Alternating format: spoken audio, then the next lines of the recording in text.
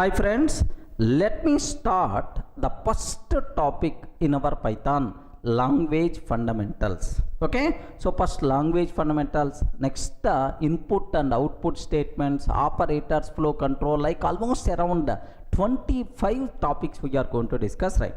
But please make sure you people should have clear clarity about one point, sir.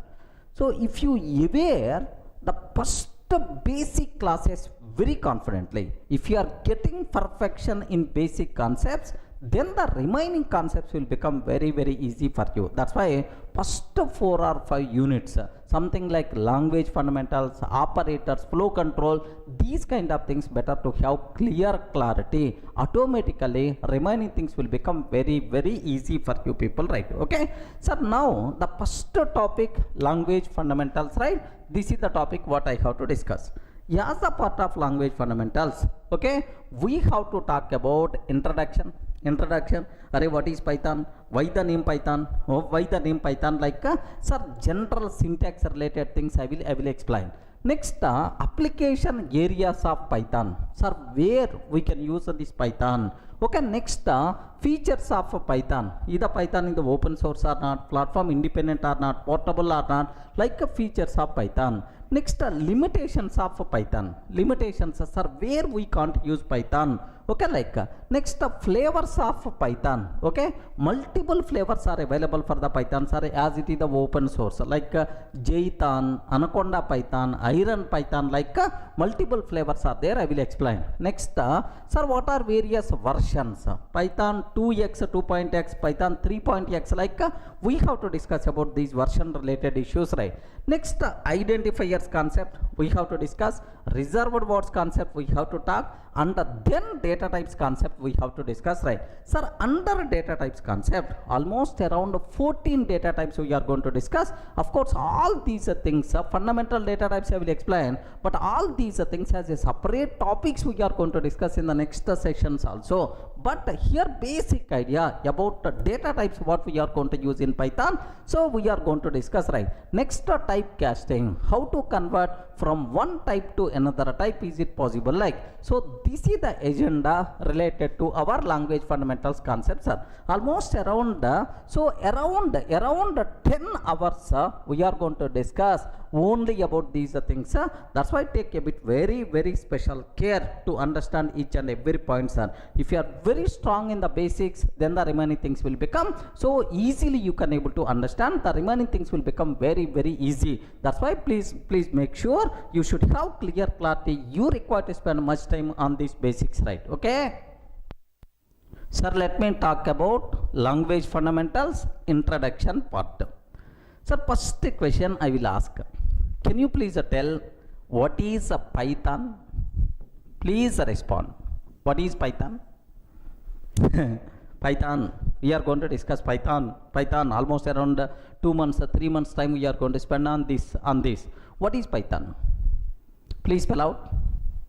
Can I use the word? It is what is Python? Don't tell, sir, this is one type of snake. Regarding, don't tell it is one type of snake. Sir, in our technical terminology, it is a programming language. Observe that it is the programming language, right? We can develop applications by using this language. It's a programming language. Okay, like small applications, web applications, like we can develop applications by using this Python. Sir, best example, you are using calculator application. I'm sure if you know Python, you can develop that calculator by using our Python language. What we are using, sir? Okay, Gmail application you are using, gmail.com. That Gmail application we can develop by using Python. Remember, so what is Python, sir? Python is a programming language. Okay, well, sir, now I can use the word Python is high level programming language. Are getting? Python is high level programming language. Then immediately you may ask, what is high level? High level means programmer friendly language.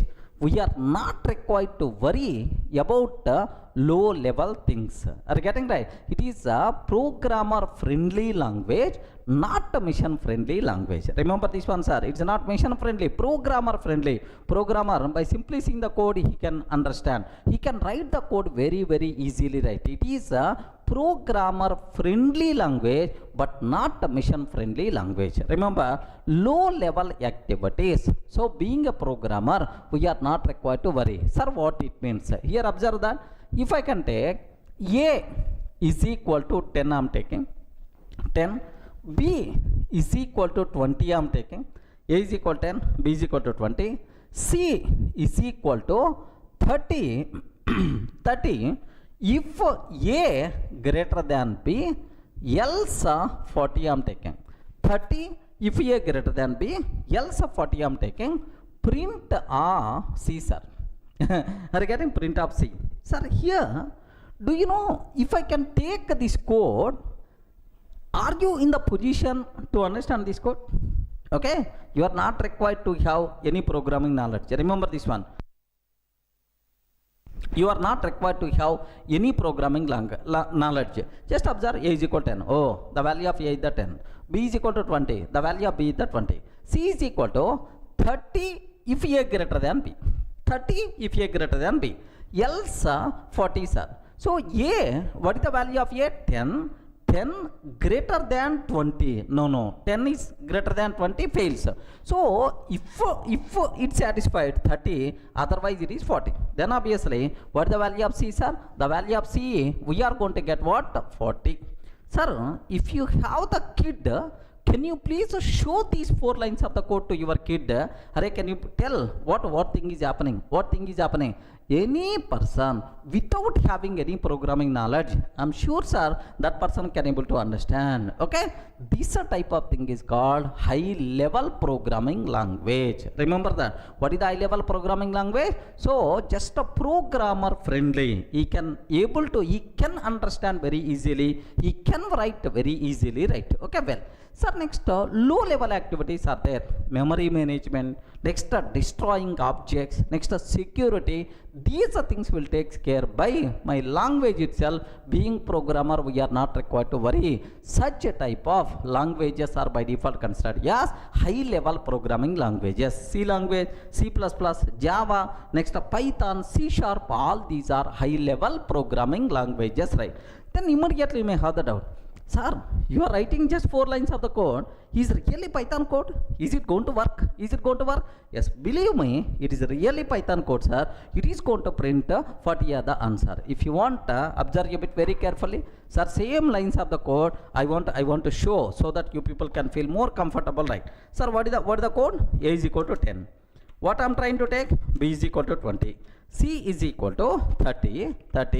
If A greater than B, else, sir, 40 I am taking. Else I am taking 40. Print of C.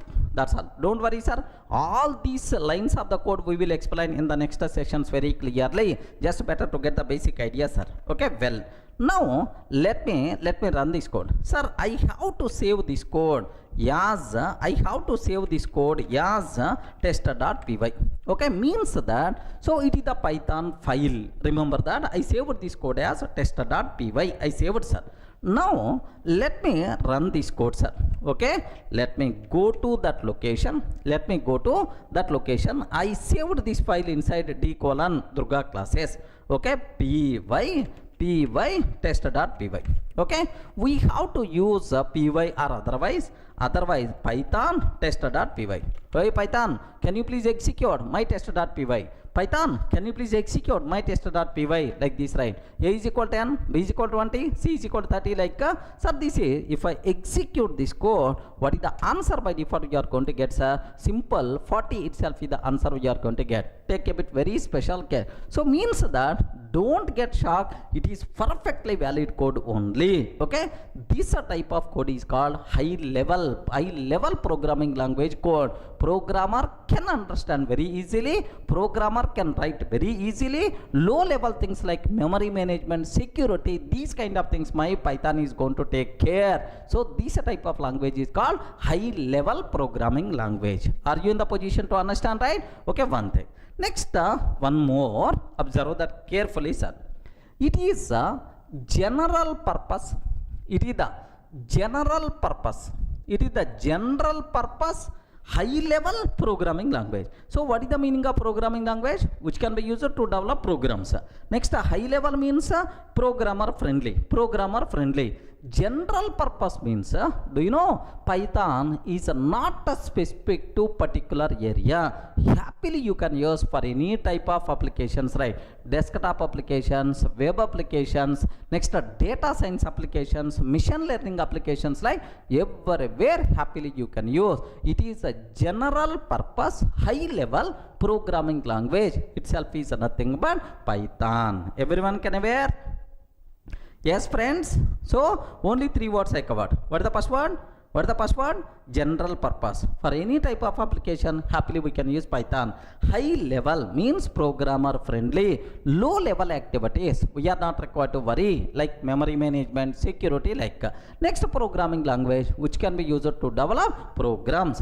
This is nothing but Python, sir. Okay, well. Sir, now who developed Python? Who developed Python, sir? Very simple.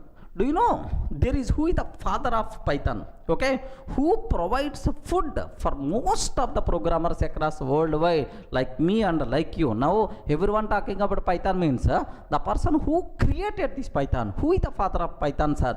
That person is here. Just observe. Can you please read this one?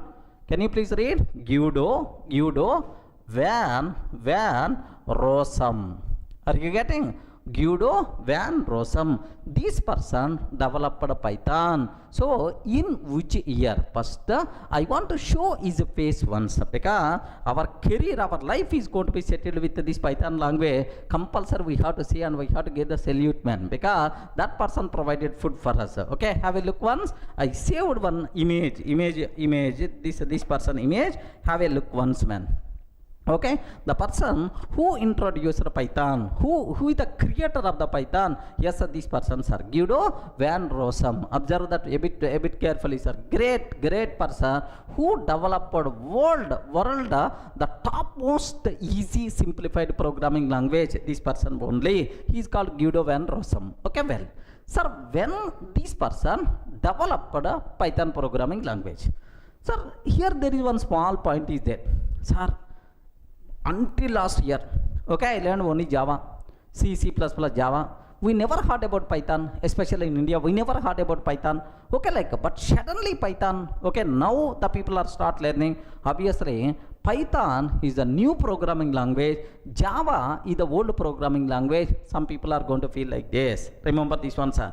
So, Java came in 1995. Remember this one. Sir, Java came in which year? 1995, sir. 1995, and officially released in 1996, sir. Remember. Next, Python, when this Python came, sir, 1989 only. Remember this one, 1989 only. So here means that it is the old language even than Java also. Remember, Java came in 1995 or 1996, sir, but Python came in 1989. It is the old language, right? Then immediately you may have the doubt, sir, why suddenly it became popular? Yes, I will explain the reason also. Just observe. So who developed Python language? Guido van Rossum developed Python language. In which year, sir? 1989. Clear, right? Okay. Sir, while working in National Research Institute,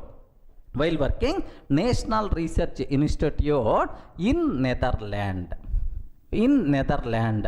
So this person Guido van Rossum worked in Netherlands National Research Institute. While working there, he developed a Python programming language. Sir, in which year this was happened, sir? 1989. Remember that. So even it is developed in 1989, but it's not released to the public immediately. In 1991, in 1991, sir, Python made available to the public. Happily you can use this programming language, you can develop the programs, right? So officially Python released into the market in 1991. The official date of birth for Python is February, okay, February 20th 1991, the great day which where when the Python was introduced to the public, introduced to the market, February 20th 1991, official date of birth for the Python. Friends, is it clear for all of you, right? Who introduced the Python, in which year this Python got developed, next officially when it released to the market. So it is developed by Guido van Rossum in 1989 while working in National Research Institute, Netherlands.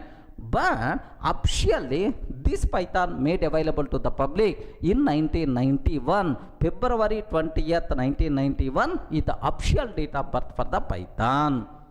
Up to this, any doubt? Clear, right? Now immediately you may have the doubt, sir, Python came in 1989, but suddenly why in the 2019 very popular, sir? Why it became popular? Everyone talk about this, why it became trending language, right? Sir, very simple example I will discuss. The market requirements keep on changing time to time. Market trends keep on changing time to time. Sir, now current market situation is everyone talks about simple language, easy to understand, sir. Simple. I want a simple language which is easy to understand. Regarding easy to understand, I want this type of language. Next, second one, I have to write very less code. Regarding I have to write which codes are very less code to fulfill my requirement. This very less code is also known as concise code. Very less code is also known as concise code. I want concise code. Okay, like next third one, sir. Very important. Next third, I want these days everyone talks about, sir, here artificial intelligence, next and after that machine learning, next deep learning, neural networks, okay, neural networks, that is the data science, data analysis, like everyone talks about this. So for current trending market requirements, even, sir, do you know IoT also, these days the most commonly used IoT also, right? So for these trending requirements, best suitable programming language is the Python, sir. So now for these requirement, current market requirement, so what the best suitable programming language is the Python. That's why these days Python became popular and more popular. Everyone can aware. So you have some diamond is there, but when there is a value for that diamond, yes, if a market requirement is good for that, then automatically this diamond value is growing. Sir, Bitcoin was there earlier. Bitcoin, no one bought Bitcoin, but these days Bitcoin cryptocurrency, like everyone talks about that. Automatically Bitcoin price got raised like anything. Of course now government's banned, slowly its value is rising down. Okay, so means that current market trending requirements, which language is going to be best suitable? Python itself is the best suitable. That's why Python language became more popular. Everyone can able to understand, right? So 2 points I covered. What is Python? General purpose, high level programming language. Next, who introduced Python?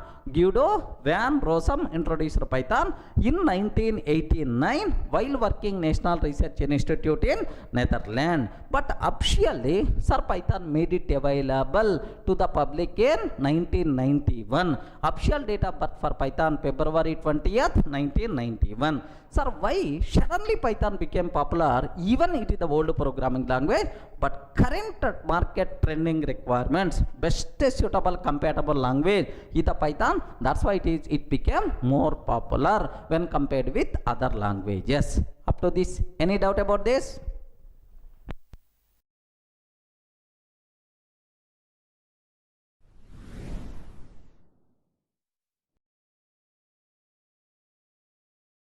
Sir, in the last video, we covered clearly what is Python, who introduced Python, what is the official date of birth for Python. Now I will explain. Sir, if you want to learn Python, what are various prerequisites are there? Sir, I don't know anything about programming. Can I learn Python or not? Sir, I know testing. I know manual testing. So can I learn Python or not? Sir, I'm coming from network background, no programming knowledge. Can I learn Python or not? Sir, these type of questions in my offline sessions, online sessions are very, very common, sir. So just aware only one point. If you want to learn Python, what thing is required? What prerequisite? What existing knowledge is? Simple, nothing. Remember this one. You are not required to know anything. If you know something, then it may be the problem. Remember that. You are not required to know anything to learn Python. Just are you in the position to read English statements or not? Okay. If you can read English, that thing is more enough to learn Python. Okay, that's all. So that's why even school kid also can learn Python, can write programs by using Python. That's why don't worry, sir. If you want to learn Python, if you have the kids, better to bring those kids also. If you are getting some doubt, your kid can clarify that doubt. Okay, that much easy programming language is the Python. Sir, orally you can tell any number of words, but can you please show some example? Really, is that much easy or not? Yes, man. Okay. If you learned any programming language, what is the first application? Hello world application. Correct or not? What is the first application we have to discuss? Hello world application. Sir, in C language, how many lines of the code we have to write to print hello world to the console? If it is the Java, if it is the Python, just I will show, sir. Example 1. To print hello world to the console. Sir, if you go for C language code, okay, here do you know main, of course, C language code if you want, here hash include stdio.h. Sir, I don't know about this, not required. We are just, I'm showing, just see the basic difference.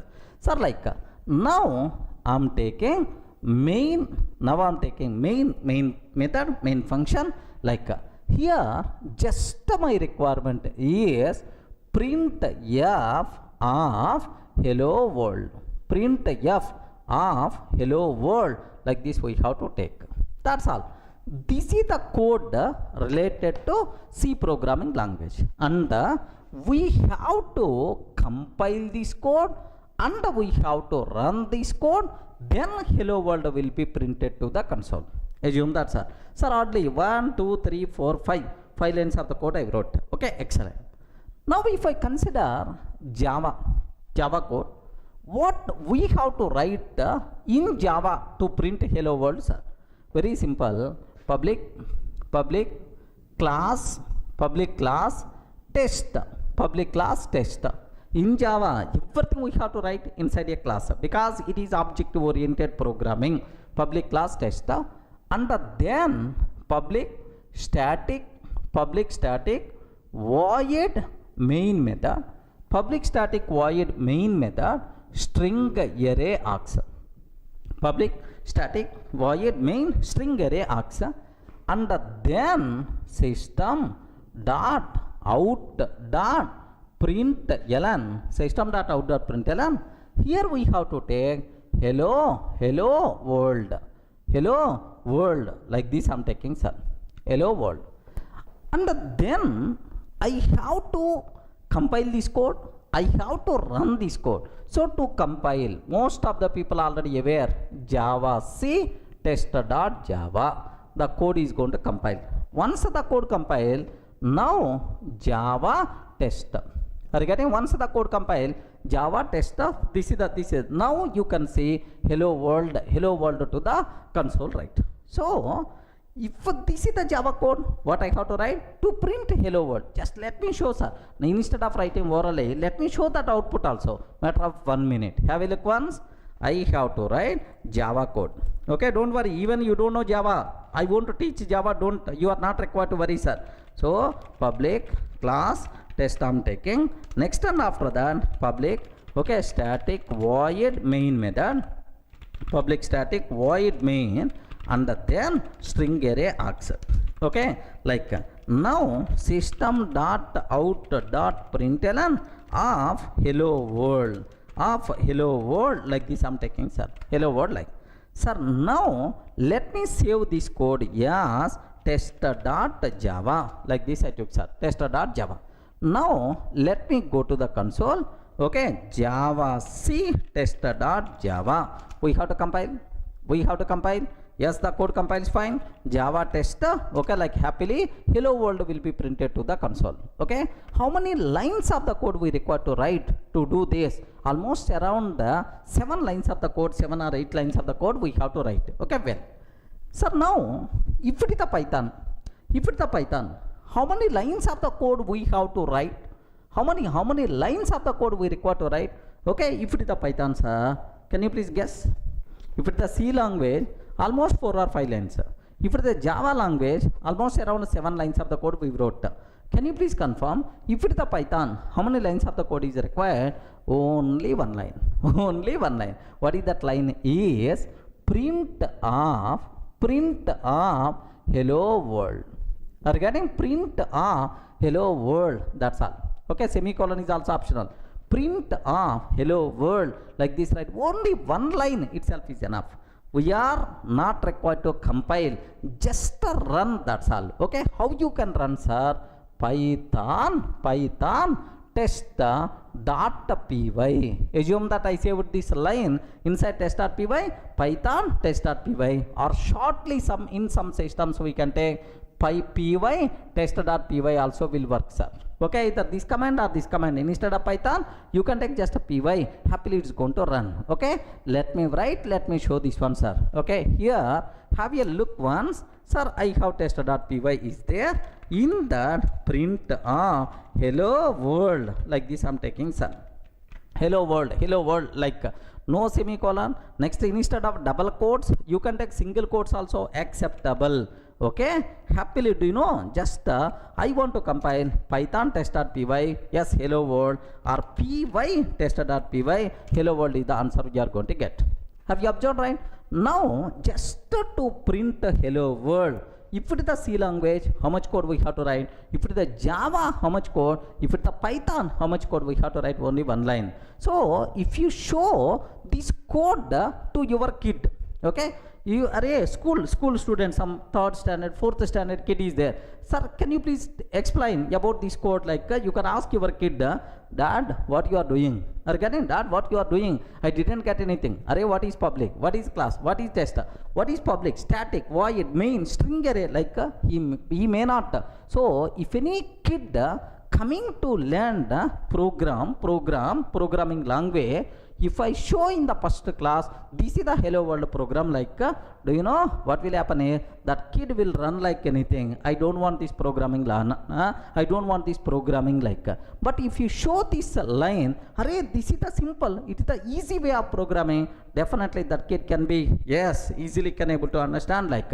So when compared with any other language, either C language or Java language, C++ or your C#.net, okay, the easiest programming language is the Python language, man. Okay, how many lines of the code we have to write?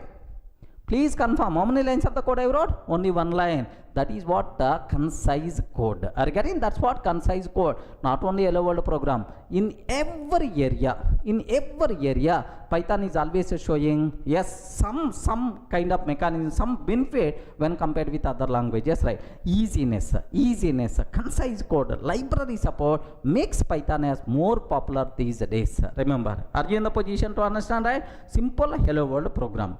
Let me go for one more example. What I want to take is array to print sum of 2 numbers.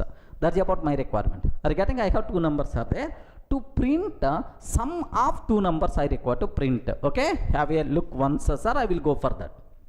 Sir, I want to print the sum of 2 numbers. This is my next program. If it is the C, how we can write the code? Java, what is the code? Python, what is the code? So that is really Python is the beautiful programming language or not, you can able to observe, sir. Observe carefully. In C language, what's my requirement, sir? The sum of two int values I want to print. Okay, well, sir, here I'm taking hash include, okay, stdio.h, stdio.h. Next, main method like. Some people may have the doubt, sir, you didn't keep return type.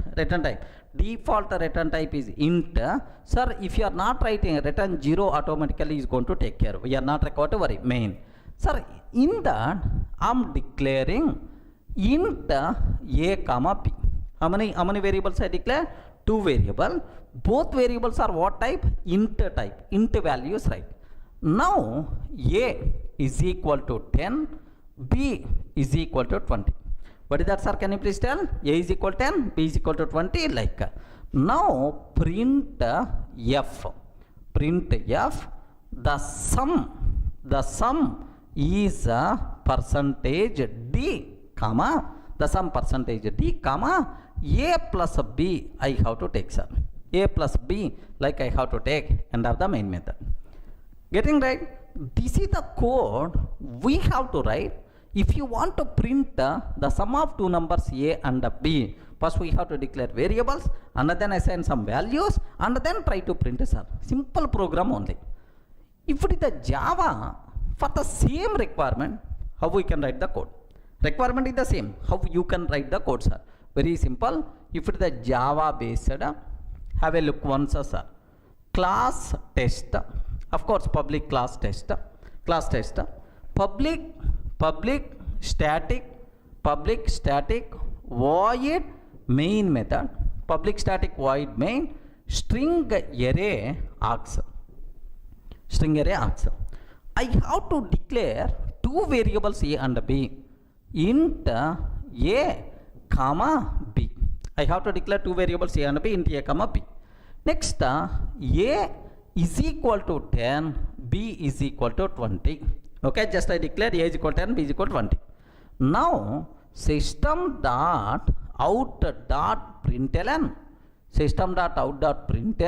okay, the sum is plus, because println is always going to take only one argument. Okay, the sum is a plus b, like this I'm taking. End of this one.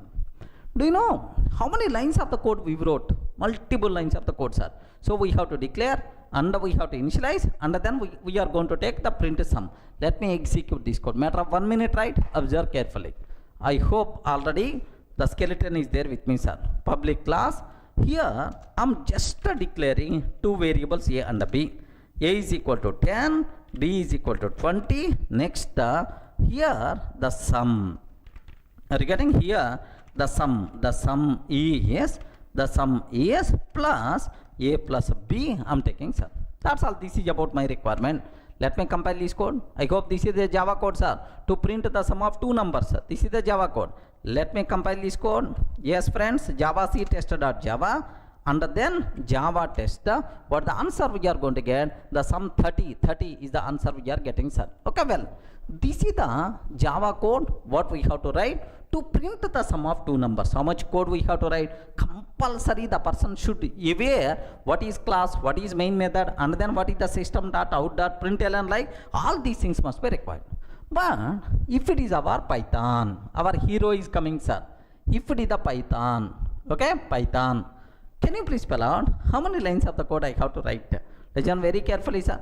Here, have you observed what is the first line we wrote?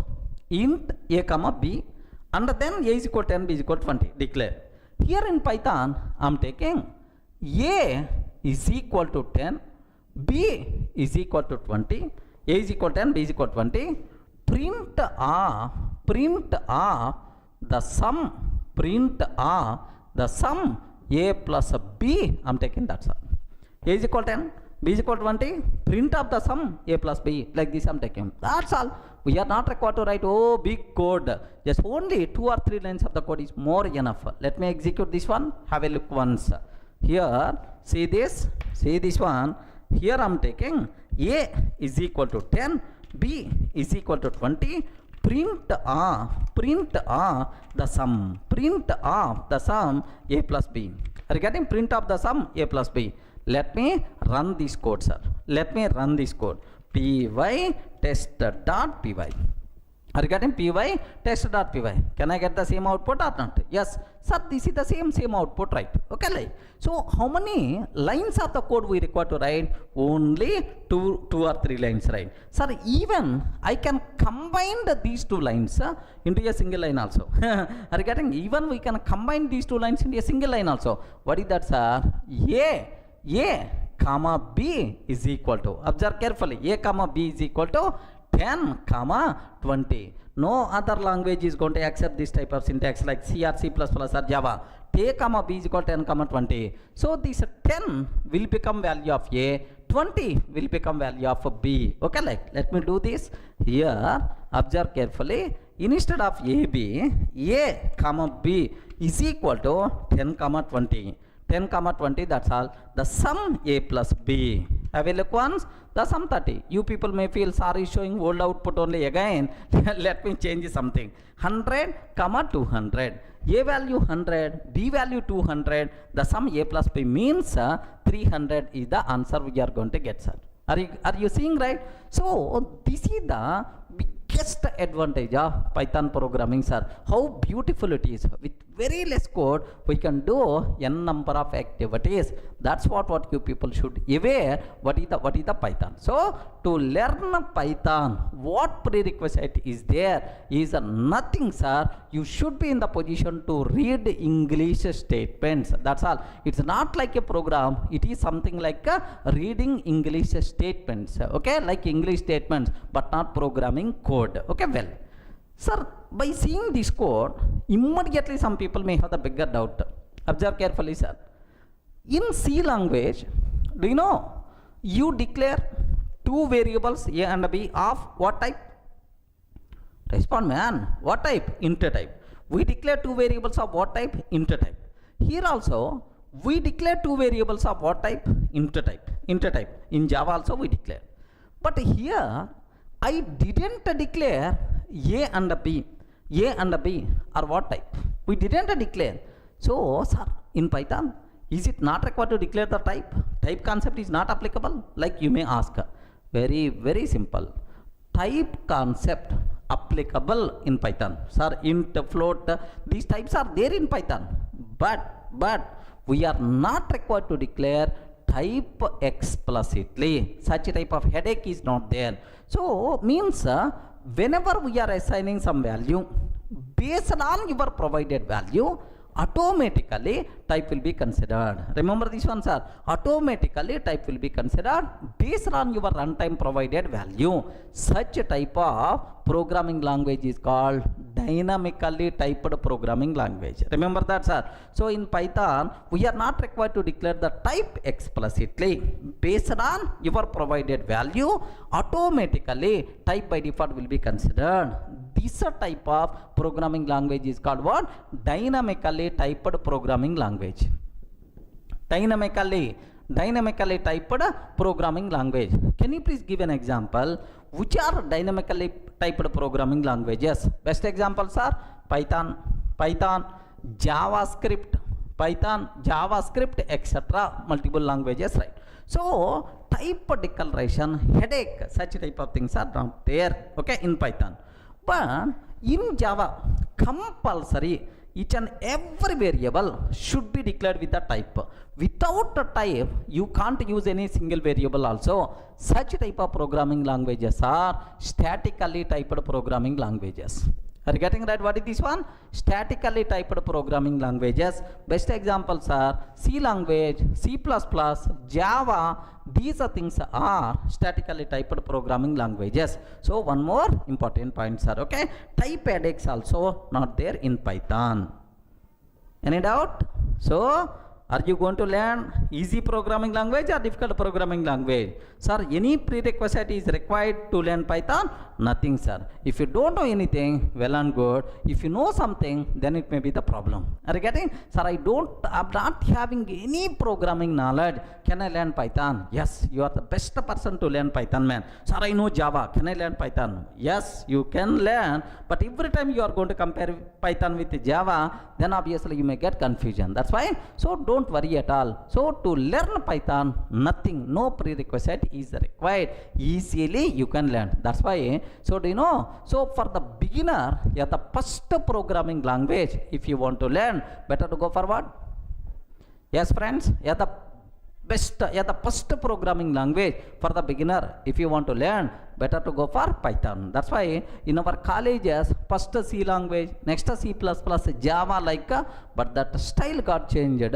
Now first Python, after that any other language. Okay, so easy programming language is the Python. In schools in India, there are some schools are there, CBSE central syllabus, 8th standard or 9th standard Python programming language is there in schools. Remember, not in at least intermediate +2 also. In the school itself, the subject is there. That much easy programming language you people are going to learn. So be ready to give left and right to the Python. Clear? Sir, just now I told dynamically typed. Based on runtime value, automatically type will be considered. Correct, right? Sir, can you please show some idea? We didn't get much clarity about this one. Can you please show some idea? Like you may ask. Very, very simple, sir.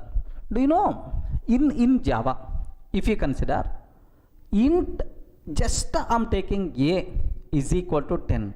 Observe very carefully, sir. In Java, if I can take a is equal to 10, immediately error. Hey, what is the type of a? Where you declare the type? Okay, like immediately error we are going to get. Type compulsory we have to declare. Regarding otherwise errors, sir. But in Python, a is equal to 10. So Python virtual machine never going to object what is the type of a, because so which value you provided? 10. So based on 10, automatically type will be considered. Sir, where is the proof? How you can tell that it is 10? It is the int type. How you can tell it is the int type? Very simple, sir. Print type of a. Can you please print a type of a? Type of a. Now it is going to tell that int type, sir. Remember this one. It is going to tell int type. Let me show this one. Have a look once, sir. Very, very carefully observe that. Here let me take a is equal to 10. Print of type of a. Print of type of a. Now observe carefully, sir. What is the answer? Class int type. It is what type? Int type. Int type, sir. Suppose instead of 10, if I can take 10.5, if I can take 10.5, 10.5 means float type. It is called float type. Next, sir, instead of 10.5, I am taking true like this, right? What is the type, sir? Bool type. Boolean. True, false means bool type. Like type will be considered automatically based on our provided value. Clear for all of you, right? Next, one more advantage I will tell, sir. What is that advantage? Is in Java, if I can take int a is equal 10, observe carefully, int a is equal 10. Now a is what type? Respond. A is what type? Int type. What is the value? 10. Sir, now after some lines, a is equal to 10.5 I am taking, sir. In Java, a is equal to 10.5 I am taking. Java compiler will give left and right. Hey, it is int type. How you can assign double value?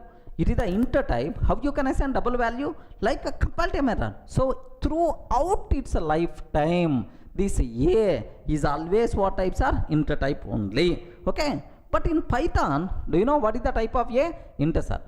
In the next line, a is equal to 10.5 I can take. Next line only, a is equal to 10.5. Now onwards, a is float type variable. If you want, you can print type of a. Now you are going to get float type, sir. Okay. Next, after that, immediately I am taking a is equal to Durga. A is equal to Durga. It is the string type. Again, now onwards, a is acts as Durga. So throughout life, a is always in type. throughout life A is always flow type, no such type of terminology. Whenever you are assigning different type of value, automatically type will be changed as per requirement. Are you getting? That's why same variable we can use with the multiple types possible, right? Okay, let me show this one. So A is equal to 10, I'm taking, sir. A is equal to 10, print type of A. Now it is int type. Okay, well, now after that suddenly I'm taking A is equal to 10.5, print of type of A. Sir, same A only. Sir, once this line assigned, now onwards it will become float type. Now onwards it will become float type. Have you observed, right? Now onwards A will become float type. Now A is equal to Durga, I'm taking, sir. Print type of A. Print type of A. Now onwards it will become string type. Are you getting? str type. Str means what? String type, like this. Of course all these types I will explain in detail, don't worry, sir. So this is more easiness, more flexibility to the programmer, not required to declare the type explicitly. Next, based on our requirement, you can use the same variable with the different types also. That possibility is there. This nature is called dynamically typed programming language, which is the more flexible to the programmer. Clear, right?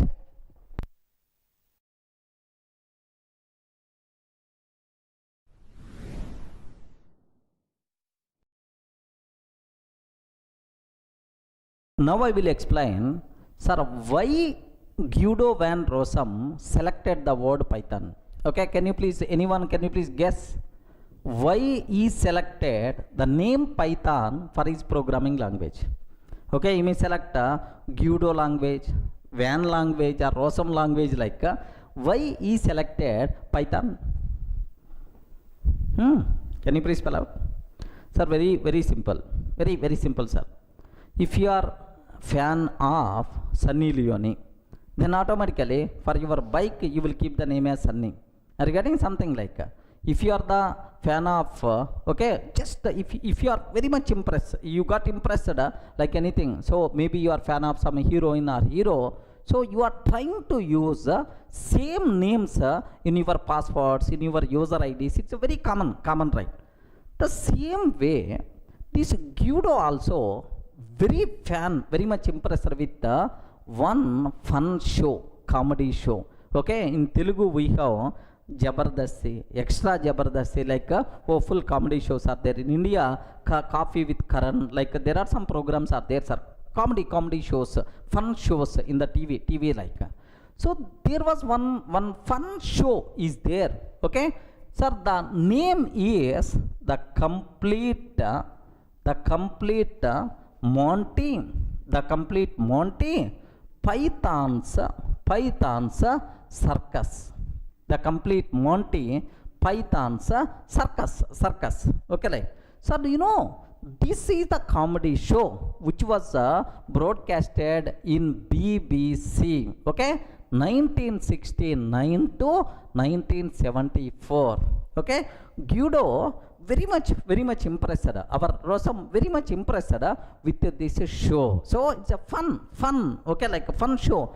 From this he selected the word Python to our programming language. Remember this one, sir. So, sir, why the word Python? Sir, because of snake or because of anaconda, like no such type of reasons, right? Why the word Python got selected? Okay, our who developer, our father of Python, this person very much impressed with this show, fun show, the complete Monty Python's circus. Okay, which was broadcasted in the BBC in 1969 to 1974. From this, the name Python came in the picture. Sir, not only this one, sir, for any name there is some story is there, sir. If you consider Java, sir, just only 2 minutes, I won't take much time.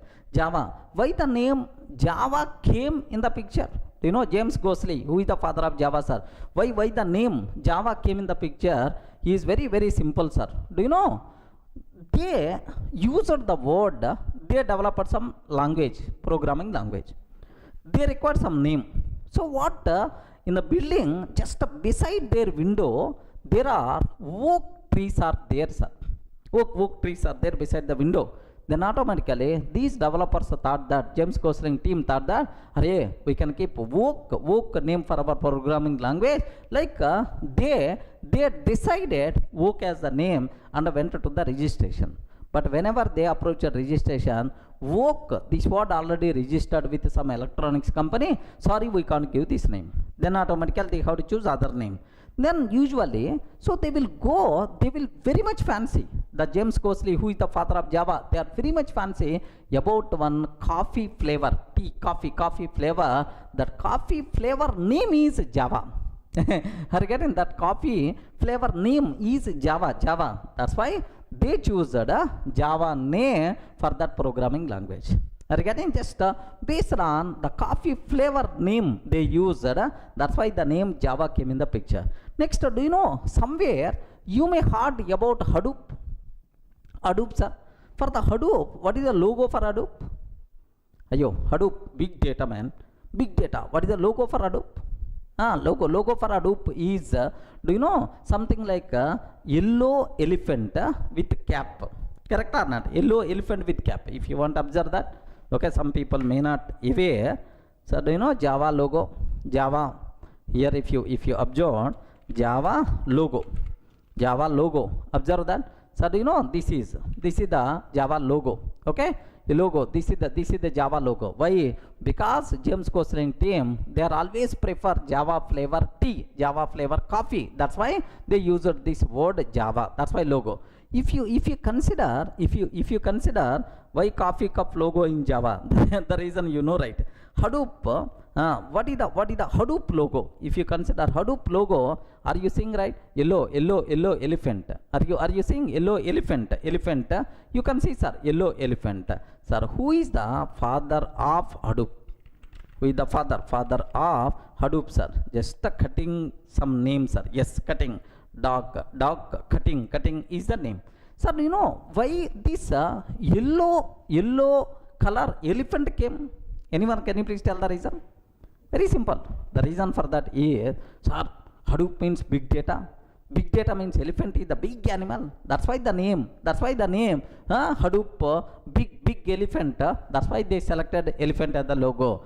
No. So they are discussing about logo, which logo we have to keep and so on. So this cutting and is a team, just they are analyzing which logo we have to keep like. So whenever these people are thinking about that, suddenly this cutting is son is playing with a small yellow color elephant. Okay, he is playing with a small yellow color elephant toy. Okay, small toy, yellow color elephant toy is playing, sir. Okay, then immediately, why don't you keep this name? Why don't you keep this one as the logo for our Hadoop? Then automatically this person selected. Remember that. By mistake, if his kid is playing with a red color snake, maybe red color snake, maybe logo, sir. Okay, please make sure. So there are some reasons are there internally why the names are coming. So for Python, from where the name is coming, sir? The complete Monty Python's circus. From here the name came. Just if you want, here just have a look once, sir. What is the show name?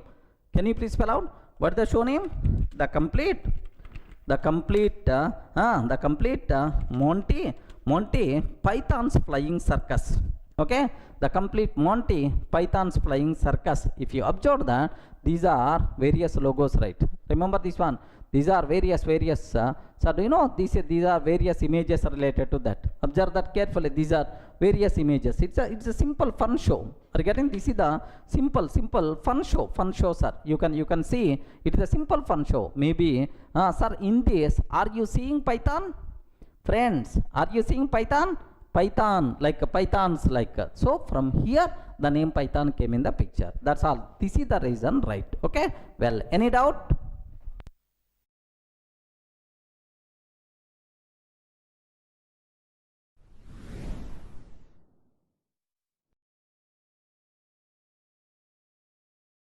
Now I will explain very important special feature of the Python. What is that is? Observe carefully. If you consider C language, C programming language, can you please tell C is functional programming language? What is this one, sir? Can you please spell out? C is functional programming language. Functional programming language is the C, sir. If you consider C++ and Java, C++, Java, these are object-oriented programming languages, C++ and Java.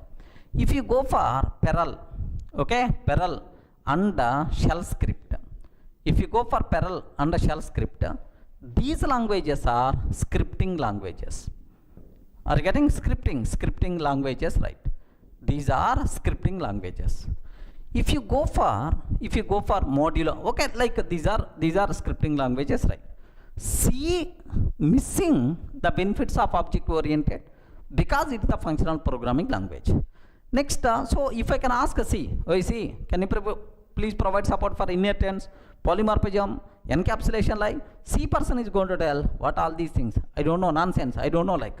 So because this person is not object oriented, it is missing the benefits of object oriented programming. If I can ask a C++ and Java, C++ person, okay, Java person, immediately, yes, I'm object oriented programming language, so I can provide benefits of reusability, inheritance, code inheritance, next polymorphism, encapsulation, like all the things I can talk, like. Array, can you please talk about functional programming, like? If I can ask these people, sorry man, I can't. But slowly, Java, slowly lambda expressions, these functional, now these days these people talk, but actually they are not object functional programming languages. Next, scripting languages. These people, just a group of lines, one by one, we have to execute. That's all like this, right? So, every language having its own specific behavior. So that specific paradigm benefits only they are going to get. Sir, what about Python? Is it functional programming? Or is it object-oriented programming? Or is it a scripting language, like you may have the doubt? Okay? Sir, very simple. While developing Python, okay, how the Python language, while developing Python, Guido borrowed functional programming features, okay, functional programming features from C language. He borrowed functional programming features from C language. That's fine. So Python is a functional programming language. Okay, well. Sir, next he borrowed object-oriented programming language features. Object-oriented programming language features from, can you please tell? While developing Python, whoops features, object-oriented features are borrowed from which programming language? Respond, man. Object-oriented programming features are borrowed from which language? Okay, don't tell Java, because at the time of developing Python, Java was not there, remember. So borrowed from C++. Okay, that's why Python is object-oriented programming language. Next, he borrowed scripting language features. Scripting language features from Perl and shell script.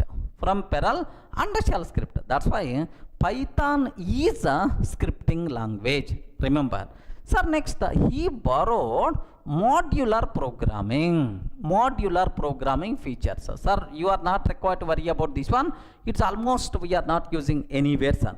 Modular programming features from okay, Modula 3. Okay, these days almost outdated, no one is using, don't worry, sir. So he borrowed modular programming features, right? Sir, now can you please tell, either Python, either functional programming language, or object oriented programming language, or scripting language, or modular programming language? What the answer you have to tell, sir? Python is all-rounder. Are you getting best word? Python is what? Please read. Python is what? All-rounder. Python is everything, sir. It is a functional programming language, object-oriented programming language, next a scripting language. Python acts as modular programming language also. Okay, Python is all-rounder Python can enjoy benefits of all these programming paradigms. Okay, like sir, now theoretically okay. Can you please show at least 2 or 3 minutes, sir, basic idea sake what it means, right? Sir, anyway, this one is completely outdated. Don't worry, remaining 3 things. Sir, what is scripting language? What is the scripting language, right? Scripting language means a group of lines will be there. A group of lines will be there. This group of lines will be executed one by one. No functions concept, no classes concept. Just see a group of lines one by one is going to execute. Is nothing but scripting language, right? Now have a look once, sir. I'm taking here just a print Python as a scripting language. Python as a scripting language like this, right? I took this one. So do you know just a group of statements I'm taking, sir, almost 6 statements I'm taking. Like if I execute this first statement, second statement, third statement, like all these statements will execute one by one.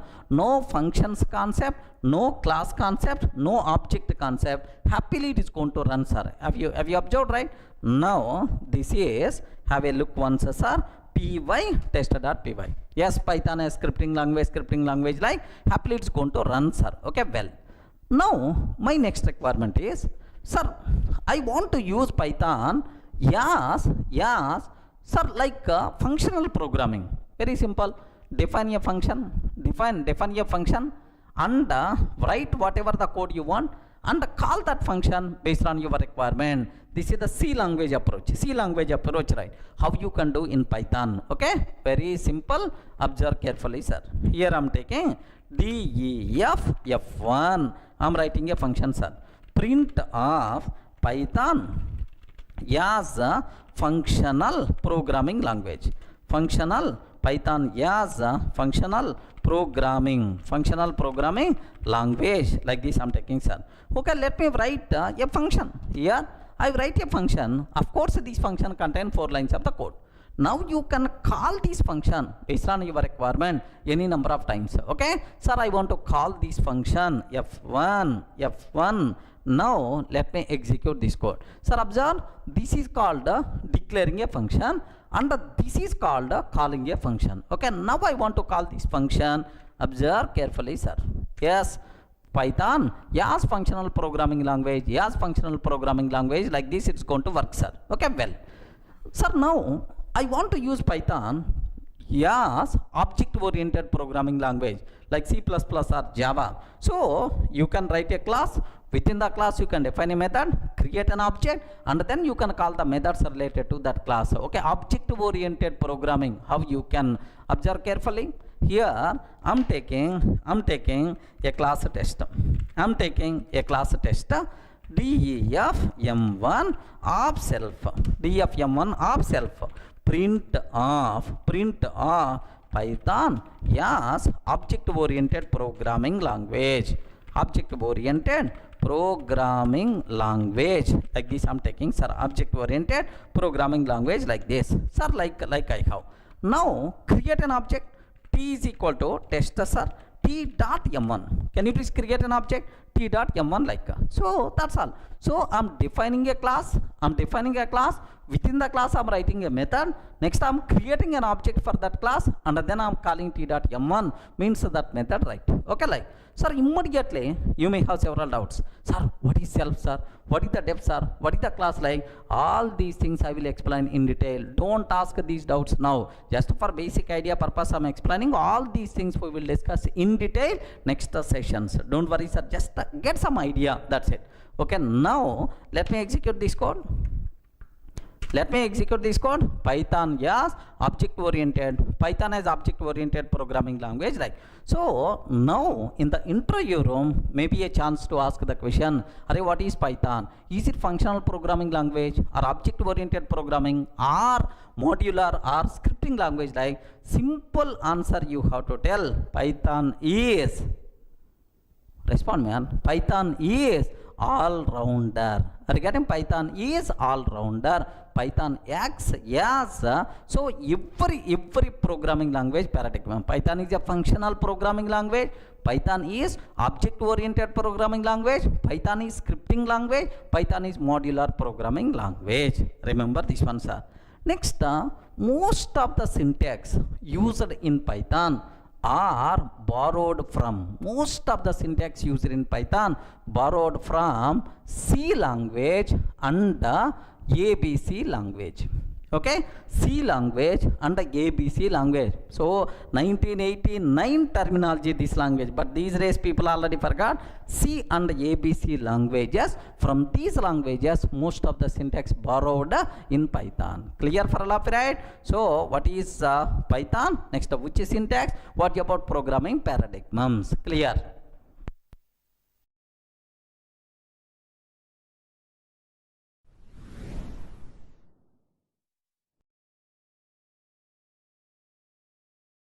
Sir, where we can use Python? Okay, I told already Python is the general purpose programming language. In every application area happily you can use Python, sir. Sir, now we can use Python to develop desktop applications. Are you getting? To develop desktop applications, right? Then immediately you may ask, sir, what is the desktop application? The applications which are running in a single system, standalone application which are running in a single system are called what? Desktop applications, right? Best example, calculator is there. If you observe that calculator is there, sir. So this calculator, sir, to work, this calculator program can run on a single system or not? Yes, 10 plus 20 itself is 30. We are getting. So here to execute, to run calculator, how many systems are required? Only one. Such type of applications happily we can develop by using Python, sir. Do you know? Develop calculator by using Python is a small mini project, a small application, right? Okay, well, sir, next we can develop web applications, right? Okay, we can develop web applications. Best examples are, we can develop web applications like Gmail application, blog application, online e-commerce applications like like Amazon, Flipkart. Next and after that, like blog applications, we can Gmail application, Facebook, like so we can happily develop web applications by using Python. There are multiple specially designed frameworks are there to develop web applications like Django, Flask, Pyramid. Okay, like multiple frameworks are available, right? Okay, next even network applications also, Python networking, it's a very hot area, sir. Network applications also we can develop. Network applications also we can develop by using Python, sir. Okay, like charting applications, client server applications, like we can do that. Next, do you know, sir, we can develop games also. There are several modules are available. Games development, happily we can use Python programming language. Next, for data analysis applications, right? Next, machine learning applications, deep learning applications, neural networks, artificial intelligence, IoT applications, like everywhere happily we can use Python programming language. So that's why it is a general purpose programming language. Clear for all of you, right? So where we can use Python? So desktop applications we can develop, web applications we can develop, network applications, games development, data analysis, okay, data science, IoT, artificial intelligence, like all these areas happily you can learn. Okay, this happily you can use Python. Sir, do you know in Amirpet somewhere in our regular courses, data science course is there. Data science through Python, data science through R language. Are you getting? By R language, by Python, like Python is the best choice for data science applications also. That's why you should aware. Once you learn Python, yes, everywhere next level, yes, happily n number of opportunities by default will be there for you. You can enter into multiple domains. Okay, like next, which software companies are using Python? Okay, which companies are using Python, sir? Sir, Python used by Google, sir. Google using Python. Next, Yahoo using Python. Okay, Yahoo. Facebook using Python. Facebook using Python. Next, NASA using Python, sir. NASA itself. Next, do you know NASA itself is using? Next, Dropbox using Python. Netflix, okay, like multiple companies are using Python. Okay, so if you want, just have a look once, sir. I'm just searching in the Google. I want to just search in the Google saying top companies using Python. Okay, top companies using Python. Okay, like just I'm clicking this one, sir, just searching for this. Now observe that. Now observe. Okay, yeah, 8 world class software companies using the Python. 8 world class software companies that use Python. Have you observed? Just have a look once. Industrial, Light and Magic, Google, Facebook, Instagram, Spotify, Quora, Netflix, Dropbox, like they are using. Sir, if you observe images, like just I'm clicking images, right? Sir, in the images you can see here. Have a look once, son. Have a look once here. If you are seeing this one, just do you know YouTube? The popular YouTube video sharing system is largely written in Python. Next, Google makes extensive use of Python in its web search system. Web search algorithms are there. There Python is going to play the role. Next, Dropbox storage service codes both its server and client software primarily in Python. Okay, Dropbox client and server both are developed by using Python. Okay, here Raspberry Pi. The Raspberry Pi single board computer promote Python as its educational language. Remember. Next, sir, BitTorrent peer-to-peer, okay, file sharing system began its life as a Python program. Remember, NASA uses Python for specific programming task. NASA. Next, and after that, the NSA uses Python for cryptography and intelligence analysis. Okay, just do you know security, National Security Agency, right? Sir, next, Netflix and Yelp, like so every company itself is using Python, sir. Next, if you go for another thing, sir, do you know, sir, can you please have a look once about these things, right? Almost, do you know, almost around 20 to 30 companies are covered in this slide. Top companies using Python. Okay, Amazon, Uber, IBM, like so almost all the companies, Red Hat, Yahoo, Mozilla, okay, SendGrid, like Udemy, like there are multiple companies are using Python, sir. Please make sure you people should be aware. That's why, so believe Python. Definitely Python is going to provide food for you, man. Okay, definitely Python is going to provide good career for you people, right? Okay, that's all.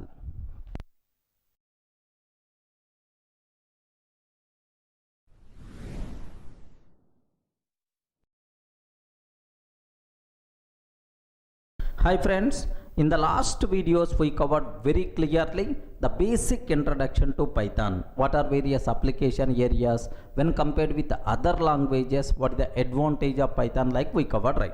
So now the next thing what I have to discuss, what are various specific features are there for the Python. Okay, Python features, we have to discuss about Python features, right? Sir, do you know Java person is going to come, he is going to dance in front of you. Okay, array, can you please spell out what is the specialty of your Python when compared with Java? C programmer is coming, so he is going to dance in front of us. When compared with C, what specialty you have? Like we should be in a position to give left and right to Java person, to C person. So what extra features are there, what specialties are there for the Python? Compulsory you people should have clear clarity, sir. Sir, now some important features just I list out. We are going to perform post-mortem about these features, right? Okay, have a look once, sir. What is the first one? Simple and easy to learn. Simple and easy to learn. First one. Next, freeware and open source. It is the freeware and open source. Next, high level programming language. It is the high level programming language. Platform independent. Next, portability. Next, dynamically typed. Yes, this is a bit very important, sir. Even you have some basic idea about this one, dynamically typed. Next, both procedure oriented and object oriented, sir. It is also a big specialty for our Python. Both it is all rounder, both procedure oriented and object oriented, right? Next it is interpreted, next extensible, embedded, extensive library. Are you getting extensive library? It is also a big specialty for the Python. Are you getting? So these are 11 features whatever I listed, so that we have to perform discussion, we have to perform post-mortem about these things, right? Are you able to understand, right? What is the first one? Simple and easy to learn. Second one, freeware, it is open source, high level programming language.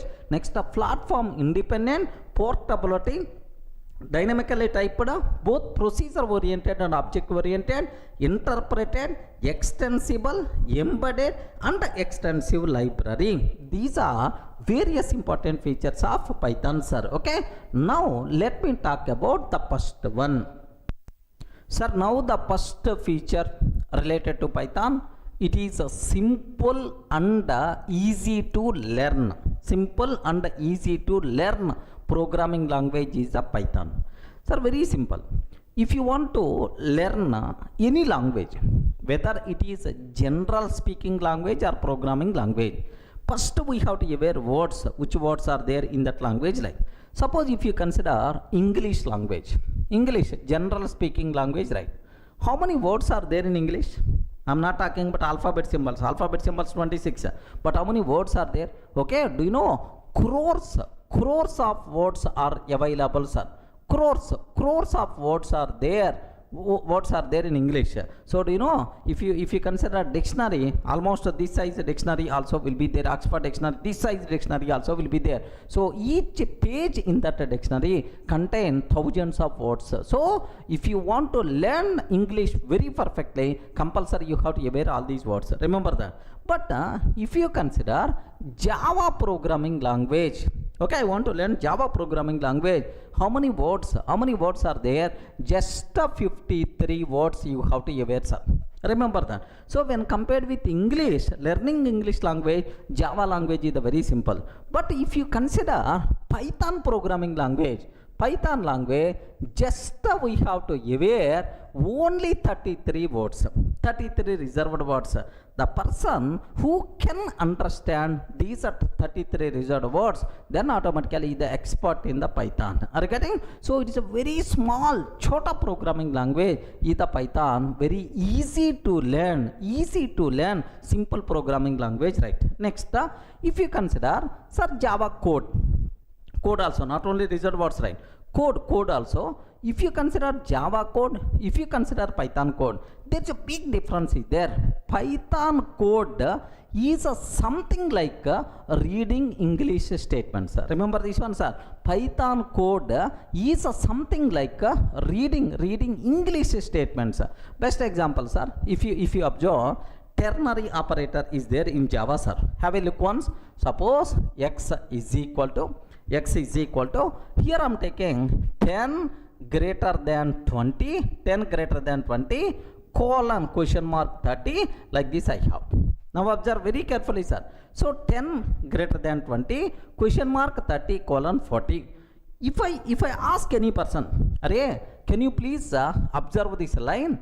What this line is doing? If I can ask, out of 100, 99% of the people are going to fail. Yes, they don't know about the meaning of the syntax unless and until if they know Java. Okay, the people who know Java, they can tell, oh, this is Bob ternary operator, this is the condition. If it is the true, 30 is the value. If it is the false, then 40 is the value. Like, do you know, if I show this code, compulsory Java expert only can able to understand this line. Correct, right? Okay, like.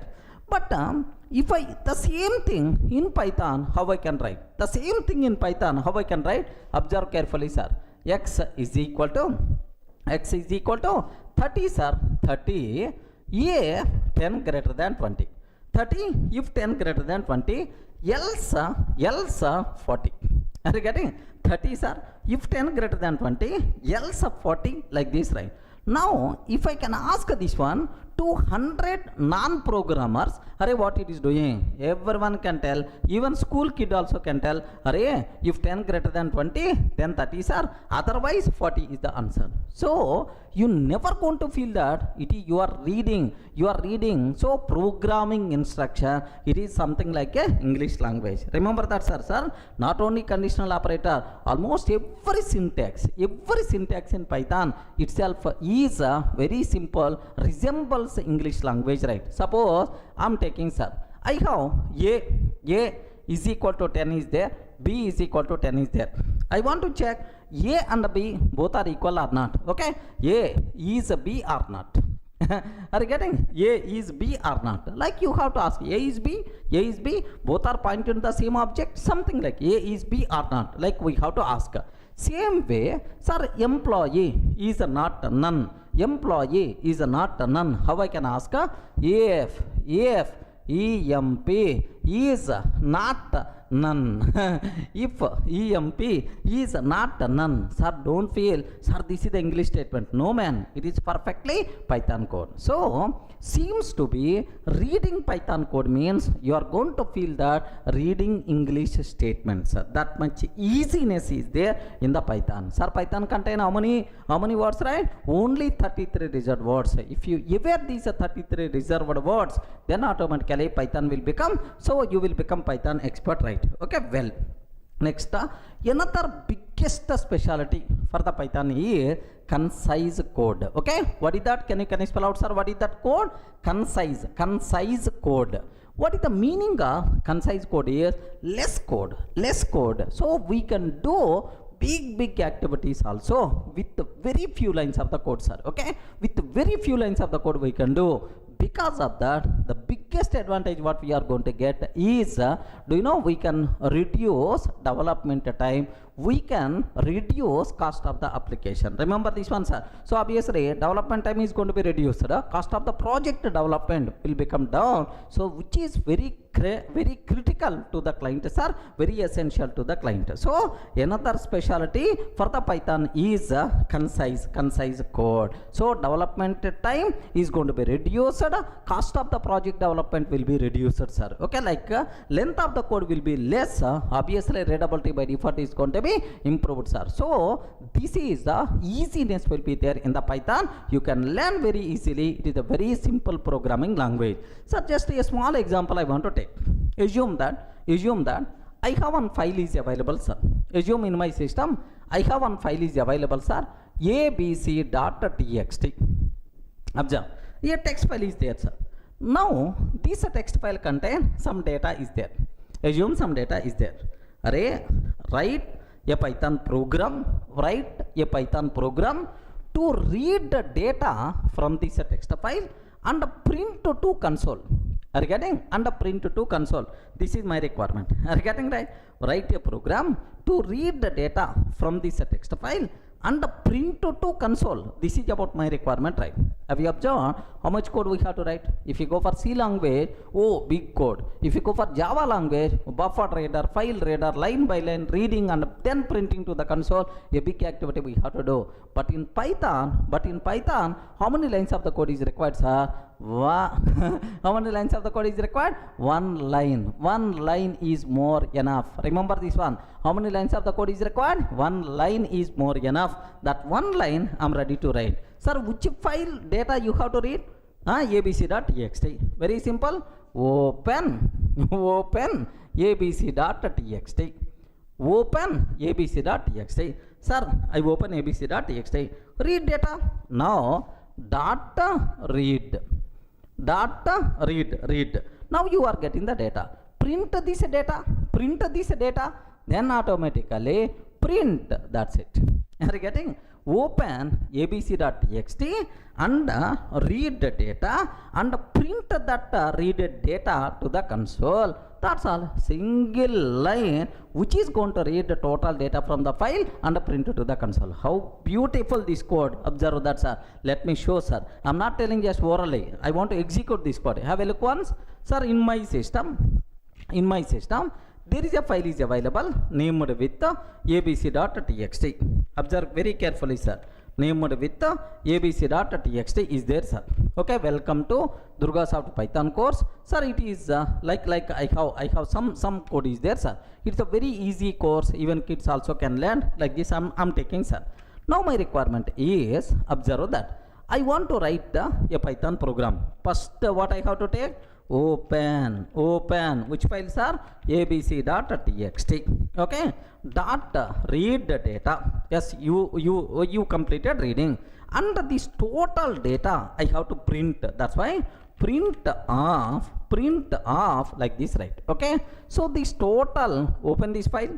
Have you observed? Just observe, I open abc.txt file and then read the data. After reading data, can you please print that data? Okay, like only one line.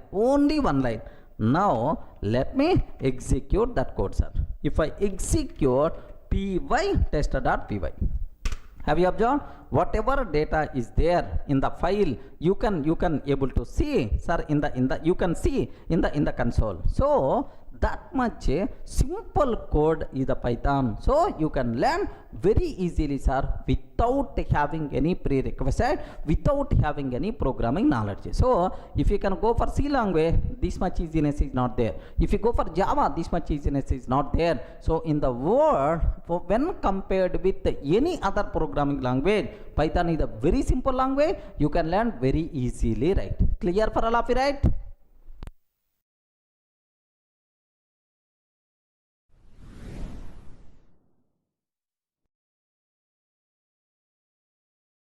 Sir, the second important feature of the Python is it is freeware and open source. Remember this. Sir, most of the people are having confusion. Freeware, open source, both are same or not? No, both are not same, sir. So to use a Python, how much license fee? How much fees we require to pay? Yeah, the license cost. What is the license cost to use Python? Sir, very simple. We are not required to provide, we are not required to pay single paisa also to use Python. Remember that it is a freeware. Any person can use, even for business sake also. Do you know, if you go for Java, okay, Java is who is the vendor for Java? Currently Oracle, sir. Oracle, it is the commercial business organization, right? Sir, if you go for C#.net, C#.net, sir. So who is the vendor for this? Microsoft. Okay, it is the business organization, right? But if you go for Python, so who is the vendor? Who is the responsible to maintain? No vendor, sir. There is one charitable trust. Foundation is there. That foundation is the responsible for the PSF. Okay, Python Software Foundation is the responsible for this to maintain this Python, sir. That's why it is not sir, business organization. It is a non-profit organization, right? So to use a Python, we are not required to pay single paisa also. Okay, remember that. Of course, if you want to voluntarily, if you want to donate, happily you can donate for this foundation. What is that, sir? Python Software Foundation. What is the corresponding website? Python.org. From where you have to download Python is from this website only. This is from here. If you want, you can, sir, pay. You can voluntarily, you can donate some amount for the software foundation. But anyway, it is the freeware. But Java, from Java 11 version onwards, it is the paid version, sir. If you want to use for your personal use or business use, compulsory license must be required.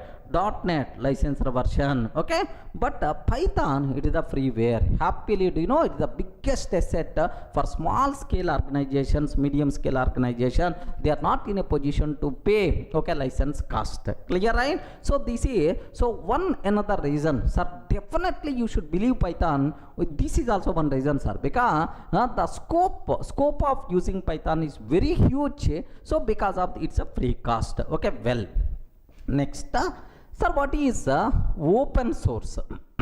Very important, sir. What is the open source?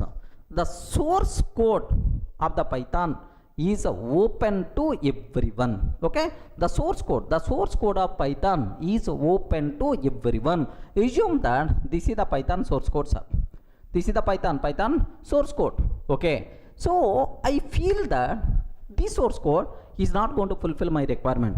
Then what I will do is I will change some changes. I will customize this source code, and I can use this customized version of Python, sir, for to fulfill my requirement, right? Now for this Python, I want to use Durga Python. Are you getting? I want to use Durga Python. So customization for the Python is possible because of this open source. Clear, right? Sir, do you know because of there multiple flavors of Python is possible. One is Durga Python, another is Nagur Babu Python, something like next if you want to work with the Java applications, which Python we require to go for Jython. Are you getting?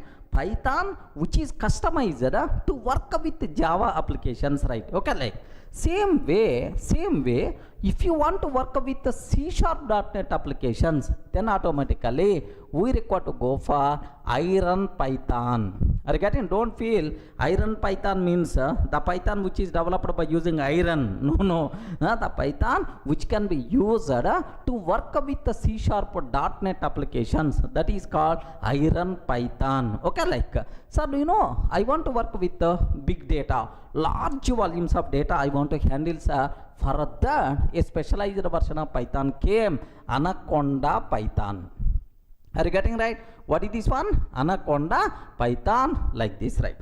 So this is the advantage of Python, sir. So for every requirement, specific version is available in the market. Happily we can use that specific version and we can fulfill our requirement. Everyone in the position to understand, right? Source code is open. Based on our requirement, we can customize Python software itself because it is the open source. Clear? For most of the programming languages, this type of facility may not be available. So this is the second feature what we have. It is the freeware, not required to pay single paisa. Next, open source. Based on our requirement, we can customize Python software, which is nothing but free open source and freeware.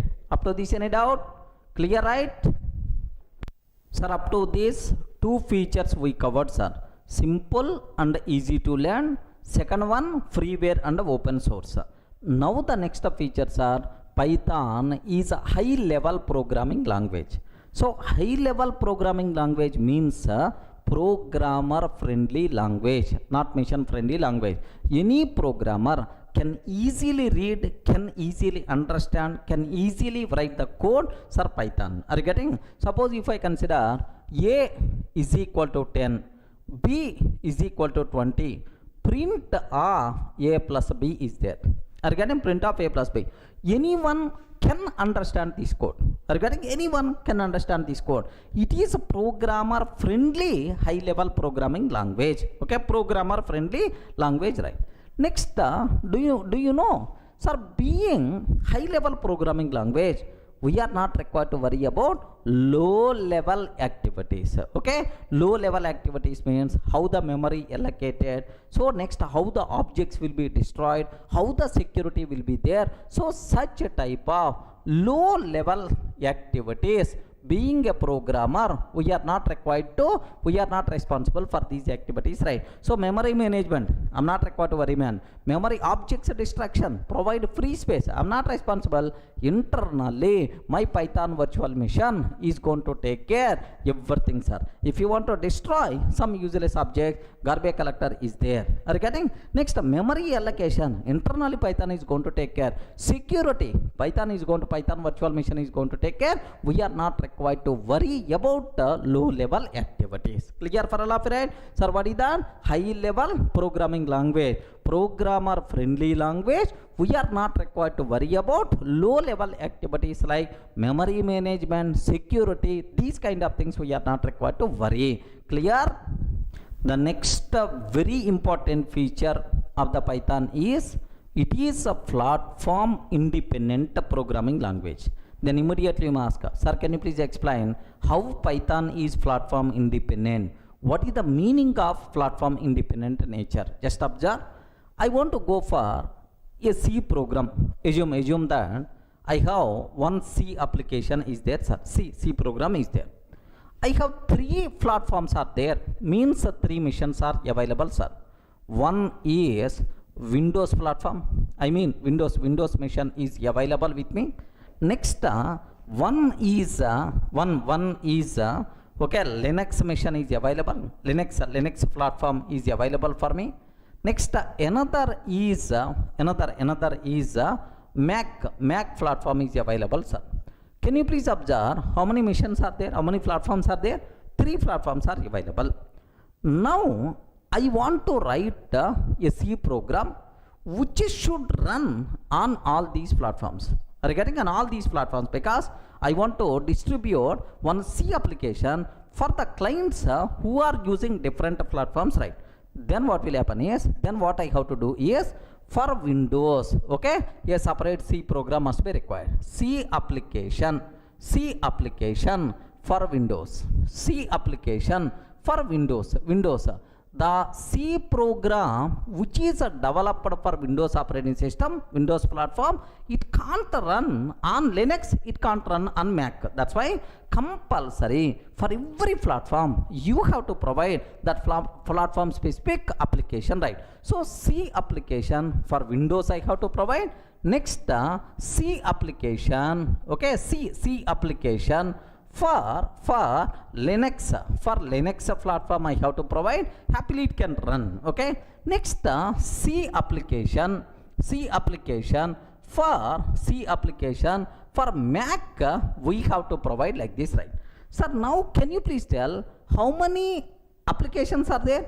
So 3 applications. How many platforms are available, sir? 3 platforms are available. So now, sir, C programming language is the platform dependent programming language. Remember this one, sir. So for every platform we require to maintain separate application, separate C application. That's why this behavior is called platform dependent, right? Okay, well, sir, when compared with this approach, what is the specialty for the Python? Sir, same terminology, same cinema, we have to discuss a bit different style. Observe that, sir. I have how many platforms are there, sir? Okay, here assume that C Windows platform is there. Windows platform is there, sir. Observe a bit very carefully. Next Linux platform is there. Linux platform is there, sir. Next Mac platform is also there. Mac platform is also there, sir. Okay, like 3 platforms are there. Now I want to write a Python application. Sir, assume this is the Python application, right? So can you please spell out how many platforms are available? 3 platforms. How many Python applications are there? Only 1. So write the Python application once, run anywhere on any platform, sir. We are not required to provide this is the Python application for Windows, this is the Python application for Linux, this is the Python application for Mac. Such type of stories are not required for Python. Write a Python program once and run anywhere. This concept is nothing but what, sir? Platform independent nature. Sir, how platform independent nature is coming? Very simple, sir. Do you know, if you want to run this Python application, sir, on the Windows platform, what must be required is Python virtual machine, PVM. Remember, PVM, Python virtual machine for Windows is required. For Windows is required. If I provide my Python program to this PVM is the responsible to convert this program into Windows specific and to execute, sir. Interpret into Windows specific form and execute. Who is the responsible, sir? This PVM is the responsible. Compulsory PVM for Windows must be required. Okay. Same way, Python application, if I want to provide for Linux platform, so compulsory we require to install PVM for Linux. Compulsory we require to install PVM for Linux. This Python virtual machine for Linux is the responsible to convert this Python application into Linux specific form and execute, right? Okay. Same way, if you want to run on Mac Mac sir. Okay, PVM for Mac must be required. PVM for Mac must be required. Observe carefully, sir. PVM for Mac must be required. That PVM is the responsible to convert Python application into the Mac style. Sir, now my question is, here how many Python programs are available? Only one. But how many platforms are available? 3 platforms are available, sir. Write once, run anywhere. Write once, run anywhere is the concept of platform independent nature. Who is going to take care? Platform specific conversions, Python virtual machine is going to take care. If the PVM is not there, then Python also should be platform specific. But anyway, because of this PVM, Python program is not platform dependent, it is the platform independent, right? Are you in the position to understand? Now, sir, what is platform independent nature? Write once, run anywhere. Write once, run anywhere is the concept of platform independent nature. Okay. Internally, who is the reason for platform independent nature of Python? Internally, Python virtual machine is the reason, sir. Sir, next I have one small doubt. Python is platform dependent or platform independent? Python program is platform independent.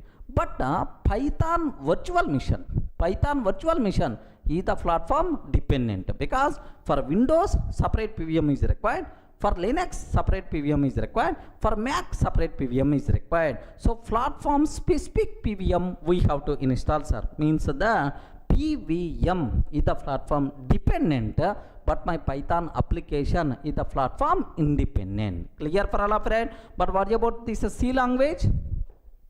Please respond. What about the C language? C language is the platform dependent or platform independent? Platform dependent. For every platform, separate applications we have to write. For Windows, Windows a specific application. For Linux, Linux a specific application. Mac specific application we have to write. C is the platform dependent, but Python is platform independent. Clear for all of it? This is. So maybe a chance to ask, what is the meaning of platform independent nature? Can you explain how it is the platform independent? You should be in the position to tell. Clear, right? Sir, the next feature what I have to discuss, portable. Python is portable programming language. Sir, what is the meaning of portable? Can you please observe? Don't talk about programming, sir. Normal in our day-to-day life, where you had portability, like have you remembered at our childhood we had the word portable TV. Portable TV. What is the meaning of portable TV, sir? You can move that TV from one place to another place very easily. Portable 14 inches portable TV, like we can move from one place to another place very easily. Next, these days, especially in India, of course most of the countries already adapted. In India, do you know mobile number portability? Have you heard about this one, sir? Mobile number portability. Suppose currently I am using Airtel service, right? Okay, currently I am using Airtel mobile service I am using, sir. My mobile number is, okay, this is my mobile number. Okay, like I am using currently Airtel service. But assume Airtel service is not good. I want to change service provider from Airtel to Idea. Are you getting? I want to change my service provider from Airtel to Idea, sir. Idea. So now, sir, can I get the same number or not? Yes, can I get the same number or not? Without affecting your number, okay, without changing your number, you can migrate from Airtel to Idea or Idea to Airtel, no problem at all. This type of thing is called mobile number portability. Are you getting that? What is this word? Mobile number portability. Mobile number portability, right? Earlier, do you know, we have, by seeing the number, is it BSNL number or is it Airtel number, we can decide, sir. 9440 BSNL number, 98494, okay, it is Airtel number, 98480, it is the Idea number. But now these days we are not having any such type of options. Are you getting? Because number will be the same, you can change your service provider. So the process of migrating mobile number from one service provider to another service provider without changing your number is called what? Mobile number portability. Clear for all of it? What the meaning of mobile number portability? Now what is the meaning of Python application portability? I will explain. Have a look once, sir. Sir, I have one Windows machine is there. Assume that I have Windows machine is there, sir. Windows machine is there. In this Windows machine, happily my Python application is running, sir. Python app is running. But anyway, because of license issues, because of security issues, I want to move to Linux platform. Are getting Linux more secure? Next up for Linux, no license cost and so on. That's why I decided I want to migrate this Python application to the Linux platform, sir. Now my question is, if you are migrating to Linux machine, I want to migrate this Python application from Windows to Linux machine. Is it possible to migrate or not? Yes. Because Python application never talks about underlying platform. On any platform it can run. So without performing any changes in our application or with minimum changes, you can migrate our Python programs from one platform to another platform. This is called portability. Are you getting the process of migrating application from one platform to another platform very easily? This is called what? Portability. So Python applications are portable or not? Yes, obviously this is what, right? Of course, internally platform independent nature is also one reason, right? But migrating from one platform to another platform very easy, sir. You are not required to perform any changes in your application, which is nothing but portability concept. Any doubt? Clear?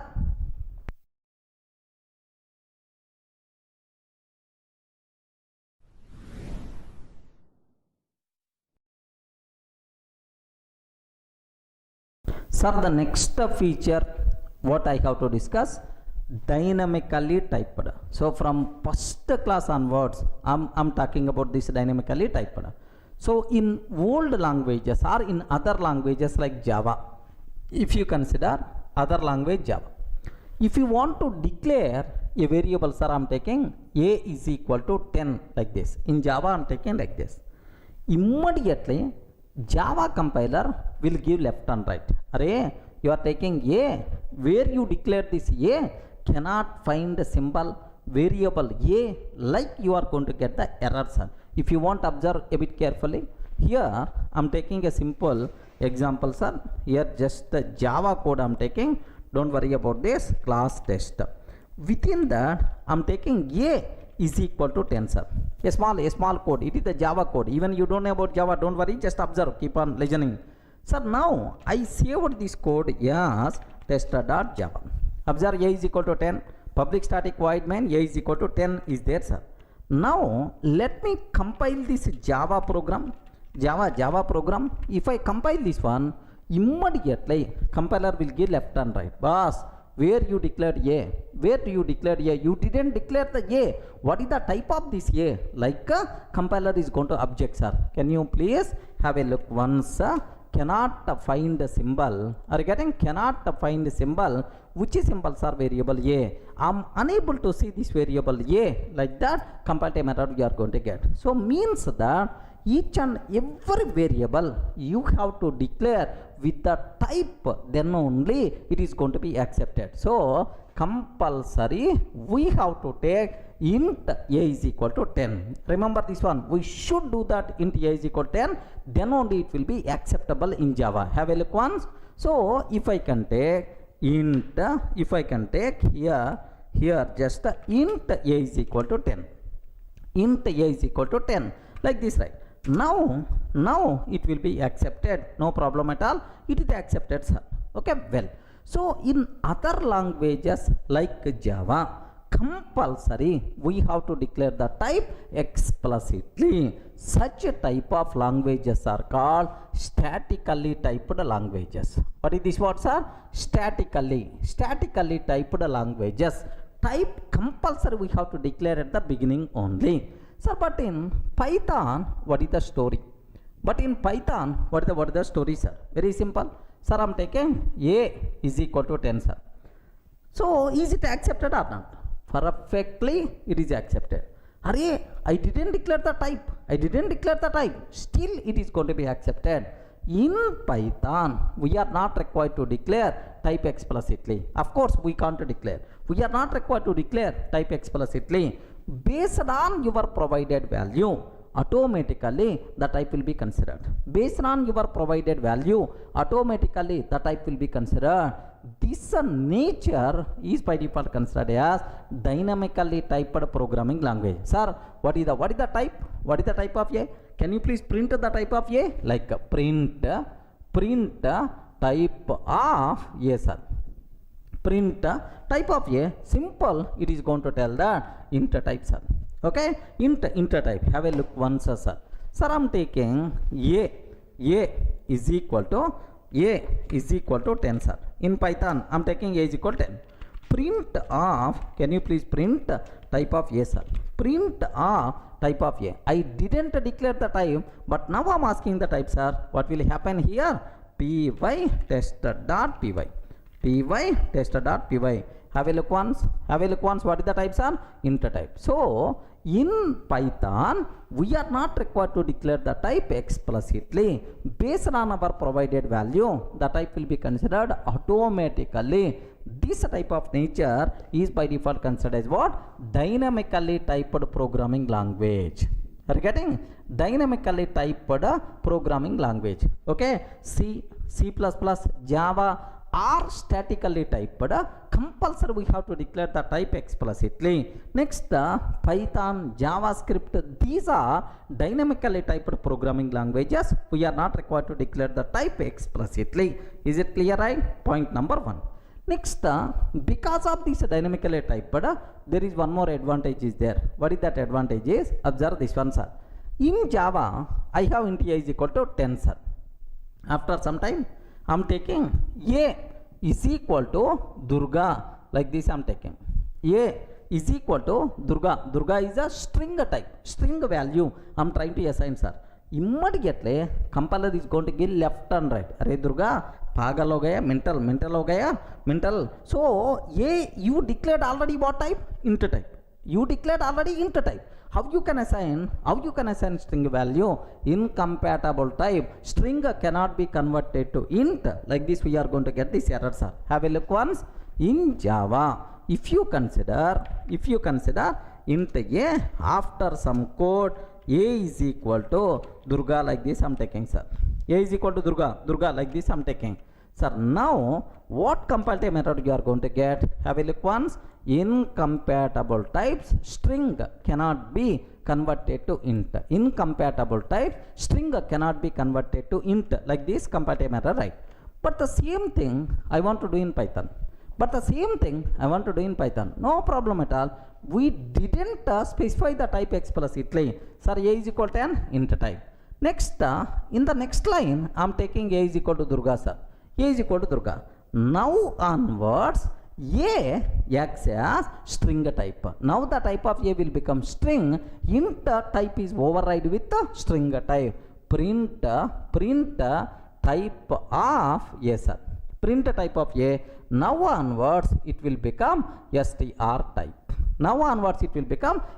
type. So a variable in its life, we can use the same variable for multiple types in Python, but once we decided the type, throughout its life, this variable is always int type only. Are you seeing the difference, right? So this is which is the more flexible to the programmer, more useful to the programmer. Okay, more flexibility to the programmer is this type of thing, right? So for int type, one variable; for string type, another variable; for float type, another variable. We are not required to declare. Same variable we can use for multiple types also acceptable, sir. Let me show this one. have a look once, sir. In Python, in Python, here A is equal to Durga I'm taking. Now onwards, what is the type of A, sir? Print type of A. Print type of A. Have you observed that? Sorry, this is the Java code. Have you observed, right? Sir, observe. So at the beginning, it is the int type, but now it became string str type, sir. Sir, now I'm taking A is equal to true, sir. A is equal to true. Print of type of A. Print of type of A. Like this I'm taking. Have you observed what the answer we are going to get? Now onwards it is the bool type. So means that the same variable we can use for multiple types based on our requirement. Okay, the type is not fixed in Python. So more flexibility to the programmer. Sir, how many variables I declared? How many variables I am using? Only one variable. But what is the type of this variable? Sometimes I am using for int type, sometimes I am using for string type, sometimes I am using for Boolean type. This type of thing is not possible in other languages like Java. Are you in the position to understand, right? So what is the advantage of dynamically typed? What is the meaning of dynamically typed? Very, very simple, sir. In Python, we are not required to declare type explicitly. Based on provided value, automatically type will be considered. This type of thing is called dynamically typed language. Same variable in its life we can use for multiple types, more flexibility to the programmer. Any doubt? Clear, right? Sir, the next feature what I have to discuss, both the procedure oriented and the object oriented, right? Sir, what it means? Observe carefully. If I go for C language, array, C, you are which type of programming language? Then immediately C person is going to tell, procedure oriented programming language. Okay, don't worry, sir. Maybe in the next sessions, if it is required, I will explain what is the meaning of procedure oriented. Next, if I can ask Java, array, you are which type of programming language? Immediately, Java person is going to tell, object oriented programming language like. Sir, now observe, C language missing the benefits of whoops. Are you getting? In the whoops, beautiful concepts are there. Like, do you know, inheritance, polymorphism, inheritance, encapsulation, these kind of things, right? So C missing the benefits of whoops. Next, Java missing the benefits of procedure oriented. Okay, this is code, more what we call code, less code, concise code. Such type of beautiful procedure oriented features we are going to miss in Java, sir. Of course, slowly Java people also starts thinking about that these days, right? Okay, sir. Now, if I can ask Python, array, what about you? Array, what about you? If I can ask Python is going to tell, very simple, man, I am all-rounder. Are you getting? Python is what? All-rounder. Yes, myself is procedure-oriented language. Procedure-oriented programming language. Myself is object-oriented programming language. Myself is scripting language. Are you getting? Myself is scripting language. So, Python acts as modular programming language. Are you getting? Modular programming language. Python is all-rounder. Based on our requirement, you can use Python as procedure-oriented language, or object-oriented, or scripting language, or modular programming language. All the features are there. We never going to miss any benefit of any programming paradigm, because my Python follows each and every feature, programming features, right? Are you in the position to understand? Beautiful facility, man. Other languages won't provide this type of support. If you want class and object oriented, you can use Python. If you want just write functions, call that function. Write functions, calls that procedure oriented, right? So just a group of lines, line by line I want to execute, scripting. All facilities are there. Based on your programming requirement, you can use Python in any style, so it's more flexible to use. Clear, right? This is Python is what? Python is what? All-rounder. Python is all-rounder. All benefits we are going to get in Python, remember. Sir, now the next feature what I have to discuss, interpreted. Python is interpreted. So do you know we are not required to compile Python program. Remember this one, sir. It is the interpreted programming language. We are not required to compile Python program. Sir, if you consider C program, if you consider C program, we have to compile and execute. We require to compile and execute. If you consider Java, application, we have to compile and run or execute, both are the same. But if you are considering Python, we have to run, that's all. We are not required to compile. Internally, interpreter is responsible to compile. Programmer, we are not required to compile explicitly. Inside Python virtual machine, interpreter is there. That interpreter is responsible for performing compilation, right? If any syntactical mistakes are there, then immediately interpreter is going to raise syntax errors, right? But all syntactical mistakes got cleared, then only Python virtual machine starts its execution. So more flexibility to the programmer. We are not required to compile. We are not required to compile explicitly. Remember this one, sir. Okay. So it is the interpreted. Okay, like so programmer will get more flexibility, right?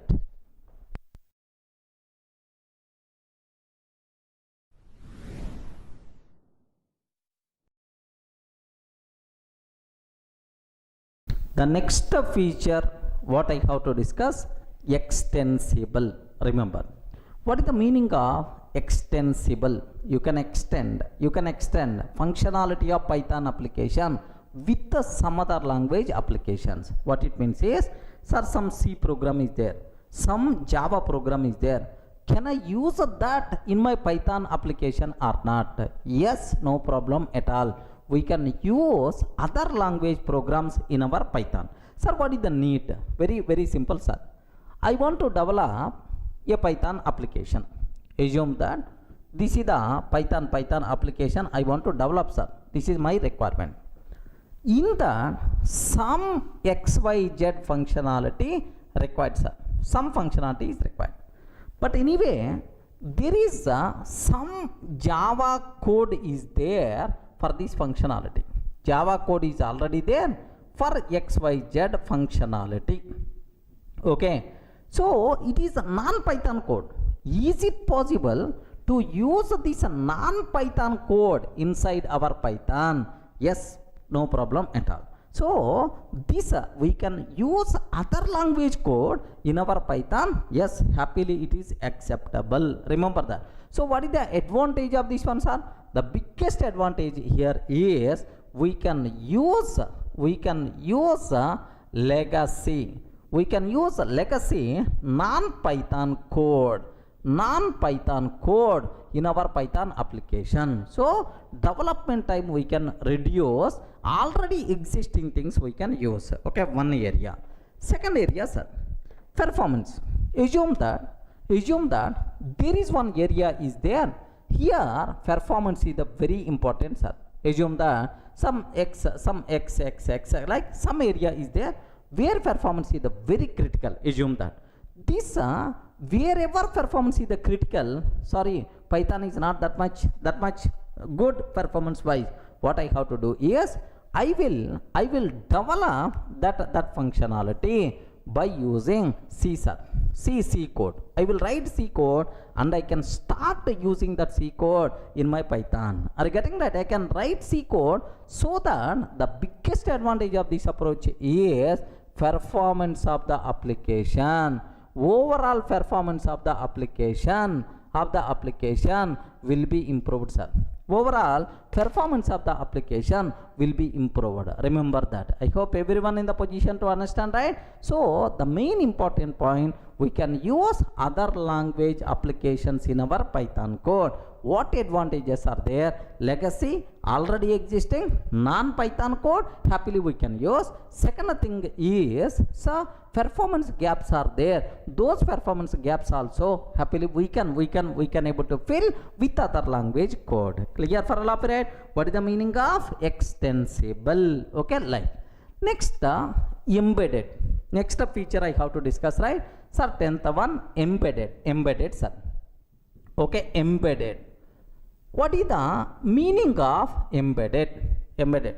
Same thing, extensible in reverse. Means we can use a Python code in any other language applications, right? Sir, I have Java application is there. Okay, for a particular task, Python I want to use, sir. So Python code to can work with the Java application. Jython version of Python we require to use. So Python code inside Java application happily we can use. Happily it can use, right? Similarly, I want to develop one C#.NET application. In that, can I use Python or not? Happily we can use Python. Means we can embed our Python script in any other language application. Clear for all of right? What is the meaning of embedded? What is the advantage of this is, so the scope of this Python code is going to be improved, sir. So you can use this Python code in C#.NET, in Java, in C language. So everywhere you can use this Python code. Means the worthy of this Python code is going to be improved. The scope of our application is going to be raised like anything. So our application will become what? Scalable. Clear for all of you, right? So what is the meaning of extensible? Means in our Python application you can use other language code. What is the meaning of embedded? We can use Python code in any other languages also. Embedded, extensible. So together our Python with the other languages together can do wonderful things. Any doubt? Sir, the next feature what I have to discuss related to Python, extensive library. Observe very carefully, sir. In Python, for every requirement, ready-made library is available, sir. For every requirement, ready-made library. Lakhs of libraries are there in Python. No other programming language has this much library support. Do you know? So that's why some people may use Python has batteries. Each battery itself is nothing but library. Huge library support is there. Being programmer, we can use these libraries directly. We are not required to implement functionality, right? Okay. So because of this rich library, we can write Python code very easily with the concise code. Remember this one, sir. So Python has, sir, libraries. Python has batteries. A rich library support is available for the Python. Okay, well. Sir, now if you want just a small chota example I want to tell. Do you know OTP, one-time password? Bank applications, bank transactions, if you want to do, OTP must be required. Okay, well. Sir, write a Python program to generate 6-digit OTP is my requirement, right? Okay, write a program to generate 6-digit OTP. This is my requirement, right? Do you know, if I can ask a C programmer, if I can ask a Java programmer, boss, you may take minimum 10 minutes time. Regarding a big code is going to write. But if you can ask Python programmer, just a matter of 1 minute is more enough. Regarding 1 minute is more enough. 2 or 3 lines of the code is more enough. How, sir? How we can do that? Because to generate random numbers, already one battery is available, already one library is available. That library is called random library. Are you getting right? What is this library, sir? Random library. This library contain randint function. So if you provide 0, 9, it is the responsible to generate a random number from 0 to 9. Automatically it will generate some random number. We can't guess which random number we are going to get, sir. So import this library, call this function, automatically a random digit we are going to get. But our requirement is 6-digit OTP, right? Call this function 6 times. Call this function 6 times. Automatically 6-digit OTP is going to come. Are you getting right? Do you want me to show? Here, observe carefully, right? What I'm trying to take is just I want to write a small Python program. Okay, from random. So random is Python inbuilt module, sir. Random is the Python inbuilt module. From random import rand int. Again rand int. Can you please import? Sir, print rand int of 0 comma 9, sir. Rand int of 0 comma 9. Sir, in between 0 to 9, can you please print some random int value? Let me run this code. Have a look once. Up to this, what we are going to get. So it's a very simple, sir. Now here, do you know? Now this time I am getting 5, sir.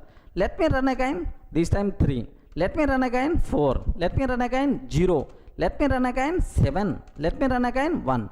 Sir, are you getting? Are you seeing right? So random int value we are getting. But sir, how many digits are required? Can you please spell out how many digits? 6 digits are required. So what I have to take? You have to call this function 6 times. Next, one biggest specialty for the Python print statement is you can pass any number of arguments. You can pass any number of arguments. That's why. So just if you print like A space B space C space D space E space F, like this it's going to print the corresponding ABCD value. So you can pass 6 times the same for the print argument like. Sir, what is the way? Okay. So rand int, this is the function, just with comma separation, take 6 times. Second time, comma third time, comma fourth time, comma fifth time, comma sixth time. That's all, sir. Comma sixth time. So total, how many times I considered, sir? 6 times I considered. Now your 6-digit random OTP is ready.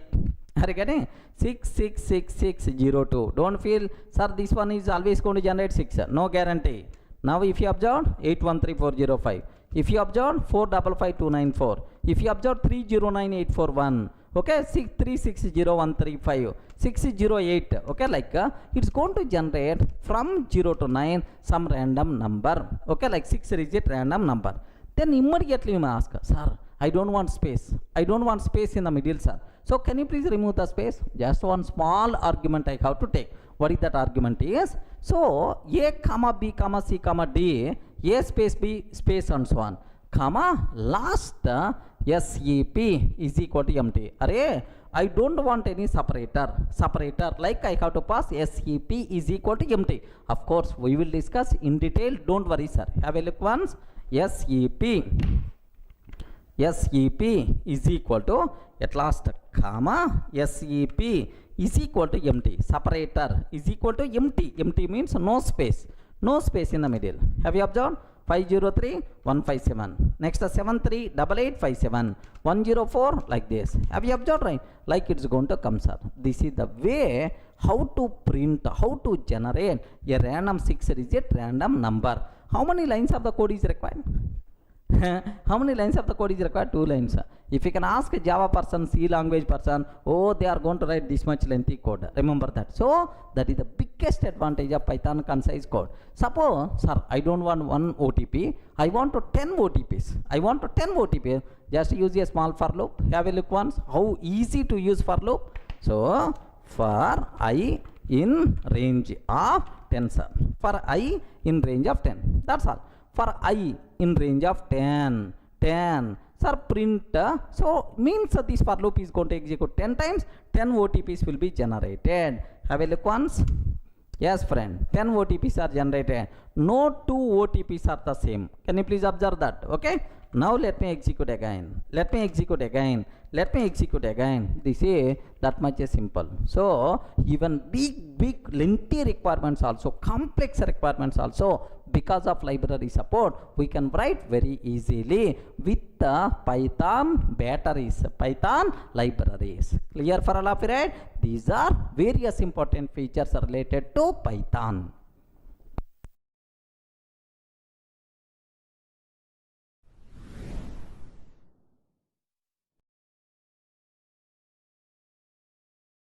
Sir, now let me summarize all the features related to Python, whatever we covered. Observe carefully, sir.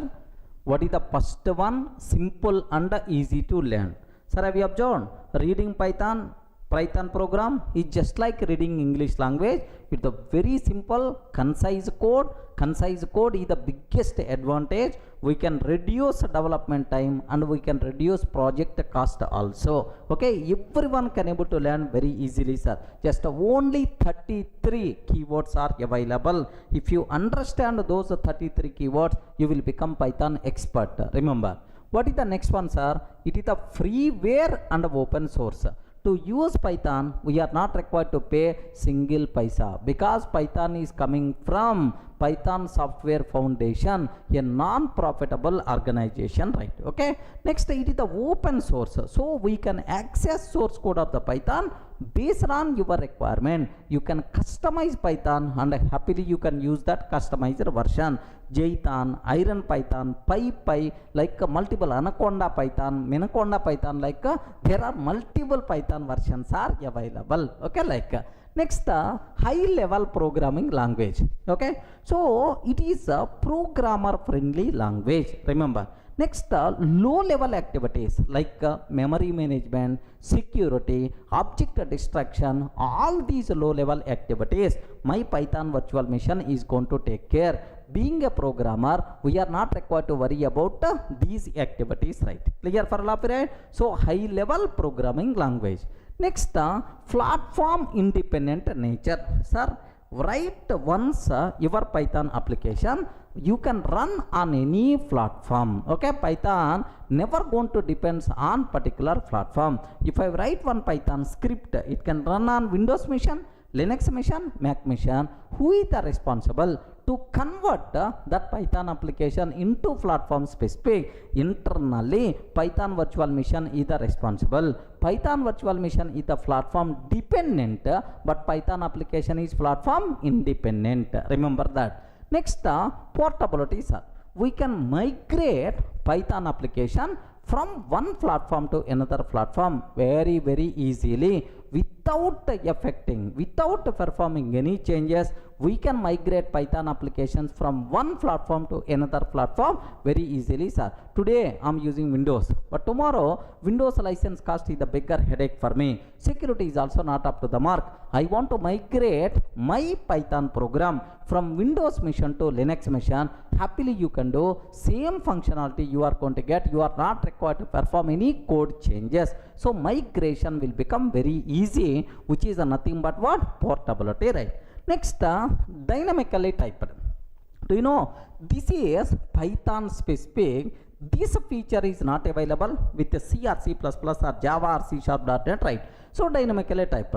So in Python, we are not required to declare type explicitly. Based on our runtime requirement, based on our provided value, automatically type will be considered. Regarding this behavior is nothing but what? Dynamically typed. We can use the same variable for multiple types based on our requirement.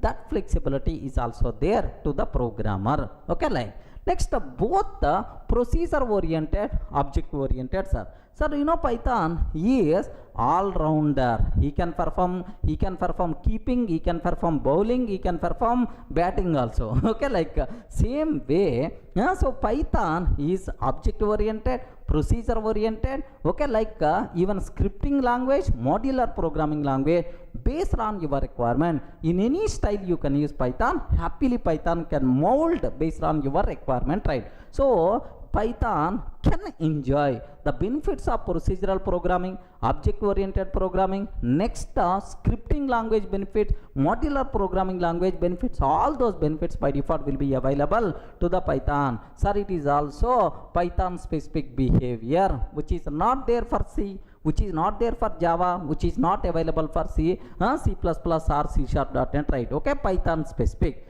Next, Python is interpreted. We are not required to compile. We are not required to compile. Internally, Python interpreter is going to take care about compilation, syntax checking, all those things Python interpreter will take care, sir. We are not required to compile. Python interpreter is a part of Python virtual machine. Of course, internally take care. Just we have to execute Python code. Okay. Next, extensible means you can use other language applications in Python. Okay, inside Python, Java application you can use, .NET application you can use, C language application you can use, right? Python application will become extensible. Okay, like next, embedded, sir. You can use your Python application inside C application, Java application, right? Python applications can be embedded anywhere, okay, which is nothing but what? Embedded. So if you have embedded capability, your application will become powerful. The scalability of application is going to be raised like anything, sir. Okay, well, next, Python having extensive library.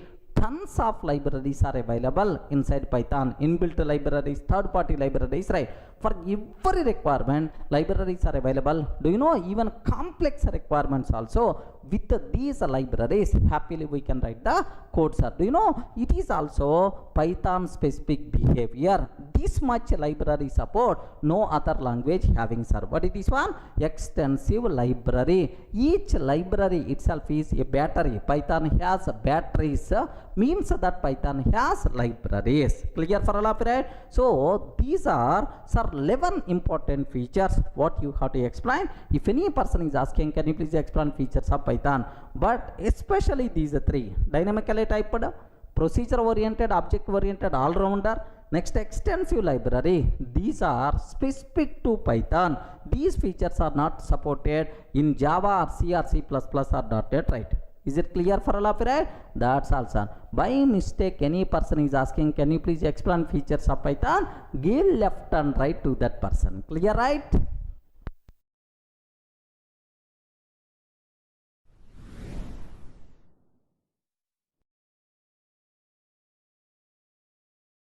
Hi friends, in the last videos we covered very clearly what are various features of Python. Okay, Python is dynamically typed, platform independent, portable, like multiple features we covered, sir. Sir, what is the next topic we have to discuss related to Python fundamentals? Okay, limitations of Python. Sir, what are various major limitations are there for the Python? Sir, I know Python is the king, Python is a hero, but there are some areas Python is not up to the mark. What are various such type of limitations are there? Okay, just observe that, sir. Do you know, here we have ML is there. What is that ML? What is the ML, sir? Machine learning. Do you know machine learning? Yes, sir. These days trending word, machine learning, right? To develop machine learning applications, sir, Python is the best choice. You know, right? Python itself is the best choice to develop machine learning applications. Then immediately we may ask, why, sir? Why? The reason is Python contain, there are several libraries are available. By using those libraries, we can develop machine learning applications very, very easily, sir. Have you heard about NumPy? NumPy, just for mathematics support. Just for mathematics support. To add mathematics to the Python, NumPy module is there. Next, to import and read data set, we have pandas is there. Okay, pandas module is available. Next, to project this data in the form of graphs, charts, like matplotlib is there, sir. Okay, like sir, Python contain several libraries to build ML applications very easily. That's why Python is the best choice for machine learning applications. Okay, well, sir, you are talking about limitations. Why you are telling about this one? Within a minute you can get. Are you in the position to understand, right? So Python can be used to develop machine learning applications or not? To build machine learning models, Python is the best choice, right? Because Python having, sir, library support to build ML applications very easily, right? Okay, NumPy module, Pandas module, Matplotlib, next and after that sklearn, scikit-learn, like multiple modules are available, right? Okay, now the point is, sir, I want to develop mobile applications. Regarding I want to develop mobile application, Python is the worst choice. Remember this one, sir. Python is not suitable to develop mobile applications. Then immediately you must ask, why, sir? Why? The reason is Python not having library support to develop mobile applications as of now. Maybe in the future, maybe as of now, library support is not there. That's why if you want to develop mobile application, okay, Python is not at all suitable programming language. Remember this one, sir. Then immediately ask, sir, which programming language is the best choice to develop mobile applications? Android, iOS, Swift. Are you getting? Android and iOS, Swift are the kings in mobile application development. Sir, Java, C++, Python, these type of languages are not suitable to develop mobile applications. Clear, right? Okay, sir, because library support is not there. Now I hope you can understand, sir, why Python is the best choice for ML. Library support is there. Why Python is not a choice for mobile applications? Library support is not there. Similarly, I want to develop enterprise applications, right? Observe that. Enterprise, I want to develop end-to-end enterprise applications, like, sir, can you please give an example for enterprise application?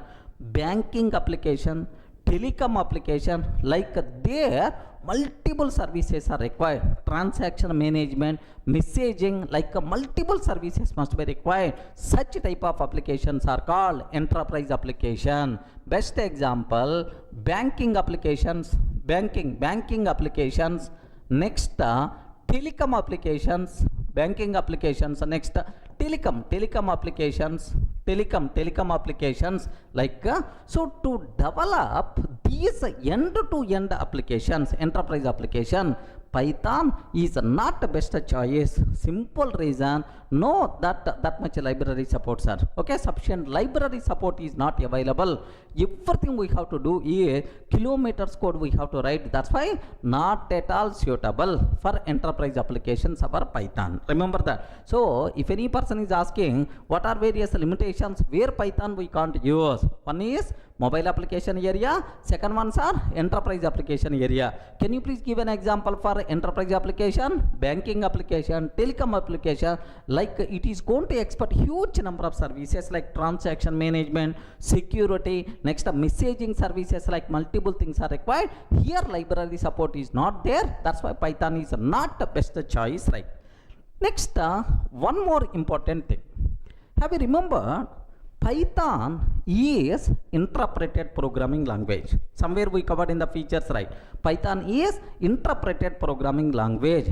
The execution should be happen line by line. Sir, first line, and then second line, and then third line, and then fourth line, like line by line execution is going to be happen. That's why performance wise Python is not good, because it is interpreted programming language. Usually interpreted programming languages performance wise not up to the mark. That's why, so performance is low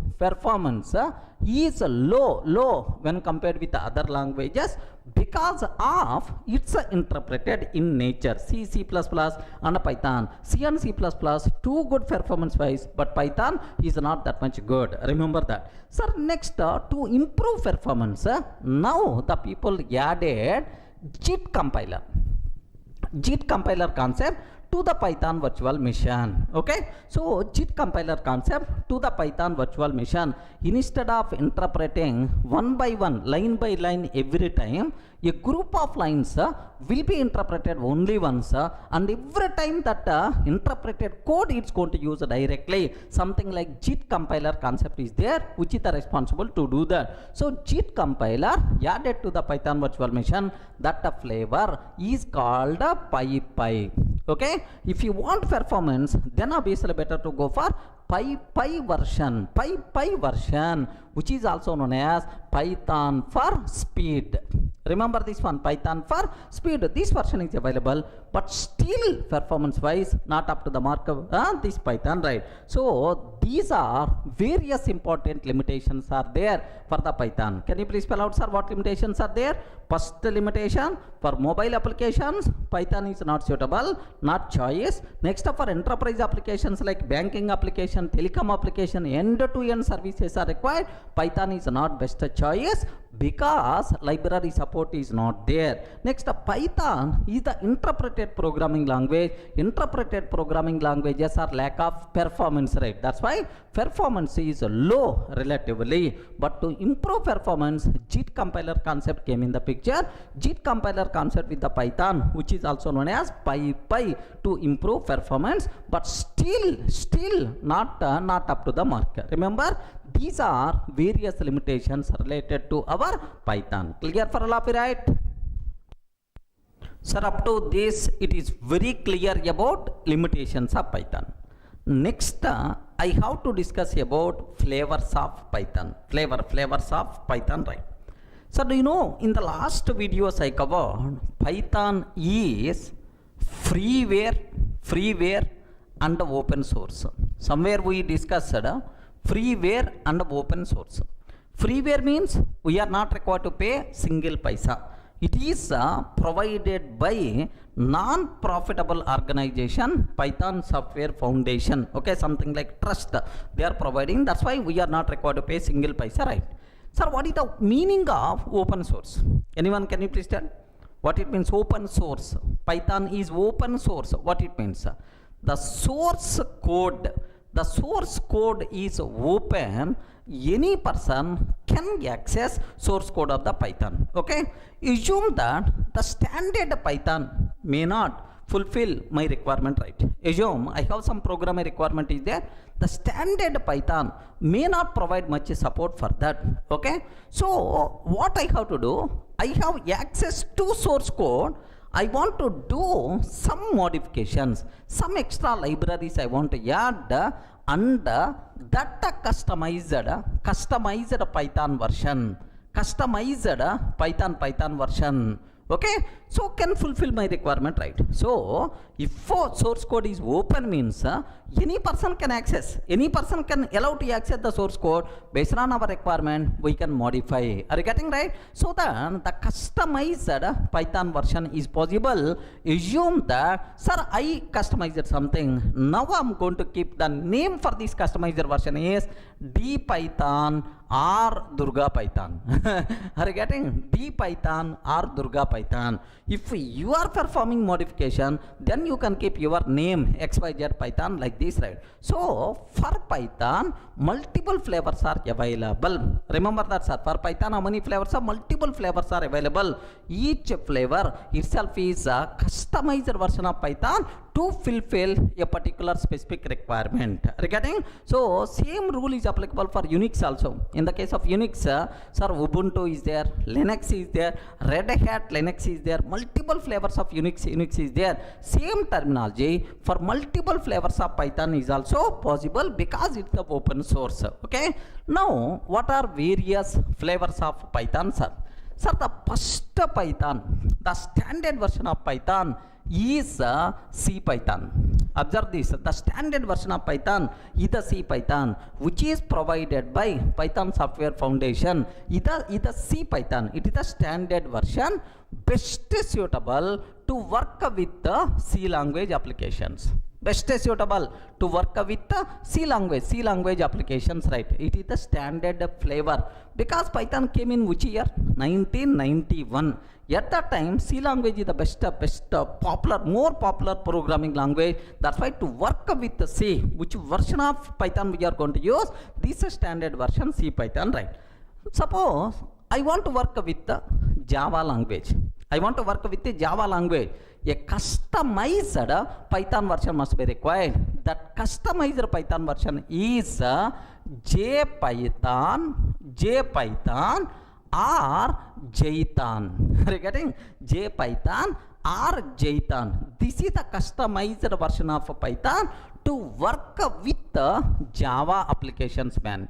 To work with Java applications, this is the customized version of Python. Do you know this Jython code can run on Java virtual machine? Just like our PVM, for Java to execute Java code, some mission must be required. Java virtual machine can understand our Jython code. Remember this one, sir.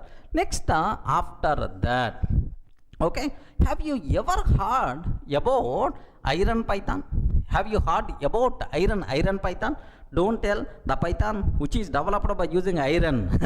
Okay, no. Iron Python means a customized version of Python to work with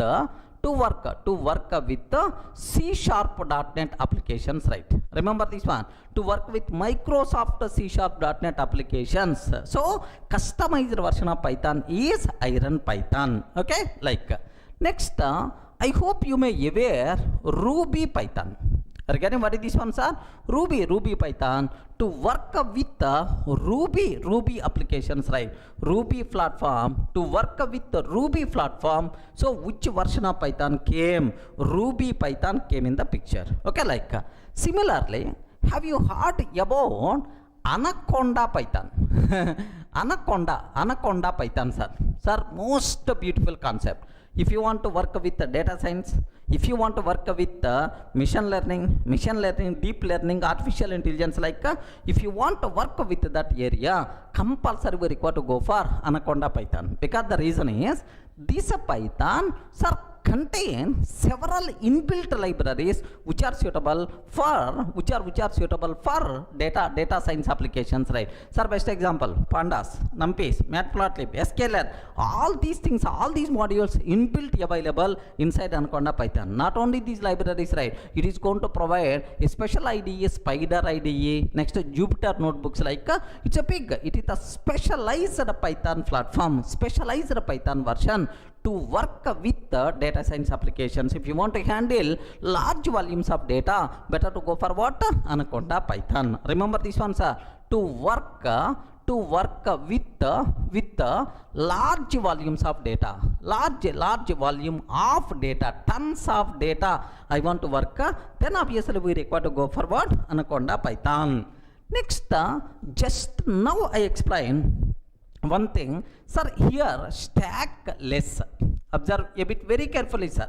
Stackless, if you want to work with concurrent applications, concurrent execution, multi-threading, you have remembered, right? If you want to work concurrency, if you want to work to develop concurrent application, then obviously we should go for stackless. Okay, Python for concurrency, Python for concurrency, like this, right? Python for concurrency, like.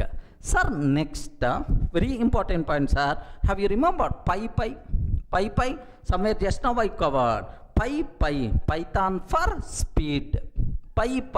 Python for speed, like this, right? Do you know, internally, sir, Python virtual machine contain JIT compiler, just in-time compiler.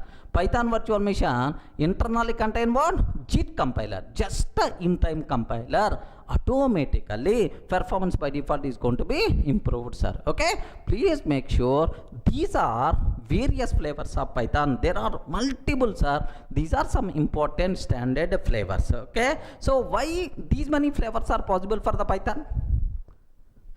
Array, simple reason. Why these many flavors are possible for the Python? Because Python is open source.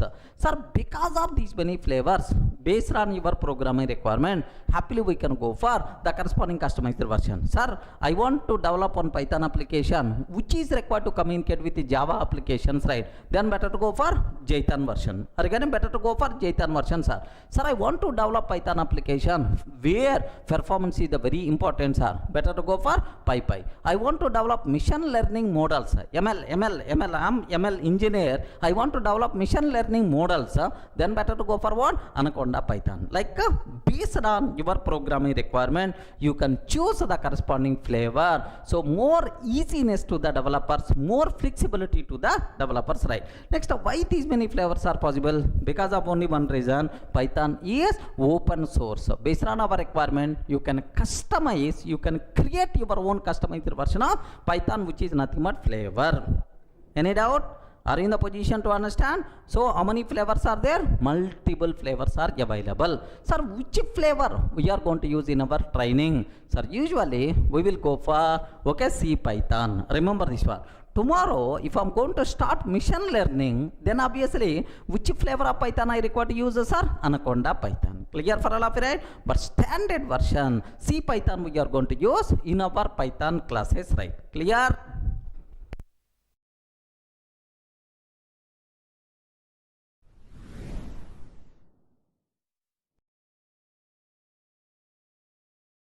Sir, in the last video, we covered very clearly what are various limitations of Python.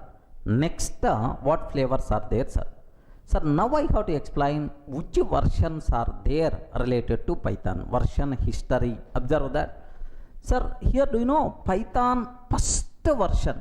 Python label 0.9.0 is the first version of Python, original version. Sir, which was released on February 20th, 1991. Have you remembered, right? Okay, this is official date of birth for Python, February 20th, 1991. And then there are several subversions came, sir. But whenever Jan 1994, okay, Python 1.0 came. So 1.1.x version came in Jan 1994, sir. Okay, like next, Python 2x 2.0 version came on October 16, 2000, right? Sir, here several subversions are there. Okay, like I will show all these things, right? Next, Python 2.0 October 16, 2000 year. Sir, PY2K. The people are going to use this version is called Py2K like this, right? Sir, now do you know multiple subversions came? Next, Python 3.0 came December 3rd, 2008, PY3K. The people are going to use, right? PY3K. These versions are December 3, 2008. Okay. So these are major versions which was released. These are the major Python versions which was released by Python Software Foundation, right? Now observe including subversions also. If you want to just have a look once about these things, right? Observe that. Python 0.9.0 original version of Python came February 20th, 1991. Remember that, okay? Sir, next several subversions came 0.9.1, 0.9.2, 0.9.4, are getting 0.9.5, 0.9.6. Like there are several things came. Maybe August. It may be, okay. This is the August like okay, like February, like. Sir, this is Python December, like these are various subversions related to Python 0.9 series, right? Next, Python 1.0 came in January 1994. These are various subversions, right? 1.2, 1.3, 1.4, 1.5, 1.6. Similarly, Python 2.0 came October 16, 2000, 2.1, 2.2, 2.3, 4, 5, 6, 7, like this, right? So this is a 2K, PY2K version, right?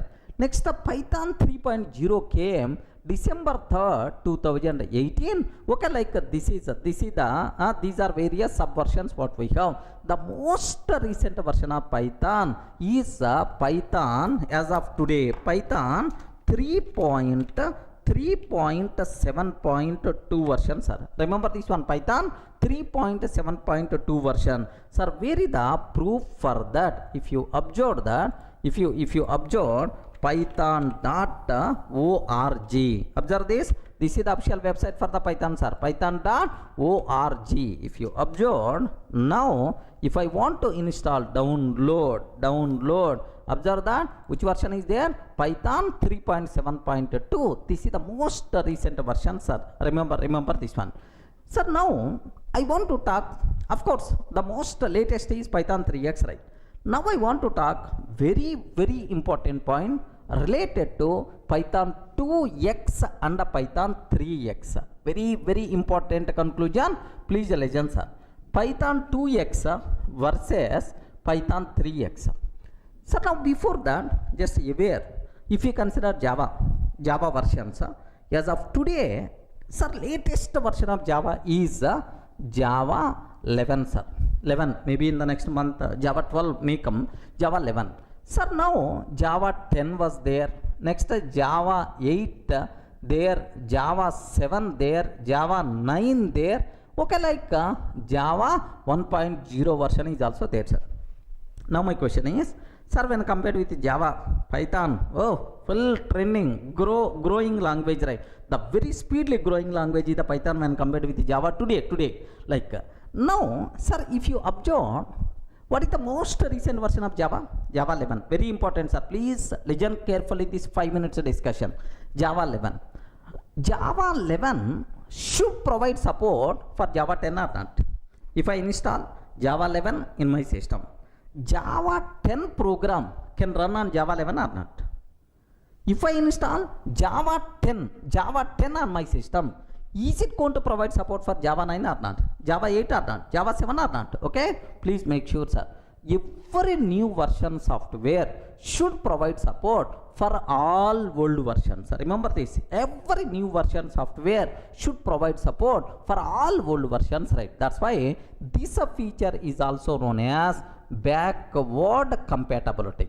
What is this one, sir? Can you please spell out? Backward compatibility. This feature is also known as backward compatibility. If you install Java 11 in your system, it can provide support for Java 10, Java 9, Java 8, like this. This support is called what? Backward compatibility. Advantage is there, problem is also there. Slowly we will discuss what is the problem. Advantage is every new version should provide support for all old versions, right? Okay, well. So same way, now I will ask the question, Python 2. If I install Python 3x, 3.7 or 3.6, like, is it going to provide support for Python 2.x or not? Respond. With this knowledge, you can tell very easily. If I install Python 3x, is it going to provide support for Python 2.x or not? Yes or no? Yes or no? Listen very carefully, very dangerous point, sir. Sir, Python 3x is not advanced version of Python 2x. Remember, Python 2x, it is one language. Assume that. Python 3x is not extension to Python 2x. It is developed as completely independent language. Remember this one, sir. Python 3.x developed as completely independent language. This language, sir, not extension to Python 2.x version. Remember that. That's why if it is the next new release, it should provide support for old versions. But it's developed like a complete brand new programming language. That's why Python 3.x version won't provide support for Python 2.x. Remember this one. In Python 2.x, sir, do you know long data type is there, which is not there in the Python 3.x? Regarding in Python 2.x, do you know if you want to print hello, like this I'm taking, sir. So parentheses are optional in the Python 2x, but in Python 3x, parentheses must be required. Print of hello, parenthesis must be required, but in 2x, do you know parentheses are not there, are optional, but here must be required. That's why. So it is completely developed as new programming language. That's why backward compatibility is not there. Python 3x, there is no guarantee it is going to provide support for Python 2.x. Are you getting?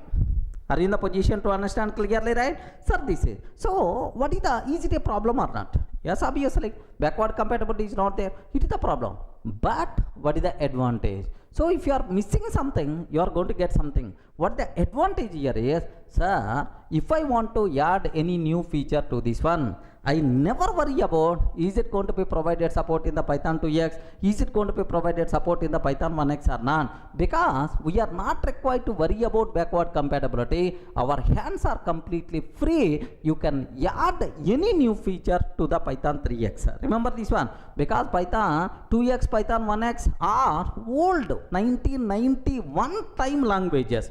But today 2019, maybe programming requirements rapidly got changed.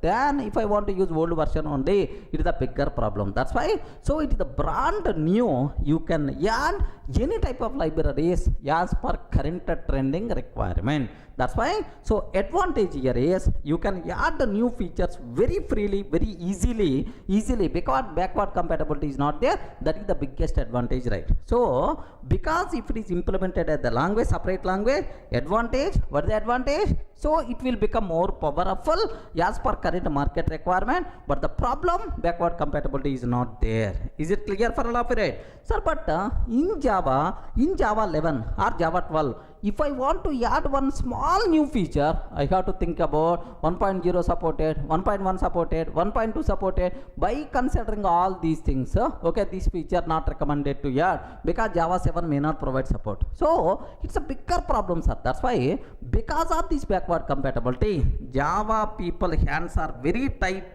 They are not in a position to add new features that much freely, right? Okay, but here in Python, we are not having such type of problem. Remember this. If any Java person is going to ask, "Arey, Durga, Java is going down." So to make Java powerful, what we have to do, what we require to do, if any Java person, if Oracle people are going to approach me, my suggestion is always, sir, Java came in 1995. 1995, almost around 24-25 years before language, you are keep on adding that feature, this feature, that modification, this modification, and so on. So there the programming requirements are different, current programming requirements are different, current day-to-day programming requirements are different. Better to release a brand new Java, then definitely you are going to succeed. If you are keep on adding that modification, that feature, this feature, definitely it will be graph going down only. Remember that. That's why. So compulsory recommended brand new programming language as per current market trending requirements. That's why. So are you able to understand, right? Python 2x, Python 3x, both are different, both are developed as independent languages, or it is extension to Python 2x. No, independent language. The advantage is you can add new features very easily. The problem is backward compatibility is not there, sir. Clear for all of you, right? Next, sir, do you know a small analogy? Okay, your grandfather, so almost around 30 years before, constructed a small house, sir. Assume that a small house your grandfather constructed. Assume that. Then you have to do modifications for the same house. Okay, do that modification, do this modification, do this modification, and so on. What will happen? What will happen? How many modifications you can do for that for that old house? If you keep on modifying, adding some new feature, at certain day this one is going to be down, this one is going to be collapsed. Are you getting? That's why what you have to do after 20 years or after 25 years, instead of performing modifications to the old one, better to construct a new house. Again, better to construct a new house. If I construct a new house today as per market requirement, I can add the required features. Are you getting? So in Python people did constructing the new house, but Java people are doing what is that? For the same old house only, they are doing that modification, this modification. That is the reason why Java is slowly going down. I hope everyone in the position to understand, right? Okay, well. Next, 2x, 3x. Which one is the recommended? As per current market requirement trends, compulsory we should go for Python 3x. We are not required to learn Python 2x, sir. Sir, next, make sure from 2020 onwards, Python people updated, no support for Python 2x. Okay, only support is available for Python 3x. That's why if you want to learn Python, our hand should go for what? Python 3x version. Any doubt? Are you in the position to understand, right? What are various Python versions? Which version is the recommended? When compared with Java, what facilities are there in the Python 3x? Backward compatibility, what is the story? Like this, right? Clear for all of you?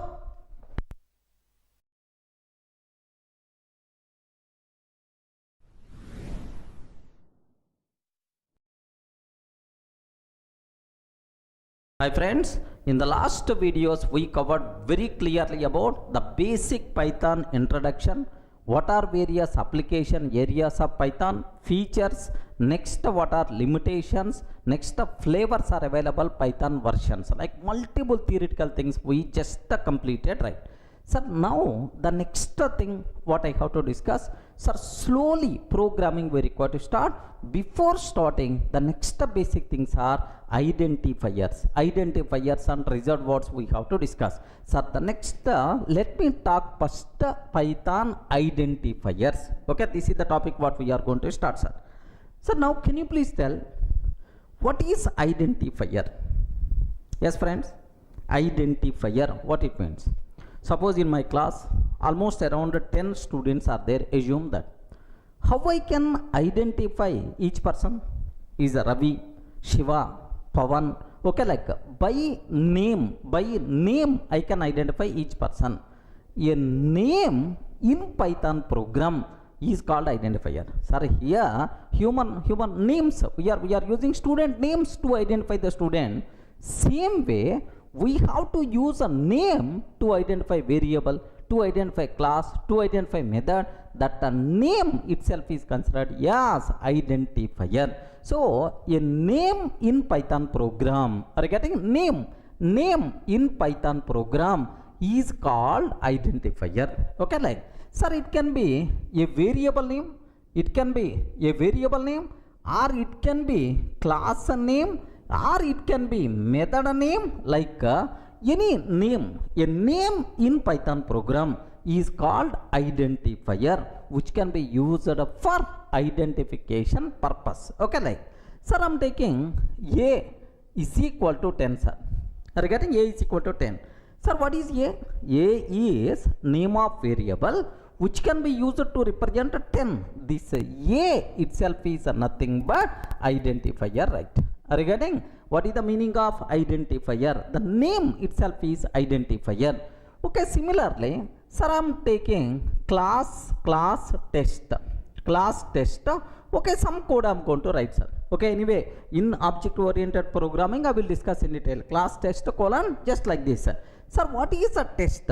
Test is name of the class. This name itself is nothing but identifier. Are you in a position to understand, right? What is identifier? Identifier is a name. It can be a method name, variable name, class name, which can be used for identification purpose. If 10 variables are there, how I can identify each variable? By using its name. If 10 classes are there, how I can differentiate each class? By using its name. So same for methods and modules also. Okay, well, so now just assume you have one kid is there. Do you have the kids? Hey, respond, man. Do you have the kids? Yes or no? Do you have the kids? Okay, don't tell no. No, even you are not having the kids, don't tell no. You have to tell soon. You have to tell soon. Okay, the reason is you are learning very trending programming language Python. After completing Python learning, you will get the job.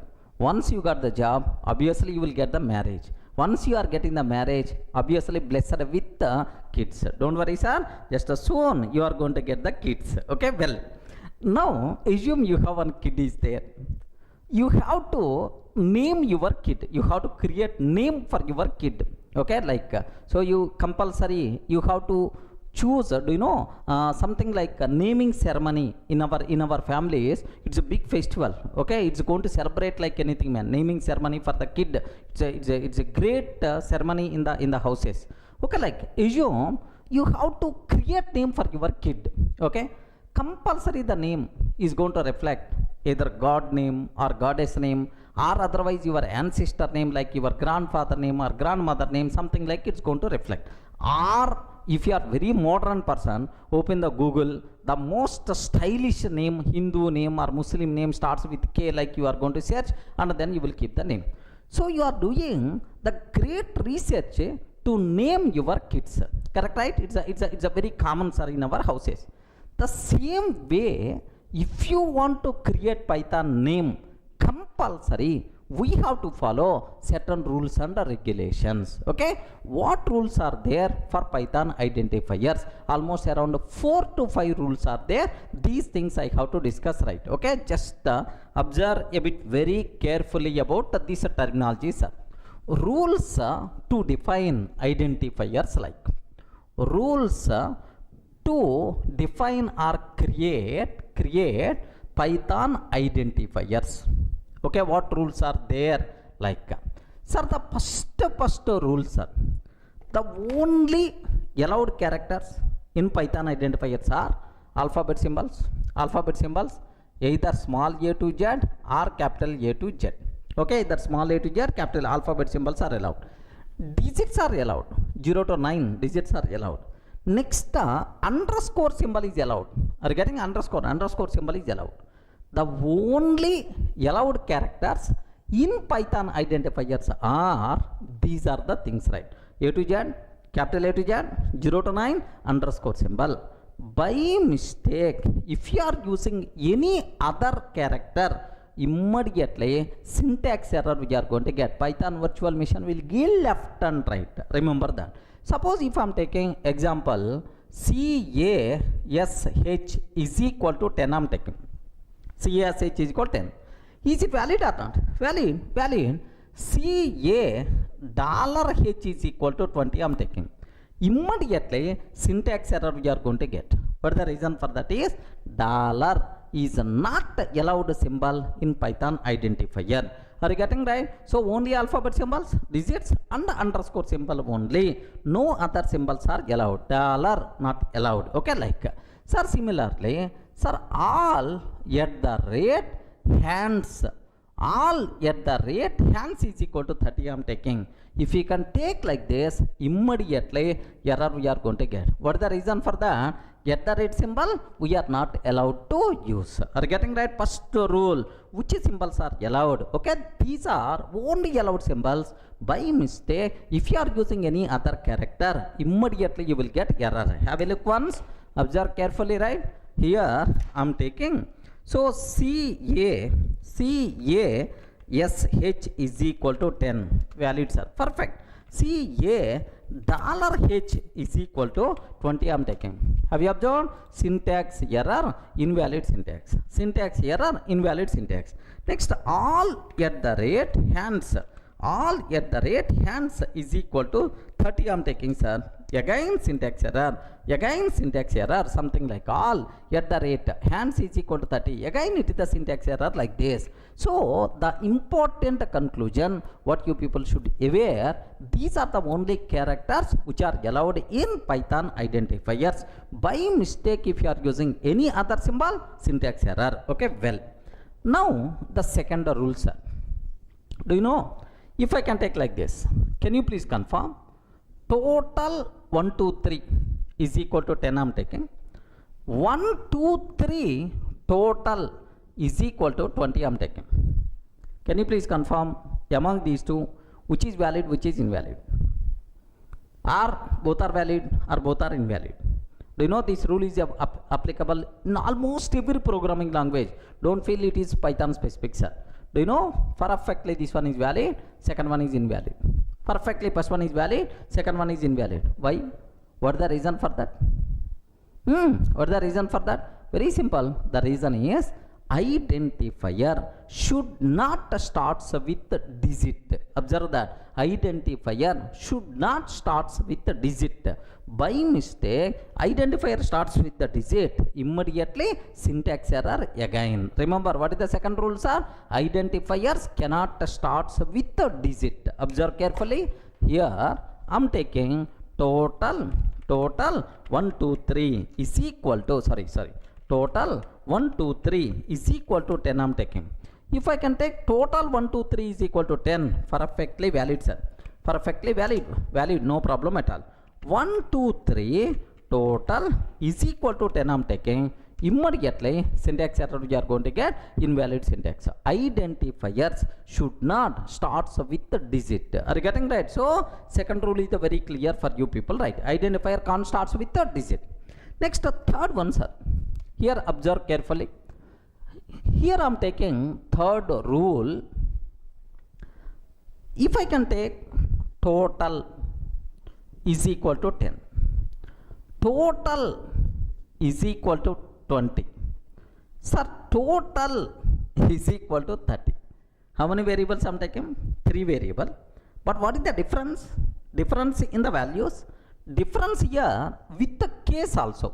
Here all are lowercase, but next one only first letter is uppercase, but the next one all are uppercase. So can you please tell, case is important in Python or not? What answer you have to tell? Python is case sensitive programming language where case is important, sir. Of course Python identifiers also case sensitive. Are you getting? So lowercase and uppercase, there is a difference there in the Python identifiers, right? So Python identifiers are case sensitive or not? Yes, of course Python itself is a case sensitive programming language. Sir, have a look once, is it real or not? Okay, I'm taking total is equal to 10, total is equal to 10, sir, total is equal to 20, sir, now total is equal to 30. I'm taking, sir, how many variables I declared? 3 variables I declared, sir. So with respect to case you can differentiate. Suppose I'm asking total, what is the value I have to get, sir?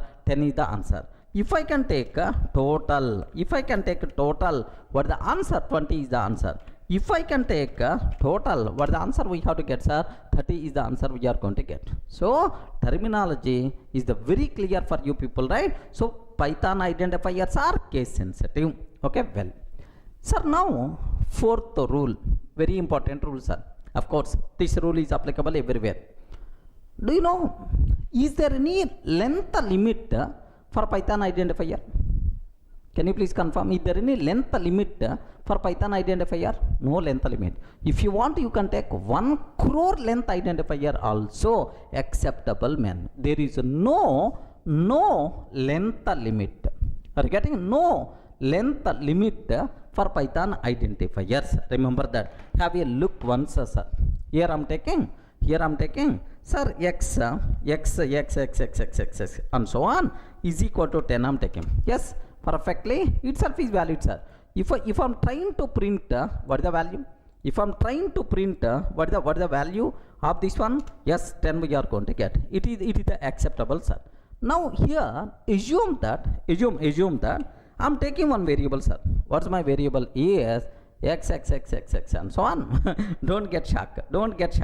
Okay, now I'm taking y like this. I'm taking, and then I'm taking z like this. I'm taking z like I'm taking, sir. Its value I'm trying to take just a 10. Its value I'm trying to take just a 10, sir. Okay, observe a bit dangerous line what I'm trying to take. Was its value is the 10. Wow, this is the variable, sir. Now I want to print the value of this variable. Sir. Now I have to use print off. Okay, like this I'm taking print off, like sir, anyway, instead of 10 let me take 7777 like this. I'm taking, I'm trying to print, sir.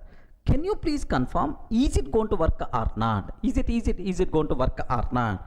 Okay, let me go for D colon Durga classes py test.py. I wrote a beautiful application, sir. Now I'm trying to execute. Yes, perfectly, it's going to work. It's working. It's going to print 7777, sir. Now I called one expert programmer. Observe, one expert person I called. Arey, I wrote beautiful Python program. Have a look once. I showed this code, sir, to the Python expert. Then he asked, he saw first, what is the feeling he saw from top to bottom? Durga, what you did? Sir, I declared one variable. I'm trying to print the value of this variable. To declare a variable and trying to print the value of variable, this much code is required. This much code is required. What it means? Is it a designer? Is it a Python program?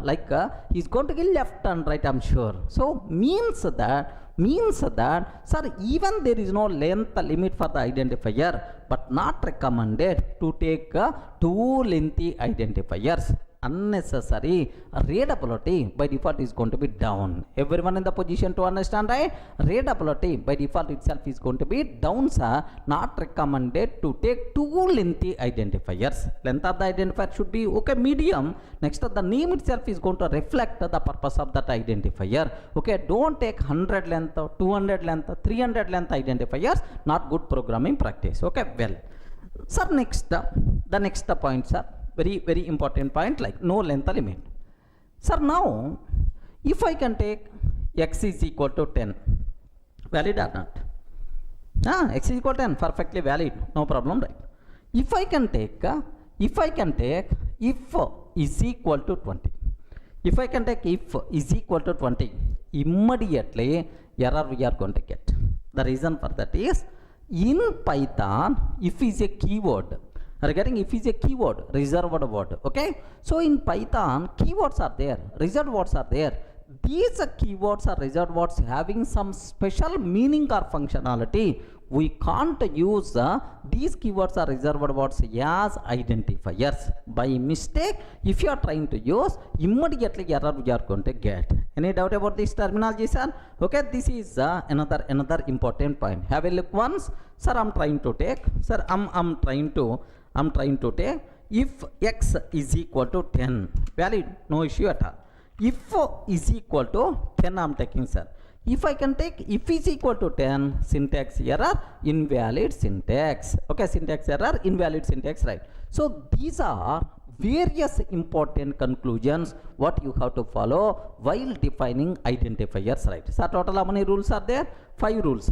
What is the rule number 1? The only allowed characters in Python identifiers are alphabet symbols, digits, underscore symbol. Next, the second rule, Python identifiers can't start with the digit. Okay, by mistake, if you are trying to start with the digit, immediately error you are going to get. Second rule, sir. Third rule, sir, Python identifiers are case sensitive. Lowercase and uppercase, there is a difference there. Of course, Python language itself is case sensitive programming language. Okay, well. Next, there is no length limit for Python identifiers. No length limit for Python identifiers, but not recommended to take too lengthy identifiers, right? Next, reserved words or keywords are there. We can't use keywords or reserved words as identifiers because these are associated with some meaning or functionality. So while defining Python identifier, these are rules better to keep in your mind. Clear for all of you right up to this? So just observe which of the following are valid Python identifiers. So with our previous knowledge, can you please answer? Which are valid Python identifiers, right? Sir, what is the first one? Cache. Is it valid or not? Yes. It contains only our allowed alphabet symbols only. No problem at all, acceptable. Can you please see a $H? Immediately error we are going to get, syntax error. What the reason? Dollar symbol is not allowed in identifier, right? So total 1, 2, 3 valid. But 1, 2, 3 total, it is invalid. What the reason? Identifier can't start with the digit. Okay. Next, all @ hands invalid because @ symbol is not allowed in Python identifier. Java to share. What is the problem? Yes, perfectly valid because it contains alphabet symbols and digits only. Valid, right? Sir, if not allowed because it is a reserved word. Regarding if is not allowed. Next, underscore Durga, underscore Python, perfectly valid, no issue at all, sir. Okay, like it's very clear what rules we have to follow to define identifiers, right? Sir, now I want to cover one very important point. Take special care about this one, sir. I have one variable is there, sir. I have one variable is there, x. I have underscore x is there. Okay, I have underscore x is there. Next, I have underscore x underscore 100% pakka. All are valid Python identifiers only. Now, do you have any difference between these things? Can you please spell out? Without underscore, with underscore, with the two underscores at the beginning, two underscore at the last. Do you have any specific conventions are there because of these things? Okay, remember in the oops concept we require to discuss in detail, but anyway up to that just aware. Okay, here x means normal variable, normal variable, just like abc value. Underscore x, if any variable starts with underscore symbol, this variable is considered as protected variable. Regarding what is this variable, sir? This variable is considered as what? Protected variable. If any variable starts with underscore symbol, it is a protected variable.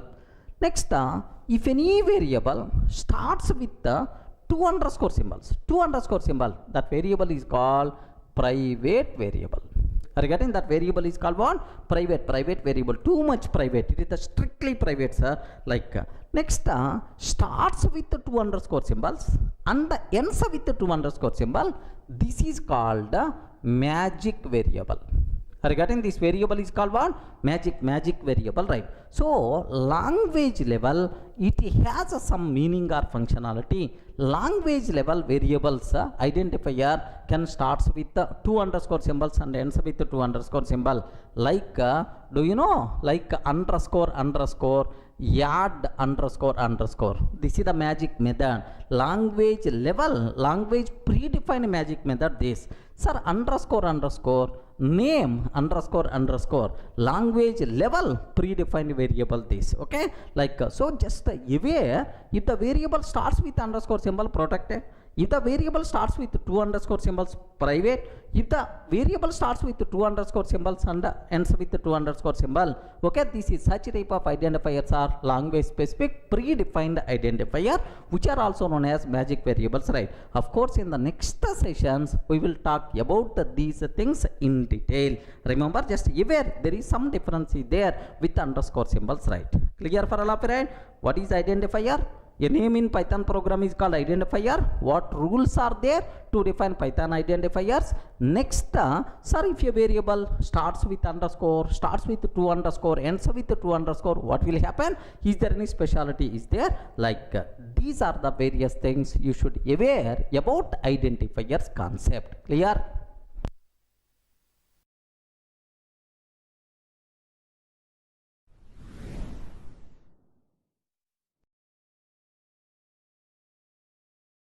Sir, in the last videos we covered very clearly about identifiers concept. Sir, now the next thing what I have to discuss, reserved words or keywords. Sometimes we may use the word keywords. Reserved words or keywords, right?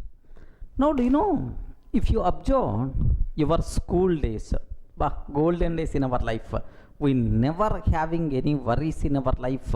Those days are school days, right? Do you know, no one is going to ask when you will get the job, no one will ask when you will get marriage, okay? No such type of commitments, right? Okay, but these days everywhere everyone is going to question when you will get the job, when you will get the marriage, and so on, right? Okay, well, if you remember the school days, first in the school, what things you learned? Have you remembered, right? Alphabet symbols, A, B, C, D, like alphabet symbols we learn. Next, after completing alphabet symbols, what we learned next? Have you remembered? Words, A for A for apple, B for banana, C for Why? C for cat. Like some words we covered, right? We learned in the school. Do you know? Like so these words what we learn in English, these words are called reserved words related to English. Remember this one, sir. In any language, it may be general speaking language like English or programming language like Python or Java. In any language, there are some words are reserved to represent some meaning or functionality. Such type of words are called reserved words. Sir, if you consider English language, okay, English. In the English language, apple, okay, apple. This word is reserved to represent one type of fruit. Are you getting? Next, banana. This word is also reserved to represent one type of fruit only, right? Sir, cat. This word is reserved to represent one type of animal. Animal, cat like. Sir, do you know, like there are multiple number of reserved words are there, sir. In English, how many reserved words are there? How many are there? Crores. Do you know, if you observe Oxford dictionary, this much size a dictionary you can see. So there are crores of reserved words are there in English. That's why learning English is a too much dangerous language, right? Okay, like. But if you consider programming languages like Python, do you know Python? Next, Java. Java, if you want Java also. Sir, here also there are some words are reserved to represent some meaning or functionality. Reserved words are there. In Java, how many reserved words are there, sir? 53 reserved words are there. Oh, when compared with the English language, learning Java is the very easy. Just how many reserved words are there? 53 reserved words are there. Small chota programming language, right? But if you consider our Python contain just 33 reserved words only. Are you getting how many reserved words? 33 reserved words only. If you understand these 33 reserved words, you will become Python expert. Remember this one. So that's why when compared with Java, when compared with English, Python is very small chota programming language. We can learn very easily, right? Okay. So now I will list out all 33 reserved words which are available in Python. Okay. First you have to tell what is the reserved word. What is the reserved word? The words which are reserved to represent some meaning or functionality. Such type of words are called reserved words. Remember that. Sir, let me list out all 33 reserved words in Python. Have a look once.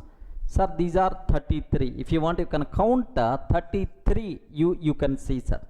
Sir, first true, false, none. Are you getting? Just these are true, false, none like.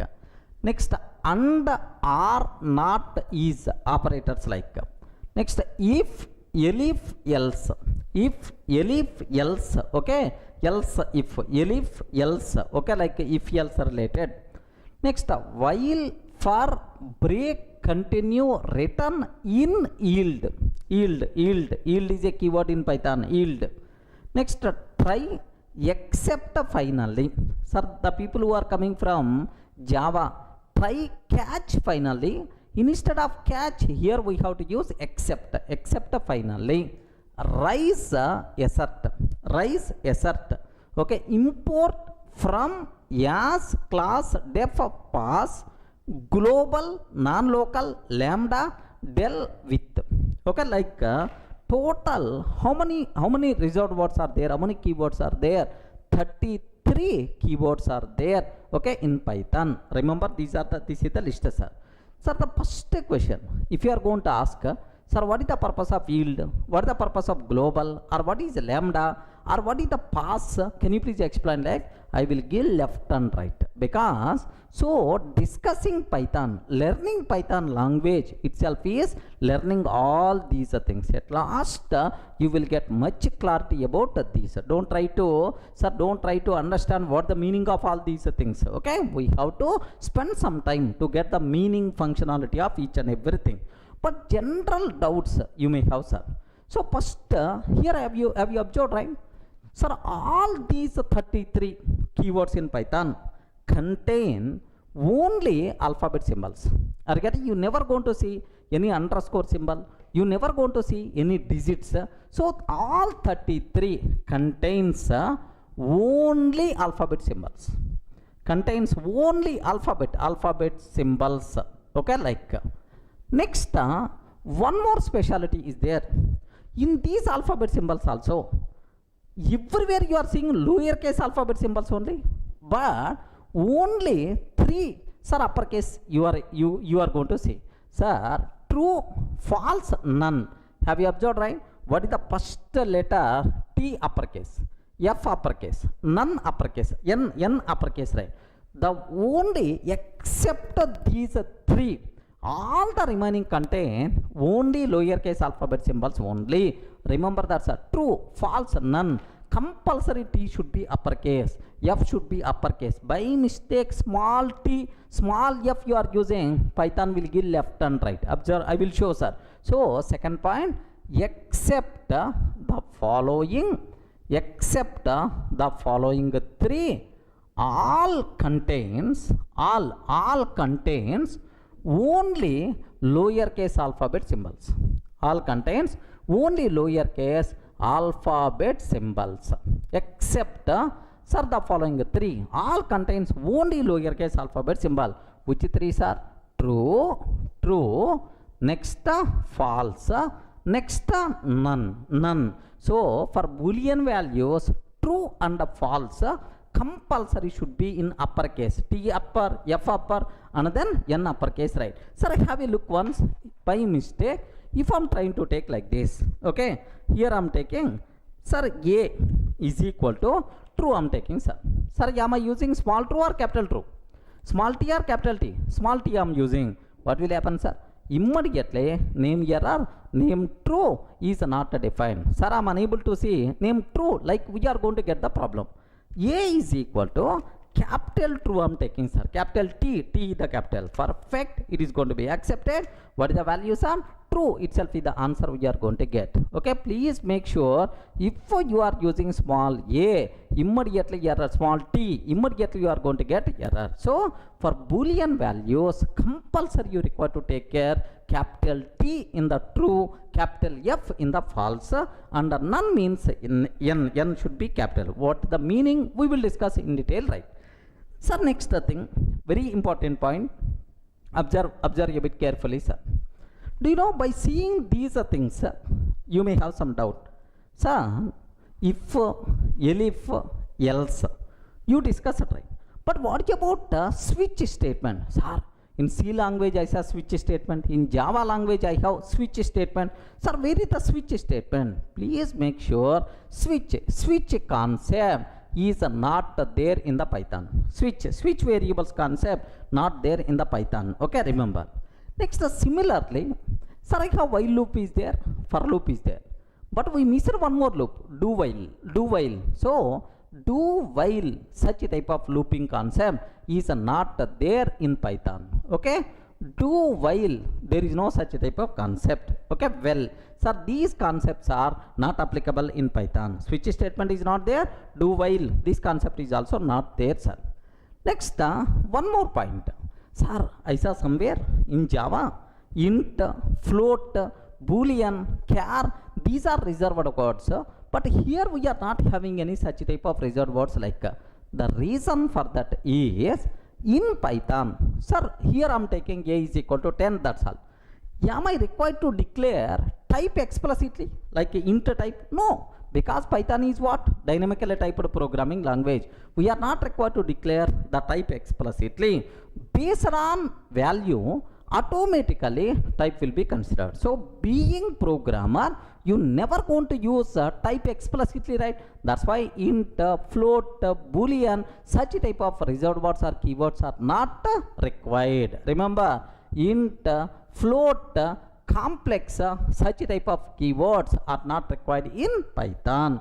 So what are various reserved words are there or keywords are there? Next, what are the rules, right? Contain only alphabet symbols except the first 3, all the remaining contain lowercase alphabet symbols only. Next, switch statement, do while, that concepts are not there. Next, int, float, complex like data types are not reserved words in Python. Everyone can able to understand? Sir, I want to know, can you please show practically, these are the only available reserved words. I want to see, sir, can you please show practically, like, yes, there is a way, sir, I will show programmatically, right? What is the way is, sir, here, observe that. Import keyword. There is one module is there, named with the keyword module is there. What is the module? We will discuss. Sir, keyword data KW list, keyword list. If you can ask keyword module KW list, it is going to list down all 33 reserved words or keywords present inside Python. Shall we check this one, sir? Have a look once. Okay, I'm taking import. Can you please spell out, sir? I forgot. Import keyword. Okay, like next keyword data KW list, keyword list, KW list. Now have a look once, sir. These are the keywords what we have in Python, sir. These are various keywords whatever there in Python. Let me copy paste these things, right? Okay, observe a bit very carefully, sir. Here like we have now here, if you want you can count these things also, right? Sir, false, none, true, and, as, assert, break, class, continue, def, del, elif, else, except, finally, for, from, global, if, import, in, is, lambda, non-local, not, or, pass, rise, return, try, while, with, yield. Okay, here alphabetical order, it is displayed according to alphabetical order, but anyway, total if you want you can count 33 reserved words or keywords you can get. That's all, sir. These are various important things related to keywords, reserved words, right? Now I will explain data types concept in the next video. Clear for all of you, right?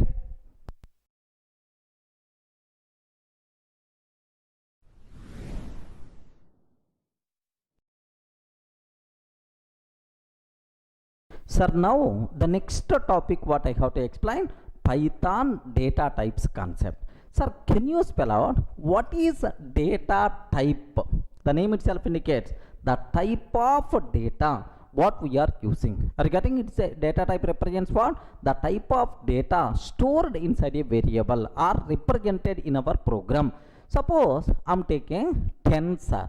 This 10 is what type? It is int type. Assume that it is int type, integral data type. Okay, not having any decimal point. Next 10.5 is what type? Something like float type. Float types are true. We are considering true is what type? Itself is what? Boolean type like. So the data types represent the type of data what we are using in our program. Clear for all of you, right? What is data type? Now the next point, very important point for the entire room, take a bit special care, sir. In C language or Java or C++, how to declare a variable? Just observe. If I can take in Java, sir. If you don't know Java also, don't worry, just listen. Int a is equal to 10 I am taking, sir. Sir, I am declaring a variable a, sir, with what value? 10. This a, can you please spell out what is the type? Anyone, can you please tell what is the type? Int type. Regarding int type I am declaring, it is int type, sir. So if I can take float f is equal to 10.5 f, okay, like we have to declare. So it may be C language or C++ or Java. Usually we can declare variables, okay, in this style. Sir, in Python, how you can declare this one? Very simple. A is equal to 10, sir. A is equal to 10, that's all. We are not required to declare the type explicitly. Remember that, okay? In Python, we are not required to declare the type explicitly. Just assign the value. So based on your provided value, the type will be considered automatically by the Python virtual machine. Now A is what type, sir? Of course it is int type. Inter type, sir. Where is the proof? I will show programmatically. Don't worry, sir. So in Python, we are not required to declare the type explicitly. Based on your provided value, automatically type will be considered. Such type of programming languages are called dynamically typed programming language. Are you getting what is this one, sir? Dynamically typed programming language. But in C language or Java or C++, compulsory we have to declare the type explicitly. That's why these languages are called statically typed languages, right? Are you getting? These languages are called what? Statically typed languages. But Python itself is a dynamically typed programming language. Is it clear for all of it? So A is equal to 10. Now I am taking type of A, sir. I want to know this A is what type. I want to know this A is what type, sir. This A is what type. If you want to know, type function is there which is provided by Python. By using that, automatically we can get what is the type of this variable, right? Of course it is the int type. Okay, well, sir, I am taking B is equal to true, sir. B is equal to true. Can you please tell B is what type? Respond. B is what type? Bool type, Boolean type. Are you getting? We are not required to specify type explicitly. The type will be considered automatically by the Python virtual machine. Now, if you can ask type of B, now it is what type, sir? Bool type. Remember this one, sir. So the most valuable important question for the interview room: what is the meaning of dynamically typed programming language? So in Python, while declaring variables, we are not required to specify type explicitly. Based on your provided value, type will be considered automatically. Such type of languages are called dynamically typed programming languages, right? Best example, Python. Even JavaScript also. Do you know JavaScript also? We are not required to specify the type explicitly. Automatically, based on the value, the type will be considered, sir. Sir, where is the proof for that? Okay, just observe a bit very carefully, sir. I'm taking here, let me open my Python editor, sir. Okay, Python console, Python console. Now, A is equal to 10, I'm taking. A is equal to 10. Sir, can you please observe type of A? A is equal to 10. What is the type of A? Sir, can you please observe that? What is the type of A, sir? Int type. Or again, type of A is int type. B is equal to 10.5. 10.5. Can you please spell out what is the type of B? Yes, what is the type of B, sir? Float type. Remember that. Next, sir, C is equal to true. I am taking, sir. What is the type of C? If you consider Bool type, right? Okay, that's all. So, is it clear for all of you, right? What is the meaning of dynamically typed programming language? We are not required to declare the type explicitly. Based on our provided value, type will be considered automatically. This type of nature is called dynamically typed programming language. What is about C language? C++, Java. These languages are statically typed. Compulsory. We have to specify type explicitly. But in Python, we are not required to specify type explicitly. Dynamically typed. So best example, sir, Python, JavaScript. These are best examples for dynamically typed programming language. Clear, right? Now I have one small doubt, sir. I have two statements are there. Can you please spell out among these two which statement is correct? In Python, type concept is not applicable. Okay, in Python, type concept is not applicable. Just I am taking, this is the first statement, right? Second statement I am taking, in Python, type concept is available. Type concept is available, but we are not required to declare. We are not required to declare explicitly. We are not required to declare explicitly. Are you getting? Explicitly. Okay. Can you please confirm among these two which statement is the correct? Is the type concept not available in Python? In Python, type concept is available, but we are not required to declare type explicitly. The type will be considered automatically based on provided value, which is nothing but what? Dynamically typed programming language nature. Clear for all, right? Most valuable important point, what is dynamically typed? Can you please give an example? Which languages are dynamically typed? You should be in a position to answer. Okay, well, now I will explain what are various available data types in Python, inbuilt data types present inside Python. So do you know, can you spell out some data types, whatever you know?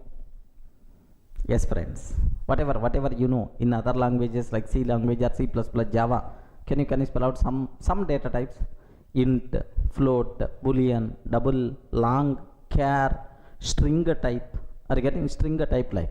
So in Python, some data types may not available. Okay, some data types may not available. Some extra data types may be present. Okay, like, sir, what are various inbuilt data types present inside Python? Observe very carefully, sir. So int is available. Okay, the first type itself is what?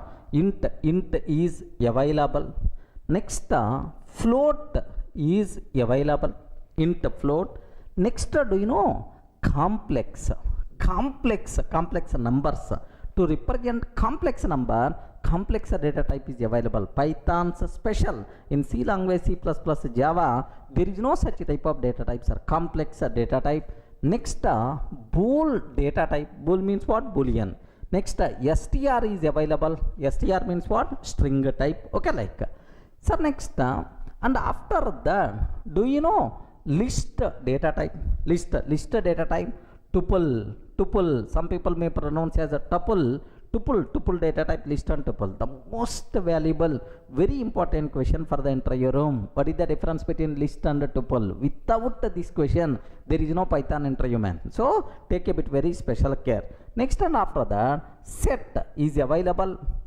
Next, frozen set. Okay, set, frozen set. Next, dict concept. Dict means what? Dictionary like. Sir, next, sir, do you know bytes type? Bytes type. Next, byte array. Bytes type.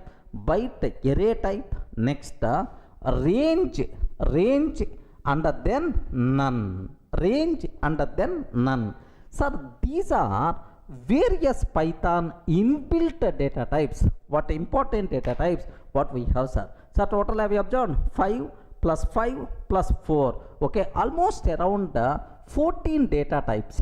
We have to discuss a bit in detail. Okay, almost around a few hours I will spend, sir, on these data types. First basic idea, so that you people can get much clarity, sir. Sir, can you please spell out what are various data types present inside Python? Okay, int, float, complex, bool and string. Boolean, string type. Next, list, tuple, set, frozen set, dictionary. Dict means what? Dictionary. Next, bytes, byte array, range, none. These are the things.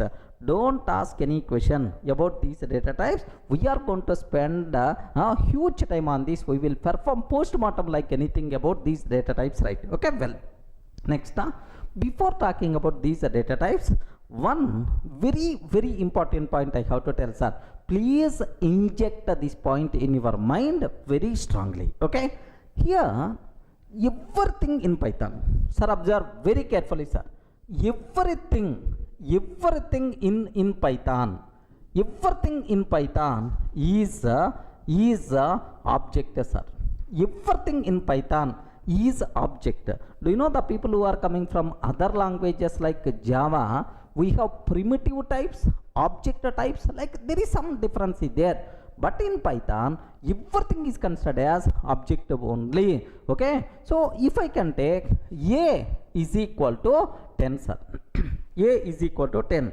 Do you know this 10 is an object? This 10 itself is an object. Do you know here you have to keep in your mind A is the reference variable pointing to this int object. Sir, what is the value represented by this int object is 10, sir. What the value represented by this int object itself is 10. Remember this one. So a is equal to 10 means sir a is internally itself is an object. Sir, not only this one, Boolean value, string value, everything in Python itself is an object only. Remember, please inject this point in your mind very strongly. Okay, well, next sir, a is 10. What is the type of a? How you can find the type of a? We covered already. Can you please spell out which inbuilt function we have to use? Type itself is inbuilt function, Python's inbuilt function to know the type of a. Okay, well, next once it is an object in the memory, in the Python virtual machine memory, where this object will be stored? What is the address? What is the address of this object? If you want to know address of object, then we have to use id function. What is the function we have to use? Can you spell out, sir? id function, id of a. What is the address of this object, right? Next I want to print the value of a. Can you please spell out what is the value of a? 10. Can you please print the value of a? Then we require to go for print of a. So the most commonly used Python inbuilt functions are type function, id function, and then what? Print function. To know the type of a variable, type functions are. To know address of the object represented by a variable, sir, id is the function.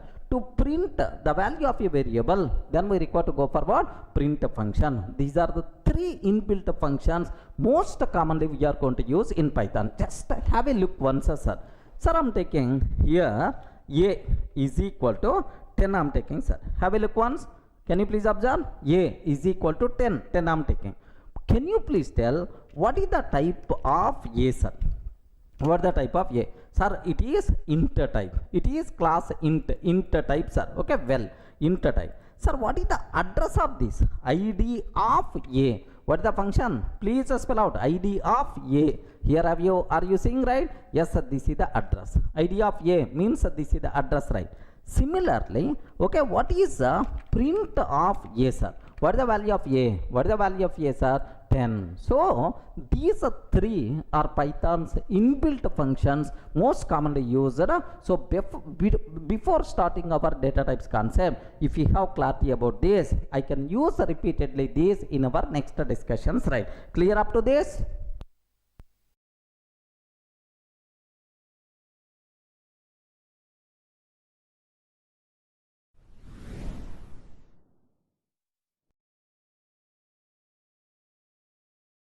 Now let me start the first data type. What we have to discuss is int data type, sir.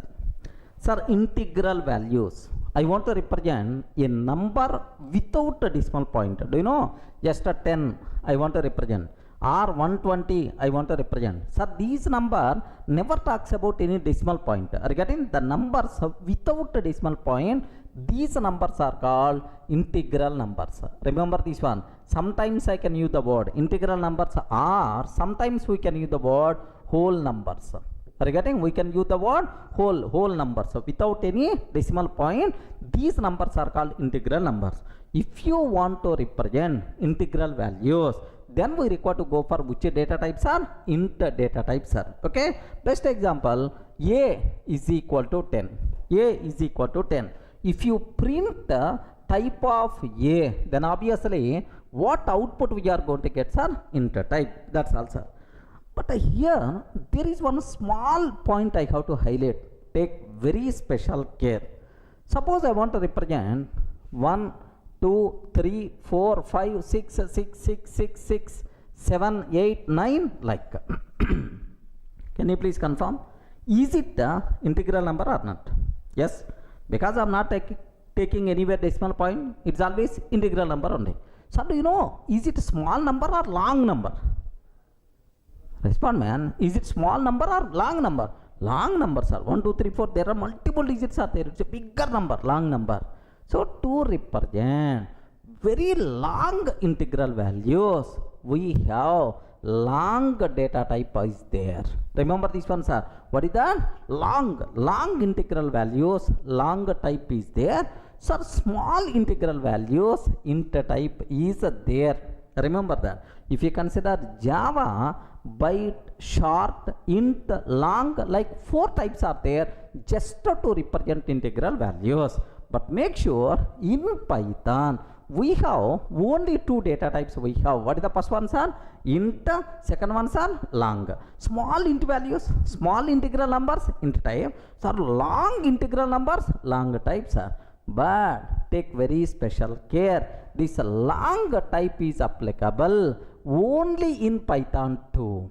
Are you getting? Only in the Python 2, but not in Python 3. Remember this one, sir, it's available only in Python 2, but not in Python 3. So which version we are discussing? Python 3 version. That's why in Python 3, long data type is not there. Even long values also we can represent by using which data types are? Int type only. I hope is clear for all of you, right? So maybe a chance to ask in the interview room, Hare, in Python, long data type is available or not? Yes, sir, long data type is available to represent long integral values.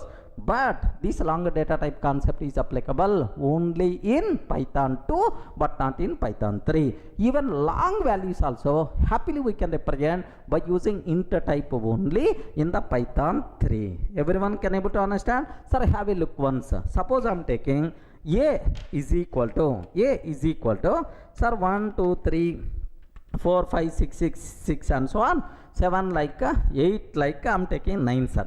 Wow, how big it is, man. So it is a long value. Have you observed, right? It is a long value, sir. Now I'm taking what is the type of a? What is the type of a? Because I'm using Python 3x. That's why, sir, type of a itself is what? Int type. There is no long data type in Python 3. It is applicable only in Python 2. Everyone can able to understand, right? So maybe a chance to ask long versus int like this, right? Next, sir, to represent int value, what are various possible ways are there in Python, sir? So we can represent integral values by using 4 ways.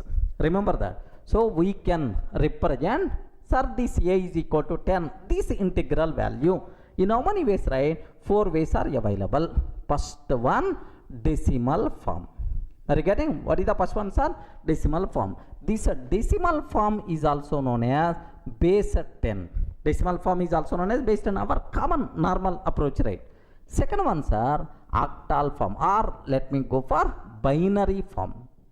Okay, binary form. Binary form is nothing but base 2, sir. We can represent by using binary form, which is nothing but base 2. Next, third one, sir, octal form. Okay, octal form itself is base 8. Octal number system itself is base 8.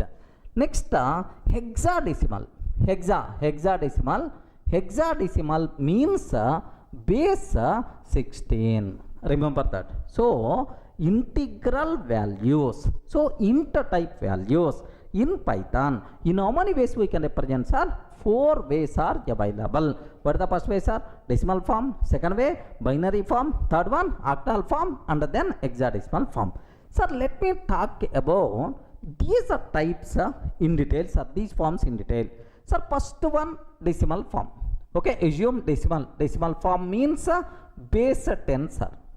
In base 10, do you know this is the default number system what we are using? We are always going to talk about numbers with respect to base 10 only. Okay, base 10 is the default number system, right?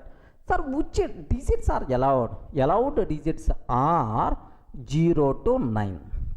Allowed digits are what? 0 to 9. Suppose I am taking a is equal to 123. Acceptable. A is equal to 986. Acceptable. Like this, right? Okay. 0 to 9. Any digit is allowed. This is the default number system. Not required to discuss much more about this one, sir. Sir, now the same integral value you can represent by using binary form also. Are you getting? By using binary form also we can represent, sir. Binary means what? Base 2. Sir, in base 2, what are the allowed values? Can you please spell out in base 2 what are the allowed values? Zeros and ones. Regarding what are the allowed values, right? Zeros and ones. That's why, do you know? So allowed digits are 0 and 1. Remember, 0 and 1. Okay, like suppose I'm taking A is equal to, listen carefully, very important point. A is equal to 1 1 1 1. I'm taking a number. Can you please confirm? Is it a binary number or not? Respond, friends. Is it binary number or not? Yes, sir, it's a binary number only because you are using zeros and ones. Only ones binary number. Now I'm taking print of A, or what is the A value like? Sir, please take a bit very special care. If I consider like this, it is not treated as binary number. What is the reason for that is, by default, every number is always going to consider decimal only, but not binary, sir. Okay, that is the default number system is based on. That's why its value is considered as 1111. Like that, it is going to be considered. It never going to consider as binary value 1111. Remember this, sir. Sir, now I have to convey. Array, can you please consider this one as the binary value? Please consider this one as the binary value. Like how you can specify? Very, very simple, sir. If this number prefixed with 0 small b or 0 capital B. If any number prefixed with 0 small b or 0 capital B, this number is considered as what? Binary number. Now A is equal to 0b 1111. Now then only it is considered as binary number. Have you observed, right? By default, even you are taking 1111 also, it is treated as what? It is treated as what? Decimal only. By default, base 10 only. I want to specify, hey, Python virtual machine, please consider it is a binary number. How you can specify explicitly? Okay, 0b, either small b or capital B, no problem at all. Now you can print yes, sir. Can you please print a value? Very simple. What is the output you are going to get? This is the binary number, right? This is the binary number. This is a binary number converting into decimal. That decimal value we are going to get. So you have the choice. You can represent values either by decimal or binary or hexadecimal or octal. But Python virtual machine is always going to provide value only in decimal form. Remember that. So only in the decimal form means 1111. Binary number 1111. Can you please convert to decimal, sir? At your childhood, in your mathematics somewhere you may heard 2 power 0 into 2 power 1, 2 square, 2 cube, like 1 into 2 cube 8 plus 1 into 2 square 4 plus 1 into 2 power 2 2, 1 into 2 power 0 1. Sir, what about its value, sir? 15. Now what output we are going to get, sir? 15 is the answer we are going to get. So clear for all of you, right? About binary number system. In binary, base 2 allowed digits are 0 and 1. Remember that, 0 and 1. Next, literal value compulsory should be prefixed with either 0 small b or 0 capital B. Clear, right? That's all. This is what you should aware. Now let me go for that. Have a look once, sir. Sir, I'm taking A is equal to 1111. Like this I'm taking, sir. A is equal to 1111. Print of A, sir. Can you please confirm? Is it treated as the decimal or is it treated as the binary? Sir, it is the decimal, means that it is the base 10 only. The value 1111. If you want, have a look once. What answer we are getting, sir? 1111. Direct decimal value only, right? So I'm taking A is equal to, can you please confirm how I can consider this number is the binary number? Compulsory should be prefixed with what? 0 small b or 0 capital B. Okay, like now I'm taking 0 sir, capital B. Anyway, small b or capital B, 1111. Like this I'm taking, sir. Can you please print of A? Now equivalent decimal value 15 we are going to get. I hope the terminology is very clear for you people, right? So in how many ways we can represent integral value? 4 ways, right? What the first one? Decimal, binary. decimal default number system. Allow digits are 0 to 9. We are not required to do anything. Next, binary base 2 sir, 0 and 1 only allow digit, but compulsory literal value should be prefixed with 0 small b or 0 capital B. Any doubt? Everything is clear for all of you, right? Sir, now the next form, third one, octal form. Okay, remember octal form, sir. Sir, what is the octal form? Base 8. Observe carefully, base 8. Sir, allowed digits are 0 to 7. So, which digits are allowed in the octal base 8 number system is 0 to 7, sir. Compulsory literal value should starts with the 0 small o or 0 capital O. Remember this one, sir, not 0 0. 0 small o or 0 capital O. If the number starts with 0 small o or 0 capital O, this number is always treated as octal number. Remember, suppose A is equal to 0 small o, 0 small o or capital O, anything you can take. Sir, now 1, 2, 3 I'm taking. Yes, perfectly, it is octal number. If I print the value of A, what is the answer we are going to get? I told already, Python virtual machine always provide in which formats are decimal only. Convert this octal number into decimal, sir. How to convert octal to decimal? At our childhood we covered already, we discussed already, right, in our school days. Okay, now 3, 8 power 0, 8 power 1, 8 square. So 1 into 8 square means 64. 2 into 8 means sir 16. 3 into 8 power 0 means 8 power 0 is 1. 3 into 1 means 3. Okay, 64 plus 16, 80. 80 plus 3, its value will become 83. That's all. Perfectly, sir, it is treated as octal number. If I print the value we are going to get is 83. Have a look once. Can you please consider? A is equal to 0 0 O. It may be small o or capital O. 1, 2, 3 I'm taking, sir. Perfect. Now can you please print off A? If I take print of A, what the answer we are getting, sir? 83. Okay, well, sir, now I'm taking A is equal to 0 0. Here A is equal to 0 small o 786 I'm taking. Can you please tell, is it valid or invalid? 0 sir, O small o or capital O 786 I'm taking. Can you please tell, is it valid or invalid? Immediately Python virtual machine will give left and right. Array 0 followed by O means it is octal. Octal number 0 to 7 only allow digits. How you can take a digit 8? How you can take digit 8?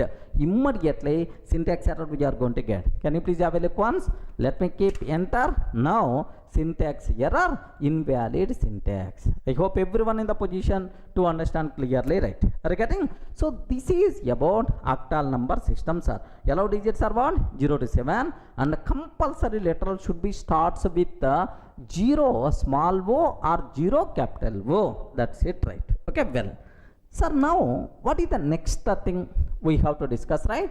Hexadecimal. Observe very carefully about this one, sir. So now hexadecimal. Can you please spell out hexadecimal? Hexadecimal means which base? Please respond. Hexadecimal means which base, right? Base 16. Base 16. Allowed digits are 0 to 9. 0 to 9, comma A to F.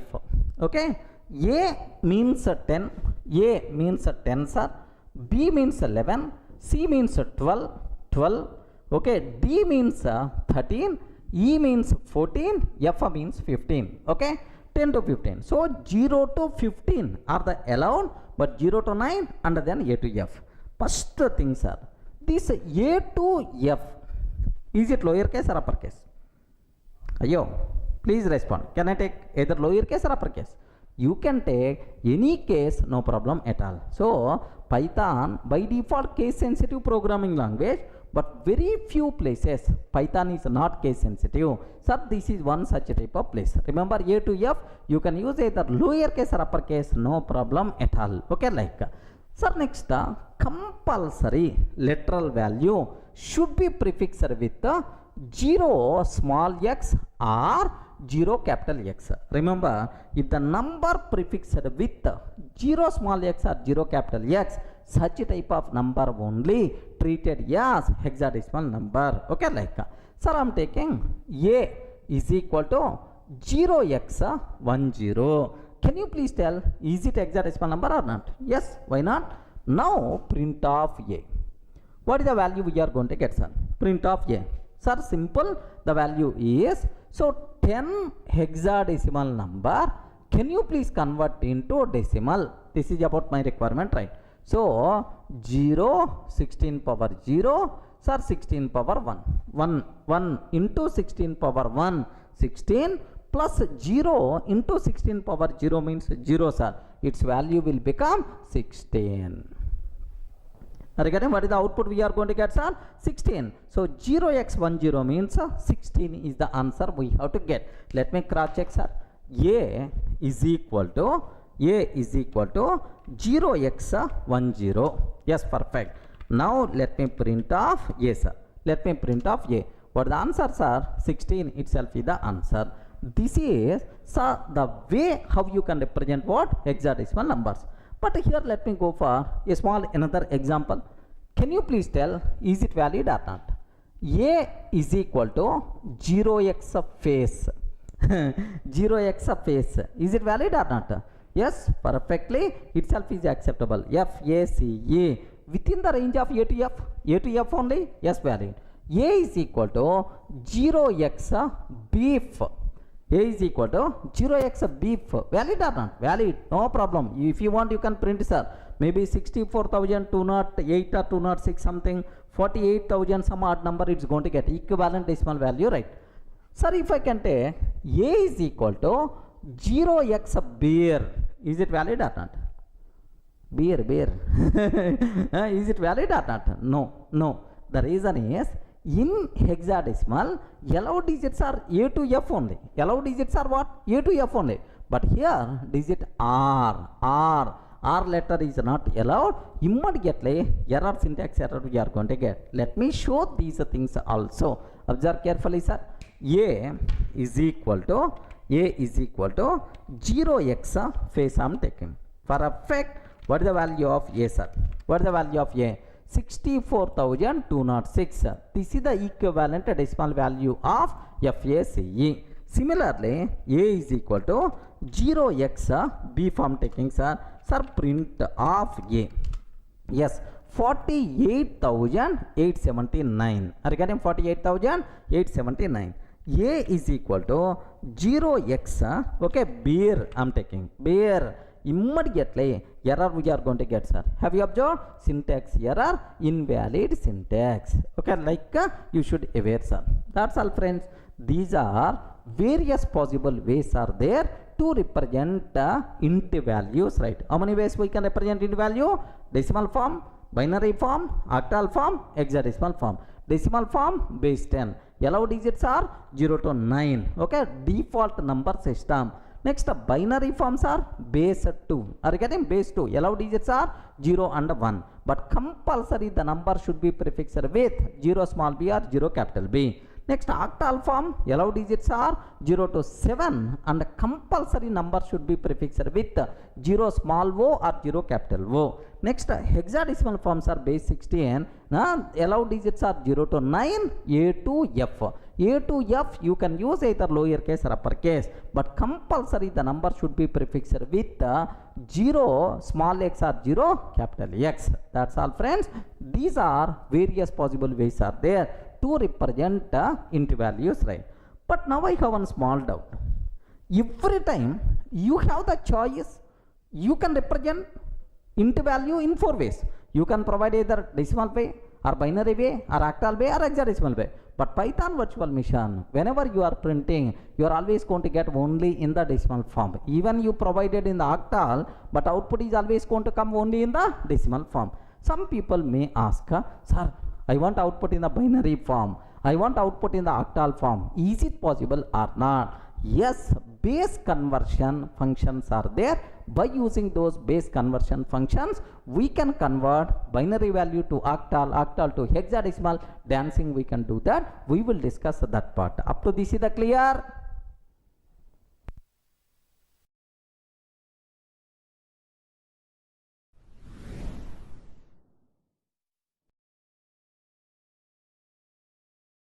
Hi friends, in the last videos we covered very clearly the basic introduction to data types and the first data type int. Sir, now I want to talk about how to convert integral value from one base to another base. Sir, I have binary value is there. I want to convert into octal value. I have octal value is there. I want to convert into hexadecimal value. So for these base conversions, Python provide there are three inbuilt functions. We require to discuss these base conversion functions. So what is our topic name, sir? Base conversion functions. Okay, sir, Python provide three inbuilt functions for these base conversions, right? The first function is bin function. Okay, binary function. Are you getting what is the function name? Bin. Second ones are octal, oct function, not octal, oct function. Third function is hexa function. Are you getting hexa to convert into hexadecimal number? So bin function can be used to convert from any other base to binary. Boss, I want to get binary representation for the given number. Then we require to go for bin. I want the octal representation for the given number, then we require to go for octal. I want hexadecimal representation for the given number, then I require to go for hexadecimal, right? So to convert from one base to another base, these are the three functions what we have. Now observe this one, sir. Sir, first let me go for bin function. Bin of, suppose I am providing, sir, just a 15, it is the decimal value. It is the decimal value. Now the corresponding binary representation we will get. Sir, what is the binary string for this? 0b. Of course, it's the binary 0b 1111. Okay, like, sir, how to convert 15 to binary? You know, at your childhood, I hope we discussed it, right? 15. Can you please convert into binary? Means 2 7 jar 1. Okay, 2 sir 2 3 jar 1. 1 is the remainder. 2 sir 1 1. So what is the value, sir? 1 1 1 1. This is the equivalent binary representation, sir.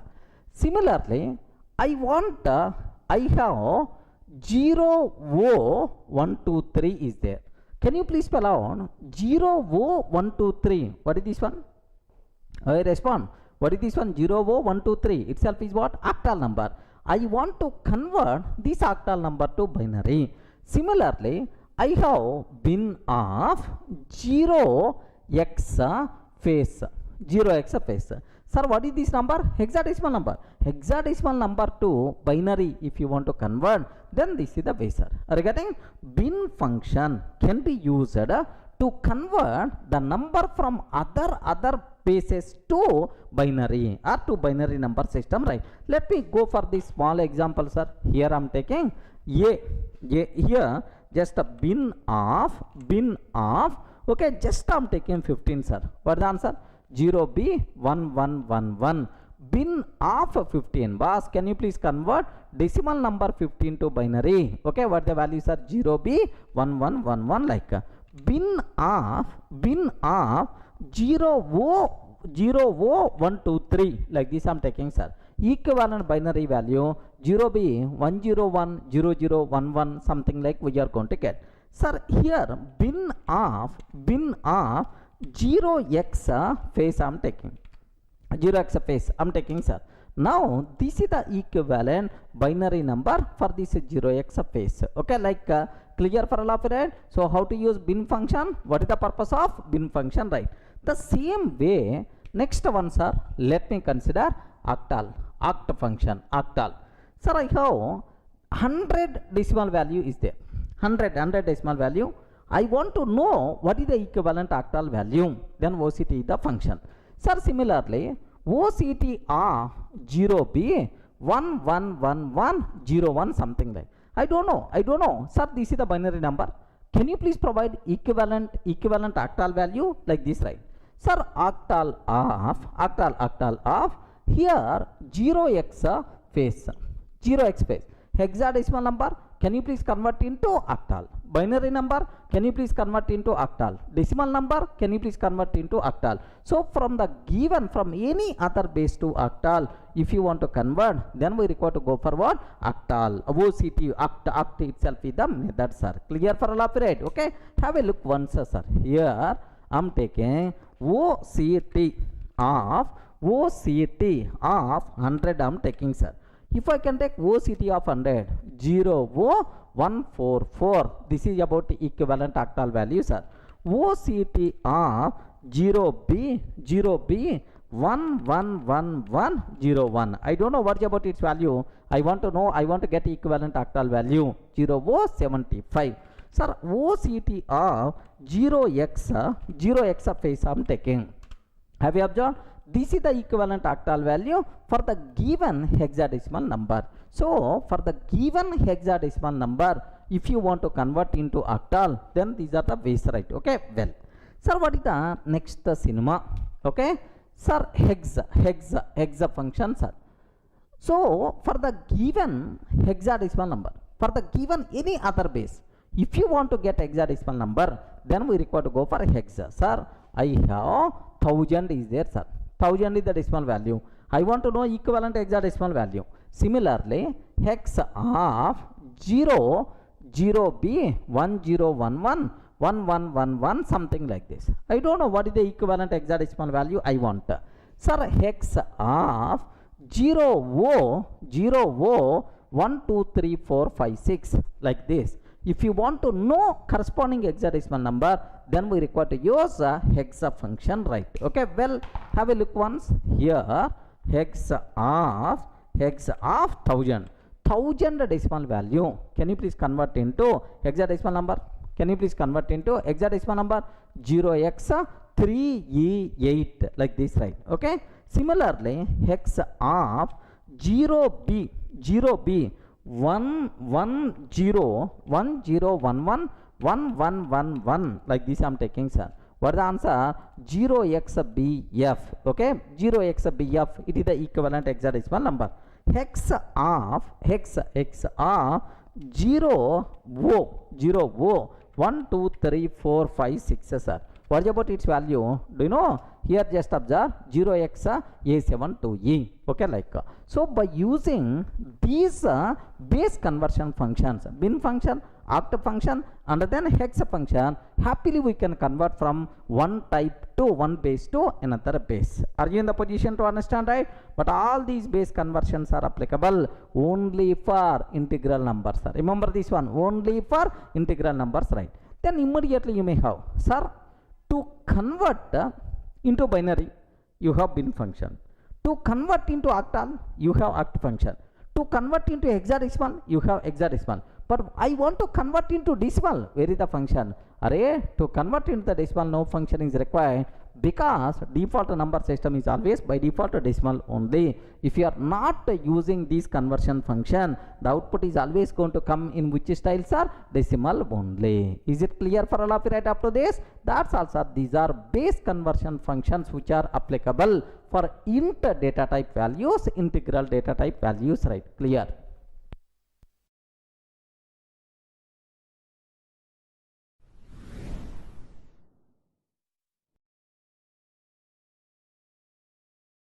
Hi friends, in the last videos we covered very clearly what is int data type, how you can represent integral values, what are various possible representations are there. Next, how to convert from one base to another base. Up to that it's very clear. Sir, now the next data type what we have to discuss is float data type, sir. Sir, now I have a number is there 123. It is the whole number, sir. Okay, 123 whole number without decimal point. Happily you can represent this by using int data type. Okay, well, suppose I want diesel price. Regarding I want a diesel price assume that 78.43, 78 rupees 43 paisa, assume that, sir. Sir, next dollar value in rupees, assume 70.12, assume that 70 rupees 12 paisa, 12 paisa like. Sir, how you can represent these values, the numbers with a decimal point?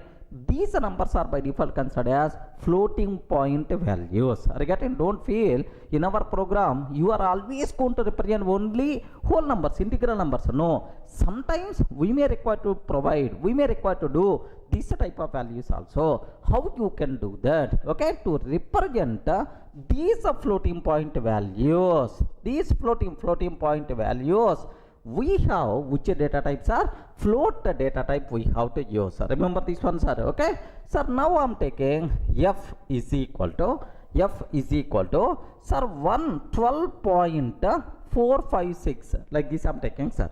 Can you please spell out what is the type of f? If I print type of f, now I will get what? Float. Observe, this is what types are. It is the float type like this, right? So what is the floating point number? A number with a decimal point is called floating point number. So to represent the floating point numbers, which data type we have in Python is the float data type, sir. Okay, have a look once, sir. Observe carefully here. If you are seeing, sir, f is equal to 1.234 like this I'm taking. Sir, what is the type of f? What the type of f? If I can ask a type of f is what types are? Float type. Just observe 1.234 float types are. To represent floating point values, we require to go for what? Float type. Okay, well, sir, here there is one very important point is there. Take a bit special care about this one, sir. Sir, you know, in the integral types, in the last video we covered very clearly in the integral types. Suppose I have a number is there, sir. 1, 2, 3 is there. By default it's the decimal.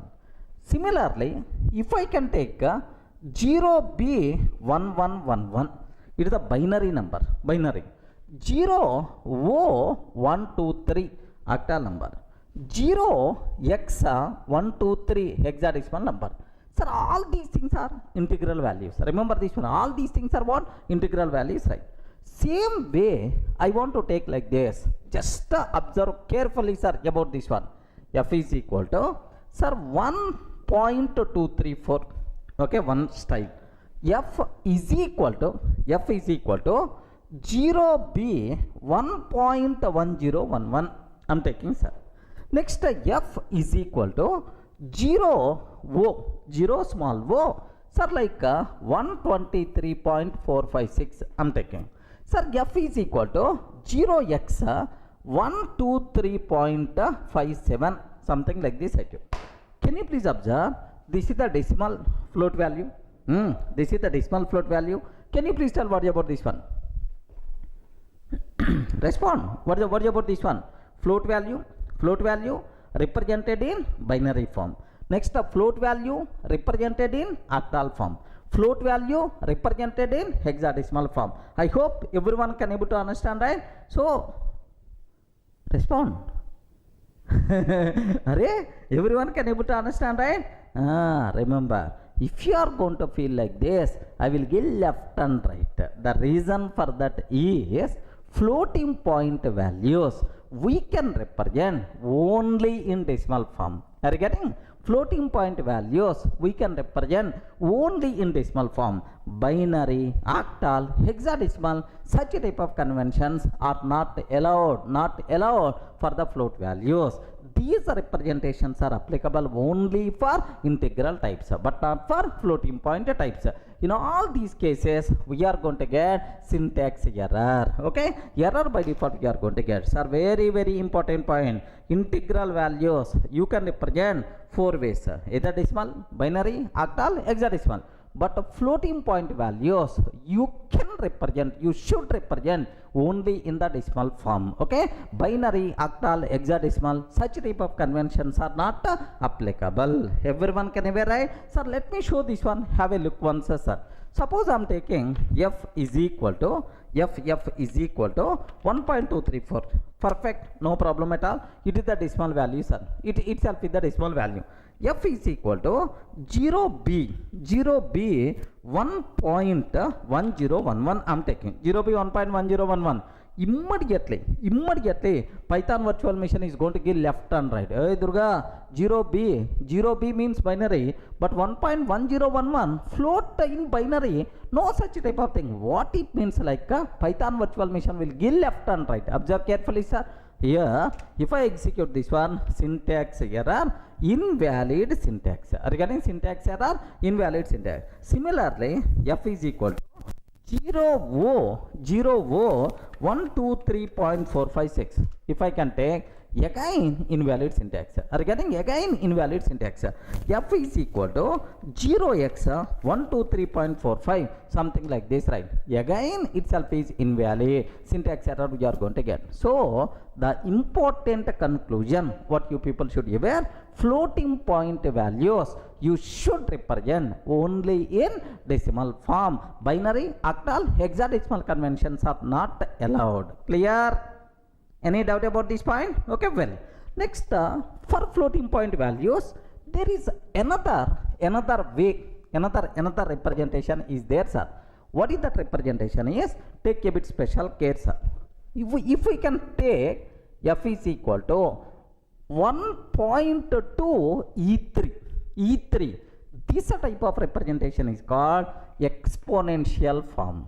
Are you getting? This type of representation is called exponential form or scientific notation.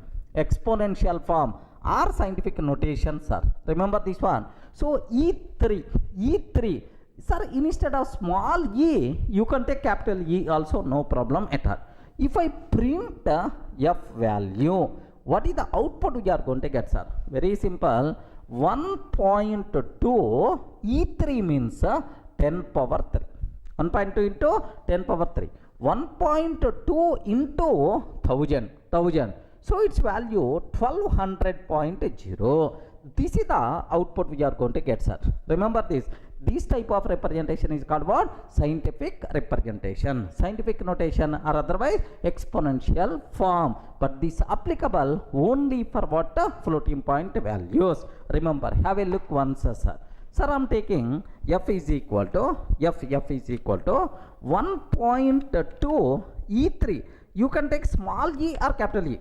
Either you can take small e or capital E. Happily, itself is acceptable. What about its values are 1200.0. Sir, let me take 1.2 E3, capital E3 I am taking, sir. If I can take f, then automatically 1200.0, like this we are going to get. This type of representation is called what? Scientific notation. So even floating point literal float values you can represent scientific notation also, no problem at all. Okay, well, so now what is the advantage of this representation, right? The biggest advantage is even big values also within the lesser space you can represent, sir. Bigger values within the lesser space you can represent. Suppose I have a number is there. Assume that 12, after 12 there are 10 zeros are there, sir. Okay, 10 zeros are there. Okay, like 10 zeros, 15 zeros are there, sir. 15 zeros are there. Wow, how bigger value this one? 0.0 is there, sir. Assume this is the 0.0 is there. After 12, 15 zeros are there, 0.0. Sir, once 0.0 is there, it is the float value. It is the float value, right? Now, what is the, I can represent in scientific notation very easily. Sir, very simple.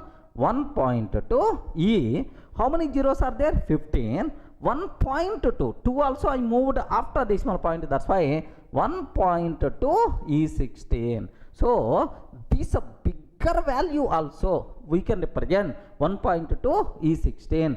That is the advantage of this scientific notation or exponential form. Everyone can aware within the lesser space you can represent big values also. That thing is applicable, sir. Sir, even in our calculators, if the value is too much lengthy but display size is very small, in that small space, how you can represent bigger values? Very simple, sir. We require to go for which one? Exponential representation. Observe our normal calculator. Have a look once, sir. Just a basic idea sake. Observe that. This is the normal calculator what we have.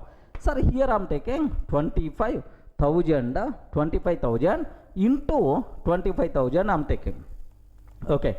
Like now, have you observed, right? Some 625 followed by some 6 zeros like we have. Okay, well, sir, now let me take sir into again that. Then automatically, do you know it is a bigger value? It is a bigger value, sir. What happened?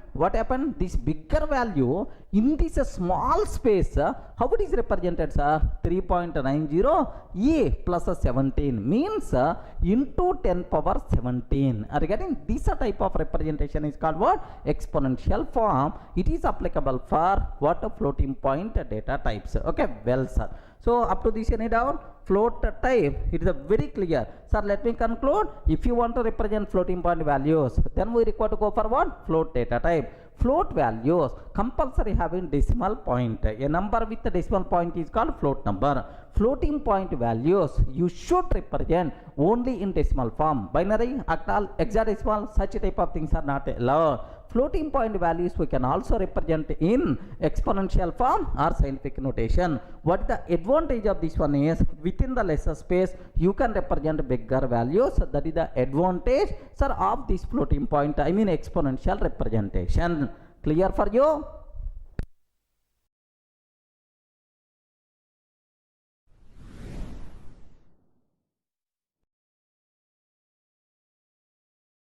Sir, in the last videos we covered int and float data type, right?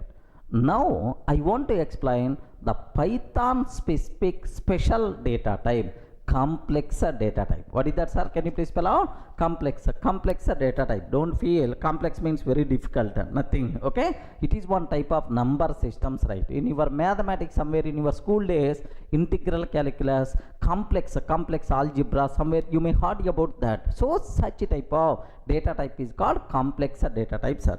So what is the specialty? Why Python having these data types, sir? If you want to develop scientific applications, mathematics based applications, electrical engineering applications, this complex data type is very, very helpful. But C language not having, C++ not having, Java not having, only Python has this type, right? That's why it's the specialty, special data type present inside Python. What is the data types are? Complex data type.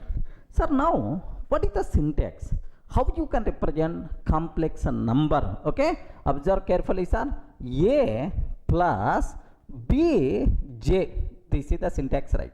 A plus bj, a complex number is of what form? How you can represent, sir? A plus bj. Sir, this A is called real part. This A is called real part. And this B is called imaginary part.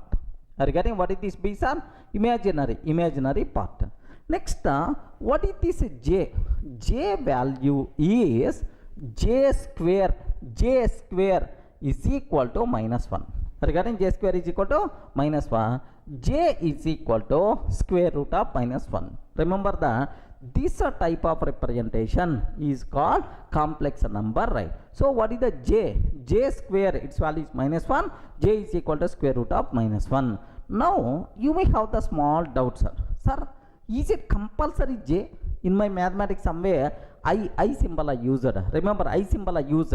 Is it compulsory J I have to use, right? Okay, mandatory, it should be J only. By mistake, if you are using any other symbol like I, immediately syntax error. Remember compulsory J. Sir, can I use uppercase J or lowercase J? No problem, any case you can use, but the symbol should be J only. Okay, like. Sir, now let me take x is equal to 10 plus 20j. I am taking, sir. Yes, it is a complex number. let me print type of x. Can you spell out what it is a type? Obviously, what is the types are? Complex type. The type itself is complex type, sir. Now have a look once. Here I am taking x is equal to 10 plus 20 j. Either small j you can take or capital J you can take, no problem at all, sir.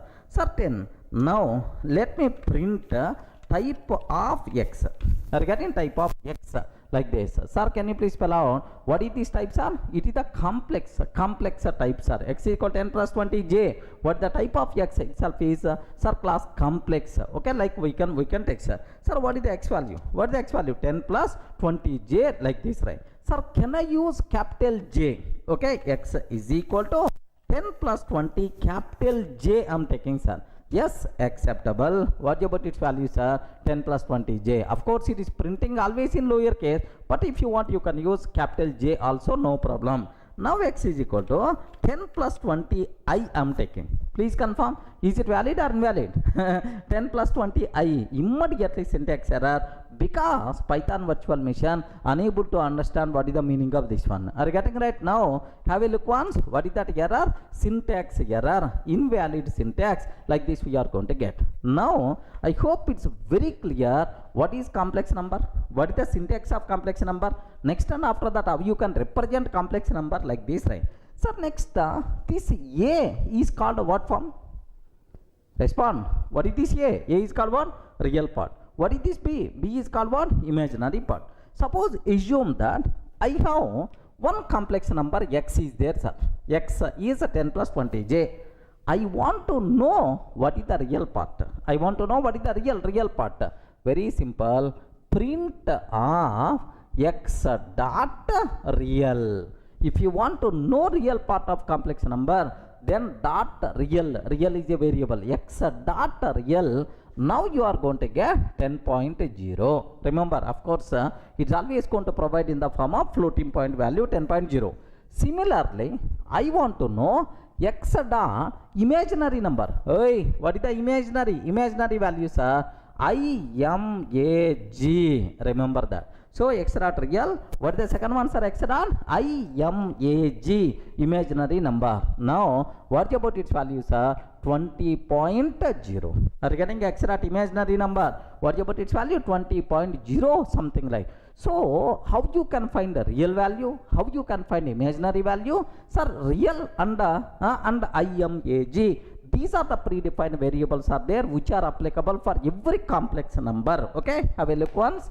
Sir, now I'm taking here, let me take, sir, x is equal to 10 plus 20 j I'm taking. Okay, well, sir, x dot real. What are the values, sir? X dot real. What is the answer? 10.0. X dot IMAG. Remember, don't tell imaginary. IMAG, image. Okay, like 20.0 we are going to get.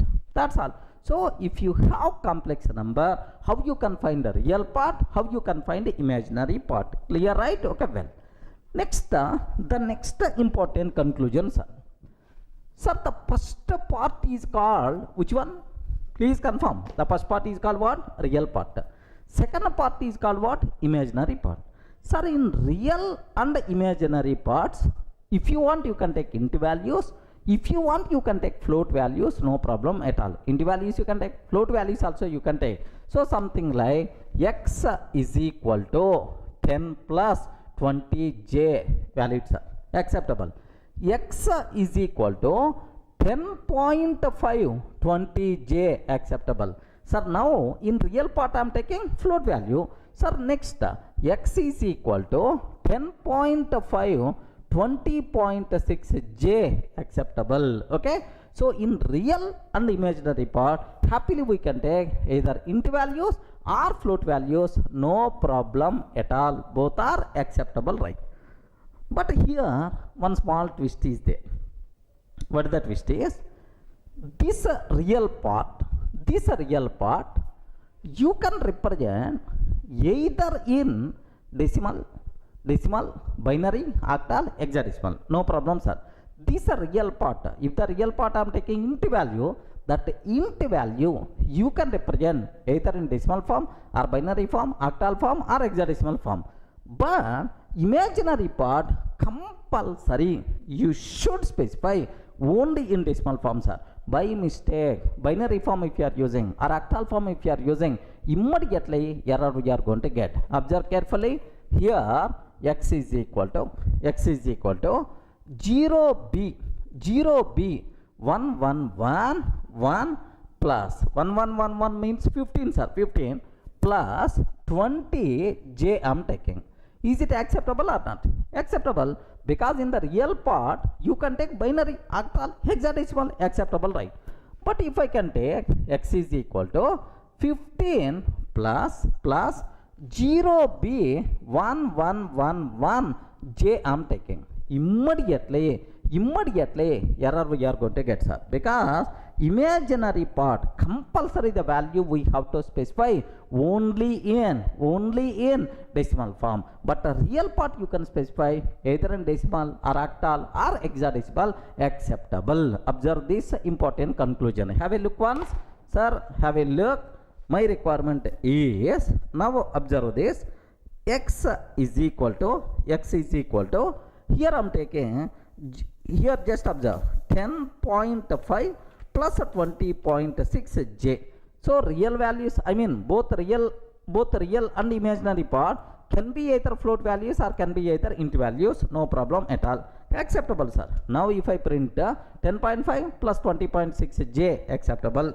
X is equal to 0b 1111 plus 20j I am taking. X is equal to 0b 1111 plus 20j I am taking, sir. Sir, now real part, if you want you can represent either binary, octal, hexadecimal, but imaginary part should be only in the decimal form. Correct, right? Have a look once, sir. Here observe, it is acceptable. What is the x values are? 0b1111 means 15 plus 20j, acceptable. Now I am taking x is equal to 15 plus 0b1111 j I am taking. Immediately error we are going to get, because imaginary part we should not use sir any other form except decimal. Remember that compulsory we have to use only decimal form. So immediately we are getting what? Syntax error, invalid syntax. Any doubt about this one? I hope everyone in the position to understand clearly, right? What is the meaning of, sir, like how you can represent? Okay, like, sir, next one more point, sir.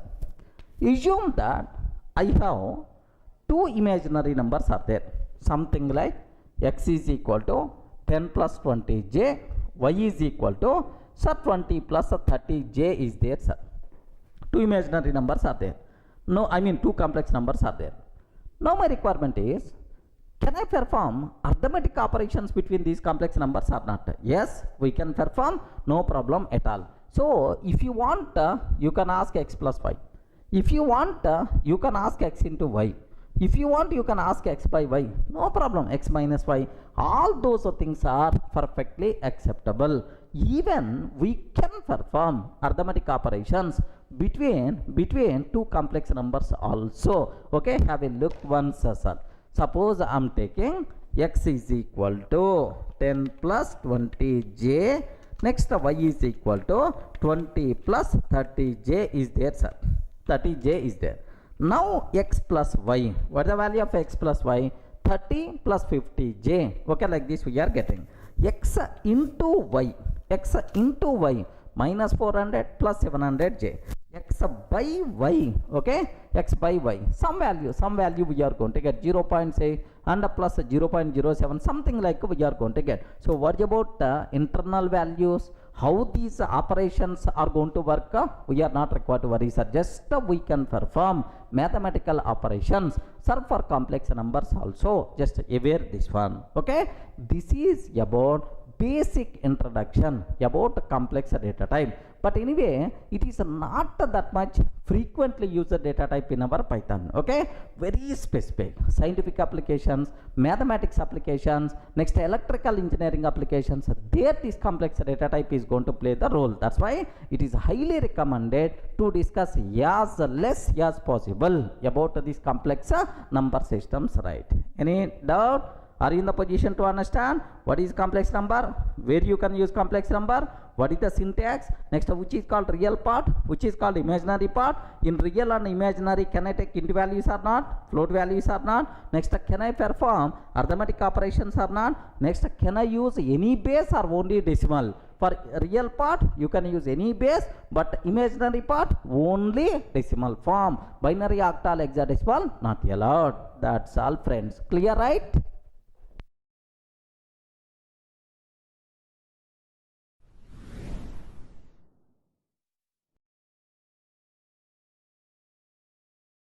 Sir, up to this we covered about int data type, float, and then complex. The next easy data type what we have to discuss is bool. Bool data types are bool means what? Boolean data type. Okay, I want to represent logical values, true, false, yes, no. Is this list is empty or not? So is employee salary is 0 or not, or is it 10,000 or not, something like. I want to check yes or no, yes or no, true or false, to represent logical values. Then we require to go for what? Bool data type. Remember this. Next, do you know the only allowed values for Boolean data type are true and false? Are you getting? True and false, only allowed values, right? Best example, here also there is a small twist is there. Can you please tell, is it allowed value for Boolean data type or not? Please confirm, true and false. These are allowed values for a Boolean data type or not? Respond, man. Why you are silent? Is it allowed or not allowed? True or false? Is it allowed values for the Boolean data type or not? Yes. The people who are telling yes, I will give left and right. These are allowed values for Boolean data type in Java, in other languages, but not in Python. Remember this one. In Python, compulsory, sir, it should be true. Sir, T should be capital. Remember this one. Next, F should be capital. Okay. These are only allowed values for the Boolean data type in Python, sir. T should be uppercase, F should be uppercase. By mistake, small true, small false, immediately error we are going to get. What is this true? Name error. I'm not finding this name, like it's going to raise the error, sir. Just observe carefully, right? So now, sir, here B is equal to true, I'm taking. Yes, acceptable because capital, acceptable. Now, what is the type of B? Now, what is the type we are going to get, sir? Boolean. Okay, like just have a look once, sir. Sir, now I'm taking B is equal to small true, I'm taking. B is equal to small true, I'm taking. Can you please tell, is it valid or invalid? Invalid. Small t is not allowed. Compulsory in Python. True means capital T. False means capital F. Okay. Have a look once. What is that error I'm getting? Name error. Name true is not defined. My Python virtual machine unable to identify this name true. Name true is not defined. Like that we are going to get the error, sir. Okay, well. Sir, now B is equal to capital true, I'm taking. Yes, perfectly valid. What is the type of B, sir? What the type of B? It's always what types are? Bool type. So, terminology is very clear for you people, right? Okay, well. Sir, now I have A is equal to 10 is there. B is equal to 20 is there. Now, sir, C is equal to A greater than B. So, can you please check, is A greater than B or not? Is A greater than B or not? 10 greater than 20 or not? No. That's why, what is the output we are going to get? What is the value stored inside C? False. Let me print C value. Let me print a C value. Okay. What is the answer we are going to get, sir? False. Let me print type of C. Type of C. It is the Boolean type. So, the value is the false, it is what type, sir? Boolean type. Any doubt? Are you in the position to understand, right? So just observe carefully, right? Now A is equal to 10 I'm taking, B is equal to 20 I'm taking, C is equal to A greater than B, A greater than B. Now, sir, let me print the value of C, sir. What is the value of C? False. F should be capital, of course. Now, what is the type of C, sir? What the type of C? If I can take a class Bool, the type itself is nothing but what types are? Bool type. Now, it's a very clear for you people, right? Okay. Now I have one small doubt, sir, about this Boolean data type. One small doubt is there. Listen carefully, right? If I can ask, can you please print, okay, true plus true. What the answer? True plus true. What the answer? Next, print true minus false. What the answer? Ayyo, respond. Arithmetic operations I'm performing between two Boolean values. True plus true. True minus false. What answer we are going to get now? Why you are silent? What the answer we are going to get now? True plus true. True minus false. So very simple, sir.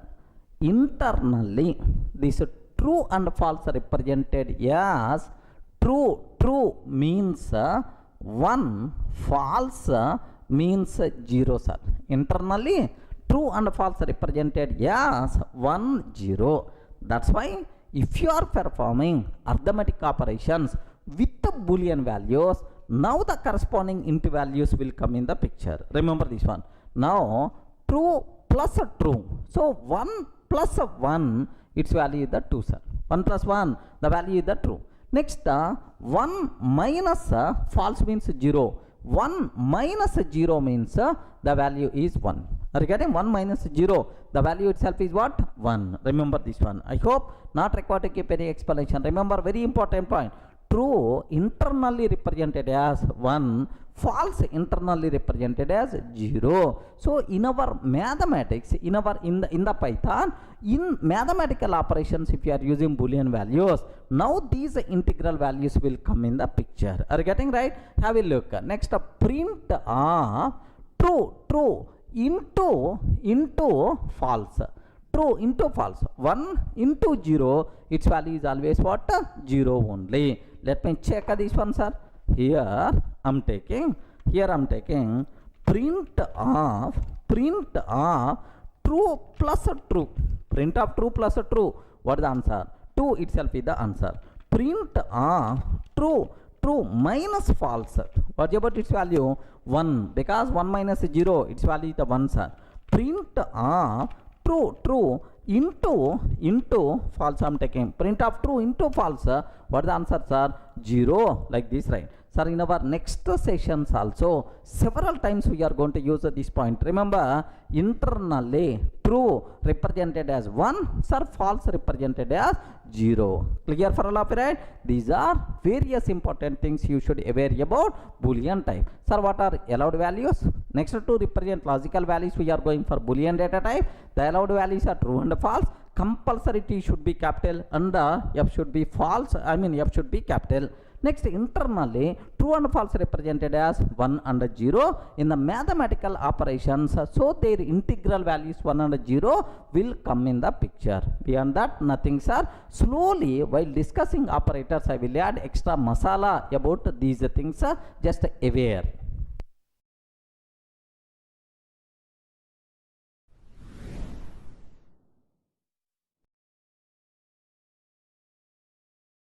Sir, up to this, we covered 4 data types. One is int, float, complex, bool. Now, the next data type, the most commonly used data type in Python, sir, not only in Python, in any programming language, string data type. Are you getting what is that, sir? str itself is the string data type. So, first one small point you should aware. Almost this string data type we are going to discuss around 3 to 4 hours as a separate topic in the next videos, right? But here the basic introduction about the string I want to discuss. Of course, as a separate topic we are going to discuss this. Don't worry, sir. Just let me go for plain, just a taste of string concept I want to introduce. Like, Sir, now what is string? Can you please spell out what is the string, sir? String itself is any sequence of characters. Any sequence of characters itself is treated as a string. Okay? Assume Durga is there, sir. It is a sequence of characters. A sequence of characters itself is a string.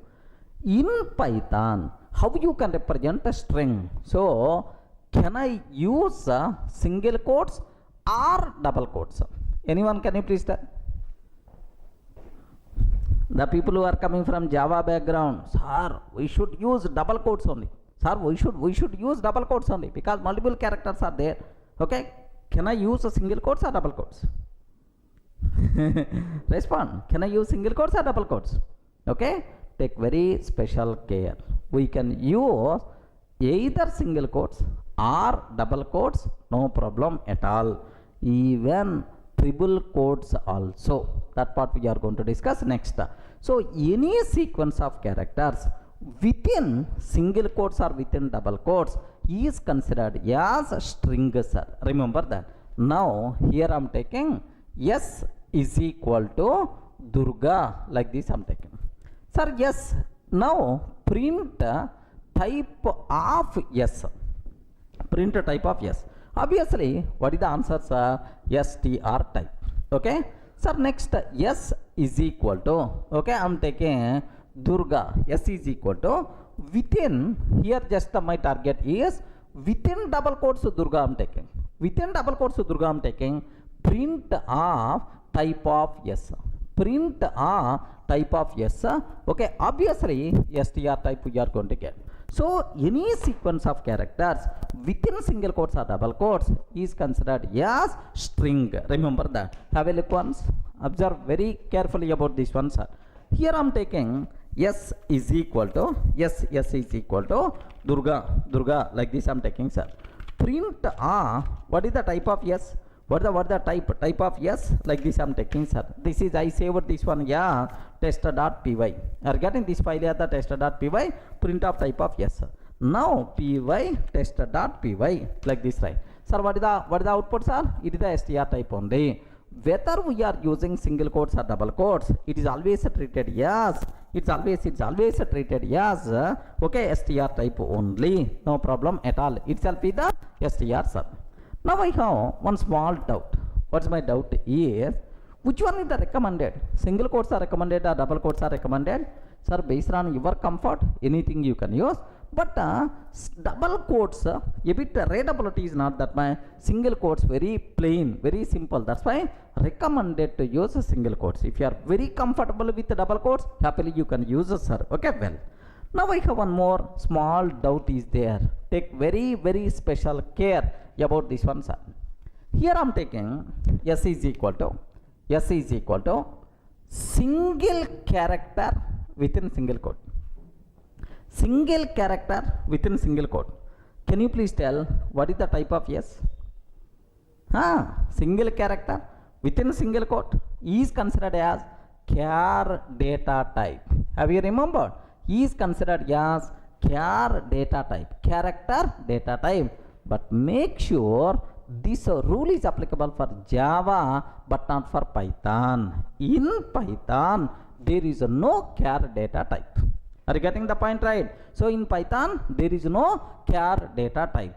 Even single character within single quote also, sir, it is treated as str only. So no character data type, character values also we can represent by using string type only in Python. Now if you want to print of type of S, print type of S, what the answers are? Again str you are going to get. Okay, have a look once. Now I am taking, sir, it is the single character within single quote. Are you getting single character within single quote? Sir, can you please print what is the value of S? What is the value of S and what is the type of S? What is the value of S? What is the type of S?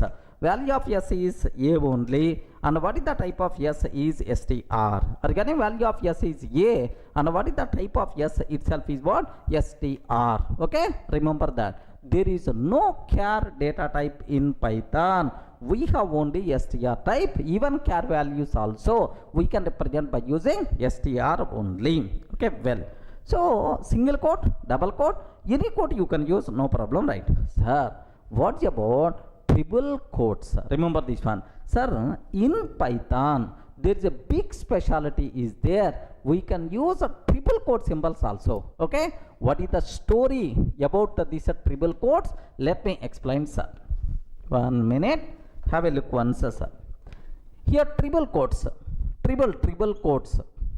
Sir, triple quotes means triple single quotes or triple double quotes. Okay, like you can take triple single quotes, sir. Okay, open and end. Or we can take triple double quotes. Triple double quotes, like sir, you can consider like this. Okay, it is also valid.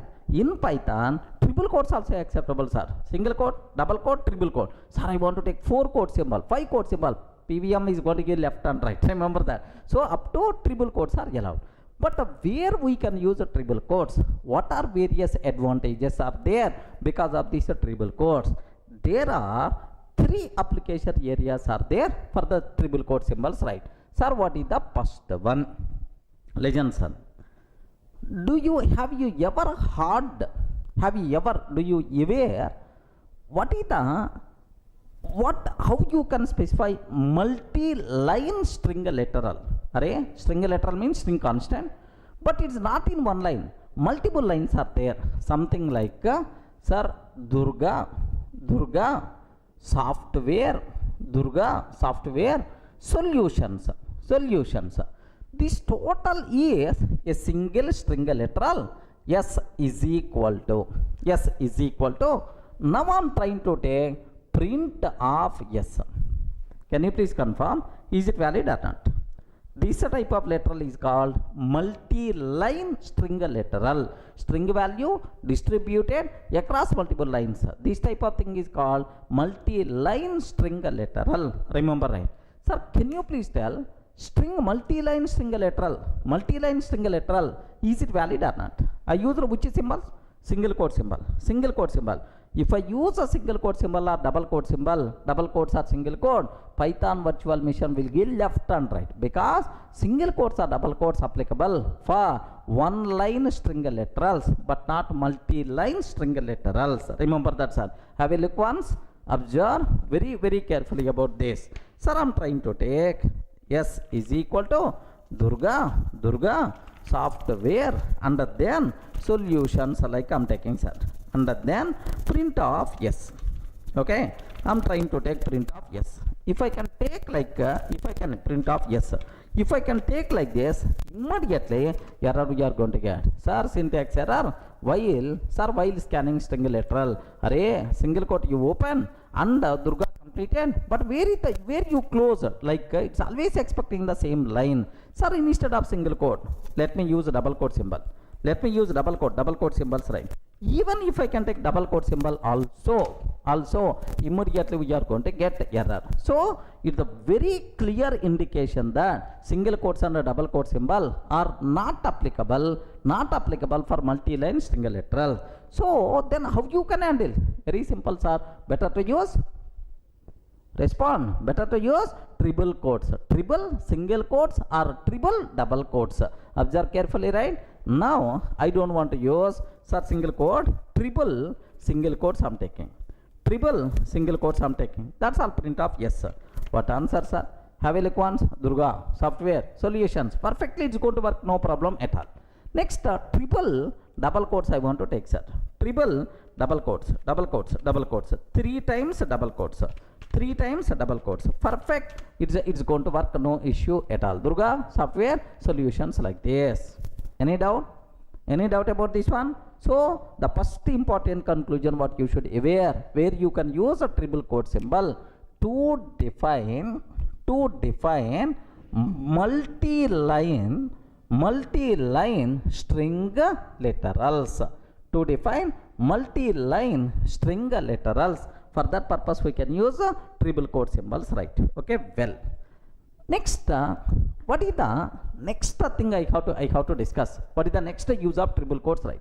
Very simple, sir. Listen a bit carefully about this one. Suppose I have one string is there, sir. Classes, class by Durga, class by Durga is very good, like this I am taking, sir. Class by Durga is very good. This is the string literal I have. So happily you can take s is equal to, like this you can take, no problem at all. Print of yes valid, sir. But my requirement is this Durga should come in the output within single quotes.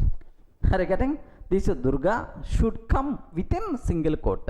So if string contain single quote symbol as the normal character, then what we have to do is, so we should not enclose this string within single quote.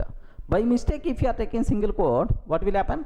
This single quote completed. This single quote completed.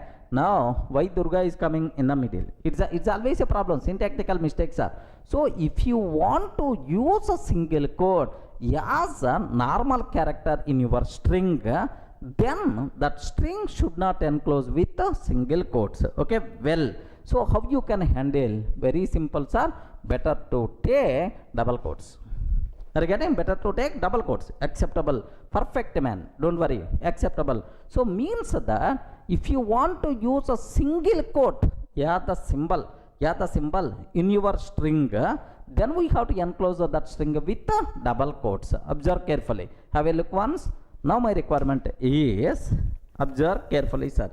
Here py s is equal to single quote I am taking. So class by Durga is very good, something like I am taking, sir. Have you observed? Here this total thing I am enclosing within single quotes only. Right? Now observe, syntax error, invalid syntax. Like this we are getting, sir. Now instead of single quote, if I use double quotes, instead of single quote, if I use double quotes, what will happen? Perfect. Let me print the value of yes. Yes, it is going to tell that, okay, Durga. It's going to tell that it is the Durga. No problem. Durga is coming within single quotes, right? Even here also, just let me take double quotes. Okay, class by Durga is very good. Something like I'm taking, sir, double quote. Now Durga I'm taking within single quotes. Acceptable. Now let me execute this code. Py test.py. Are you getting what is the output you are getting, sir? Durga is coming within single quotes. Acceptable. Same way, I want to use double quote symbol as a normal character in the string. Something like s is equal to class by Durga is very good. Class by Durga is very good. Now this Durga I want to take within double quotes. So if you want to use a double quote as a symbol, as a normal character in your string, you have to enclose that string with a single quote. Now it is acceptable, right? Okay. If you want to use a double quote, so enclose by using single quote. If you want to use single quote, enclose by using double quotes. Are you getting? Now have a look. Sir, I want to take here this Durga. I want to take double quotes. Okay. Durga should be within double quotes. So if I can enclose this one by using double quotes only, error we are going to get. Okay. Error we are getting syntax error, right? Now what I want to take is, now enclose by using single quote.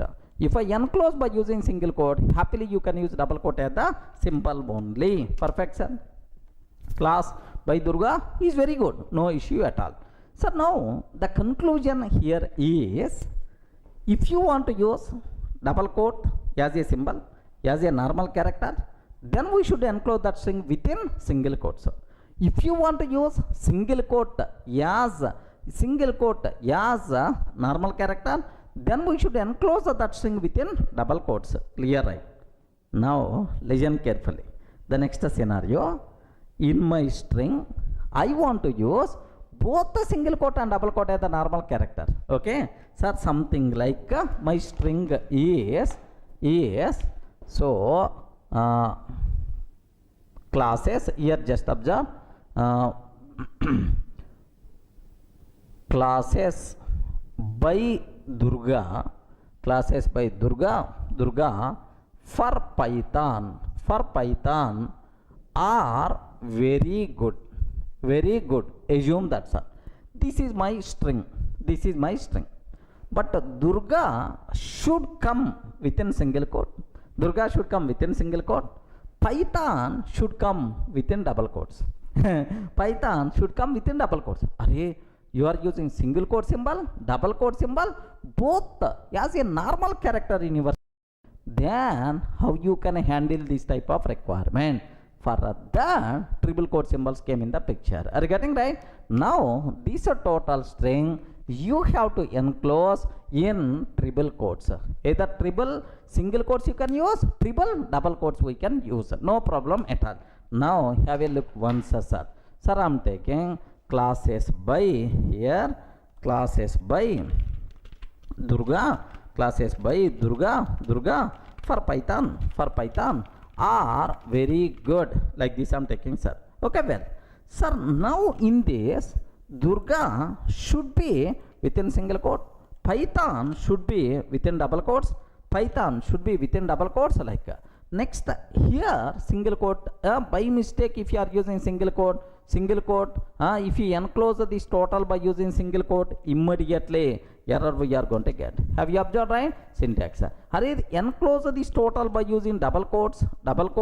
Yes, now you are going to get again error. Okay, but enclose this one by using triple quote symbol. Either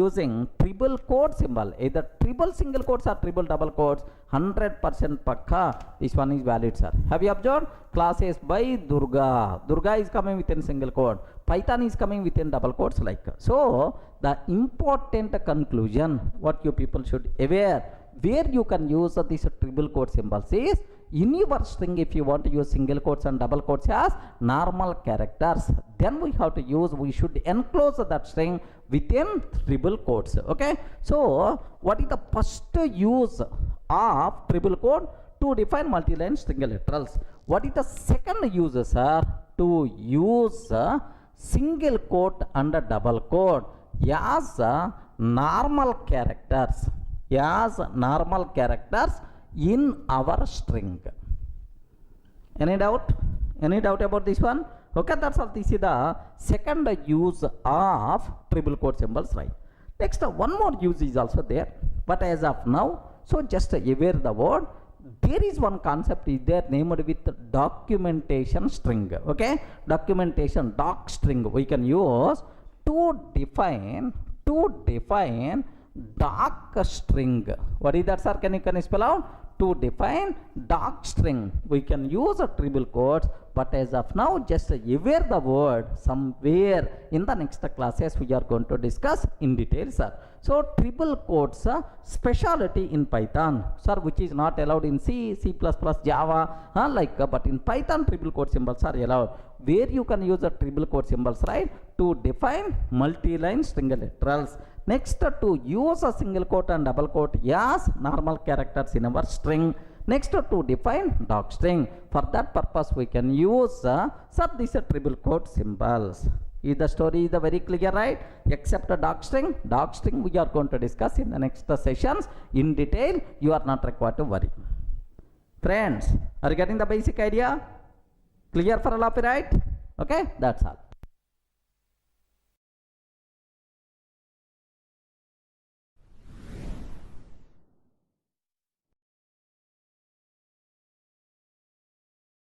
Sir, in the last video we covered what is a string, how you can represent a string by using single quotes, double quotes.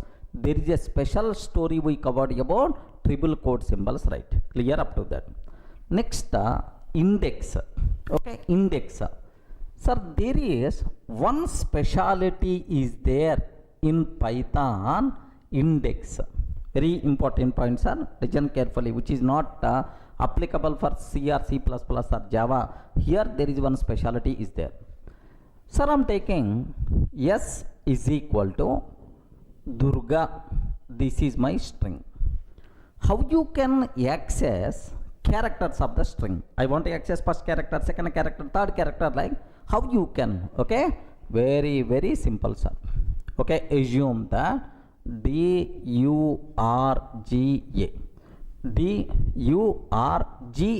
is there, Durga. Now, do you know we can access characters of the string by using index? Do you know, right? Index. Sir, what is the, sir, first, do you know what is the first character index? 0, sir. Erase and the string, everything is always 0 based index. 0, 1, 2, 3, 4. Like 0, 1, 2, 3, 4. Like this, right? Now, I'm trying to take print of S of 0. What is the answer? Respond, man. What is the answer we are going to get? S of 0. Which character locating at 0 index? Okay. D itself is the character locating at 0 index. Similarly, print of S of 3 I am taking, sir. Print of S of 3. Can you spell out which character is locating, sir? G itself is locating. Regarding G itself, at the third index, which character is there? G is there, sir. Okay, now print of S of 100 I am taking. Regarding S of 100 I am taking. For this S, what is the valid index? 0 to 4. 0 to 4 only. But 100 index is not there. Immediately, Python virtual machine will get left and right. Index error, string index out of range, like we are going to get index error. Regarding what is the error we are going to get, sir? Index error, like we are going to get. Okay, let me cross check, sir. Have a look once. Sir, I am taking very simple terminology. S is equal to Durga, like this, right? Now print S of 0. Next print S of 3 I am taking, sir. S of 3, like this I am taking. Now let me execute this code. Are you in the position? S of 0 means D, S of 3 means G, sir. Okay, let me cross check. D followed by G we are getting. Sir, now I want to ask S of 100. S of 100. Sir, 100 index is not available. Immediately we are going to get error. What is that error, sir? Have a look once. Sir, index error, string index out of range. Index error, string index out of range we are going to get. Okay, perfect, sir. Now, take very special care now. Observe carefully. Up to this we know the people who are coming from Java, C, C++, like everyone can aware up to this. Now the next discussion is the most valuable, sir. Have a look once. Sir, print of S of -1 I am taking. S of -1 I am taking. Please confirm. What answer we are going to get? S of -1 I am taking. What is the answer? Respond. Sir, where is the question of -1 index? Immediately we are going to get what? Index error. String index out of range, like we are going to get index error, right? No. That is the specialty of Python. Python provides support for both the positive index and negative index. Remember this one, sir. Positive index and negative index both are supported by Python, sir. Positive index means, okay, forward direction 0, starts with 0. Negative index means backward direction starts with -1. -1, -2, -3, -4, -5. This is the backward direction. Regarding right to left. So Python provides support for both the positive index and negative index. No problem at all. Itself is acceptable. Okay, like sir, now S of -1 means what is the answer? At -1 index, which character is there? A character is there. That's why you are going to get simply A, sir. Is it clear for all of you, right? Now I have one important question. Python provide support for both positive index and negative index? Yes or no? Yes, okay, but other languages can provide support only for positive index. Sir, next positive index starts with 0, from left to right go on. Negative index starts with -1, -1, -2, -3, -4, -5, from right to left. Clear for all of you, right? Let me cross check, sir. Now S of, here let me go for S of -1 I'm taking. S of -1. So last character, which is the last character, sir? Okay, A itself is the last character, right? Yes, perfect. A itself is the last character. Now S of -5. S of -5 means -1, -2, -3, -4, -5 means D, sir. D. Okay, like A, D. Sir, S of -6, sorry, -1 to -5 only valid index. -6 is not available. Immediately we are going to get what? Index error, string index out of range. Okay, so this is about the index story. Python provides support for both the positive index and negative index. Positive index means from left to right, negative index means right to left. Positive index starts from 0, negative index starts from what? -1. Okay, if you are trying to access string character of the string by using out of range index, then immediately we are going to get index error. Any doubt about this index? Clear for all of you, right?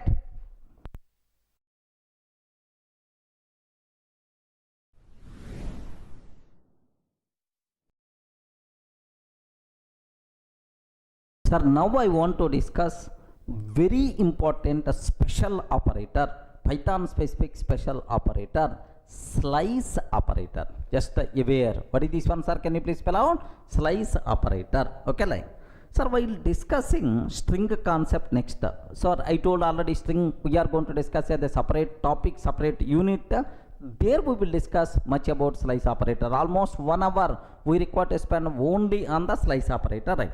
But now you people should be aware just a basic touch. Array, I know basic idea about slice operator. That feeling you have to get. For that, let me explain. Sir, first question, what is slice? Slice. What is the meaning of slice? Have you ever heard about slice? Suppose apple is there. If we cut apple into multiple pieces, each piece is called one slice. Okay, regarding one slice. Slice means what? A piece. Okay, a part of the apple, or getting a part of the Mosambik is by default considered as slice. 1 minute, have a look once, sir. In the Google, just aware, in the Google, apple, okay, apple slice image, like this I'm trying to type. Are you seeing right? Apple, okay, apple slice image, like this I'm trying to type, sir. Okay, now have a look once, what response we are going to get. Apple slice image. Okay, like if you consider this one, if you observe this, yes, have a look once. This is one slice. Regarding this itself is another slice. This is one slice. So in the apple, so we can cut apple into multiple slices. So each slice itself is nothing but what? One piece. One piece is called a slice. Clear, right? Forget. So this is general layman terminology. What is the slice? Sir, why apple? You are cutting into multiple slices. But what is Python slice operator? In the string, what is the meaning of slice? I have one string is there. Remember this. I have one string is there. I want to get part of that string. That part of the string is nothing but slice. How you can get that slice? By using slice operator. Remember, suppose I have one string is there, sir. Assume that S is equal to A, B, C, D, E, F, G, H, I, J, K, L, M, N, O, P, Q, R, S, T, U, V, W, X, Y, Z. Oh, thank God I remembered all alphabet symbols. Okay, like, sir, that's all. This is my string. Now my requirement is, sir, I want which character locating at 4th index, which character locating at 5th index. Simple, S of that index, automatically will get that. But now I don't want single character. I want a slice. I want one piece. Okay, like, sir, now my requirement is I want from third index to 0 1 0 1 2 3 third index to assume that third 4 5 6 7 7 index like 3 to 7 I want. Sir, I want this piece. I want this piece. This piece is nothing but this slice. So how you can get this substring, this part of this slice of the given string by using which operator, sir? Slice operator. Now terminology is very clear. What is the purpose of slice operator, right? So now how you can use, what is the syntax for slicing? Observe carefully, right? Sir, this is the very important. S of begin index colon end index. Are you getting? Begin index colon end index. So you have to specify from this begin to end. Can you please give the string? Can you please give the slice? Can you please give the part of the string like this? So returns substring, or otherwise slice return substring from begin index to can you please spell out, sir? From begin index to, array respond man, from begin index to array begin colon end, colon is there, begin colon end from begin index to begin index to, remember, end minus 1 index. Are you getting? Begin index to end minus 1 index. Okay, not end index. Even you specified end here, but it's always going to return begin index to end minus 1. Okay, like suppose I'm asking yes or 3 to 9. I'm asking yes or 3 to 9. So it returns the string from third index to n minus 1. n minus 1 means 9 minus 1. 9 minus 1 means 8. 3 to 8. Okay, all characters locating from third index to 8th index. That slice we are going to get, that part we are going to get. Are you getting? Third 3 4 5 6 7. Okay, 3 4 5 6 7 and then 8 means up to I you are going to get, sir. Let me cross check. Third index to 8th index. Observe carefully. Here I am taking, sir. Have a look once. Let me close. Let me open. Let me consider A B C D E F G H I J K L M N O P Q R S T U V W X Y Z. Like this I took, sir. Print of S of 3 to 9. Are you getting? 3 to 9. Observe the syntax of slice operator, sir. Okay, begin colon end. It returns a substring from begin index to end minus 1 index. This is the very important, sir. This word is the very important, end minus 1 index. So 3 to 9 minus 1 means 3 to 8. Okay, returns string from 3 to 8 index. N minus 1 means 8 index, right? So 3 means D, sir. D, E, F, G, H, I. Up to that it has to return. Let me cross check, sir. What is the answer we are going to get, sir? D, E, F, G, H, I. This is the syntax what you have to be aware. What is the meaning of slice operator, right? Are you in the position to understand? So how many arguments are there for the slice operator? Please respond. How many arguments are there for slice operator? 2 arguments. Begin and then end. Next, sir, from begin index to n minus 1 index. Just a basic idea only. Okay, aware that. Next, if you are not specifying begin index, begin index. If you are not specifying begin index, the default value for begin index is from the beginning. Remember this one, sir. The default value is 0. The default value for begin index is 0 from beginning of the string. If you are not specifying end index value, then it will consider until end of the string. Remember this one. If you are not specifying end index, then it will consider until end of the string. Clear, right? Now observe s of sir colon 9 I am taking. S of colon 9. Hurry, you didn't specify begin index value. If you are not specifying begin index value, then automatically starts from 0. Starts from 0, begin index and what? 0 to 8 you are going to get. Okay, 0 to n minus 1, 8. Suppose s of 3 colon I am taking, sir. 3 colon. Array, I didn't specify n index.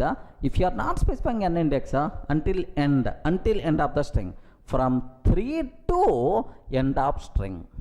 3 to end of string it is going to consider. Regarding 3 to end of string it is going to consider, sir. Let me cross check. Have a look once, sir. Suppose I am taking s of 1 minute, sir. From the editor it is very easy to check. Okay. Now let me go for s is equal to like same thing. S of 3 colon 9. Okay, what the answer? D, E, F, G, H, I. S of colon 9 I am taking, sir. So you are not specifying begin index. Default value for begin index is 0. It is going to consider from beginning to I. So beginning to I it is going to consider, sir. So begin to n minus 1. Then A, B, C, D, E, F, G, H, I. Similarly, s of okay 3 colon like this I am taking.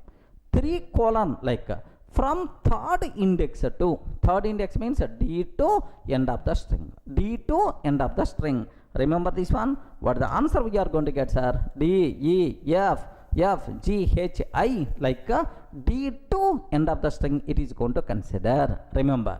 Sir, now immediately you may have the doubt. Okay. Sir, what is the default value for begin index? Respond. If you are not specifying begin index, what it's going to take? Starts from 0. If you are not specifying n index, what it's going to return? It's going to return last. Okay, well. Now my question is, I'm not specifying begin index and the end index. I'm not specifying begin index, end index. What will happen? I'm not specifying begin index and end index. What will happen? Very, very simple, sir. Okay, default value 0 means starts from begin. Default value is the end of the string. From begin to end, total characters is going to consider means original string. Total string is going to be considered, sir. Let me cross check. Have a look once about this terminology, sir. I am taking s of colon. That's all. So I didn't specify begin index and n index also. I didn't specify anything, sir. Then total string by default is going to consider. Let me cross check, friends. Here, have a look once. A, B, C, D up to Z, total thing by default got considered. This thing itself is nothing but slice operator behavior. Any doubt? How many arguments are there? 2 arguments, begin and end. Begin index to n minus 1 index. Just this is only taste, that's all. There are n number of doubts are there in your mind. Sir, there is a third argument is also there named with a step. These are things in detail we will discuss where, sir, in the string concept. Just a basic idea. Oh, there is a something is there named with the slice operator. Try to get idea right. Okay, well. Here, just one more small finishing touch I want to give for this slice operator. Just a basic introduction. This is not complete discussion of slice operator, right? In string concept, I will explain in detail. Don't worry. Suppose here, I'm taking s of, listen very carefully. Listen very carefully. 3 colon 1000 I'm taking, sir. Can you please tell what the answer we are going to get? 3 colon 1000. Sir, actually third index to 25 index only valid index. And the alphabet symbols total 26 are there. 25th is the last index. Sir, now I am talking about 3 to 1000. What will happen? Please respond. What will happen? Obviously 1000 index is not there. immediately you are going to get index error, string index out of range. Index error, string index out of range. Remember that. So slice operator never going to raise index error. Okay, slice operator never going to raise index error. Okay, within that range, whatever characters are there, it is going to consider. Okay, so from 3 to up to 25 only characters are there. That's why 3 to 25, up to that whatever characters are there, it is going to consider, sir. So D to Z we are going to get everything. We never going to get index error. Remember that. Have a look once. If I can take S of 3 to 1000, like this I'm taking, sir. 3 to 1000, like what the answer? D to Z we are going to get. Even 1000 we are considering, but we never going to get any index error. Even 1000 index is not there. Slice operator never going to raise the index error. Clear, right? Okay, well. Next, suppose if I can consider S of 5:3, sir.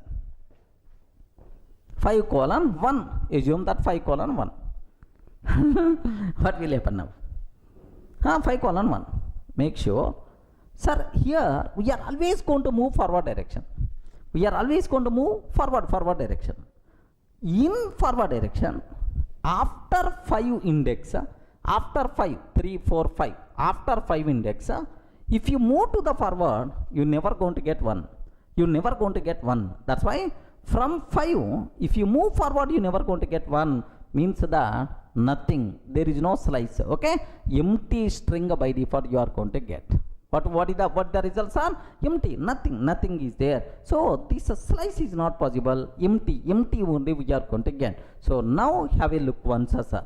S of 5:1 I'm taking. 5:1. What the answers are?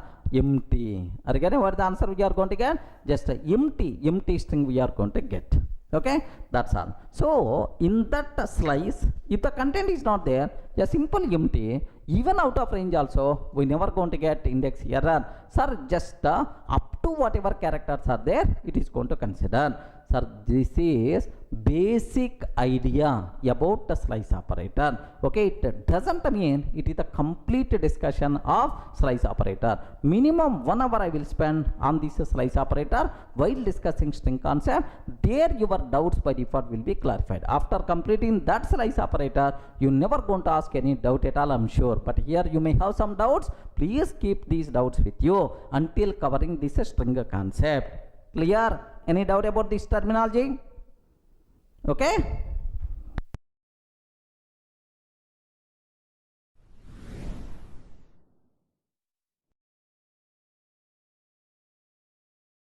Now I hope by this time what is the meaning of slice operator, basic idea everyone got. Now let me go for a small application area where we can use slice operator, right? Just observe. I'm taking S is equal to Durga. This is my string, sir. My requirement is I want output as, I want to convert this string as DURGA. Like this I want to take. Regarding I want to consider this one as DURGA. Like what it means is, can you please convert first letter into uppercase and then remaining as it is you can take. Regarding remaining as it is you can take, like this, right? How you can do that? Very simple, sir. Output is equal to, sir, I want to get the first character. How you can access first character of the string? Respond. How you can access first character of the string? S of 0. S of 0 is the first character. I want to convert this first character to uppercase. I want to convert this first character to uppercase. Oh, small d will become capital D. And then what is the remaining I have to take? So the remaining from one index to, from one index until end, you have to take as it is. You require to take as it is. So plus plus, okay, plus operator we can use between two strings. So this is the first string D, capital D, plus remaining. How to represent remaining part? How you can represent remaining part? So it is a piece, it is a slice. So S of starts from one index to end. That's why S of 1 colon end like this, right? Okay. Now print of output, sir. Print output I'm taking. So what is the output we are going to get, sir? Do you know our expected D capital and then Durga? So if you are perfect with the slice operator, you can play the games like anything with the string, sir. Boss, I want from one index to end of the thing I want to consider as it is first character converting into uppercase. Let me consider, let me execute this code. Have a look once, sir. My requirement is, sir, observe carefully. Here S is equal to Durga, like this I have. Sir, output is equal to first character S of 0 convert into upper. Sir, we require to use upper method. Some people may ask, sir, what this method is doing? What this method is doing? In the string concept I will discuss in detail. Yes, we are converting this string into uppercase. That's all. Sir, next plus, okay, S of 1 from 1th index onwards remaining, sir. From 1th index onwards remaining.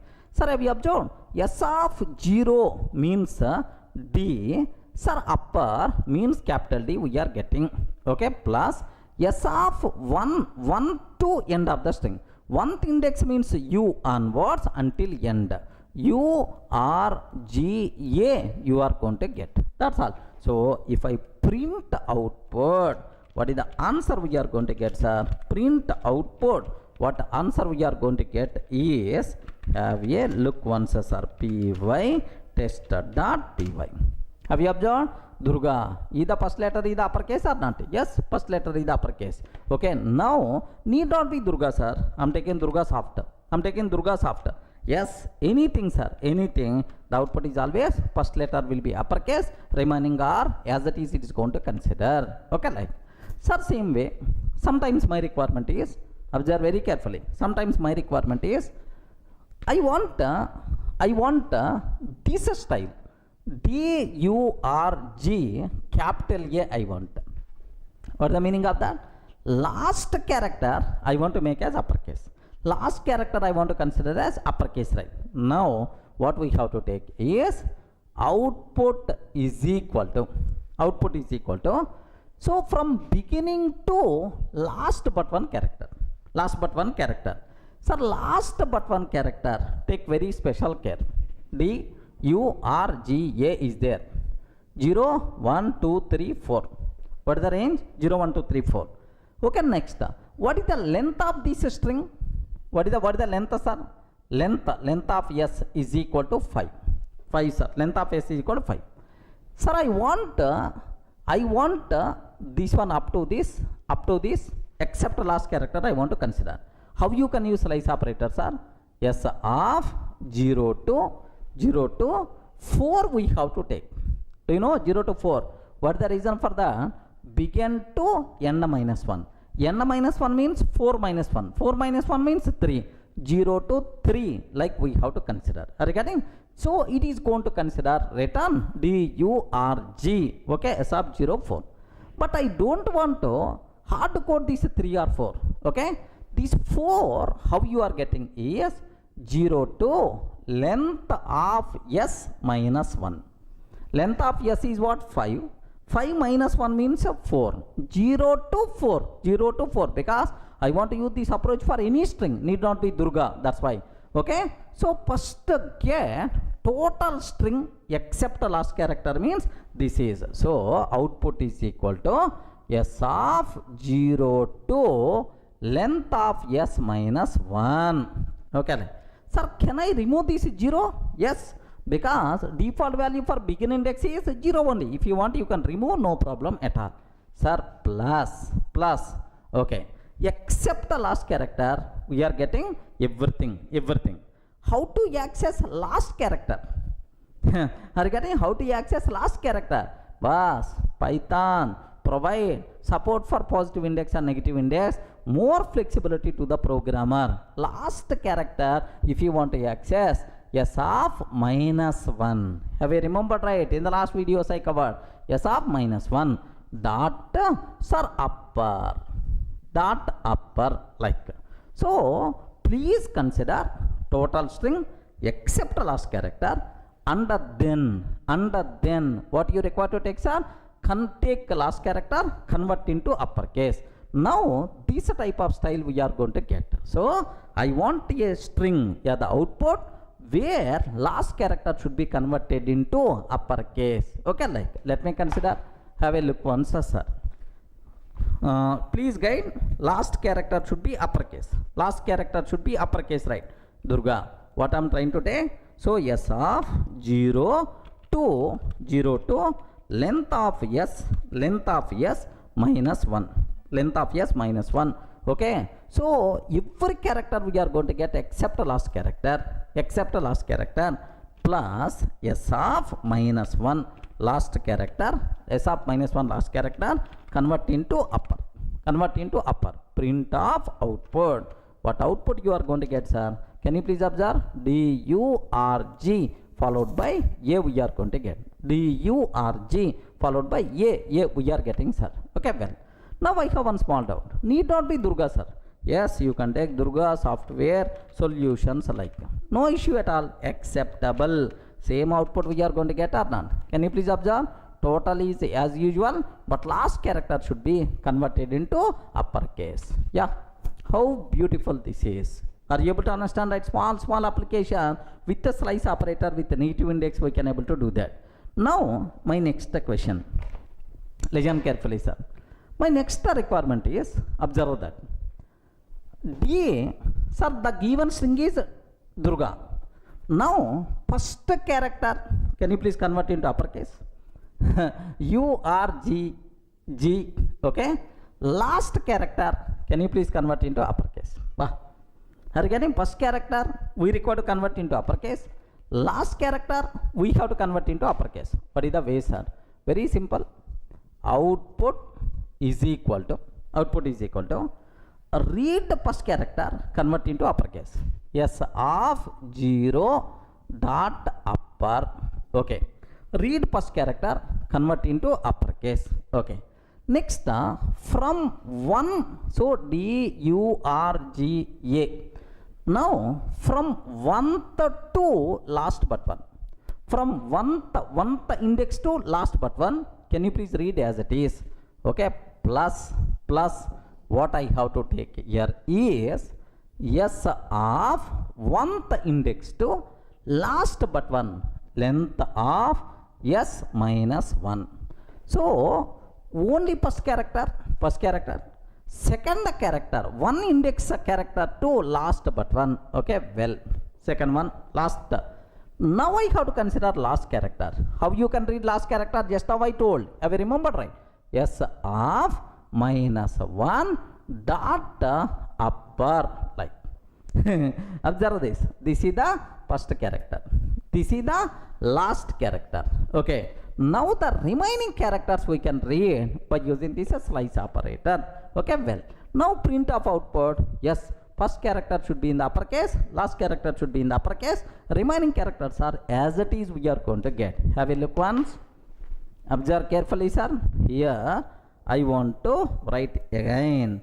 Sir, here just the Durga only I am taking, sir. First character s of 0 dot upper, converting into upper. Next, sir, second character onwards means 1th index onwards. Last but 1. Last but 1 means length of s minus 1. Okay. Plus last characters are s of minus 1 dot upper. That's it. Wow. Beautiful, sir. Observe. Sir, this is, if you can able to understand this syntax, nothing will be there, sir. Okay. Read first character and converting into upper. Read last character, converting into upper. In the middle, the remaining characters can you please take as it is. Okay, like. Now observe, let me consider. So first character is in uppercase, last character is in uppercase. Okay, well, suppose need not be Durga, sir. It may be Durga soft.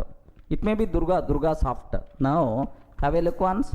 So, first character uppercase, last character uppercase, right? Sir, need not be Durga software, Durga software. Now, observe, first one uppercase, last one uppercase, E uppercase, next D uppercase, right? Not DS, solutions also I'm taking. So, D uppercase, S uppercase. D uppercase, S uppercase. D itself is uppercase, S itself is uppercase, right? Okay, that's all. This is what you people should aware how you can use slice operator, how you can use index. Maybe you may have such type of things, but in string concept, almost around 20 applications we are going to discuss. There we will have clear clarity about these API methods, right? Don't worry at all. Clear for all of you right up to this?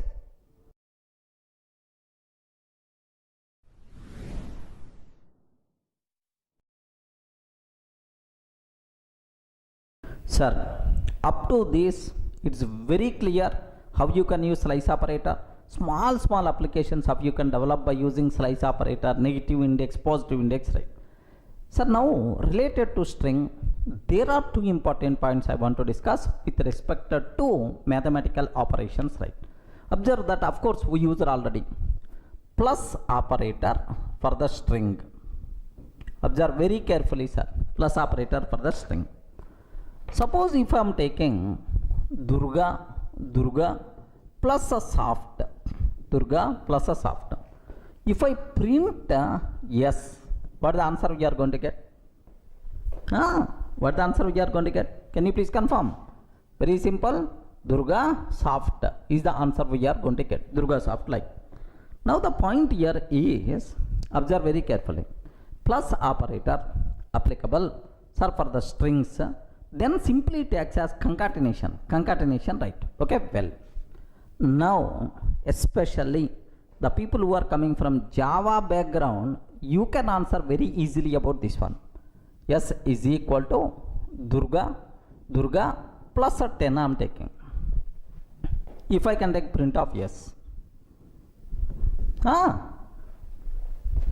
what the answer? Respond, man. The people who are coming from Java background, you can easily answer this one. What the answer we are going to get? Durga 10. Are you getting what the answer we are going to get? Durga 10. Because, sir, if you want to apply plus operator for the string, at least one argument is the string type. The other can be anything. It simply acts as concatenation, right? But this rule is applicable only for Java but not for Python. Remember that. In Python, if you want to apply plus operator for the string, compulsory both the arguments should be string type, sir. Regarding compulsory, both arguments should be string type. Remember this. That's why, do you know? So here one is string but the other one is not string. Immediately we are going to get type error. Are you getting what is the error we are going to get, sir? Type error. If you want to apply plus operator between two string values, compulsory both arguments should be string type. One is string, the other one is non-string. Immediately we will get error. Clear, right? Let me show this one. Here observe a bit very carefully about this one, sir. Sir, I'm taking just here, forget about all this nonsense. S is equal to Durga plus soft. Durga plus a soft. Sir, print of yes. Perfect. Okay, Durga soft we are getting, sir. Now S is equal to Durga plus a 10. Immediately we will get error.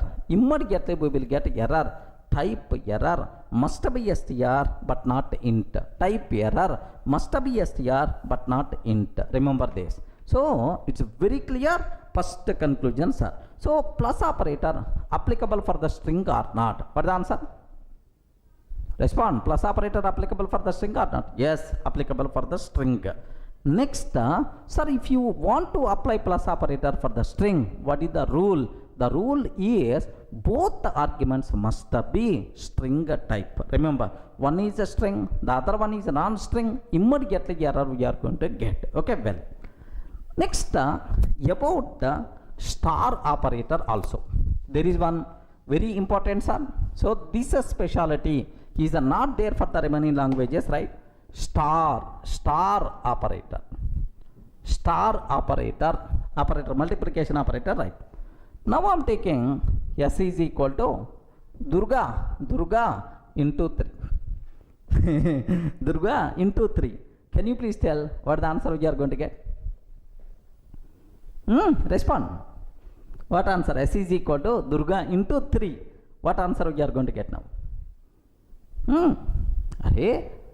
Your answer may be correct or not. Don't worry. You can tell. I will explain anyway. You can cross check. Compulsory everyone should have some answer in your mind. Durga into 3. What the answer we are going to get? Sir, I'm feeling it is error because multiplication for the string, how you can apply, sir? Okay, like in Python, this one perfectly acceptable, no problem at all. In Python, perfectly, this one is acceptable. The reason for that is, so this is called string repetition operator. Sir, Durga, can you please consider Durga 3 times?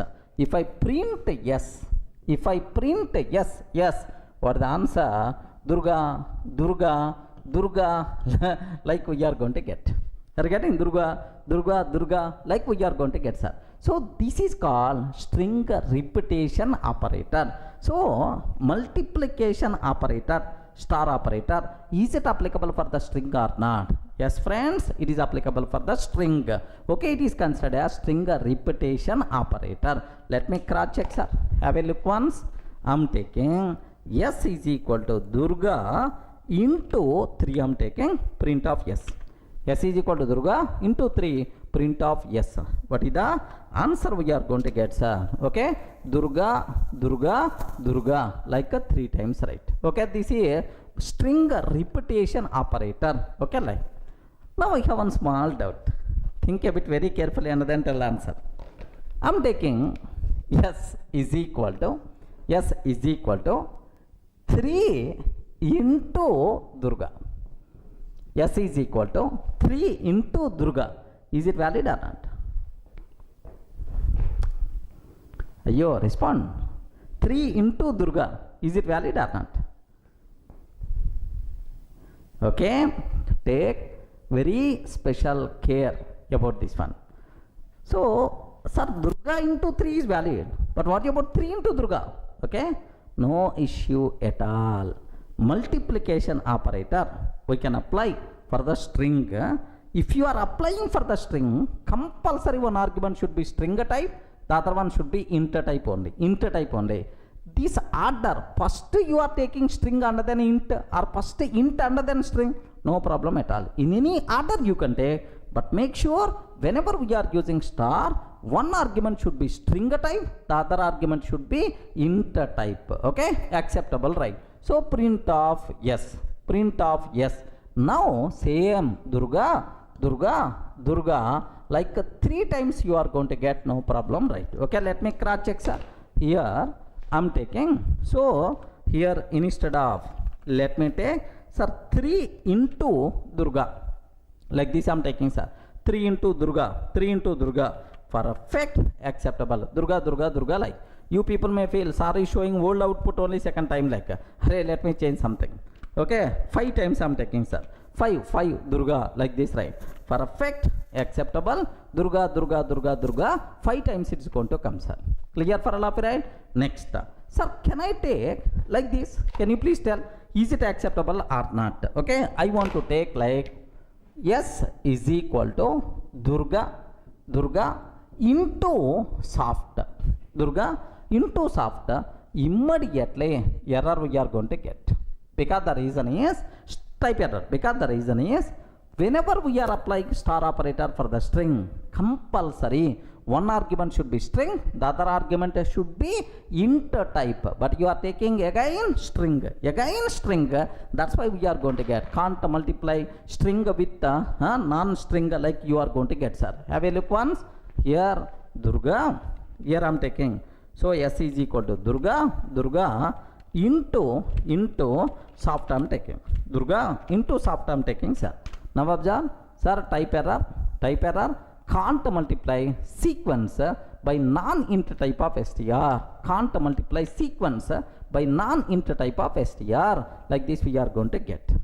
Okay, everyone in the position to understand clearly, right? Okay, well, so is it applicable, star operator applicable for the string or not? Yes, if you are applying star operator for the string, one argument should be string type, the other argument should be int type. In any order you can take string int string, acceptable, no issue at all, right? Okay, well, sir, now sometimes I may write like this, where exactly these type of requirements are there. For beautiful printing sake I can use print, okay, hash symbol, print hash symbol, okay, 30 times or 10 times. Observe, print hash symbol 10 times. Okay, next print of Durga soft, print of Durga soft. Next print again hash symbol 10 times, print hash symbol 10 times. Are you getting right? Now hash like 10 times, and then Durga soft in the next line, and then hash like 10 times. Now observe the output what you are going to get. If I print more meaningful print statements, right? Okay, here print of hash symbol, okay, 10 times, hash symbol 10 times, like in the middle I'm taking print of Durga soft. Okay, like I'm taking, sir. Observe the output. Observe the output, how beautiful it is. Are you getting? So this is, I hope you people can see where you can use star operator for the string concept. Clear for all of you, right? These are various important things what you should aware, but it is the basic idea about the string concept. There is a separate topic we are going to discuss, a string, almost around 3 to 4 hours. There we are going to discuss in detail. Don't worry, sir, this is about string data type. Sir, up to this we covered 5 data types: int type, float type, complex type, bool type, str type. 5 data types we covered. These 5 data types are considered as fundamental data types of Python. Remember these ones are, these are fundamental data types of Python. Next, long data type available only in Python 2 but not in Python 3. Okay, long is applicable in the old version but not in the Python 3 version, right? Next, char data type. Sir, in other languages like C, C++, Java, char data type, separate data type is there, but in Python there is no char data type. Even char values also we can represent by using string type only. Remember these important conclusions, right? Have a look once, just I documented these conclusions also. Observe that. So important conclusions. The following data types are considered as fundamental data types of Python: int, float, complex, bool, str. Next, long data type available only in Python 2 but not in Python 3, sir. Sir, by the so long values also you can represent by using int type only in Python 3. Remember, right?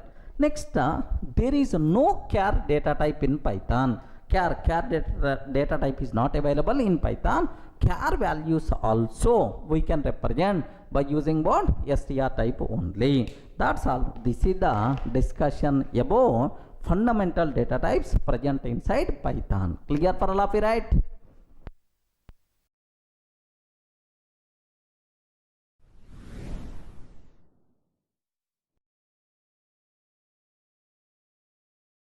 Hi friends, in the last videos we covered the fundamental data types of Python: int type, next float type, complex, bool and str type we covered, right? So now I will explain how to convert one type value to another type. Regarding, suppose I have int value is there, I want to convert it to float type, or float value is there, I want to convert to complex type. So the process of converting one type to another type we have to discuss. This process is nothing but what? Type casting. Are you getting? Just observe that. What is our next topic name? Type casting. Sir, casting means conversion.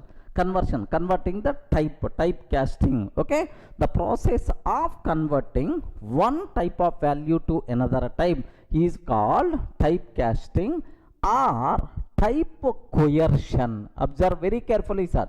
What is the other word, sir? Type coercion, like this, right? So how you can perform typecasting? What functions are there? Okay, Python provide 5 inbuilt functions are there, sir. By using these 5 inbuilt functions, happily we can convert from one type to another type. Sir, which those? What are those inbuilt functions, right? Sir, first one, int function. Are you getting what is the first one? Int function. Second one, sir, float function.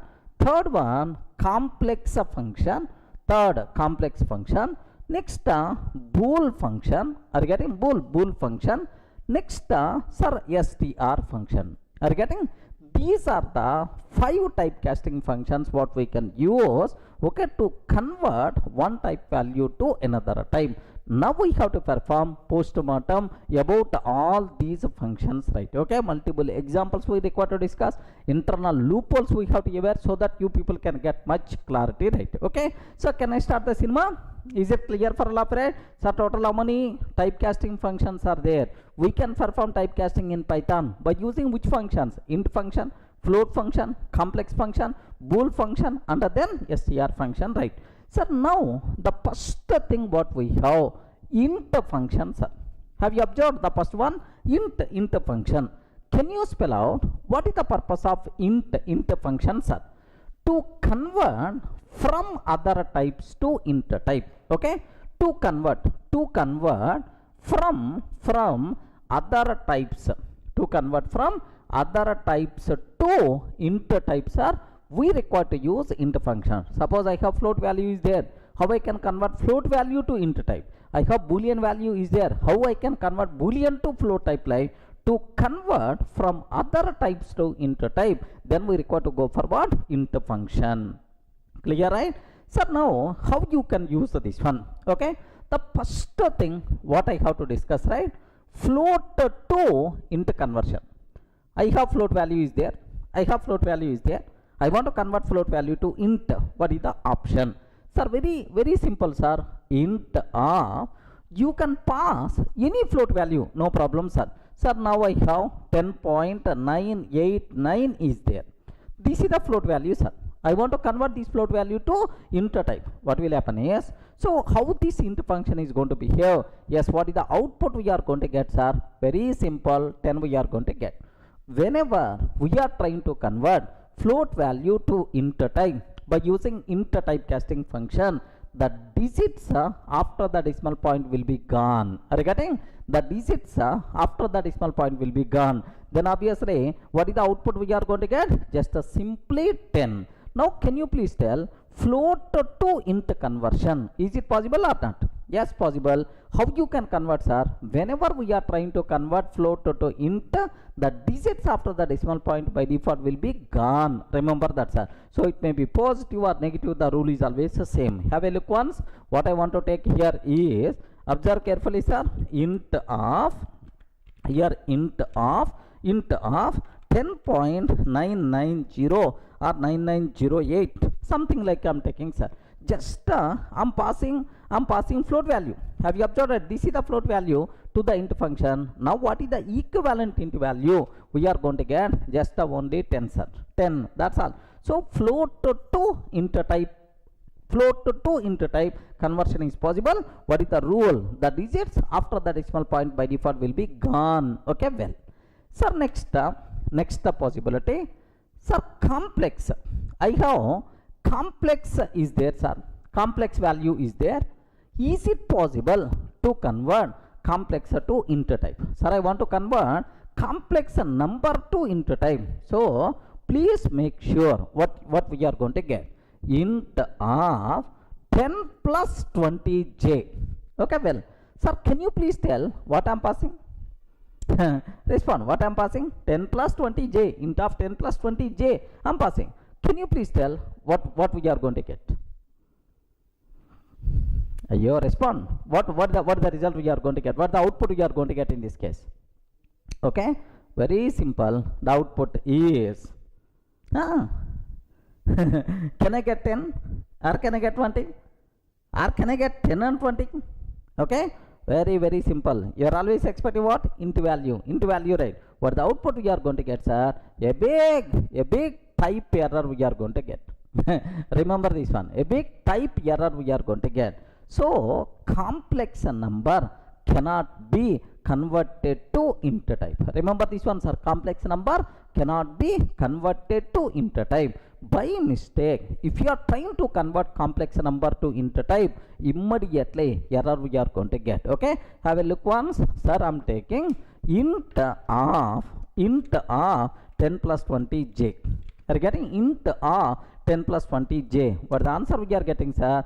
Type error. Sir, this one is a very important. Type error can't convert complex to int. Type error can't convert complex to int. Like this, sir, type error we are going to get, sir. Okay, well, this is what you people should aware. Okay, well, sir, now, okay, float to int, how to convert we are saying.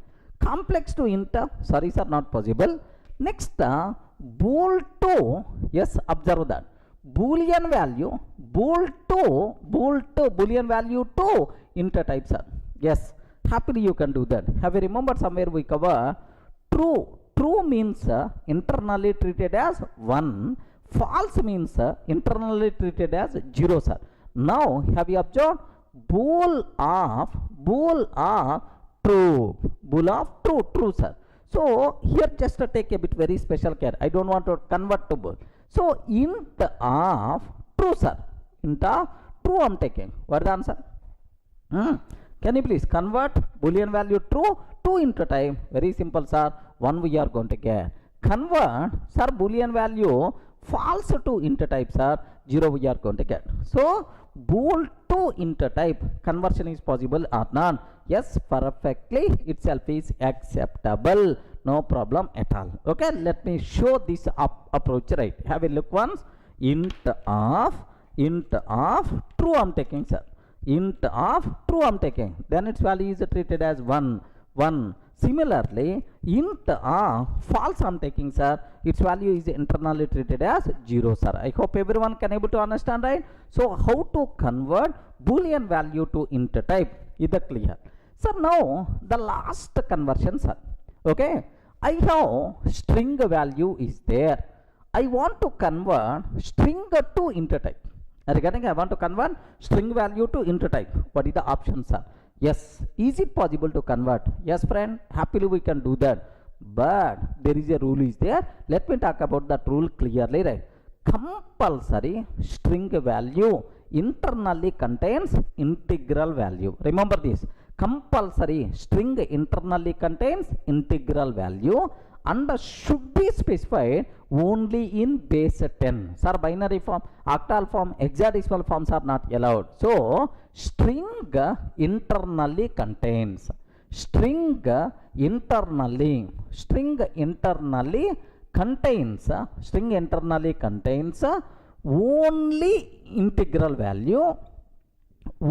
integral value that should be specified in base 10 only, decimal form only, like this, right? Okay, well, sir, int of sir, 15 I am taking. 100% pakka valid. Even it is a string, internally it contain what? Sir, integral value, sir, which is in base 10 only. Now, what is the value, sir? 15 is the answer.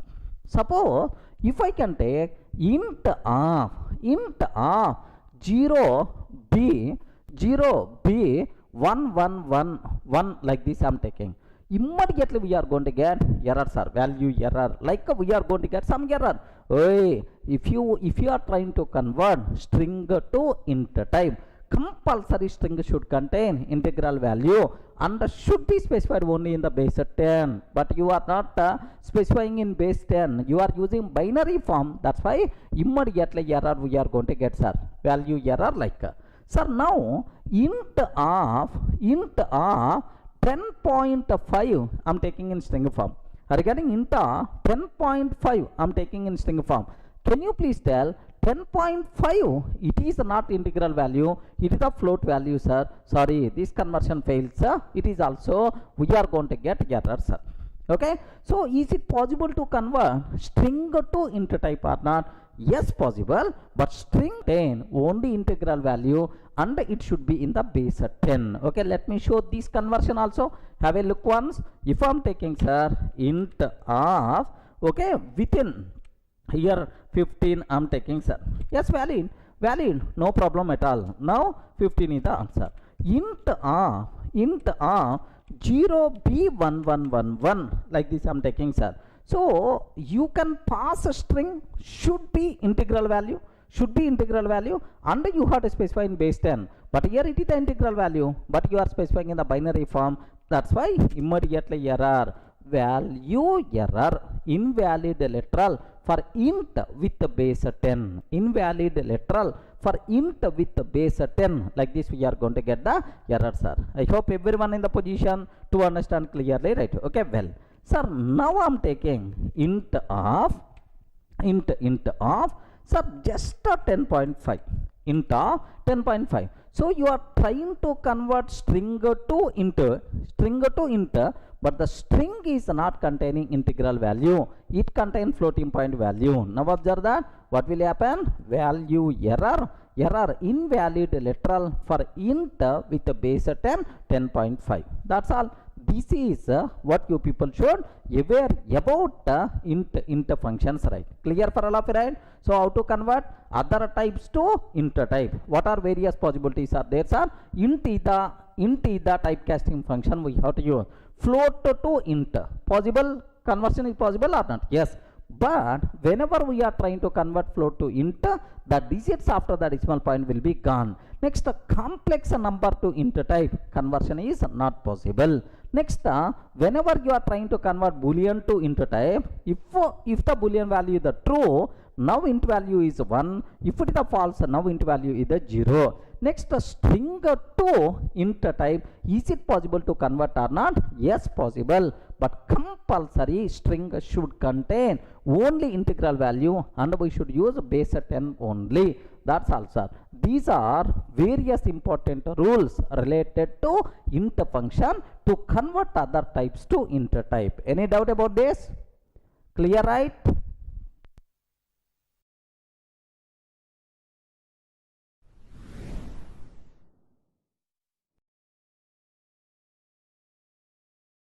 Sir, up to this we covered how to convert other types to int type casting function.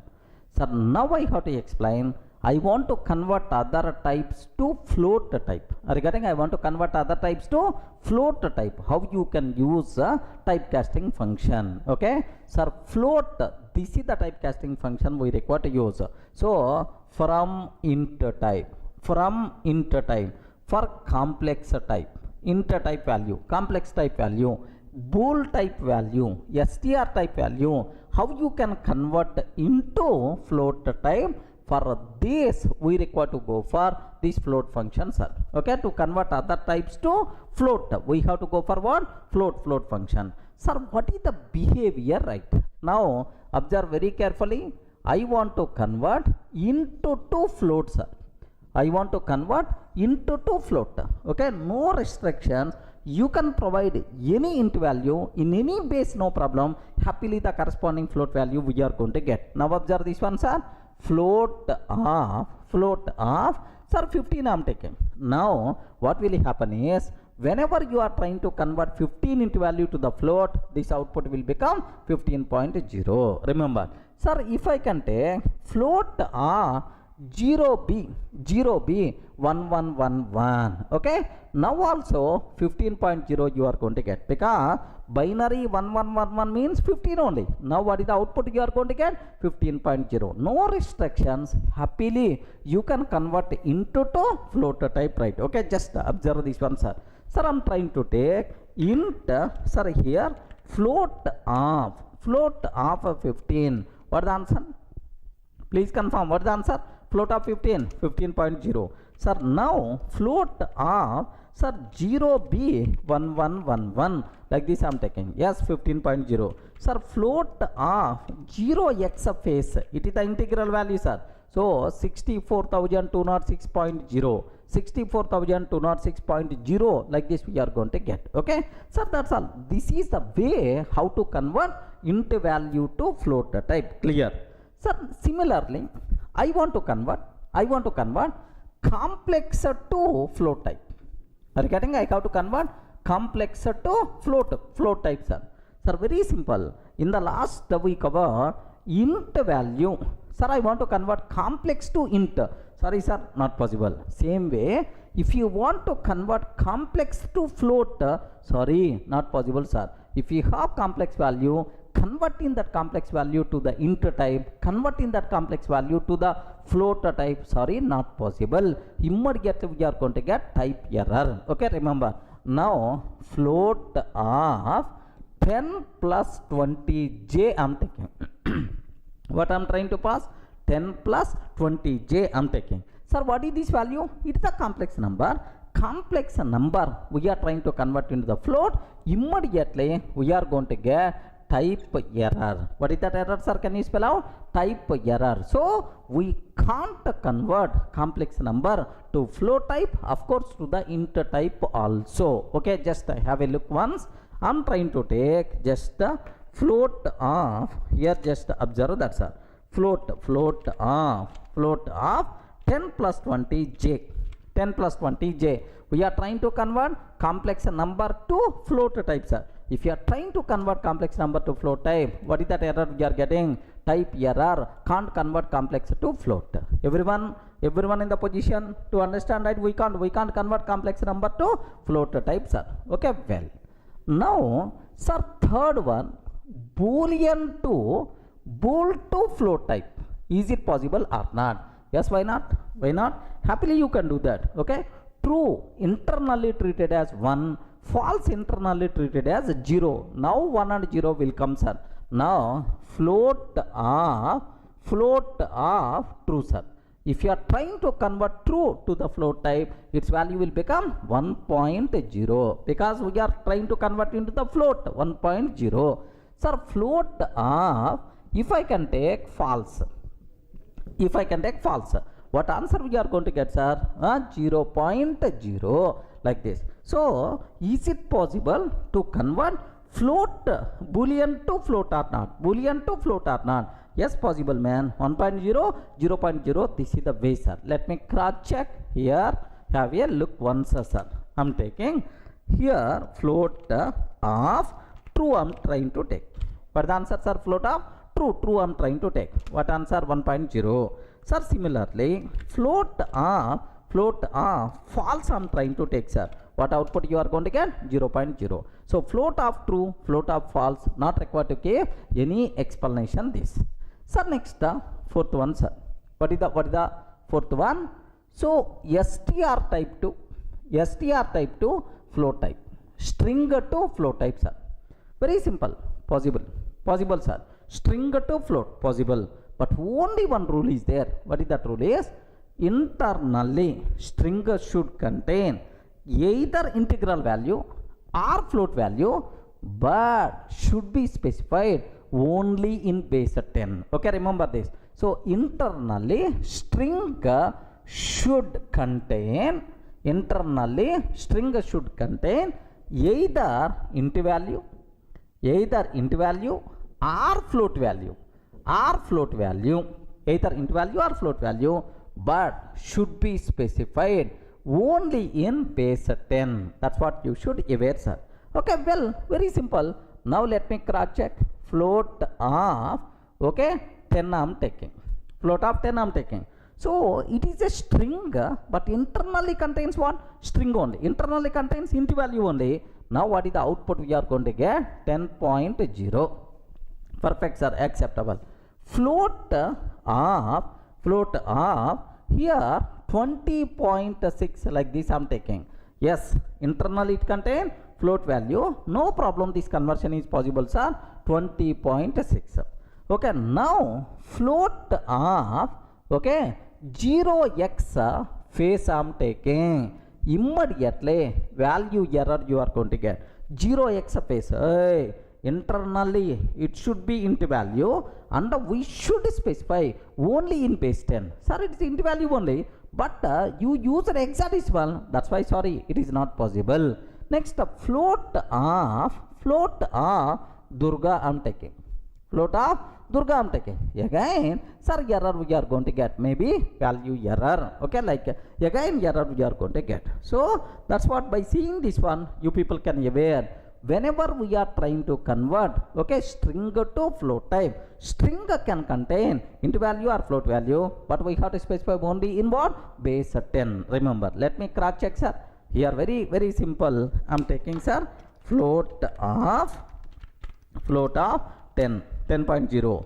Sir, float of 20.6 I am taking, sir. 20.6. Next, float of 10, 20.6. Next, sir, here 0x phase, hexadecimal int value I am providing. Immediately error we are going to get. Have you observed, right? Value error could not convert string to float. Sorry, sir, string to float conversion is not possible for in this case. Similarly, float of Durga I am taking, meaningless. Here value error could not convert a string to float.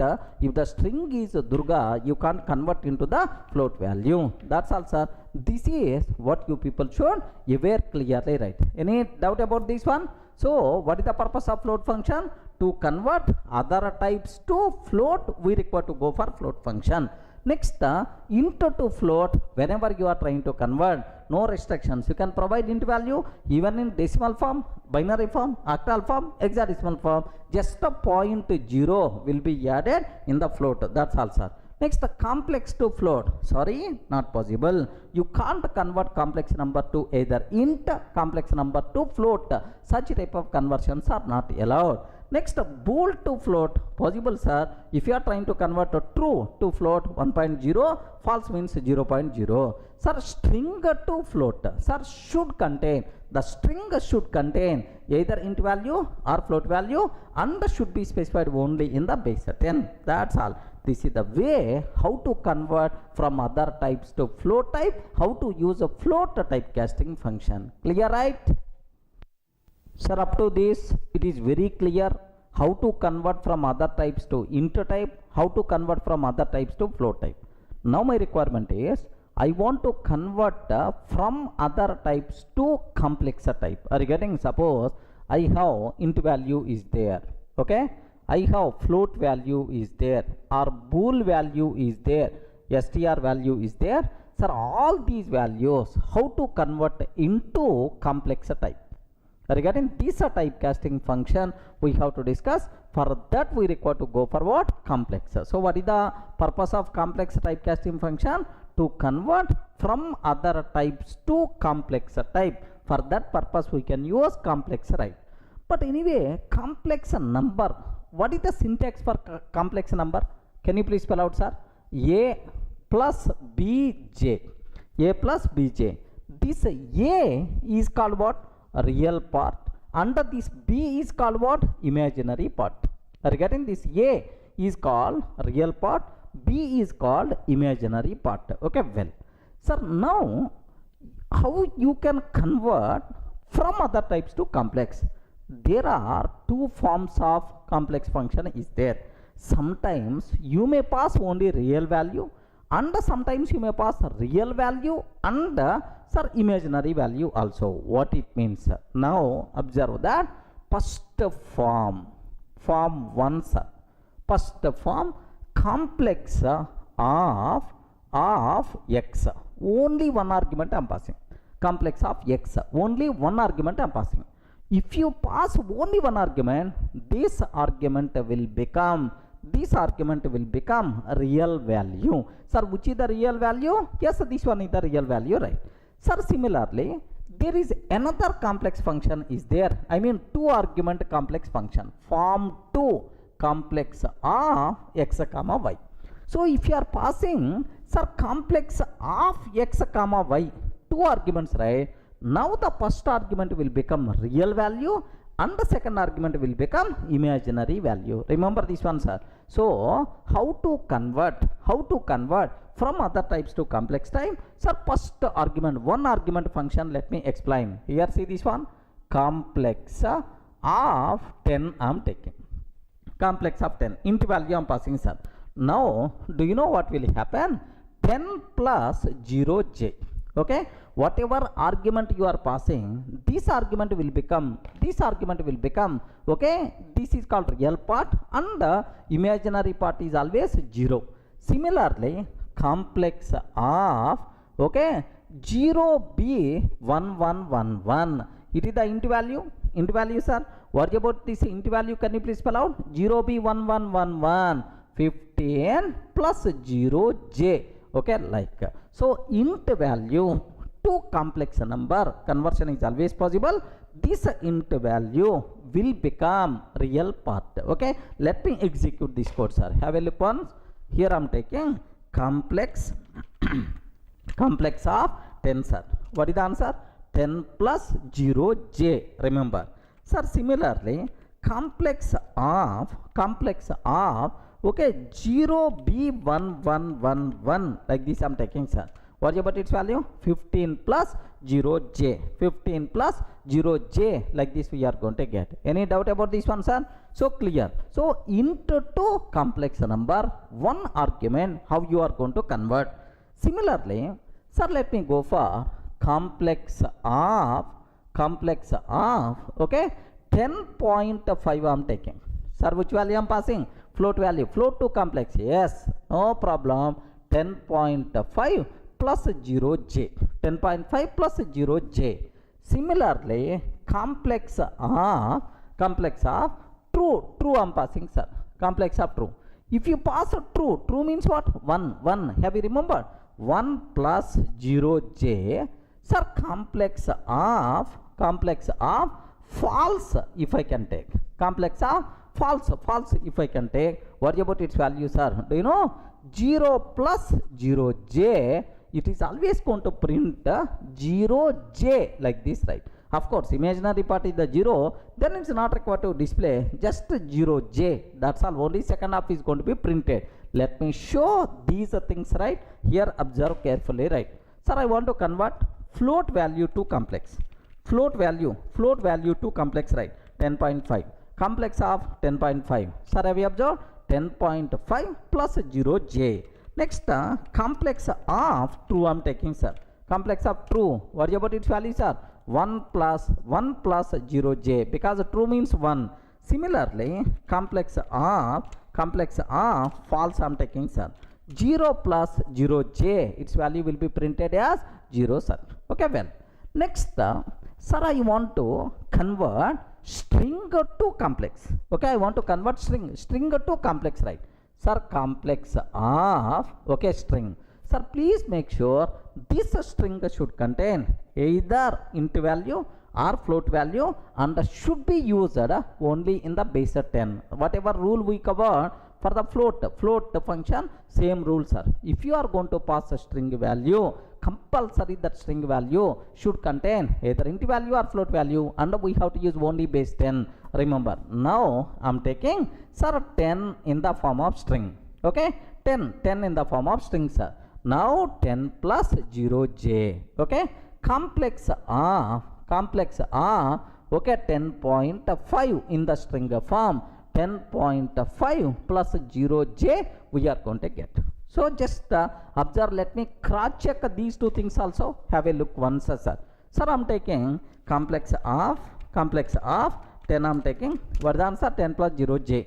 Perfect, sir. Complex of 10.5 I am taking, sir. What is the answer? 10.5 plus 0j. Sir, complex of, here have you observed? 0b1111, like this I am taking. Sir, have you remembered? If you are specifying the string, compulsory it should contain either int value or float value. Under that value should be specified only in the base 10. But you are using binary but you are using binary, what will happen, sir? Value error. Complex arg is a malformed string. Malformed means what? So not properly formatted. String is not properly formatted. Malformed string, like this we are going to get. Okay. So this is what you people should be aware. If you pass only one argument, that argument will become only real part and the imaginary part will become 0. So from other types to complex type, how to convert? Only with real value. This is, sir. Now what about sir, form 2? I want to pass real value and imaginary value both. Yes, possible. Yes, first argument, second argument, right. Now complex of 10 comma 20. Are you getting? Complex of 10 comma 20. 10 will become real value, 20 will become imaginary value. Now observe that 10 plus 20j. This is the answer we are going to get.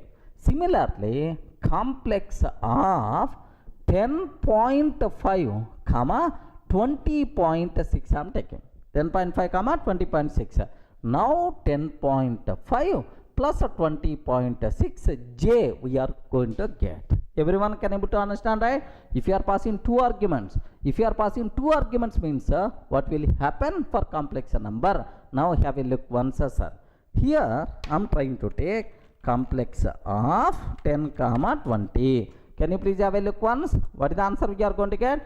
10 plus 20j. Okay, like, sir, similarly complex of 10.5 comma 20.6 I am taking, sir. 10.5 comma 20.6 I am trying to take. What will happen? 10.5 plus 20.6 j. This is the value we are going to get, sir. Perfectly valid. Any doubt, friends? Are you in the position to understand clearly, right? Okay, well, sir, now I have one small doubt. Observe carefully. Of course, complex numbers we are not going to use that much frequently. Even you don't know about these rules, don't worry, sir, optional. But having idea is always good programming practice. Remember, complex of here I'm taking 10, okay, comma 10 comma 20 I'm taking. 10 comma 20 I'm taking. Can you please tell, is it valid or not? Array, string, both the strings I'm passing, sir. Is it valid or not? Okay, take very special care what that point is.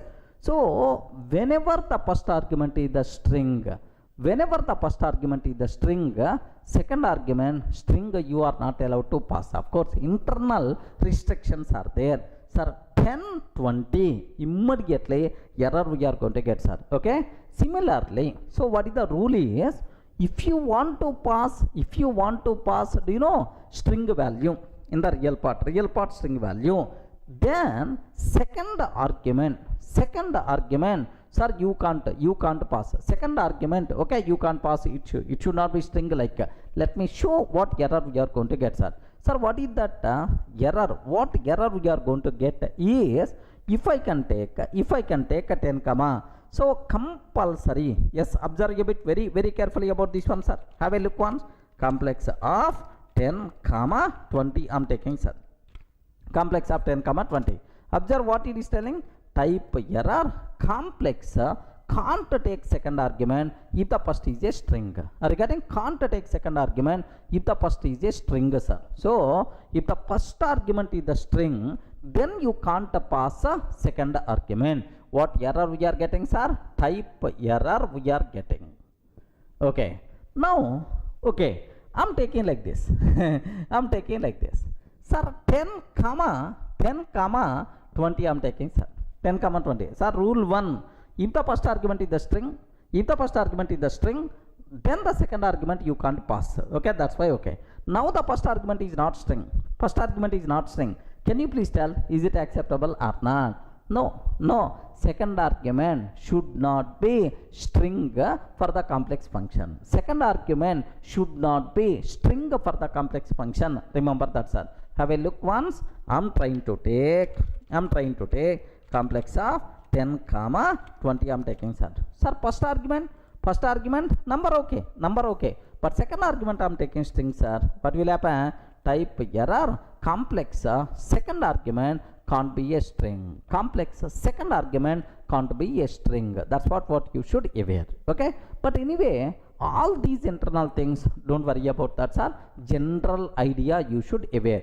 If you pass one argument, that argument will become real number, real part, and imaginary part is always 0. Remember, if you are passing two arguments, first argument will become what? First argument will become real part, second argument will become imaginary part. Okay, this is the way how to convert from other types to complexer type. Clear for all of you, right? With multiple examples. Now I hope you are getting some idea. Okay, well.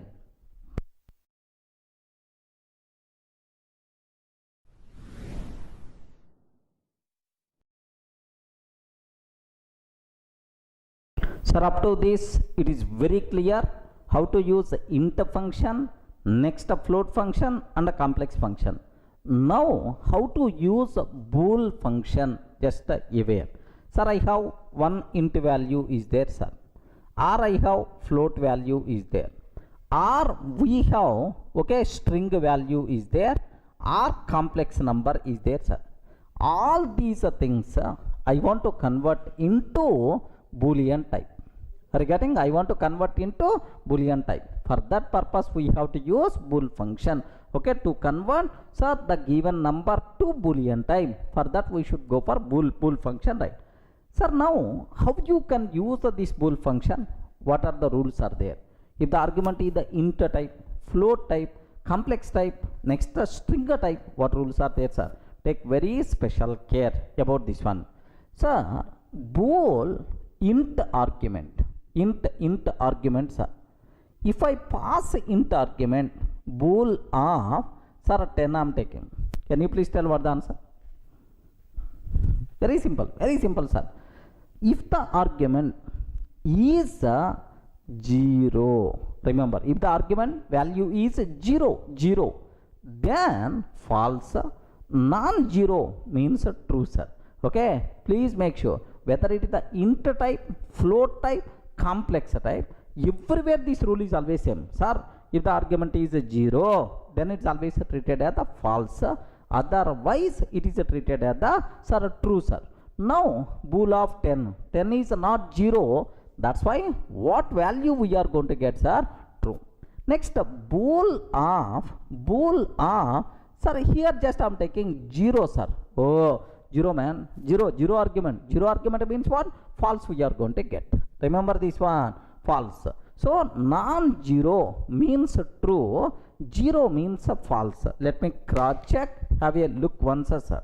Here I am taking bool. Here I am taking bool of 10. The answer is the true, sir. Bool of 0, false, sir. Bool of minus 10. Yes, whether it is a positive number or negative number, man, is it 0 or not? Not 0. That's why true is the answer we are going to get. Clear, right?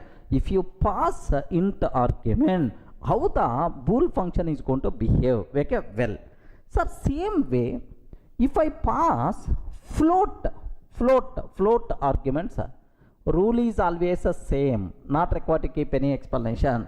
If the float value is 0, treated as the false, non-zero treated as the true, sir. Okay, I'm taking bool of 0.0. Float value 0.0. 0.0 is always what type? Float. 0 only. Its value is the 0. That's why what is the answer? False is the answer.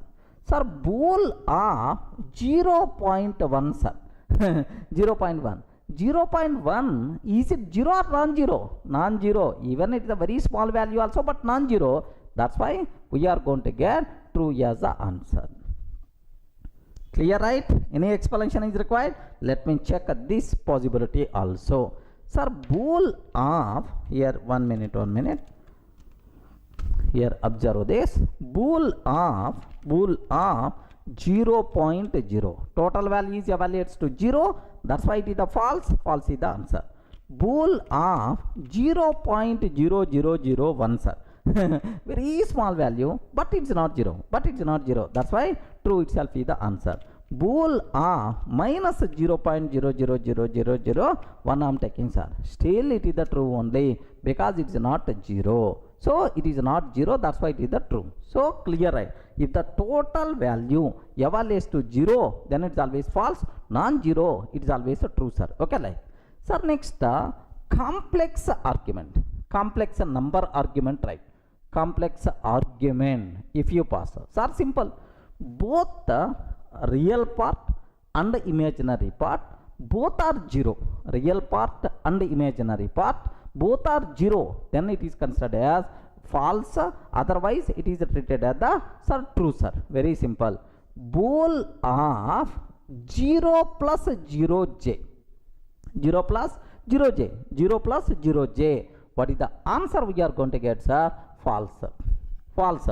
Because the real part is the 0, imaginary part is the 0. Sir, except this, if for non-zero, sir, bool of 1 plus 0j, then automatically true is the answer we are going to get. 1 plus 0j, true is the answer, sir. If both the real part and imaginary part, both are 0, then only false, sir. Otherwise it is the true. Let me cross check, sir. Here, have a look once about this one. Bool of 0 plus 0j, false is the answer. False, false itself is the answer, sir. Bool of 1 plus 0j, 1 plus 0j, true itself is the answer. So both real part and imaginary part, both are 0, then only bool function is going to return false. Otherwise bool function is always going to return, so true, sir. Okay, well. Sir, next fourth argument, sir. Very important. Fourth argument, observe carefully. Here, if it is the string argument, sir, a bit dangerous, man, take special care. A bit dangerous, take special care. STR argument, right? What is the STR argument? Sir, very simple, how the bool function is going to be here. If the string, sir, let me check here, right? Can you please tell bool of true I am taking, sir. Bool of false I am taking. Bool of yes I am taking. Bool of no I am taking. No I am taking. Bool of empty string I am taking. Have you observed? In the first case, what is the answer? True, true. Second case, was string internally contain false only. String internally contain false only. What is the answer we are going to get? Okay, most dangerous point. Several times we are going to use in the next classes also. Take a bit very special care. What the point is? What that point is? If the argument is empty string, if the argument is empty string, then only considered as the false. If the argument is empty string, then it is considered the false. If it is not empty, it may contain true or false or Durga or yes or no. In all cases, we are going to get true as the answer. Remember this one. Even bool of false also, it will become true only if the argument, if the string argument is empty string, then it is treated as the false. Sir, if it is not empty, then it is considered as the true, right? Any doubt about this one? Let me cross check here. Okay, sir, very simple. Bool of true I am taking. What is the answer, sir? True. True, sir. Okay, bool of false I am taking. Still the answer is the true only. Still the answer is the true. Bool of yes I am taking. Yes, still it is the true. Bool of false no I am taking. Still it is the true only. Okay, bool of just empty string. Quotes open, quotes close. Empty string, sir. Empty string. What is the answer? False is the answer. If the string is empty, then it is the false. In all other cases, it is treated as the true only. I hope is clear for all of you, right? So, how the bool function is going to behave? Very simple, sir. If it is the int argument, float argument, complex number argument. If the total value is 0, treated as the false. If it is not 0, treated as the true, sir. Okay, well. Next, in the case of string argument, if the string argument is empty string, then it is a false. Otherwise, it is treated as a true, sir. Clear, right? How to use bool function? Sir, up to this, we covered very clearly how to use int function, float function, complex function, and a bool function. Now the next ones are str function. What is the purpose of str function? If you have int value, or float value, or complex value, or bool value, if you want to convert this one to string type, then we require to go for str function. So from other types to string type, if you want to convert, then we require to go for str function, right? But take a bit very special care about this str function. Nothing, no big rules are there. Any conversion is always acceptable, man. Okay, no restrictions, no internal loopholes are there. Okay, here observe str of 10. Now I will get a 10, sir. Convert this 10 like a 10. str of 0b1111. 0b1111. Int argument I am passing, but this int argument you are providing in which form? Binary form, but output is always going to come in decimal form only. Remember that it's always going to provide in decimal form only. Have a look once, observe carefully, right? Here just I'm taking str of 10, sir. str of 10 is the answer. str of 0b1111, like this I'm taking. Still it is treated as the 15, right? Okay, same way the remaining cases also. str of 10.5. Now it will become 10.5. str of 10 plus 20j. Now it will become 10 plus 20j in string form. Okay, str of true, sir, it will become true in string style. str of false, now it will become false in string style, like. So now no rules, internal loopholes. Any type to string type, happily we can convert, no restrictions, right? Okay, have a look once the remaining also. str of 10, str of 10.5, 10.5. Yes, converting into string. str of 10 plus 20j. Okay, have you observed, right? 10 plus 20j. str of true I'm taking, sir, true itself. str of false I'm taking, sir, then obviously false we are going to get. Okay, clear, right? So how to convert other types to string type? This is about string. This is the how to use str function, right? That's all. It's very clear how you can perform typecasting by using these Python's inbuilt typecasting functions. Clear, right?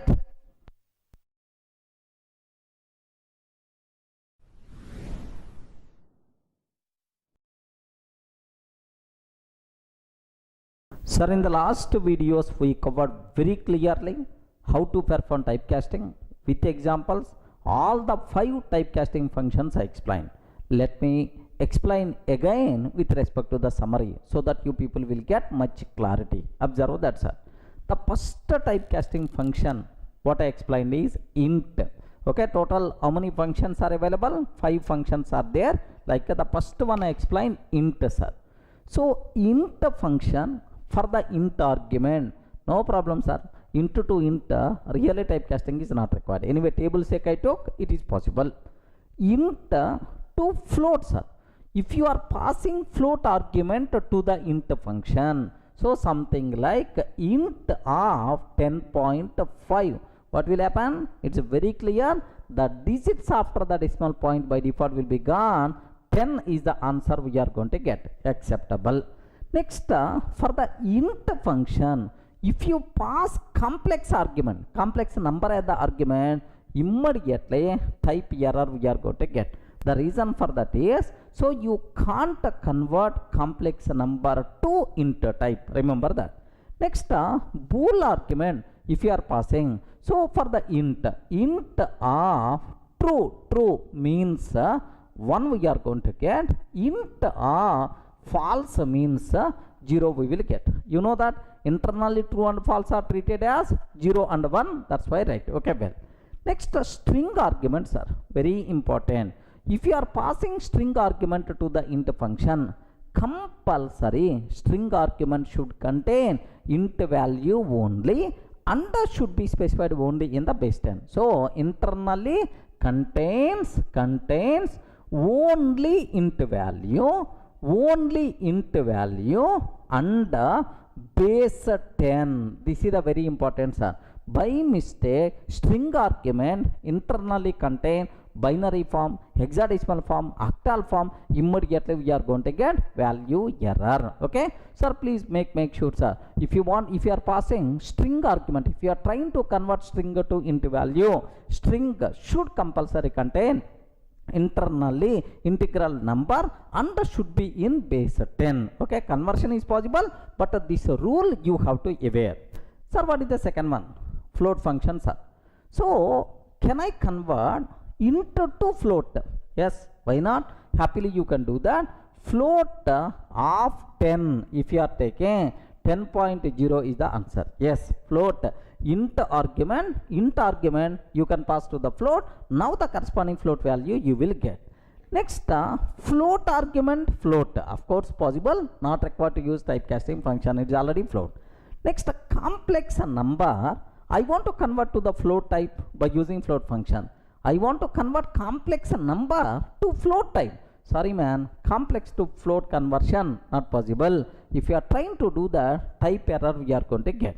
Next, bool to float, Boolean argument to float. Yes, why not man? Okay, float of true, if you are taking G 1.0 we are going to get, because true means 1, but I want float value 1.0. Similarly, float false, if I can take 0.0 we will get, no problem at all. So Boolean to float conversion is always possible. Next, what about str arguments, sir?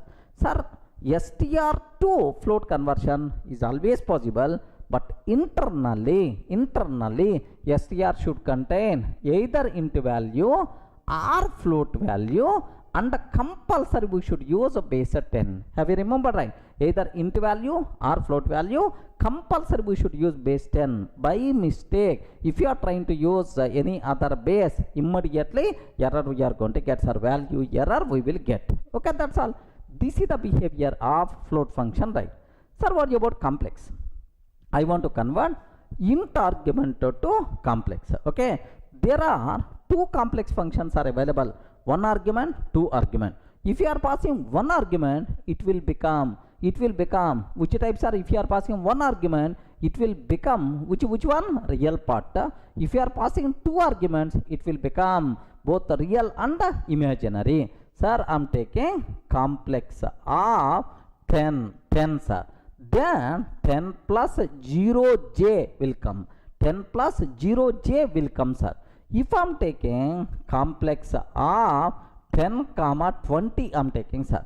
10 will become real number, 20 will become imaginary number. 10 plus 20j we are going to get. Okay, remember. So int argument, if you want to convert int value to complex, possible man. Don't get confused. Int number to complex type possible, but complex number to int type not possible. Complex number to float type not possible. Remember, don't get confused clearly, sir. So complex number, if you want to convert to int type, float type not possible, but int number if you want to convert to complex, possible. Don't get confused. Okay, well, what about float, sir? Same rule. If you are passing one argument, it will become real part. If you are passing two argument, it will become, if you are passing two argument, it will become what?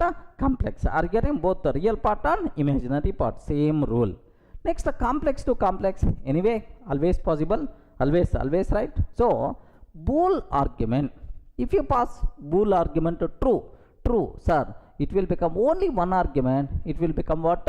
Real part. Of course, its internal value 1 will be considered if it is a true. If it is a false, 0 will be considered. Yes, possible. Even I explain with example. String arguments, sir. Yes, please make sure. So if you want to pass a string argument to the complex function, two rules I covered. Okay, two rules I covered. If the first argument is the string, second argument you should not pass. So if you are passing string value, it will become real value. Then imaginary number is always 0. Next, for the second argument, string value, you can't pass. Okay, with those restrictions, you can pass a string value, no problem at all. Next, bool functions. So if you are passing int values, very simple. If the int value is 0, it will considered as false. Non-zero, it is considered as true. Yes, int to bool possible. Next, float is also. If the value is 0.0, it will become false. Non-zero, it will become true, sir. Next, complex number. So real part and imaginary part both are 0. 0 plus 0j, it is the false. In all other cases, it is the true, sir. Next, bool argument. Bool to bool, no problem at all. Next, string arguments are. If the string is empty, then empty string, then it is false. Non-empty, it is always a true, sir. Remember this one, very, very important point. If the string argument is empty string, then it is always considered as false. Non-empty string, it is always considered the true, sir. Next, str. You can convert any type to str, no problem at all. Are you getting? This is a small summary what you people should be aware about typecasting functions. Maybe so this having idea is always recommended, but complex numbers we are not required to worry that much because we are not going to use that much frequently in our coding. But having awareness is always recommended, right? Sir, clear for all of you, right? If any person is asking about Python typecasting functions, can you please explain with an example? Then you should be in a position to give left and right. Clear, right?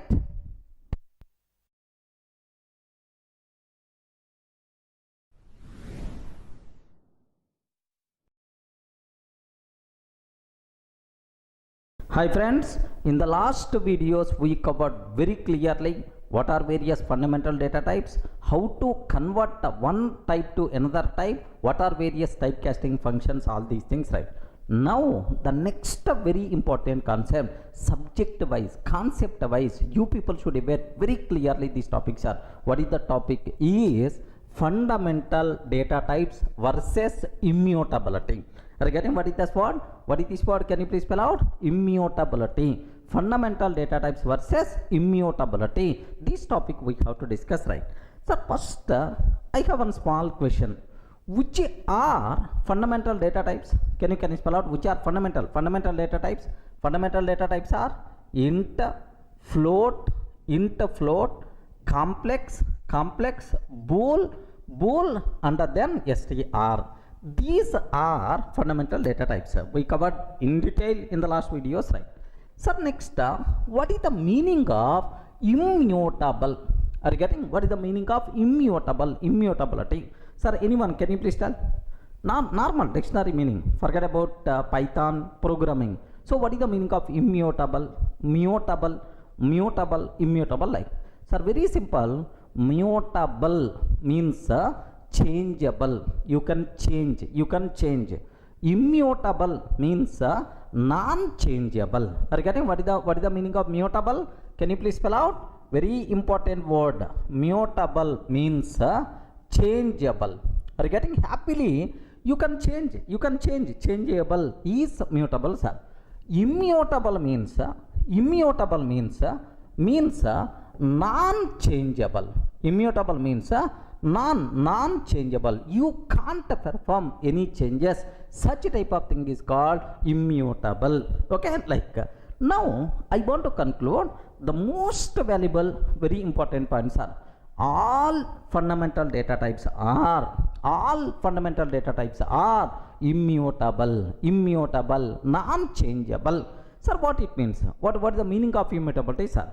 Once we create an object, we create an object, we can't perform any changes in that object. Very important, sir. Why I am writing, especially this one is, this point should inject in your mind. Once we create an object, we can't perform any changes.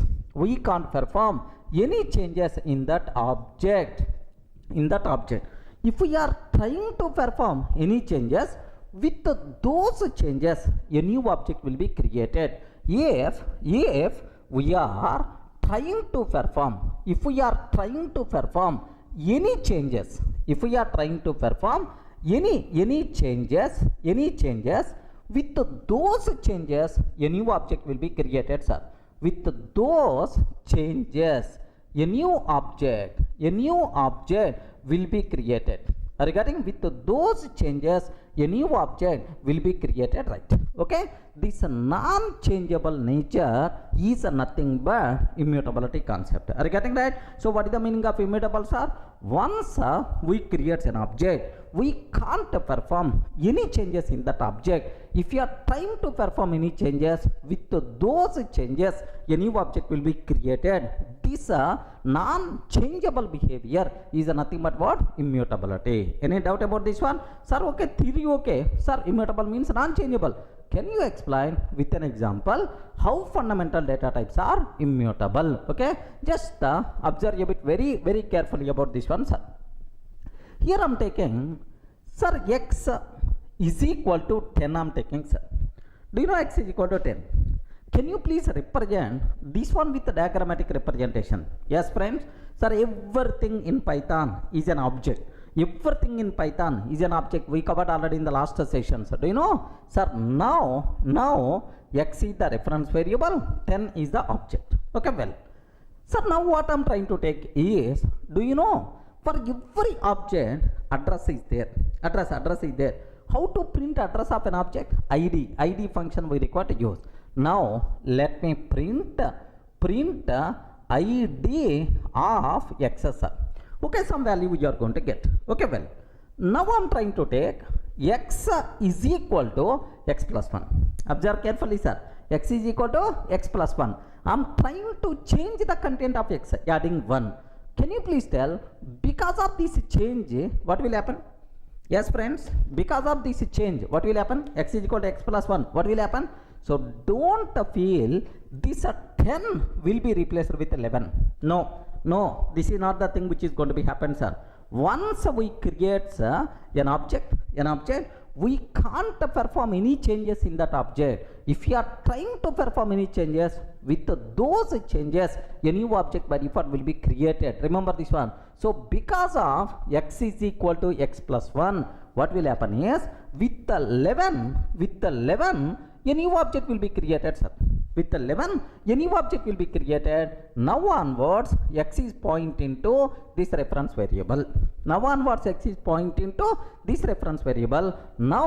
this object not having any reference variable, that's why eligible for garbage collection. Sir, inside Python virtual machine, there is one component is there. If any object not having any reference, such type of useless objects will be destroyed by garbage collector. Now this object eligible for garbage collection, right? Sir, now earlier x is pointing to this object, but now x is pointing to this object. Where is the proof for that? Are you getting?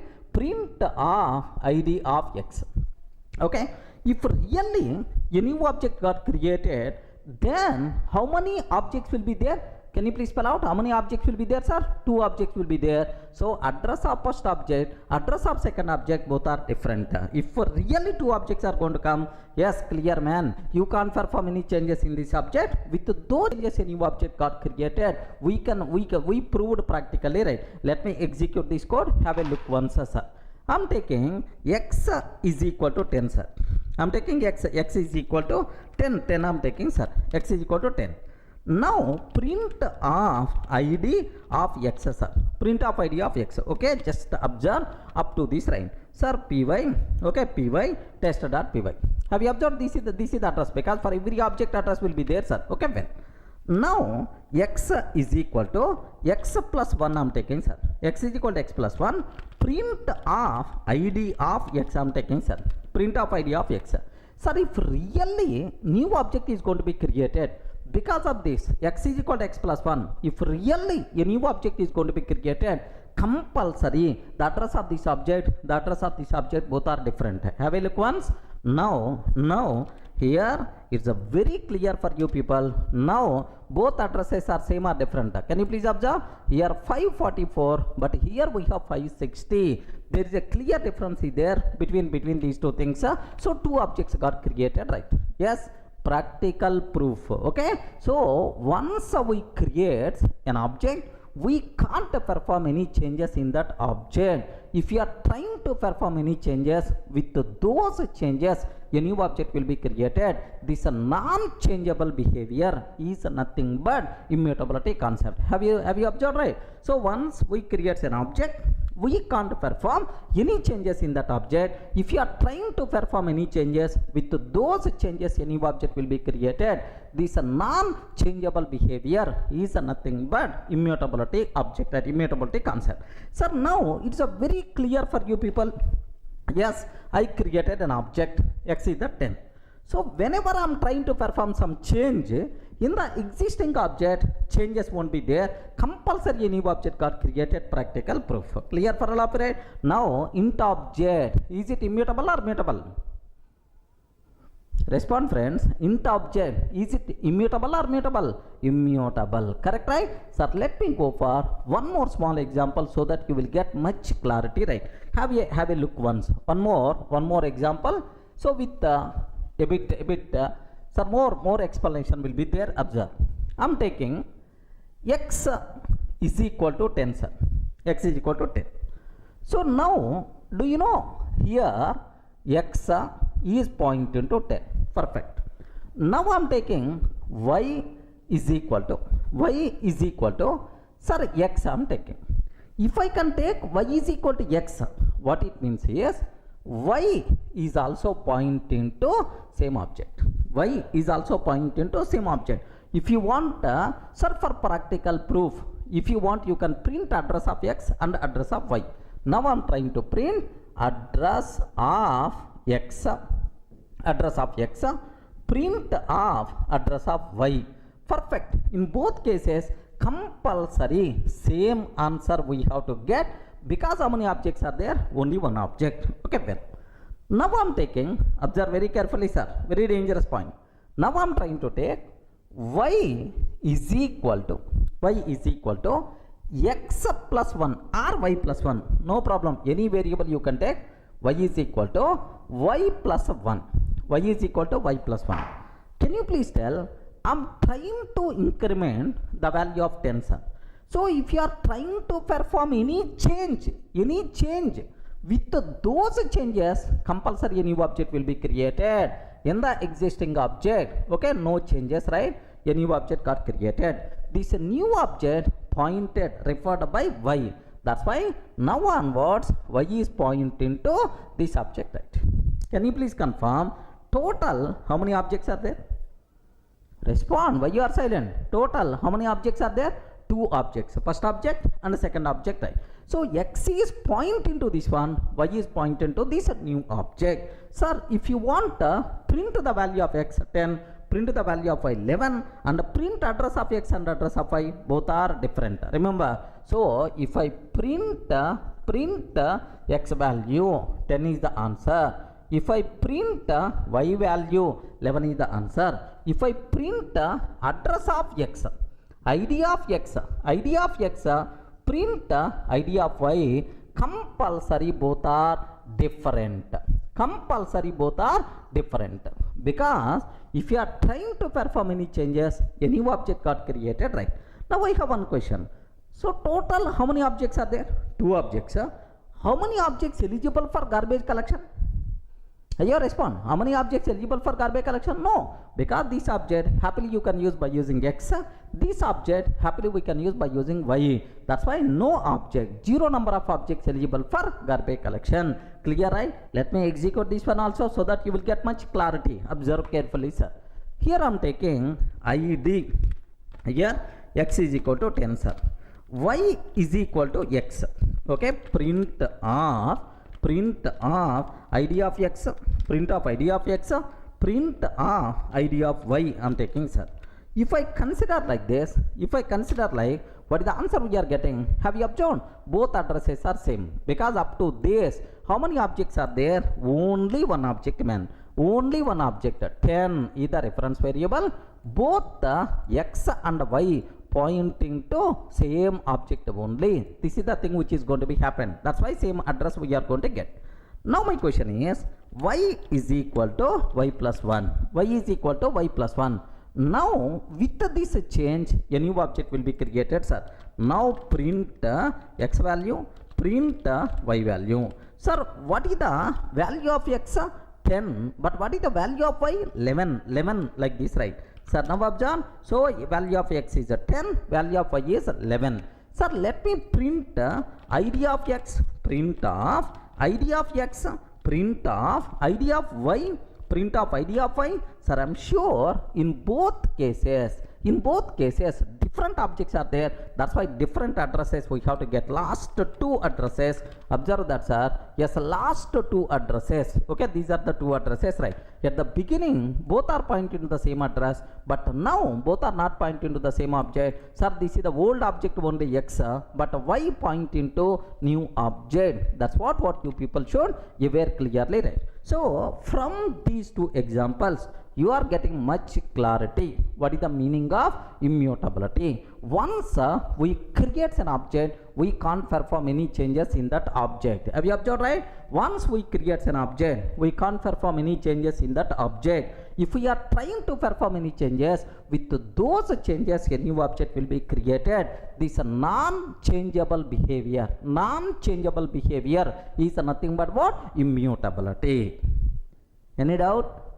Up to this is the clear?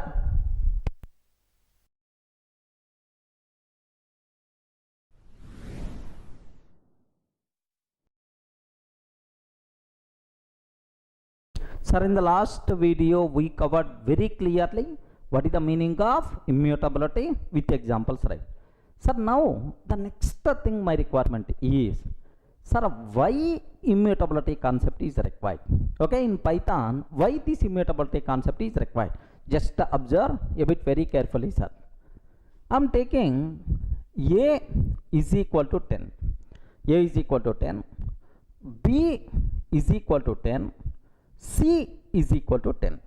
Do you know who is responsible to create object in Python? Python virtual machine. Python interpreter is the responsible to create object, virtual machine, right? So now in this case, total how many objects will be created? Can you please confirm? Total how many objects will be created in this case? Yes? Total how many objects? 3 objects. Are you getting? Because it is the different line, it is the different line, it is the different line. That's why total how many objects got created? 3 objects got created. No. Our Python virtual machine is a bit intelligent person. Are you getting? What it's going to do is, A is equal to 10. Listen very carefully about this one, sir. Sir, A is, yes, refers to this object. A is equal to 10. Okay. Now my point is, sir, B is equal to 10. In Python, if an object is required to create, an object, Python virtual machine is required to create an object. Blindly, it won't create an object. First, Python virtual machine, what it will do, PVM, what it will do is, for the required content 10 is an object already available or not. Are you getting? For the object already available or not. So Python virtual machine will check.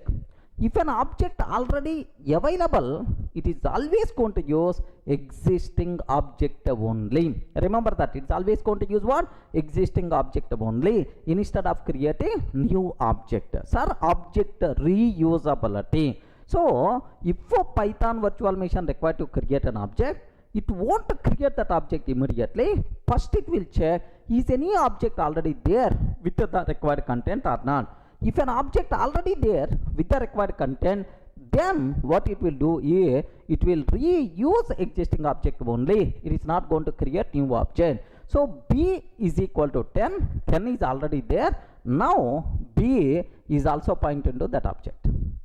Remember that. It's a point into that. Similarly, C is equal to 10. Okay. C is also pointing to that object. A, B, C. So total, how many objects are there? Respond. How many objects are there? Only one object. But how many reference variables are there? 3 reference variables pointing to same object. 3 reference variables pointing to same object. Object reusability, man. Okay, where is the proof for that? Very simple. Print of ID of A. Print of ID of B. Print of ID of C, sir. Are you getting? Print of ID of A, ID of B, ID of C. What is the answer we are going to get, sir? Just observe carefully. Have a look once. Here I am taking A is equal to 10, B is equal to 10, C is equal to 10. Okay, print of ID of A, ID of B, print of ID of A, ID of B, ID of C, sir. If I can take like this, what output by default we are going to get, sir? Sir, can you please expect, is it the same answer or not? Yes, means that how many objects got created, sir? Only one object got created. So 3 reference variables point into the same object. Are you able to understand? So what is the advantage? What is the biggest advantage here? Instead of creating 3 objects, we are creating only one object and we are reusing the same object. The biggest advantage here, what we are going to get is memory utilization will be improved. Memory utilization will be improved. Memory saved, sir. Memory usage of memory saved. Second advantage is, do you know, creating an object is a costly operation. In any programming language, creating an object is a very costly operation. We are not required to create 3 objects. One object is enough, means automatically performance also will be improved.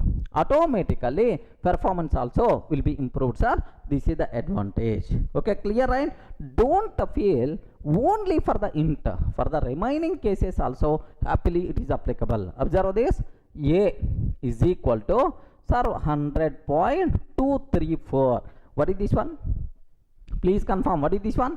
It is the float value. Now B is equal to, sir, 1000.234 I am taking. Can you please imagine how many float objects will be created?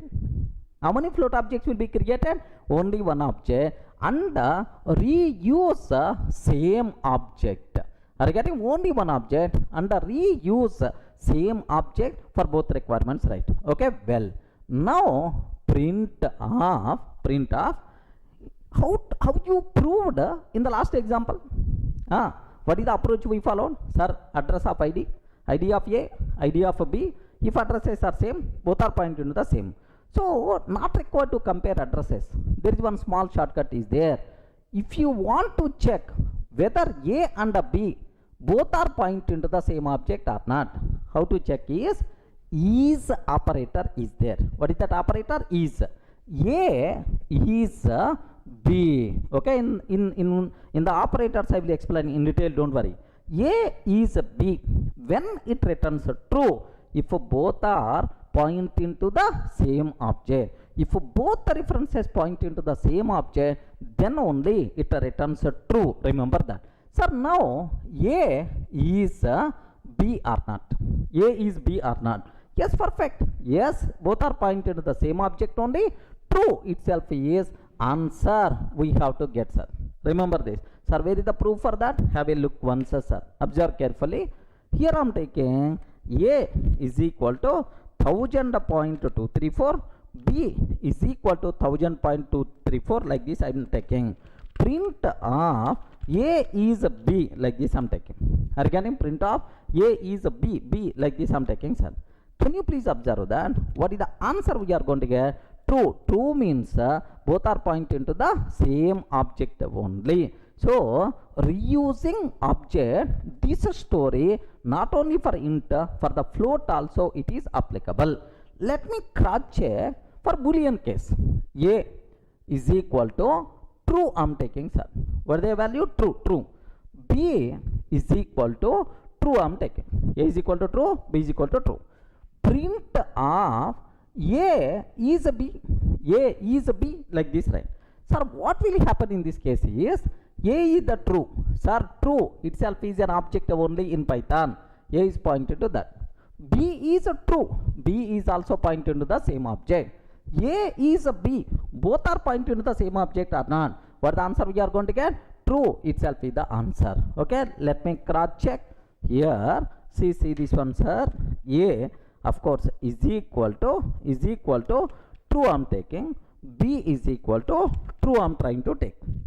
Okay, print of A is B. Okay, what is the answer, sir? True only we are going to get. A is B. A and B both are pointed to the same object. That's why what answer we are going to get, sir? True itself is the answer. So even for Boolean case also this rule is applicable. Let me consider. What about string? What about string case? Let me consider, sir.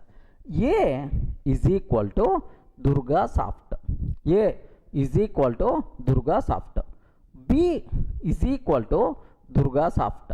Are you getting? A is equal to Durga soft. B is equal to Durga soft. Print of A is B. Are you getting? Print of A is B. Like this I'm taking. What answer we are going to get, sir? True only. Here Durga soft is the string object. Both A and B point into the same object. Everyone can able to understand, right? So here let me cross check this last final point also. Okay, Durga soft.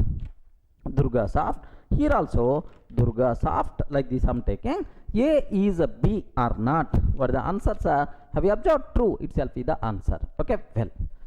So now, so Python virtual machine, how it is a very intelligent, okay, to improve memory utilization, performance improvements, right? Now the terminology is very clear. So in Python, if an object is required to create, Python virtual machine won't create immediately. First it will check, is there any object already available with the required content or not. If an object already available with the required content, then existing object will be reused. Clear, right? If existing object is not there, sir, no existing object, then only a new object will be created. This behavior is nothing but, this is what the advantage of this approach? Memory utilization, performance will be improved, sir.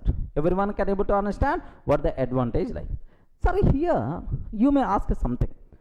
Sir, reusing existing object, performance will be improved, you are telling, sir. But whenever we are creating an object, every time my Python virtual machine will search whether this object is already available or not. So search operation, so performance effect may be there. Search operation it has to do, performance effect may be there. So after searching, if it is identified no object is available, then it has to create what? New object, create operation.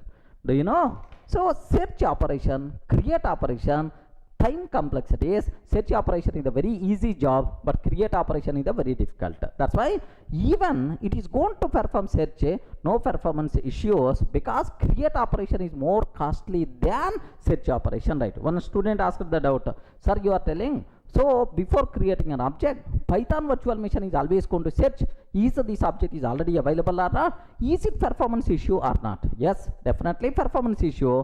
But search operation, so how much time it is going to take? Create operation, how much time it is going to take? Search operation will take very less time when compared with create operation. That's why, so search operation, so if you are going to use instead of create, obviously performance is going to be improved because it is the most costly operation. Clear for all of you, right? Okay, well.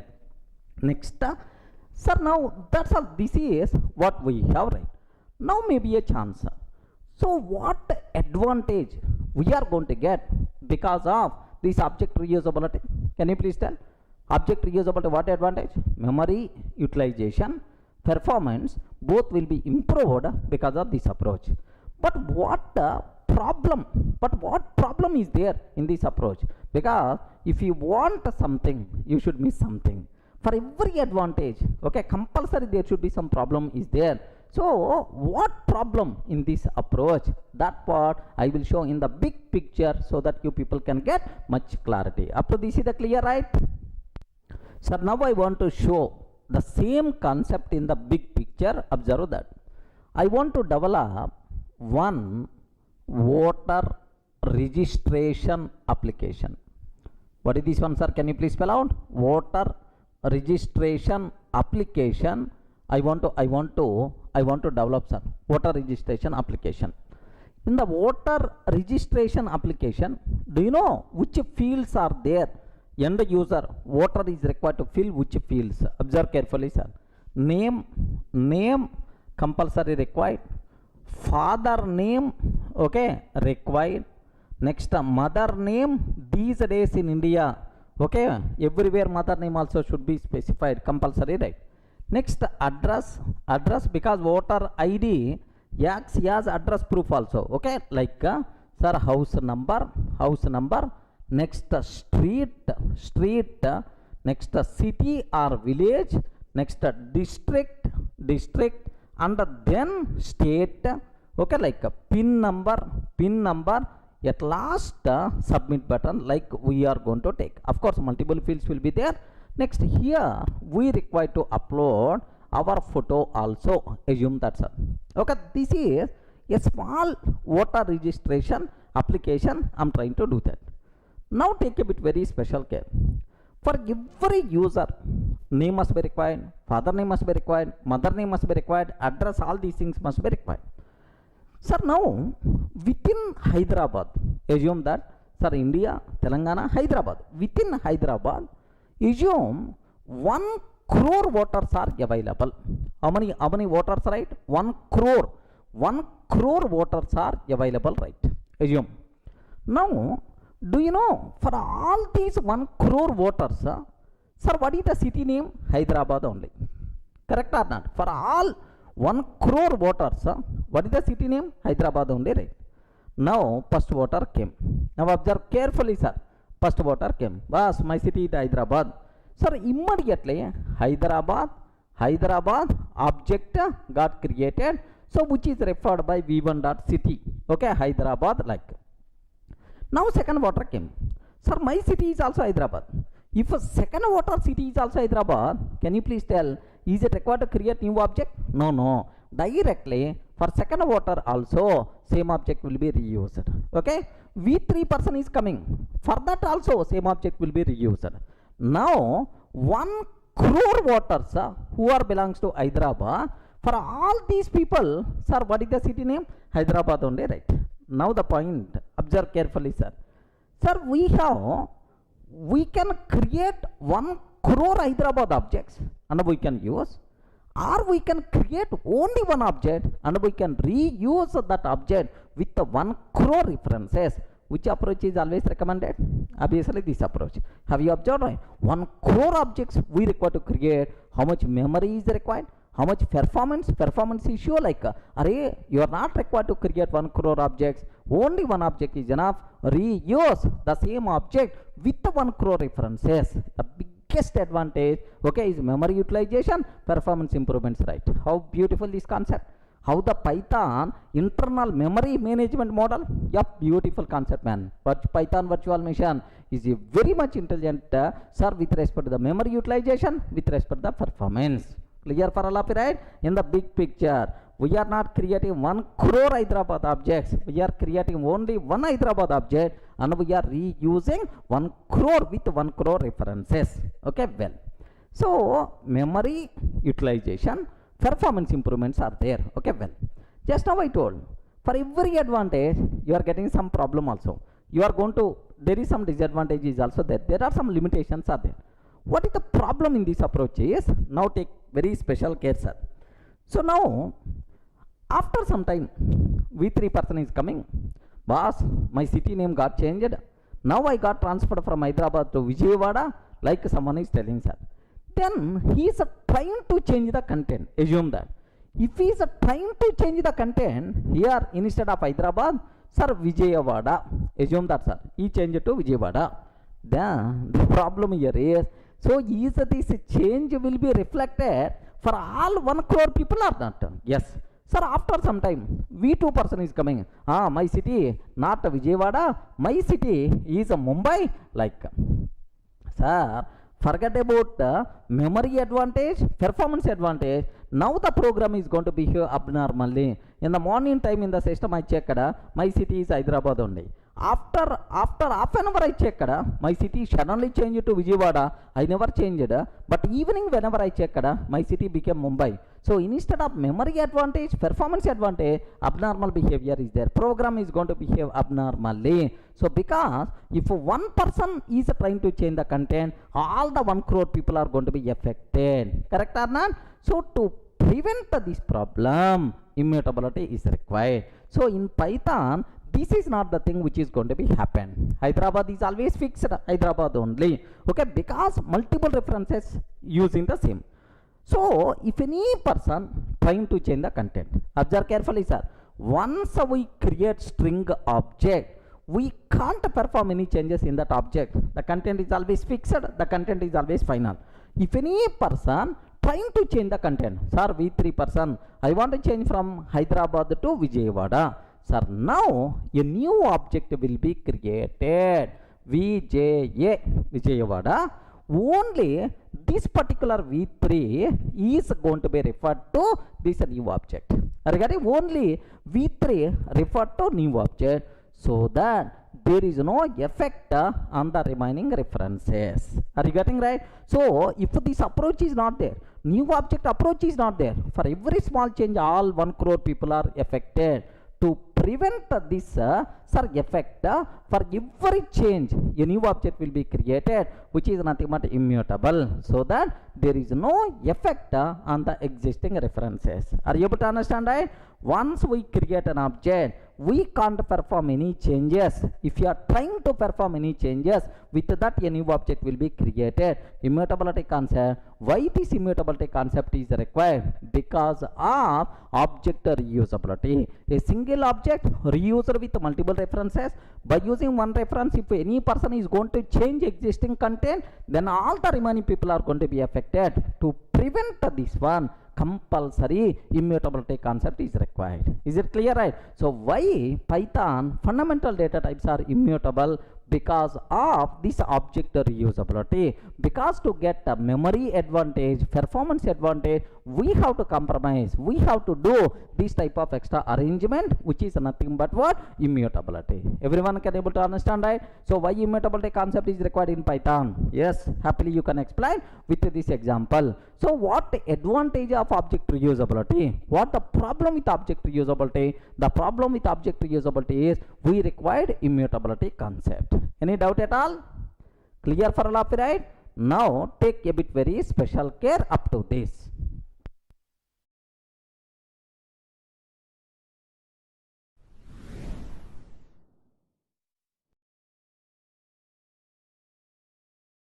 Sir, now take very special care. All fundamental data types are immutable. Okay, so like int, float, complex, int, float, complex, next bool, and then str. All these things are immutable. Don't worry, sir, everything is immutable. Okay, like, but object reusability concept applicable only for int type, float type, bool type, str type. So for complex type, object reusability concept is not applicable. Maybe internally the way of representation is the different, maybe at memory level. So here object reusability is not there, but it is immutable. Remember that. So now where is the proof for that? Yes, if you consider a is equal to 10, b is equal to 10, print of a is b. True is the answer. True is the answer, because for int always it is going to use existing object only.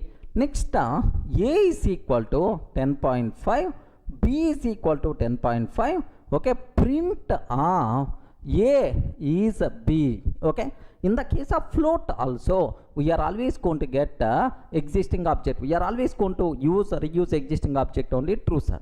Sir, now a is equal to true, b is equal to true, print of a is b. Yes, a is b. What the answers are? True. Yes, we covered, we executed already all these things, right? Next, a is equal to Durga, a is equal to Durga, b is equal to Durga, print of a is b. What answers are? True is the answer. Okay, well, so object reusing this capability available for int, available for float, bool, and then string type, but not applicable for complex type. Where is the proof for that? Now observe, a is equal to 10 plus 20j. A is equal to 10 plus 20j. B is equal to 10 plus 20j. Are you getting? So in this case, even content is the same. Compulsory a new object will be created in the case of complex numbers. Now observe, print of a is b. In this case, false is the answer we have to get. Are you getting right? So only object reusability concept not applicable for complex numbers, except complex. For the remaining data types, it's always applicable, man, in the fundamental types. But complex is immutable. Immutability is the common property, sir. All are immutable, but reusing the object is not there for complex numbers. Maybe internal memory representation, the way of representation may be different because of some internal reason. But anyway, we are not going to use complex numbers that much frequently. Don't worry about that. Let me show up to this, right? Observe carefully. Here, a is equal to 10, b is equal to 10, print of a is b. I'm taking, sir. What answer we are going to get? True itself is the answer. Now 10.5, b is a 10.5, a is a b. I'm taking. What the answer? True. True itself is the answer, sir. Next, a is a false. I'm taking. Okay, need not be true, sir. False I'm taking. Sir, b is also false, sir. Sir, both false object means only one object will be there internally. Sir, true itself is the answer. Next, a is equal to Durga, b is equal to Durga, like this, right? A is b. What the answer? True itself is the answer. But what about complex number? 10 plus 20j. 10 plus 20j. Even the content is the same, but the answer we are going to get what? False is the answer, sir. Okay, well, so object reusability concept applicable for all fundamental types except complex, but all fundamental types including complex are immutable, right? Next, here one small clarity I have to provide. So we can execute Python program, Python script. I wrote some script and I'm trying to execute. It is the standard way, sir. Do you know we can execute from Python IDLE, sir, Python ideal console also you can execute, sir, or simply Python console also you can execute, sir. Remember Python console, okay, Python console, IDLE, these things are REPL tools. Regarding what is this one, sir? REPL tools. REPL means read, evolve, print. Read, evolve, print, and loop. Again repeat the same process. REPL tools. These things are not standard IDEs or not standard editors to develop the programs. So these are just to test the small coding snippets. We are going to use this, but these may show different behavior. Don't worry, sir. If you are going to use your IDEs, Atom IDE, PyCharm IDE, or Spider, or otherwise standard whatever approach I am using, all these cases our discussion is valid. But in the case of IDLE, Python console, these are just a small REPL tools to execute small coding snippets. Here you may get different results. Don't worry about that, sir. Observe that how you can conclude. Have a look once, sir. I'm taking a is equal to 1000. Have you observed very carefully, sir? A is equal to 1000, b is equal to 1000, a is b. So standard approach I'm taking. Can you please tell what the answer we have to get? True itself is the answer, sir. True is the answer we are getting. But the same thing I can ask in the IDLE. Okay, so Python IDLE. Let me launch it, sir. Okay, the same question I'm asking. This is the Python IDLE.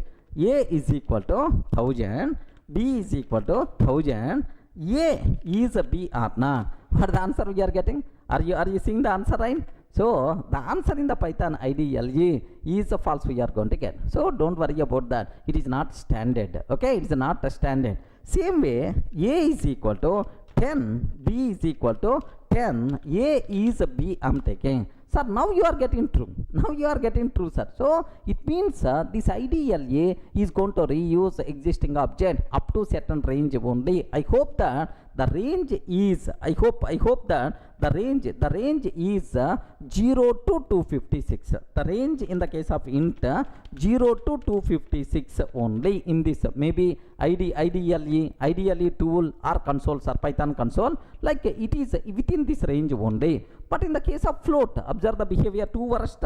A is equal to 10.5, B is equal to 10.5. I am taking, sir. A is the 10.5, B is the 10.5, A is B. We have to get to true, sir, because in the case of float also we will have reusing, but here false we are going to get. Means this is not standard, don't worry about that. Next, similarly, Python console also. Just now I showed, right? Python console py. I am taking, sir.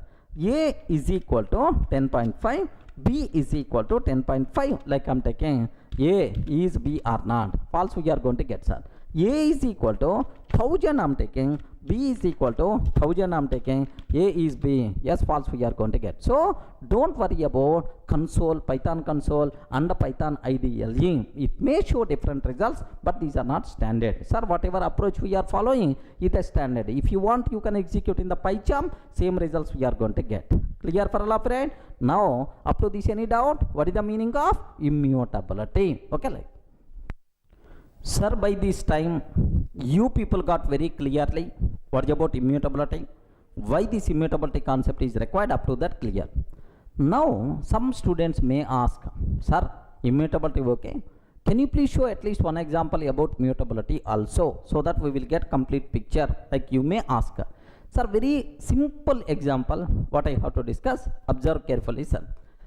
Here, you know, after completing our fundamental data types, the next level advanced data types we have to discuss list concept, tuple concept, like there you will get much clarity, but a bit advanced. Let me show one small example to get basic idea. Do you know A is equal to 10, sir? How many values here represent? Only one value, 10. But if I can consider list, sir, list, how many values a list can represent? Multiple values. Are you getting how many values a list can represent? Multiple values. A group of values represented by list. How you can access these elements? By using index. Python is always 0 index based. Remember, L of 0, its value is the 10. L of 1, its value is the 20. Okay, like this. Basic idea, sir. List means a group of objects. We can access each element by using index. That's all. But anyway, in the next video, we will discuss list data structure in detail. Don't worry, sir. Sir, now my question is, all fundamental data types are immutable. Once we create an object, we can't perform any changes. If you are trying to perform any change, compulsory a new object will be created. You know, right? Okay. Sir, here I am taking x is equal to 10, x is equal to x plus 1. Like, can you please tell what will happen? X is 10. X is equal to x plus 1 means a new object will be created. Now onwards, x is pointing to this one. We discussed already, it is immutable. But list is mutable. List is mutable object. In the existing object only, you can perform any changes, no problem at all. Sir, what it means? Observe carefully, right? Sir, here L is equal to 10, 20, 30 is there, sir. Observe very carefully. L is equal to 10, 20, 30 is there. Okay, 10, 20, 30. This is the list what we have. L is the reference variable for that. Okay, well. Now I'm trying to print L, sir. What is the address of L? Okay, ID of L. Some address you are going to get. Now L of 0 is equal to 7777, like I'm taking. Sir, now I'm trying to change the content of this list. If the list is mutable, obviously in the existing object only we require to perform changes. Correct, right? So L of 0 is equal to 7777 means now this one replaced with 7777 in the existing object only. Remember this one. So once we create list object, you can perform any changes in the existing object. this changeable behavior is nothing but mutability concept. Okay, well, list is mutable. Where is the proof? Now print address are print of id of L after modification, address before modification, address, both the things are same because modification happened in the same object only. If you want, you can print L value, modified value by default we are going to get, sir. 20, 30 like modified value we are going to get. So means that clear practical proof. So all changes are happened in the existing object only, but not in the new object. Where is the proof? Let me execute this code. Observe carefully, sir. Here I am taking, here 1 minute. Here I am taking L is equal to 10 comma L is equal to 10 comma 20 comma 30, sir. Print of id of L, print of id of L and the print L. Sir, I am trying to print content of L and its address also. Okay, let me execute up to this. Yes, content is 10 20 30, address is, this is the address, right? Okay, well, now my question is L of 0 is equal to 7777. I am taking L of 0 is equal to 7777. Print of id of print of L, sir, after modification, what is the result? Next, id of L, okay, like, so before modification, what is the L and the address?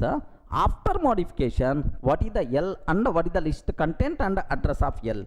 Now observe, sir, am I getting modified content but address is not changed, meaning that so all changes will be performed in existing object only. This behavior, this changeable behavior is nothing but mutability concept. Is it clear for all of you, right? So can you please explain with an example what is the meaning of mutability? Best example. Let me go for one more small chota example, right?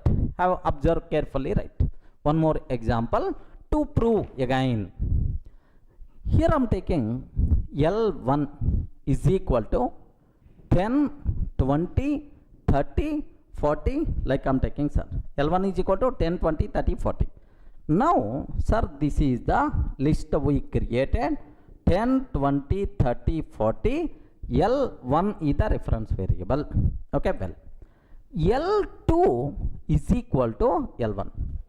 What is the meaning of this one? L2 is equal to L1 means L2 is also pointing to L1 only. L2 is also pointing to L1. Now what I want to do, how many list objects are there? 1. But how many references are there? 2 reference variable. Both reference variable point into the same object. Sir, if any person trying to change the content, all those changes will be performed in the existing object only. So by using L1, if I perform some change, those changes will be reflected to L2 also, because both are pointed to the same object. In the existing object only modifications are performing. Okay, now sir, print of L1, print of L2, sir. In both cases we are going to get 10, 20, 30, 40 only. Okay, well, now L1 of 0 is equal to 7777. L1 of 0 is equal to 7777. I am taking. Where will be performed, sir? L1 of 0 means 7777, like 10 will be replaced in the same object. Now the change will be reflected to L2 also. Now let me print again. Print of L1, print of L2. What is the output we are going to get in both cases, sir? Do you know? First element replaced with 7777, 20, 30, 40. So by using L1, if you perform any change, that the change will be reflected to L2, because both are pointing to the same object. In the existing object only, content will be modified. Sir, with those changes a new object created? No. In the existing object only modification performed. This changeable behavior is the mutable. Observe carefully. Sir, now L2 of 1. This time I am trying to change by using L2. L2 of 1 means 20, sir. is replaced with 8888. L2 of is replaced with 8822. What 8888? What it means is this one replaced with 8888, right? So this change will be reflected for L1 or not? Yes, because both are pointed the same. In the existing object only, all changes are going to be happen. Now print of L1, print of L2. What is the answer we are going to get? In both cases, 7777, okay, 8888, 30, 40 is the answer we are going to get. Friends, everyone in the position to understand clearly. So in the case of list, the modifications are happening in the same object or not? Yes, that's why list is mutable. So can you please explain basic example to understand mutability concept? Best example to understand, let me execute this code. Have a look once. I'm taking L is equal to L1 is equal to 10, 20, 30, 40, sir. Okay, well, L2 is equal to L1. So both are pointing to the same object. Print of L1, next print of L2, like this I'm taking, sir. Okay, well, print of L1 and L2. Let me execute after this. Yes, the content is the same. Now by using L1, I'm trying to change the content. L1 of 0 is equal to 7777. Okay, print of L1, print of L2. Like, sir, observe that print of L1, print of L2. What answer we are getting? 7777. So if you perform any change to L1, automatically that change will be reflected to L2 because both are pointing to the same. Remember this one, sir. Okay, next by using L2, I want to perform some change. L2 of 1 is equal to 8888. Print of L1 and the print of L2. Automatically that change will be reflected to L1 or not. Can you please observe that? Yes, that change will be reflected to L1, L2. So both it's going to reflect. So clear indication, all changes performed in the existing object only. This changeable behavior is nothing but what? Mutability concept. Are you able to understand, right?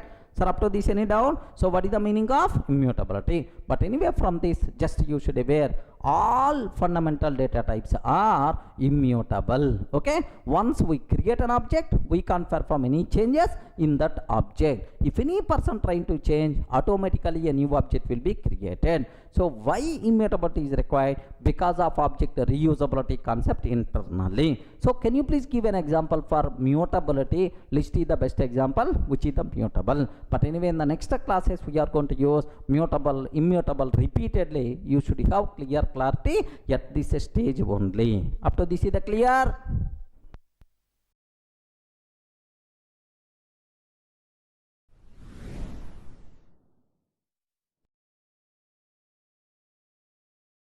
Hi friends, in the last videos we covered very clearly about fundamental data types.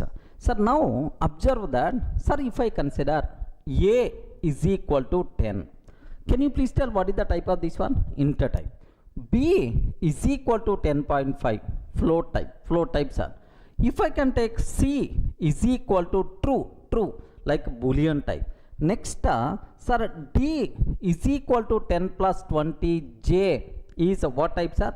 This is, what is this one? Complex number. Next, E is equal to Durga. Okay, like I'm taking, it is the stringer type. These are 5 fundamental data types we covered, sir. Here, every variable can hold how many values? Only one value. A can be used to represent value 10. B can be used to represent value 10.5. C can be used to represent value true, sir. So in fundamental data types, every variable can hold how many values, right? Only one value. Clear, right? Okay, like, sir, sometimes my programming requirement, I want to hold a group of values together. Regarding, I want to hold a group of values together, something like, sir, names of all students, or roll numbers of all students, or all mobile numbers, all mail IDs. I want to represent a group of things. Then we should not go for these fundamental data types. For that, we have to go for collection related data types. Are you getting? If you want to represent a group of values as a single entity, so something like here, this is the first value, second value, third value, fourth value, fifth value, sixth value, seven, like a group of values as a single entity, then we require to go for what? Collection related data types, right? So what are various collection related data types are there in the Python? So best example, list concept is available. Okay, list concept is available. Next, tuple concept is available. List tuple. Next, set. Next, frozen set, frozen set. Next, dict. Next, followed by range. Next, bytes and byte array. Okay, all these data types can be used to represent a group of values. Remember this one, to represent a group of values as a single entity, then we require to go for these data types, right? Sir, anyway, almost, sir, these are things we are going to discuss as a separate topics. List is almost around 3 to 4 sessions. Okay, topic list, tuple, set, dict, like this. But I have to show the basic idea about these things in detail. Take a bit very special care. Sir, can you please tell what is the main difference between fundamental data types, collection related data types?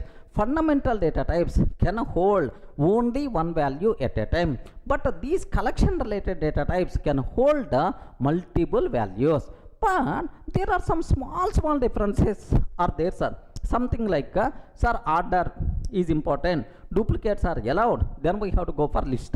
Sir, duplicates I don't want, then we have to go for set.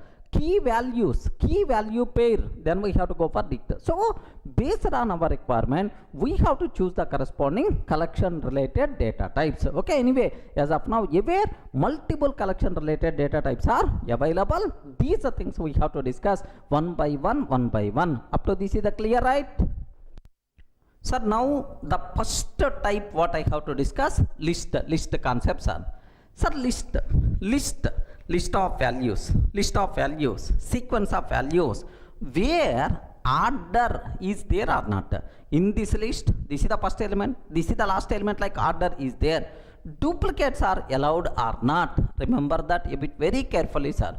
If you want to represent a group of values, a group of objects as a single entity, where duplicates are allowed, order is important. Where order is important and duplicates are allowed, then we have to go for list concept. Remember this one, sir. So whenever I am using the word list, immediately in your mind 2 points should be injected. The first point, sir, okay, order is important. Insertion order preserved. Duplicates are allowed. Yes, duplicate objects, no problem. Happily it is allowed. Then we require to go for what? List concept. Very important, sir. Sir, how you can represent a list? Sir, take a bit very special care. Sir, what is this notation? Please respond. What is this notation?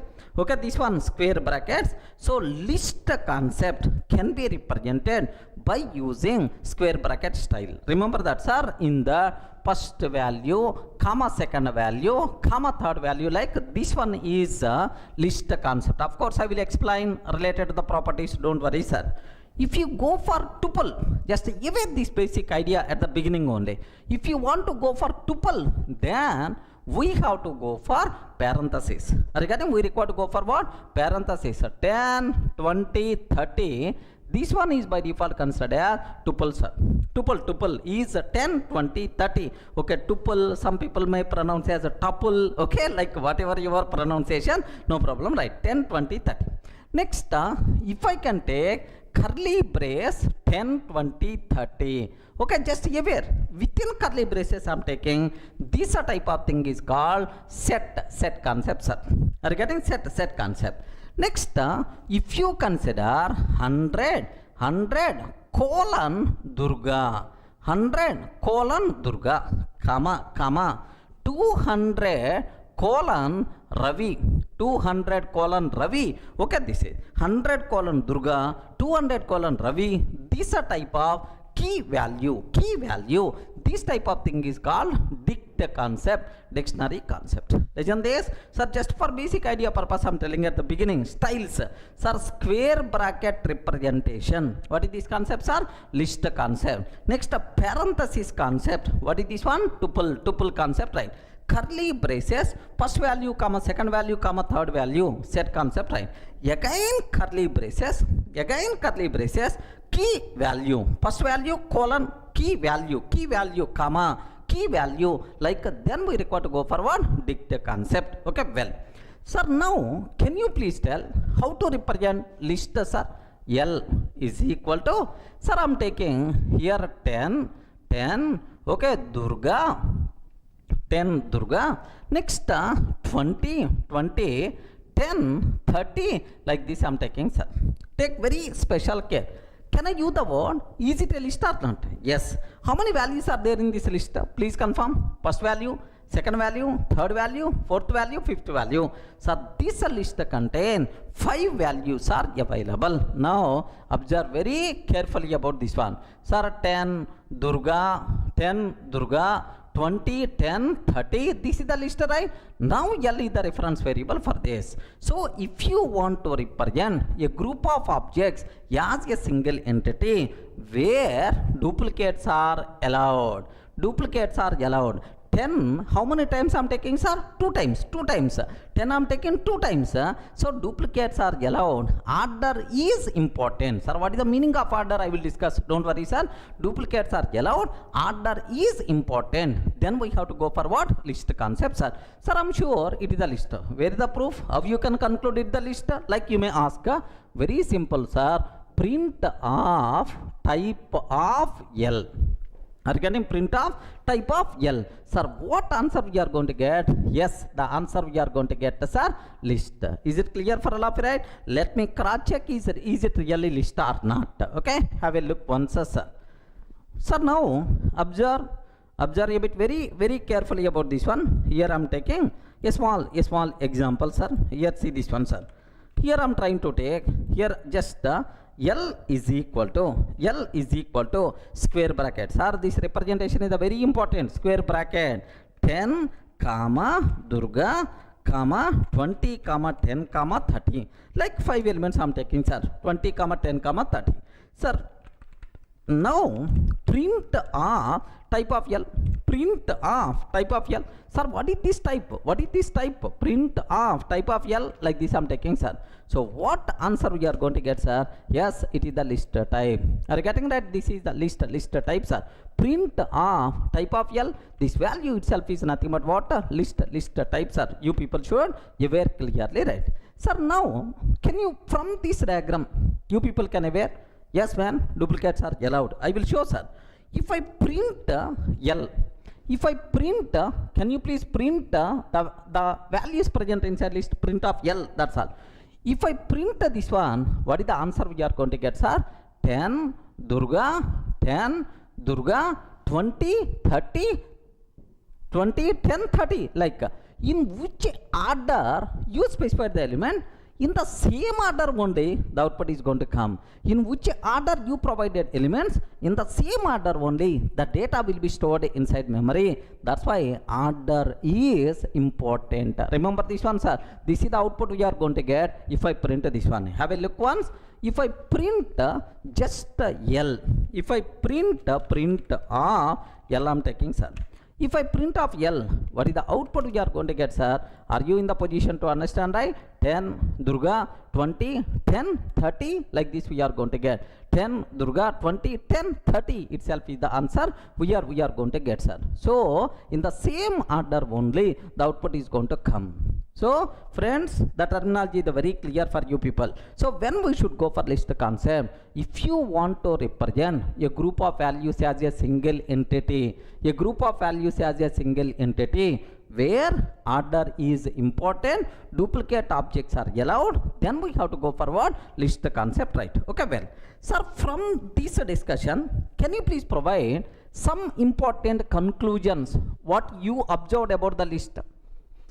Please confirm some important conclusions what you observed from the list.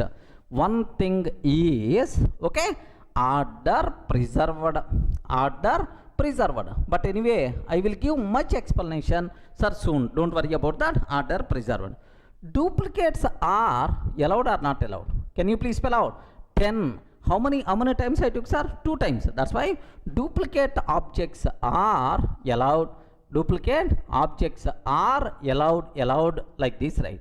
Next, the values should be represented within square bracket representation. Okay, well. Next, sir, do you know heterogeneous objects are allowed or not? Yes, heterogeneous means what? Different type of objects. If you observe, one is integer type, the second one is string type. One is integer type, second one is string type. Heterogeneous objects are allowed. Okay, heterogeneous objects are allowed like this, right? Up to this, not required to keep any explanation about this one, sir. Okay, well, sir, take a bit very special care, sir. Sir, now just I told order is important. Order is important. What is the first element present in this one? Can you please spell out? What is the first element present in this one? 10. This 10 is located at 0 index, 1 index, 2 index, 3 and 4. How you can find the element present at 0 index? Here, if you observe, print of L of 0. Are you getting L of 0? What is the answer we are going to get? 10, sir. Print L of 0, 10. Sir, print of L of minus 1 I am taking. Minus 1 means what? Last. What is the last element, sir? 30 itself is the valid. So, indexing concept applicable or not? Yes, applicable, because here order is important. Wherever order is there, wherever order preserved, compulsory indexing concept applicable. Next, slicing also. If you observe, print of L of 1, 4, like this I am taking, sir. L of 1 colon 4. Sir, 1 colon 4, what is this concept? What is this operator? Slice operator. Slice operator. So it returns list of elements. List of elements. From list of elements from one index to begin to n minus 1. 4 minus 1. 4 minus 1 means 3 index. Are you getting? 4 minus 1 means 3 index, right? So 1 index to 3 index means which values are, okay, Durga 20, 10. This is the value we are going to get. Okay, remember this. Let me cross check whether it is going to be happened really or not. Observe carefully, sir. Sir, I'm trying to take here print of L of 0. L of 0 like this I'm taking. What is the answer we are going to get? 10. Regarding what the answer we are going to get, sir? 10 itself is the answer. L of minus 1 I am taking. L of minus 1 I am taking. Last element, sir. Yes, perfect. L of minus 1 is the 30. Oh, clear indication. Indexing concept is applicable, sir. Now I want to take slice operator also. L of 1 to 4, sir. L of 1 to 4. So, from 1 index to begin index to n minus 1 index means, sir, 1, 2, 3. Okay. This part we have to get, sir. Durga 20, 10. This is the part we are going to get. Observe carefully, sir. What is the answer? Durga 20, 10 is the answer we are going to get. Perfectly itself is acceptable. So, for the list, indexing concept, slicing concept applicable, no problem at all. Are you in the position to understand, right? Sir, next important point, of course, indexing and slicing concept applicable. And slicing concepts are applicable, right? Next, one more point. Listen very carefully, sir. Sir, if I can take L is equal to something like this style. Have a look once. L is equal to just square bracket open and close. What I am doing? Respond. What I'm doing? L is equal just a square bracket open and close. What I'm doing? We are creating list which is empty because I'm not specifying any elements, right? Yes, creation of empty list. What is the way? Okay, like this. Sir, being Python developer, lakhs, crores of times you require to do this type of syntax. Okay, how to create empty list? Just I created, right? Now I want to add an element to this list. Are you getting? I want to add an element to this list. If it is the list, if you want to add an element, we require to call one method. What is that method, sir? Append. Are you getting? What is the method we have to call? Append. Append method we have to call to add element to the list. Now observe L dot append of 10, sir. Now I added 10 to this list. Okay, now L dot append of 20 I'm taking. L dot append of 20. L dot append of 30 I'm taking, sir. 30. L dot append of 40 like this I'm taking. Okay, well, sir, now how many elements I added to this list? 4 elements, sir. By using which method you can add elements to the list? Okay, append method, like, sir, now print of L. Now print of L. If I can take, what is the answer we are going to get, sir? Okay, I told insertion order preserved in the case of list. Sir, first which element you inserted, that element will be stored in the memory. So at the beginning, sir, 10 I added, and then what? 20 I added, 30 I added, 40 I added. Are you getting? 10, 20, 30, 40 like this I'm adding, sir. Sir, this is the output you are going to get. Next, if you want, you can remove an element also. That thing is also possible, sir.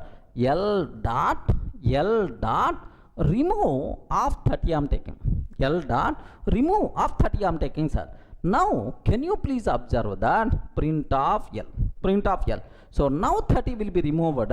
Now the content will become 10, 20, 40 is the answer we are going to get, sir. So based on our requirement, you can add new elements, you can remove existing element. Such type of option is there in the case of list. That's why list is growable in nature. List is growable in nature. Remember, based on our requirement, you can increase, you can add new elements, you can remove existing element. Such type of thing is possible. It is the growable. Based on our requirement, you can add, remove. That option is there. Let me cross check whether it's going to work or not. Have a look once, sir. Sir, I'm trying to take, I want to take empty list. Can you please confirm how to create empty list? Square bracket open, close. That's all. Square bracket open and close, empty list. L dot add, not add. What is the method? I forgot. Can you please confirm what is the method I have to take? Append. Are you getting? Append of 10. Okay. Next, L dot append of here 20. L dot append of, sir, here just only 2 elements I added. Assume that, sir. Let me print L. Let me print L. What answer we are going to get, sir? Yes, friends, 1020. What answer we are getting? 1020. Suppose assume I'm trying to add 2 more elements, 30 and then 40. 30 and then 40. Sir, now have a look once. Sir, how many elements are added? 4. First which element? 10. Next which element? 20, 30, 40. Order is important. Order will be preserved. Now have a look once. Observe a bit very carefully about this one. 10, 20, 30, 40. Like we are going to get the answer, sir. Okay, well, sir, based on my requirement, remove L dot remove of 30 I'm taking, sir. L dot remove of 30, print of L.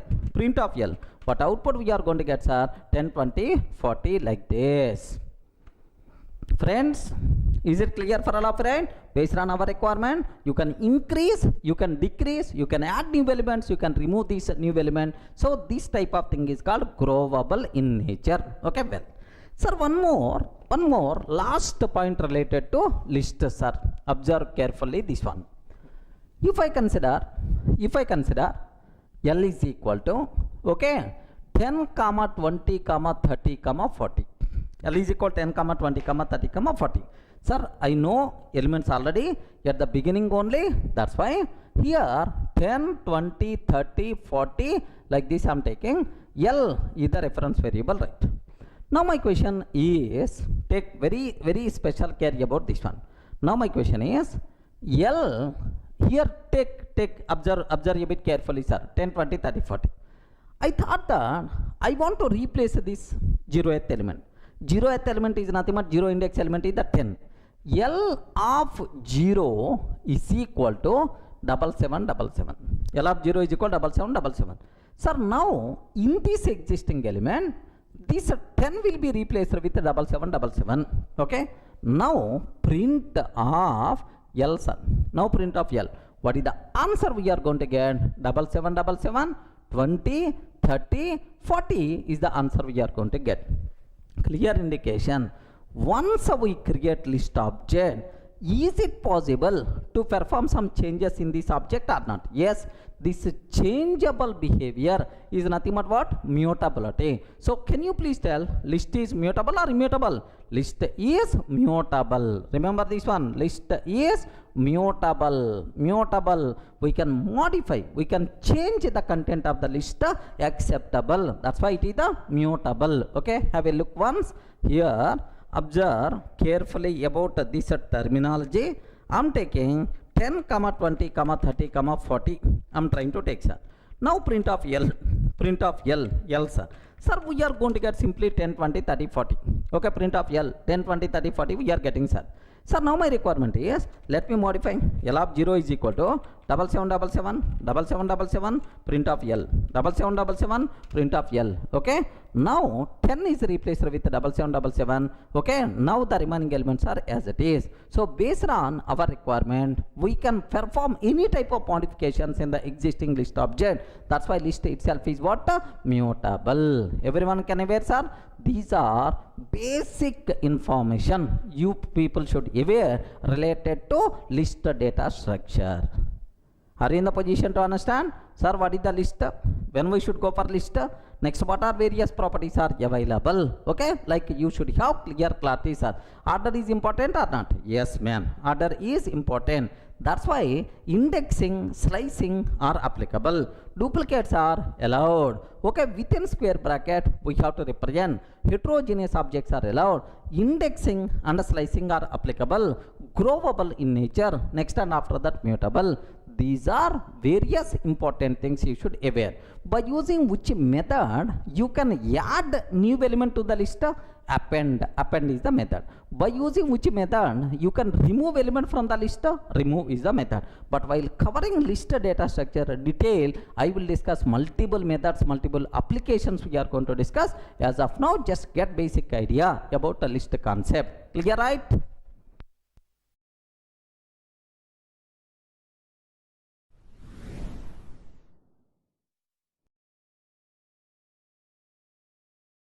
Sir, in the last video, we covered very clearly about list data structure, right? So, in the list, duplicates are allowed or not? Allowed. Insertion order preserved, mutable, right? Sir, now the next thing what I have to discuss, tuple concept, right? Sir, now tuple exactly same as list.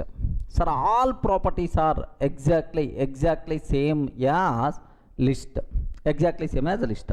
But where is the difference? Only one word is the difference. So exactly same as the list, except that it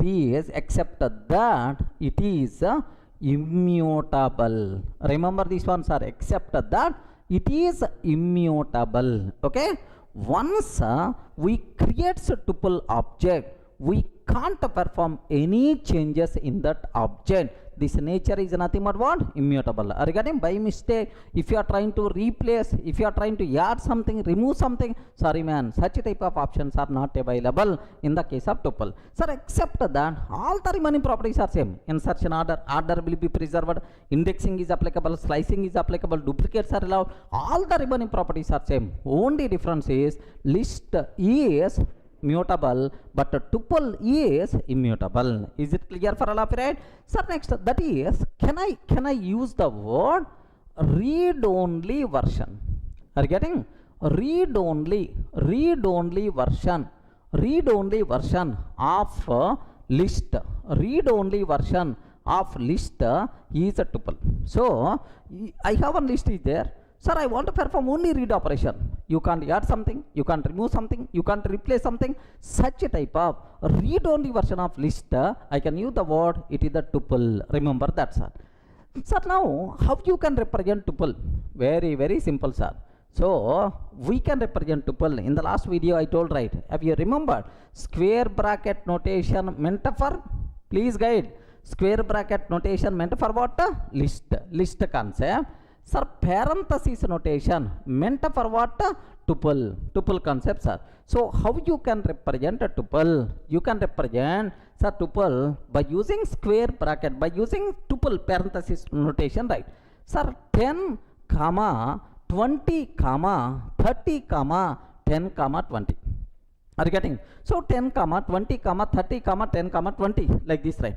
Or even let me take a heterogeneous element also. No issue at all. Heterogeneous element, possible man. Okay. Sir, now duplicates are allowed. Duplicates are allowed. Order is important. Order will be preserved. Heterogeneous elements are allowed. All the properties are same. But you can't perform any modification for this. That is the only difference. Sir, how you can conclude it is a tuple? Where is the proof? How you can tell, sir, it is a tuple? Very simple. Let me take print of type of t. Print of type of t. Sir, what answer we are going to get, sir? Tuple itself is the answer. Okay, have a look once. Sir, now t is equal to, here I am taking t is equal to 10 comma 20 comma 30 30 comma 10 comma Durga, like this I am taking. Can you please tell which symbol we are using? Parenthesis symbol we are trying to use. Now print of type of t, sir. Print a type of t. Have a look once. What output we are going to get, sir? Class tuple. Are you getting what is the output we are getting, sir? Class tuple. Tuple is the output we are going to get, sir. It is the tuple. Now I have one small point. Sir, order is important or not? Yes, order is important. So what is the first element? Yes, 10. What is the last element? Durga, like this, right? So if the order is important, slicing, indexing applicable, right? Now, sir, print t of 0. Hey, what is the first element? Which element is locating at 0 at index? 10, sir. Okay, 10. Sir, print of t of minus 1. Minus 1 means last element. Minus 1 means last element, sir. Durga. Last element, Durga, like we are going to get. So print of t of 1 colon 4. Sir, what is the meaning of 1 colon 4?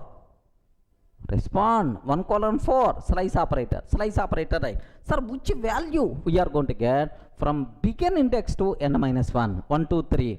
1, 2, 3 means this is the answer we have to get, sir. So I'm going to get 20, 30, 10. Sir, it is the read only operation. It is the read operation only. I'm not performing any modification, just read operation. So slicing and indexing, both operations are applicable for the tuple also. Okay, have a look once, sir. I want to take what is the first element? T of 0, sir. Sir, can you please tell what is the first element? 10 is the answer. First element itself is the 10. What is the last element? What is the last element? The last element is Durga. The last element itself is Durga, like this, right? So first element is the 10, last element is the Durga, like this we have. Next, print of t of 1 colon 4. 1 colon 4. What answer we are going to get? 20, 30, 10, like this, right? So what is a tuple? What is tuple? How you can represent a tuple? Next, how you can access elements of the tuple, like index, slicing, all these things are applicable.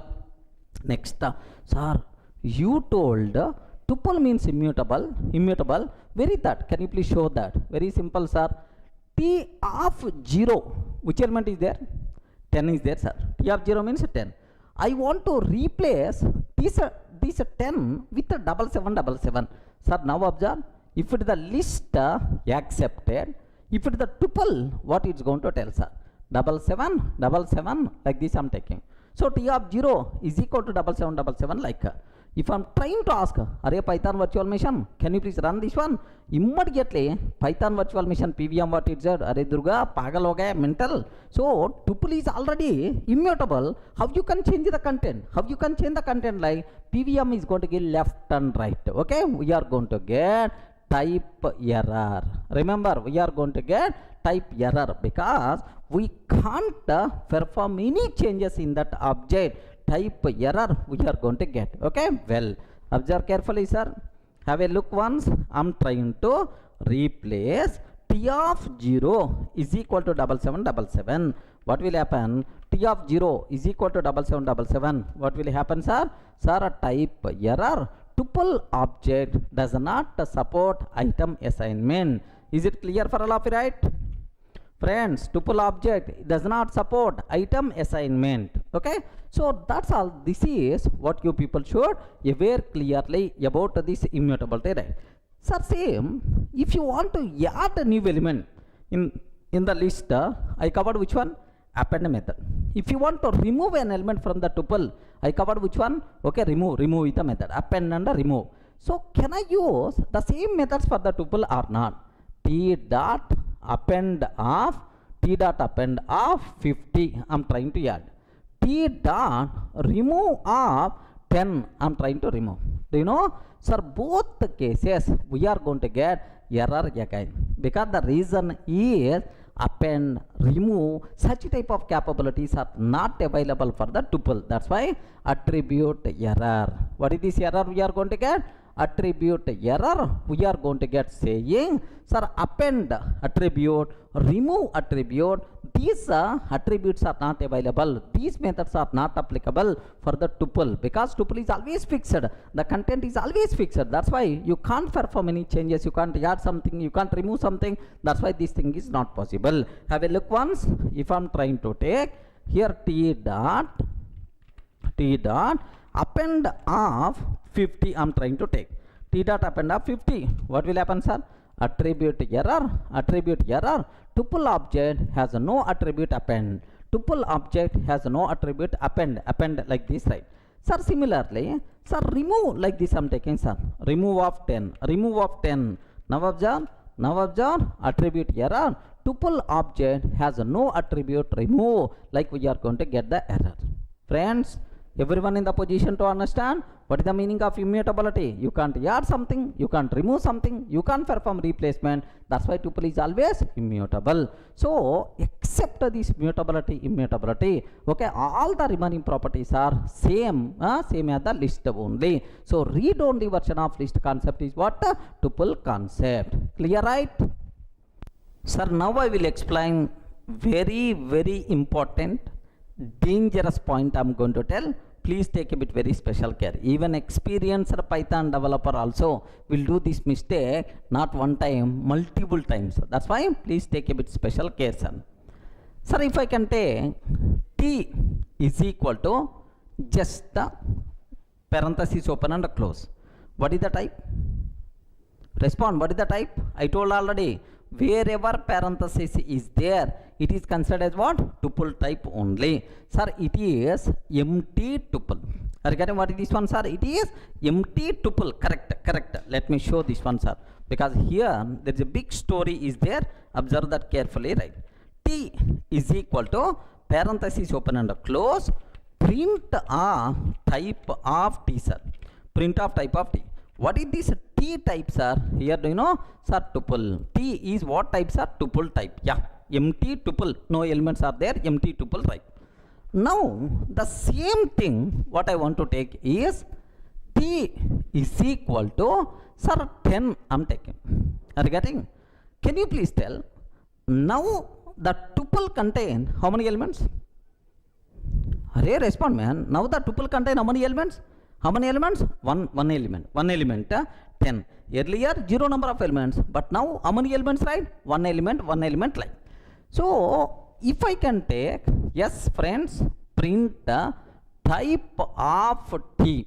If I can take like this, what is the answer we are going to get? Sir, it is a tuple. This tuple contain one element. Obviously, the type is always tuple only. The type is always tuple only. Like, If you are going to tell like this, I will give left and right. Remember this. What is the reason for that? Yes, what the reason for that is, it is not tuple, sir, it is int type. What is the reason is? Do you know in our normal mathematics, forget about programming and so on. Normal, sir, suppose sometimes I can take 10 plus 20. 10 plus 20. Valid expression 30. Sometimes I can take 10 plus 20 like this also.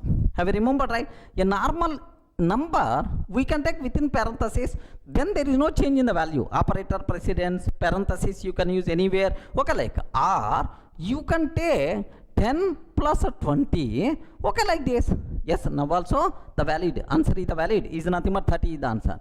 So for numbers in operator, whenever we are performing operators for numbers, it is a very common trend. Okay, we are enclosing within parenthesis. Regarding we are enclosing within parenthesis, right? That's why here, do you know, I'm taking 10 within parenthesis. It is not considering tuple, sir. It is considering int value. Now, what is the type we are going to get, sir? Int. Remember this one. What the type? It is not tuple. It is not tuple. It is the int. Like, now, have a look once. Sir, I'm taking just only one value, 10 I'm taking. 10 I'm taking, sir. Single value I'm taking. Now, if I can ask the question, what is the type, sir? Now I'm trying to get, now I'm getting int type. So clear indication that it is not, sir, tuple type, it is the int type. Okay. So this type of problem is going to come only for the tuple, because normal numbers, we never going to enclose within square bracket. Normal numbers we never going to enclose within curly braces. That's why, sir, but parenthesis is the very common. That's why only in the case of tuple, this type of problem is going to come. But in the case of list and set, we never going to have this type of problem, right? Now, how I can convey? Hey, Python virtual machine, don't consider this one as the int type. Please consider it is the tuple only. This is the first value. How you can specify, sir? What you have to take? 10 followed by comma we have to take. What is this one, sir? 10 followed by comma. Whenever I am taking comma internally, my Python virtual machine is going to consider that, oh, he is going to add some more values. Like it is going to feel that, so it is a group of values. It is not single int value. It is the tuple, like it is going to consider. Are you able to understand, right? Single valued tuple, you require to take a bit special care. Compulsory should end with the comma. By mistake, comma is not there. It is not treated as the tuple. Single valued tuple should end with the comma. It is the mandatory, right? Now, have a look once. Sir, I'm not taking comma. Comma is not there, sir. What the type? Int type, sir. Sir, if I can take comma. Now, what is the type? Itself is the tuple type. Everyone in the position to understand, right? What is the type? Itself is a tuple type, sir. So these are various. This is one very important dangerous point. Single valued tuple should compulsory ends with. Comma. Please make sure inject in your mind this point especially. Okay, well. Sir, next, very important question for the interview room. Crores of times asked question in the interview room, sir. What is the difference between list and tuple? Okay, sir, we are talking very briefly these data structures. Until that brief level only, 2 or 3 differences I will explain. But while covering tuple concept in detail, there a big table I'm going to discuss, right? So what are various differences between tuple and list? Can you please spell out? Up to this, whatever knowledge we have up to that, sir. Okay, what is the difference between list and tuple? The main important difference, list is mutable. Regarding list is mutable. We can perform any changes in the list object, no problem at all. Sir, but tuple is immutable.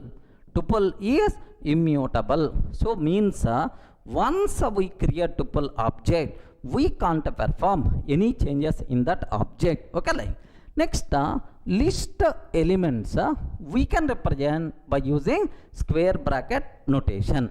Next tuple elements we can represent by using parenthesis. Are you getting? Tuple elements we can represent by using parenthesis, right? Next third one, very important, take a bit very special care, I didn't cover, sir. Do you know tuple elements are always fixed? They never going to change at runtime. It's not, no chance at all to change. That's why internally memory representation, Python is going to follow concise memory representation to store tuple values internally. So by using bits only, even the bigger value also, it's going to be specified, it's going to be stored by using single bit. So to store tuple elements, Python virtual machine required very less memory. Very less memory. Next, to store list elements, PVM required more memory. Next, to access tuple elements, right? Tuple elements, very easily we can access tuple elements because the content is always fixed, it won't change at runtime. That's why, so it is the faster access. Are you getting? We can access tuple elements very fast. So internally we can use the word performance is more. Are you getting? Performance is more, but here performance is less. Performance is less, like this, right? Okay, next. So that's why if you know the content won't change, the data is always fixed, better to go for which concepts are tuple only to get memory benefit, and to get performance benefit compulsory our hand should go for tuple but not for the list. Remember, right? Sir, where we can use a list concept? Sir, YouTube comment is there, or Facebook comment is there, or your Udemy reviews are there. Today you are giving some review. Tomorrow you want to edit that review. Is it possible or not? Yes, man, it's possible. You can add something, you can remove something, like possible. If the content changing, then we have to go for list concepts. Sir, adding new object, removing existing object, such type of capabilities are required, then better to go for list concept. But when we should go for tuple? Tuple is always fixed, sir. Tuple is always content is always fixed. Best example, account type. Okay, in the bank, account type, only two values are there. Okay, one is savings account. Are you getting? One is savings account, second one is current account. Are you getting? One is a savings account, second one is current account. That's all. So at runtime, the account types never going to change throughout bank project. Then how you can represent these two values? Better to go for tuple concept. Okay, like vendor missions are there. You may aware, if you are going to insert coin, then you will get what we call some small chocolate or otherwise Coca-Cola bottle, something like you are going to get vendor mission. So the allowed inputs inside vendor mission is always fixed. Maybe assume that, sir, it should be only 5 rupees or 10 rupees coin only. You are not allowed to use any other. So allowed inputs is always fixed. So to represent, okay, these fixed values, better to go for what? Tuple concept. Are you getting right? Okay, even in the metro stations also, if you want to get the ticket, you have to insert either 10 rupees or otherwise 20 rupees note only. Assume these are the two allowed inputs or three allowed input. How you can represent, sir? By using tuple concept. Content is always fixed. At runtime, you can't add something, you can't remove something. Next, you can't replace something. Such type of possibilities are there. Highly recommended, better to go for tuple, sir. So the most valuable, very important question for the interview room. What is the difference between list and tuple? List is mutable, tuple is immutable. List elements we can represent by using square bracket. Tuple elements we can represent by using parenthesis. Next, tuple elements required less memory, but list elements required more memory to store. Next, we can access tuple elements very speedily. Performance is good, but here performance is low. That's all. If the content keep on changing, better to go for list. If the content never changed, better to go for tuple concept. Any doubt? Are you getting basic idea about tuple? Next one more dangerous point. Single valued tuple should compulsory ends with a comma. That's all, sir.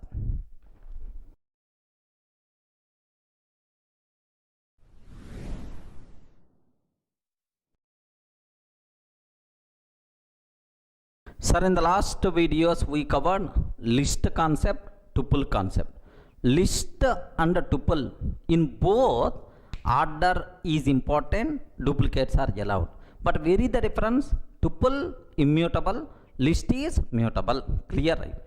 But sometimes my requirement is I want to represent a group of values. A group of values as a single entity where duplicates are not allowed.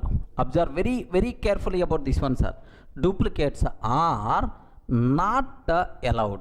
I don't want duplicates. Okay, I don't want duplicates. I don't care about order. Order, I don't want to worry, sir. Order, I don't want. Order not required. Order not required. This is my programming requirement, man. Sir, order wise, don't worry. Next, duplicates are not allowed. Suppose, best example, I want to send one SMS message to all my students. So, I have to duplicate numbers if any there.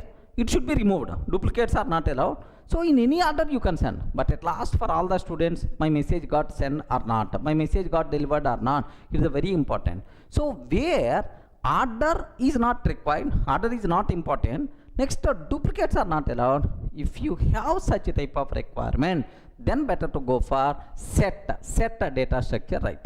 Are you getting? When we should go for set? Whenever we are using the word set in your mind, immediately 2 points should strike. Point number 1. Okay, order not important. Order is not applicable. Next, duplicates are not allowed. Okay, like, sir, in your general mathematics also, if you observe that mathematics, S1 set, sets, relations, functions, like mathematics, discrete mathematics, somewhere in our academics we covered. Sir, 1, 2, 3. 1, 2, 3. S2 is equal to 2, 3, 1 I'm taking. S3 is equal to 1, 3, 2. Like this I'm taking, sir. Can you please spell out all these sets are equal or not? Normal mathematics set theory. All these sets are equal or not? Yes, friend. How you can tell two sets are equal? Okay, all elements present inside first set, present in the second set or not, irrespective of their order. Order wise, we are not required to worry. Here 1, 2, 3, here also 2, 3, 1, here also 1, 3, 2. The same elements only. That's why all these things are equal. Remember this one. Can you please tell what is the first element? What is the first element? What is the last element? If any person is asking what the first element, what the last element in set, give left and right, because in set order such type of terminology not applicable. Okay, it's a normal mathematics. Same way our Python set also. Okay, so if you don't want duplicates, if you don't want worry about order, then we have to go for what? Set concept. How you can represent, sir? Very simple. Okay, 10, 20, 30, 40, sir. So within curly braces, you have to represent a group of values. Within curly braces, you require to represent a group of values like, sir, now it is the set. How you can prove it is the set? Very simple, sir. Type of yes. Okay, type of yes. Can you just print type of yes? Now I have to get a set. Remember, print type of yes. Now I have to get what? Set. Okay, have a look once. Here, just take a bit very special care about this one, sir.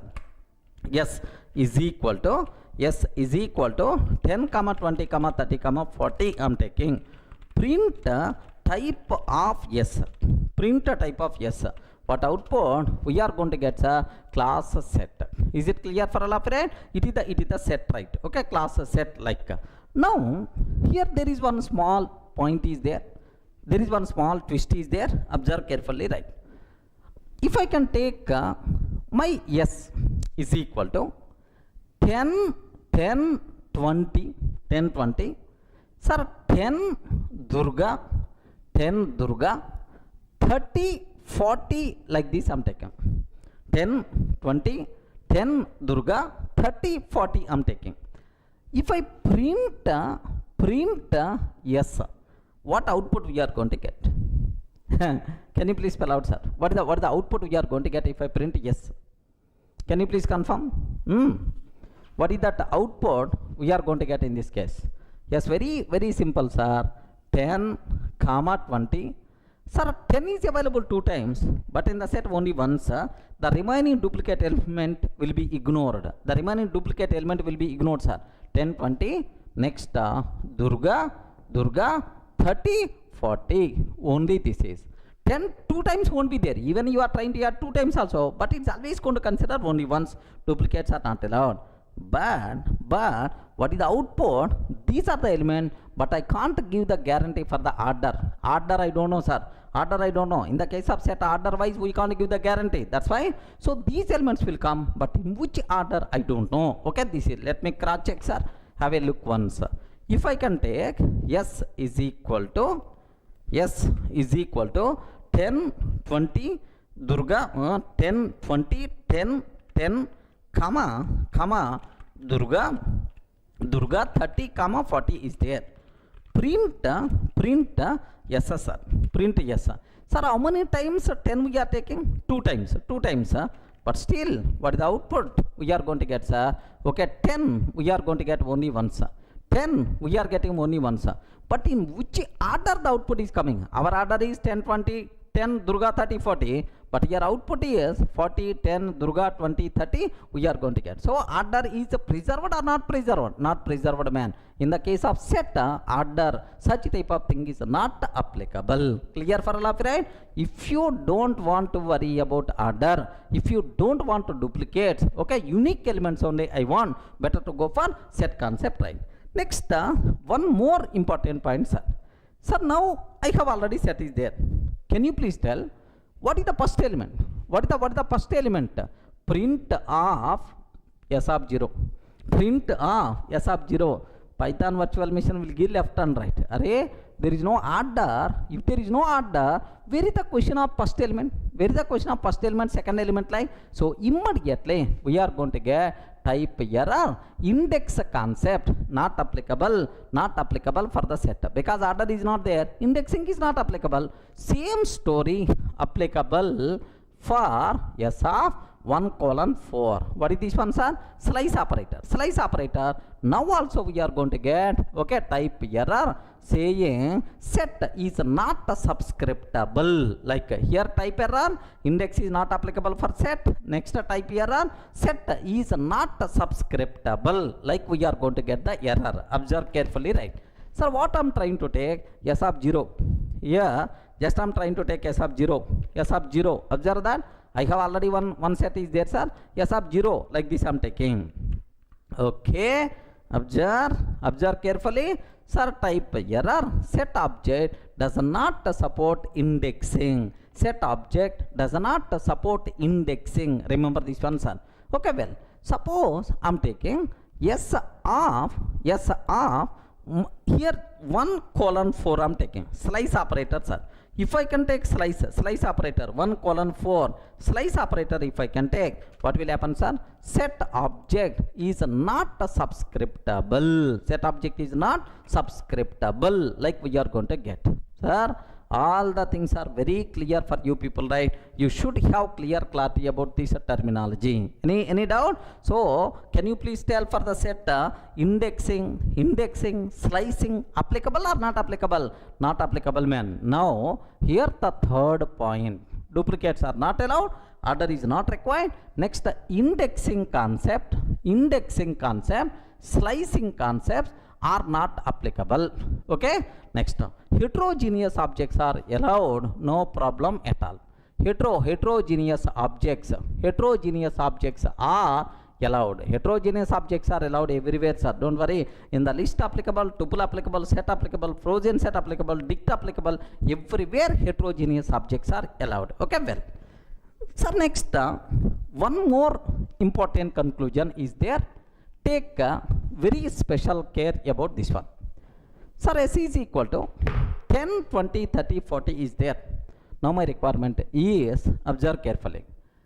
Here I want to add 50. I want to add 50, 50.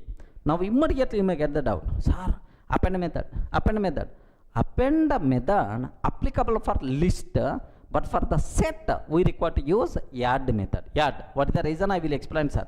Append applicable for the list, but add is the method applicable for set. Okay. Now let me print yes, sir. Let me print off yes. What answer we are going to get? Okay, 50 will be added. Now yes, sir, dot remove of 30 I am taking. Yes, dot remove of 30. Okay, print of yes. Now 30 will be removed from the set. So 50 will be added, 30 will be removed from the set. Both the things are applicable. Have a look once. Here I am taking 10, 20, 10, 20, 30, 40. Like this I am taking. Yes, sir, dot add 50 I am taking. Print of yes. Print of yes. Print of yes. Now observe 40, 10, 50, 20, 30 is there, sir. 30 is there. Okay, like similarly, I want to add yes, sir, dot remove of 30. Yes, dot remove of 30. Print of yes, sir. Yes, dot remove of 30. Print of yes. Yes, 30 got removed, sir. 40, 10, 50, 20 is the answer we are going to get.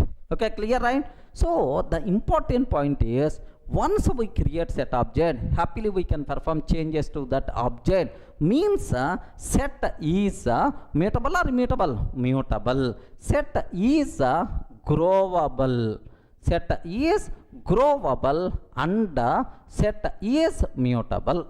Remember, these are various important points what you people should be aware about set terminology, right? Next, one more small point is there. What is that point? Why? What that point is? Append versus add. Append method versus add method. Sir, in the case of list, we have append method, but in the case of set, we have add method. Why, sir? What the reason? Why these different methods? Why the names are different? Very simple. Very simple. Observe carefully, sir. If I consider this is my list. L is equal to 10, 20, 30, 40. Assume that 10, 20, 30, 40. If I add 50, if I am trying to add 50, where it will be added? At last. Compulsory. At last. In the last position, 50 will be added. Correct, right? If you are adding something at last, that operation is called append operation. Appending means existing plus new content. This is what appending. So there is a guarantee 50 is always going to add at last. At last. That's why for the list, what method is there? Append method is available, and 50 will be added at last. Okay. Print of L. There is a guarantee the output is always 10, 20, 30, 40, 50, sir. Are you getting? 50 is always going to add at last. But what about set?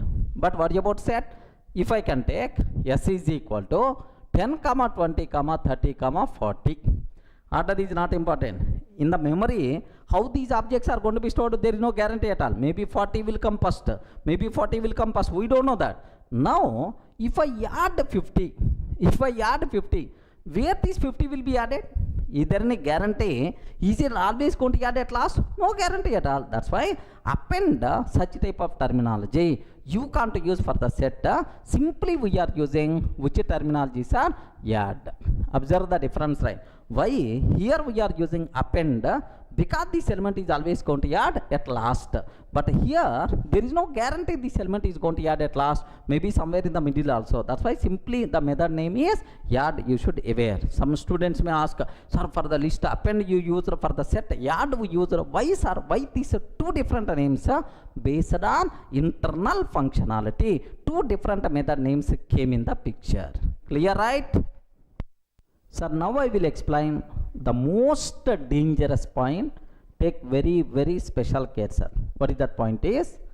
If I can take S is equal to, okay, curly brace open and close I am taking. Can you please tell what is this one? What is this? Set. Curly brace open and close is the set. How many elements are there in this set? How many elements are there in this set? Zero number of elements. Can I use the word it is empty set or not? Respond, man. Is it empty set or not? Empty set or not? Remember, if you are going to use the word it is empty set, I will give left and right. The reason for that is it is not a set, it is an empty dictionary. Remember that. Somewhere we covered square bracket, this is for list concept. Parenthesis, this is for tuple concept. Curly brace open and close for the set and dict for both curly brace open and close. By default, curly brace open and close is a dictionary but not a set. Remember, have a look once. Where is the proof for that? Where is the proof for that? Sir, type of yes. Can you please print type of yes? You are going to get dict sir, but not a set. Okay, very dangerous point. Okay, have a look once. I am trying to take yes only. Okay, yes only. Okay, print of type of yes. Print of type of yes. Okay, C is equal to curly brace open and close. Print the type of yes. Okay, what output we are going to get? Have you observed? This is the dict type but not a set type. By default, it is the dict type but not a set type, sir. Then immediately you may ask, okay, sir, why it is considered the dict type? Why it is not? It's not set type. Very, very simple reason for that. Why they gave the priority for dict, sir? Suppose assume that you are going to the bar. Have you ever visited bar? Okay. Assume that you are going to the bar. Every day you will visit the bar. You will take at least 1 bottle or 2 bottles and then you are coming, sir. You are everyday regular customer to the bar. By mistake one day you forgot the money. Then automatically what the bar people are going to do? Don't worry, sir. Tomorrow anyway you are coming. Please pay tomorrow. No issue. Special privilege will come for this repeated customer. Correct or not? Because he's the most frequent customer. Suppose I am going to the bar maybe yearly once. Assume that yearly once. On festival day one day I will go to the bar. That day I forgot the money. If the bar people are going to provide alcohol for me, no chance at all. They won't provide because I am not regular customer. So if you are regular person, special privileges are available. It's the common. So among set and dict, which is the most frequent user data type? If you go for your Python programming, our hand is always going for dict only, but not set. Set is very rarely used, but dict is the most commonly used. That's why Python people gave the priority for the dict concept. He is the regular drinker, every day is going to the bar, dict, but set is not that much frequently used. Okay, well, so that's why it is the dict, sir. Okay, well, so sir, just observe carefully. Curly brace open and close. It is not a set. It is the dictionary. Okay, well, then immediately you ask, sir, if it is the empty dictionary, how I can create empty set? What is the way? If you want to create empty set, the option is yes is equal to set function you have to call. Now, what is the types are? Print a type of yes. Regarding what is the types are? Print of type of yes. Now it is treated as empty set, sir. Okay, set how you can create empty set? You require to use a set function. Okay, have a look once. Here yes is equal to set I am taking type of yes. Yes is equal to set I am taking type of yes. What answers are? Observe that class set we are going to get. Is it clear for all of you, right? Sir, that's all. Let me print the content. What the content is there? Nothing. Empty, sir. Empty, how it is going to represent? Empty set only. Empty content, empty set only. Remember that. So, how you can create empty set? There is a special arrangement is available. Set a function we require to call. You can't use just a curly brace open and close. Is it clear, right? Next, the last very important point about the set, sir. What is the difference between list and a set? Most commonly used interview question for the interview room, sir. What is the difference between list and a set? List and a set. Observe carefully. Sir, list order is important, order will be preserved, sir.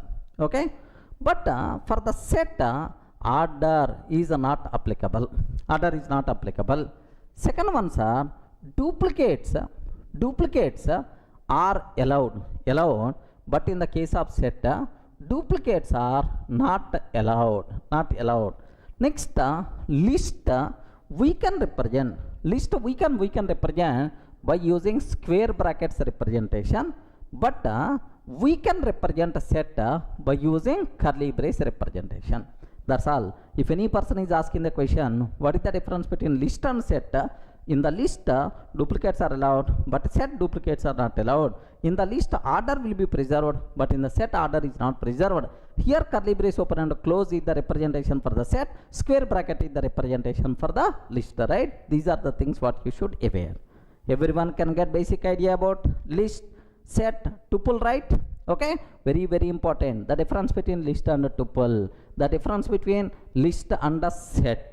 Okay, how to create single valued tuple, comma, how to create empty set function we have to call. Clear?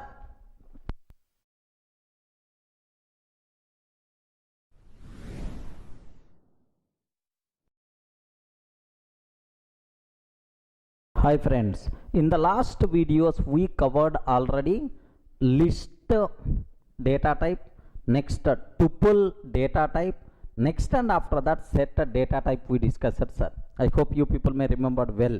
Sir, can you please tell when we should go for list? Matter of 2 minutes to continue further. When we should go for list? List duplicates are allowed. Remember this one, list duplicates are allowed.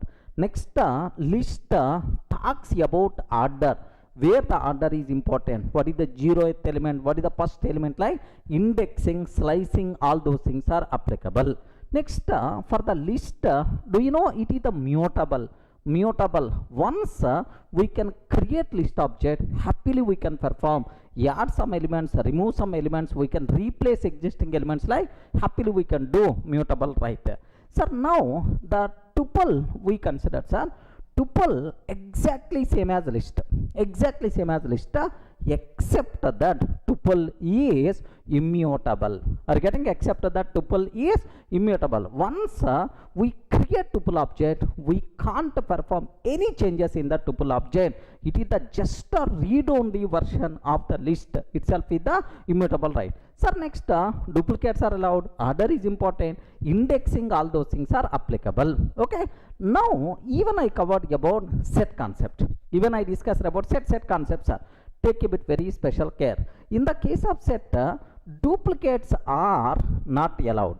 Are you getting? In the case of set, duplicates are not allowed. Next, order is not applicable. Remember, order is not applicable. Duplicates are not allowed. Order is not applicable. Such type of requirement, happily we can go for sets. For the set, indexing concept, slice operator, this type of terminology not applicable. Okay, well. Sir, now what is a frozen set? Are you getting? What is the frozen set? Sir, can you please tell what is the meaning of frozen? Sir, frozen. Have you observed, right? Frozen. What is the meaning of frozen? Freeze. Sir, ice got freezed. No one is going to change. Okay, can't move. It's always fixed. Something like frozen set. Means frozen set exactly same as set. Except that it is immutable. Remember this one, sir. Frozen set exactly same as set, except that it is immutable. The word frozen means what? Immutable. Okay, like suppose best example, if I consider set, sir, s is equal to 10, 20, 30, 40 is there. Okay, I'm taking the set. Set means curly braces story, you know, right? Now s dot add 50 I'm taking. Sir, I'm trying to add 50 like. Sir, s dot remove of 30 I'm taking, sir.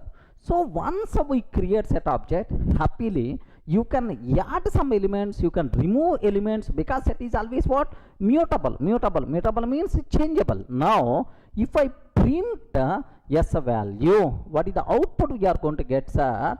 Okay, 10, 20, okay, 40, 50 is the answer. But only one thing I can't give the guarantee, order I can't give the guarantee because it is a set, sir. Sir, clear indication, set is mutable or immutable?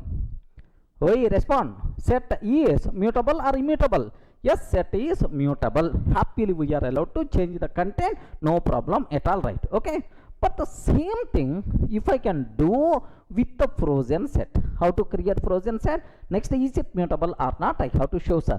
Sir, very simple. If I want to create frozen set, yes, what I am taking? Assume that I have set is there. I have some set is there, sir. 10, 20, 30, 40 is there, sir. Okay. Now, frozen set. How to create frozen set is we have to call inbuilt function frozen set of yes. Fs is equal to frozen set of yes, sir. Now frozen set is ready, sir. Let me print the type of fs. What is the answer we are going to get? Just observe carefully. Here assume that I have s is equal to 10, 20, 30, 40 is there, sir. Frozen set fs is equal to, I have to call frozen set of yes. Are you getting frozen set of yes? Print of type of fs. What is the type of fs, right? Like this I am taking. Now let me execute this code, sir. If I execute this code, what is the answer we are getting, sir? It is the frozen set type. No problem at all. It is frozen set type. Now, sir, is it clear for all of you, right? How you can create frozen set object? We require to call what? Frozen set function by passing this yes, sir. Sir, now you are going to get frozen set object, right? Now, I want to add a new element to the frozen set. Add 50 I am taking. Frozen set dot add 50 I am taking. Sir, yes dot remove of 30 I am taking, sir. Immediately we are going to get error, sir. Immediately we are going to get error because there is no such type of add method, remove method, because it's already what? It is immutable. You can't change the content. You can't add something. You can't remove something on the frozen set object. Immediately we are going to get attribute error. Immediately we will get what? Attribute error. There is no such type of add attribute. There is no such type of remove attribute like we are going to get. Clear for all of you, right? So practical proof that frozen set is mutable or immutable? Immutable. No such type of adding capability. No such type of remove capability, right? Have a look once. If I print fs. Sir, this is the previous example only.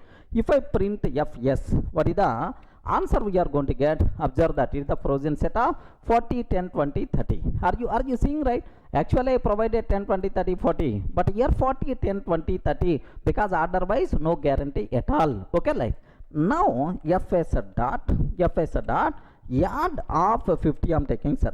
Fs dot add of 50 I am taking. Are you seeing attribute error? Frozen set object has no attribute add. Frozen set object has no attribute add. Add such type of capability is not there for the frozen set. Similarly, sir, I want to take instead of add fs dot remove of 30 I am taking, sir. Fs dot remove of 30 I am taking. Immediately attribute error we are going to get. Frozen set object has no attribute remove. Like this we are going to get the error, sir. So it's a very clear for you people what is frozen set, what is the difference between set and frozen set. Set and frozen set both are same. Only difference is frozen set is frozen. What is the meaning of frozen, sir? Immutable. But set itself is nothing but what? Mutable concept. Clear, friends? Any doubt about this one? Up to this, not required to keep any explanation. Next, there is one small doubt for most of the people are going to ask, sir. What is that doubt here is, do you know, sir, just we completed tuple concept. Tuple is immutable. Then frozen set is also immutable. Then what is the difference between tuple and the frozen set? Sir, only common point is both are immutable, but there are several differences are available. What is that difference is here order preserved. Order preserved. Are you getting? Order is important, but frozen set order not applicable. Remember this one. Order not applicable. Order insertion order not applicable. Next, second one, tuple duplicates are allowed. Are you getting? Tuple duplicates are allowed. But what about frozen set? Can you please tell? Frozen set or set duplicates are not allowed. Duplicates are not allowed. I hope clear. Next, third point, sir. If you consider duplicates are allowed, duplicates are not allowed. Next, third, indexing. Index slice operators are applicable. Slice concepts are applicable. But this one, index slicing, such type of things are not applicable. Observe carefully, sir. So seems to be, sir, tuple and frozen set both are same, both are immutable, but there are multiple differences are available. One is list related terminology, but second one is what? Set related. Here order is important. Next, duplicates are allowed, but here order concept not applicable, duplicates are not allowed. There is a difference is there. Clear for all of you, right? So frozen set not usually commonly used data type. Just get a basic idea. I hope it is enough. Sir, what is the difference between set and a frozen set? Set is respond. Set is mutable. Frozen set is immutable. What is the difference between tuple and a frozen set? Similarity, both are immutable, but differences, multiple differences are available. Clear for all of you, right?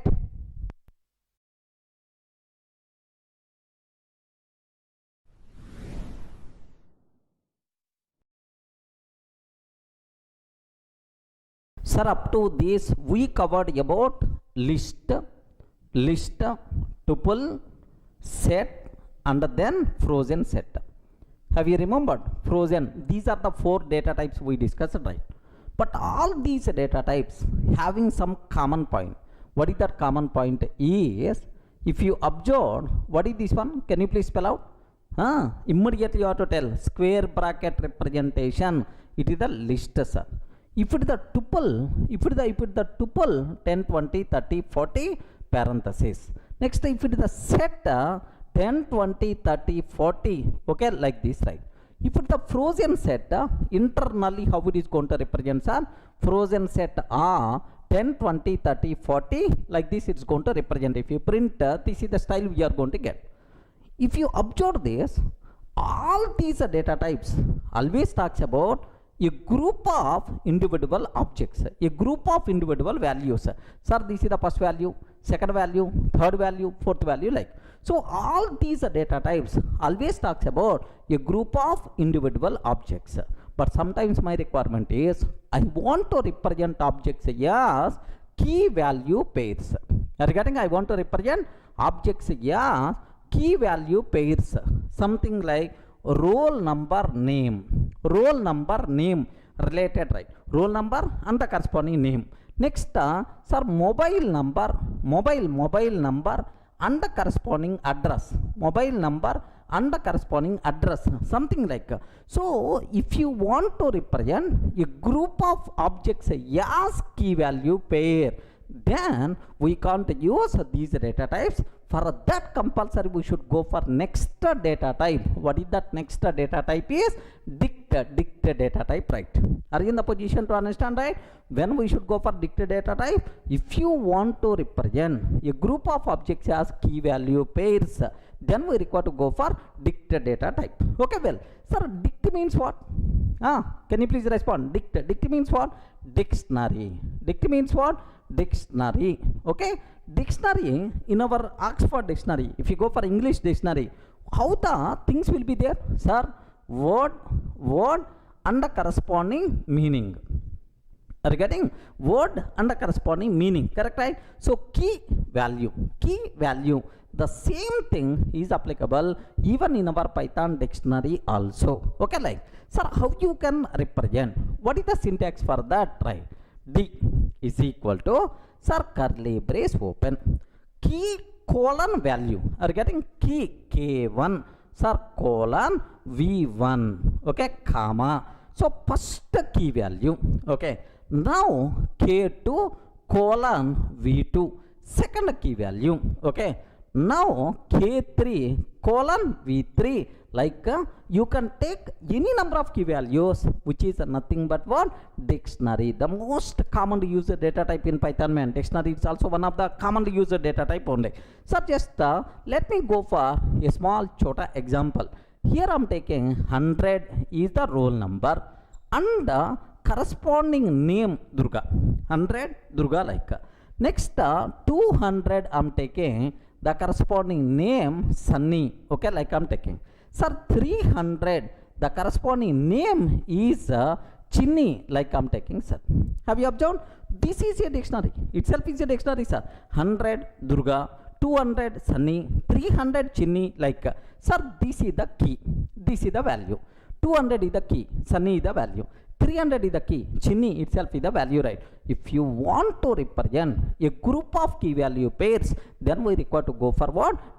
Dictionary concept. Is it clear, right? Sir, let me execute this one. Let me show what type it is. Observe carefully, sir. Here I am taking a simple example. D is equal to 100 colon, okay, Durga, like this I am taking, sir. Next 200 colon Sunny, like I'm taking. Sir, 300 colon, okay, some Chinni, like I'm taking, sir. Chinni, like this I'm taking.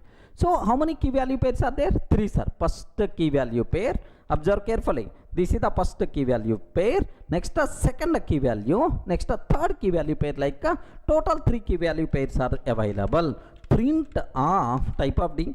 Print type of D, if I can take, what is the answer we are going to get, sir? Itself is the dict, itself is the dict data type, right? Sir, any doubt about this terminology, right? So what is the dict? How to declare? What is the syntax for the dict? When we should go for dict data type? Now the terminology is very clear. Now observe, I hope you are getting clarity what is the dict, sir. Sir, how you can create dict? Just now I told, this is the way. Observe carefully, sir. D is equal to, sir, 100 colon Durga. Okay, like this is the first key value. 200 colon, okay, Ravi, like this. I can take. This is one style, sir. If you know all key values at the beginning, happily you can create like this. But sometimes my requirement is, array, can you please create empty dictionary? And then you can add the key value, like this is about my requirement, right? How you can do that? D is equal to curly brace open and close. Sir, just I created empty dictionary.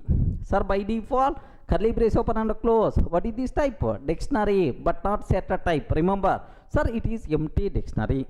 Now I want to add the key value, one key value. What is the option, sir? Very simple.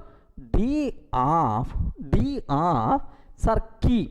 D of key is equal to value. Like this is the syntax, right? If you want to add one key value to the dictionary, D of key is equal to value, automatically this key value by default will be added to the dictionary, right? Now D of 100 Durga, D of 100 Durga. So 100 Durga will be added to the dictionary. Similarly, D of 200 Ravi, like this I am taking, sir. 200 Ravi, like this I am taking. Sir, now how many key values are added to the dictionary? 2 key values, right? Now print of D, sir. What is the answer we are going to get is, remember that here 100 colon Durga, 100 colon Durga, 200 colon Ravi, like this we are going to get. But one important rule what you people should be aware, otherwise no guarantee in the dictionary. Remember this one, sir. In the dictionary all key value pairs will be added based on hash code of the keys. Okay, so internally for every object hash code is there, based on that the entries by default will be added as of now. So don't worry about this hashing, just aware only one point, sir. Yes, order is not important in the dictionary, remember that. Have a look once. This style, let me create object. Here I am taking d is equal to empty. What I am trying to do, can you please spell out? Just I am creating empty dictionary, right? Now d of 100 is equal to Durga. I am taking one key value pair by default added. If you want, just observe print of d. One key value pair I added, print of d is 100 colon Durga. Like this we are going to get. Sir, now I am taking d of 200 colon Ravi. Sir, now second key value also I added, sir. Now observe, sir, how many key values I added to the dictionary? 2 key values. First key value, second key value, right? So if you want to represent a group of objects as key value pairs, then our hand should go for what? Dictionary. List, tuple, set, frozen set, these things are meant for individual objects, but here we require to go for what? This concept itself is the dictionary concept. But here make sure there are some small loopholes are available. In the dictionary, can you please tell what these things 100 and 200? Please confirm. 100 and 200, these things are what? Keys. And Durga, Ravi, these things are what? Values, right? Key value. Okay, right? Now my question here is, duplicate keys allowed or not allowed? Are you getting? Duplicate keys allowed or not allowed? Very important points are, duplicate keys are not allowed, but the values can be duplicated, no problem at all. Duplicate keys are not allowed, but values can be duplicated. Then immediately, if I'm trying to insert one key value pair, where duplicate key, what will happen, sir? Observe that. Array 100 and 200 keys are already available. Now d of 100 is equal to Shiva. I am taking, sir. D of 100 is equal to Shiva. I am trying to take. If I can take d of 100 is equal to Shiva, what will happen? Respond, friends. What will happen? If the duplicate keys are allowed or not allowed? Not allowed. Then can I get error or not? Ayo, respond. Very important. So in dictionary, duplicate keys are not allowed. If you are trying to insert an entry with a duplicate key, one key value pair with a duplicate key is already available, what will happen, sir? Will get error or any other scenario. Okay, very simple. We won't get any error. Okay, so if you are not going to get error, then this key value will be added. No. What will happen is, if this key already available, then what is the value associated with this 100? Durga is the value associated with this 100. If the key already available, then old value replaced with this new value. Remember this one. Old value will be replaced with the new value. Sir, if you print of d, what is the output we are going to get, sir? Very simple. 100. Earlier 100 associated with which person, sir? Durga. But now 100 associated with Shiva, comma 200 associated with Ravi. Like this, right? So it's a very clear, duplicate keys are not allowed. If you are trying to add a duplicate key, old value will be replaced with the new value. We won't get any error. Remember that interview person may ask, oh, in the dictionary, duplicate keys are allowed or not allowed? Not allowed. If I am trying to insert duplicate key, am I going to get error or not? No. Old value will be replaced with the new value. Okay, let me show this one. Have a look once, sir. Already I have 2 key values are there. 2 key value pairs are available in my dictionary, sir. 100 Ravi, Durga, and 200 Ravi is there, sir. Now my question is, observe very carefully, sir.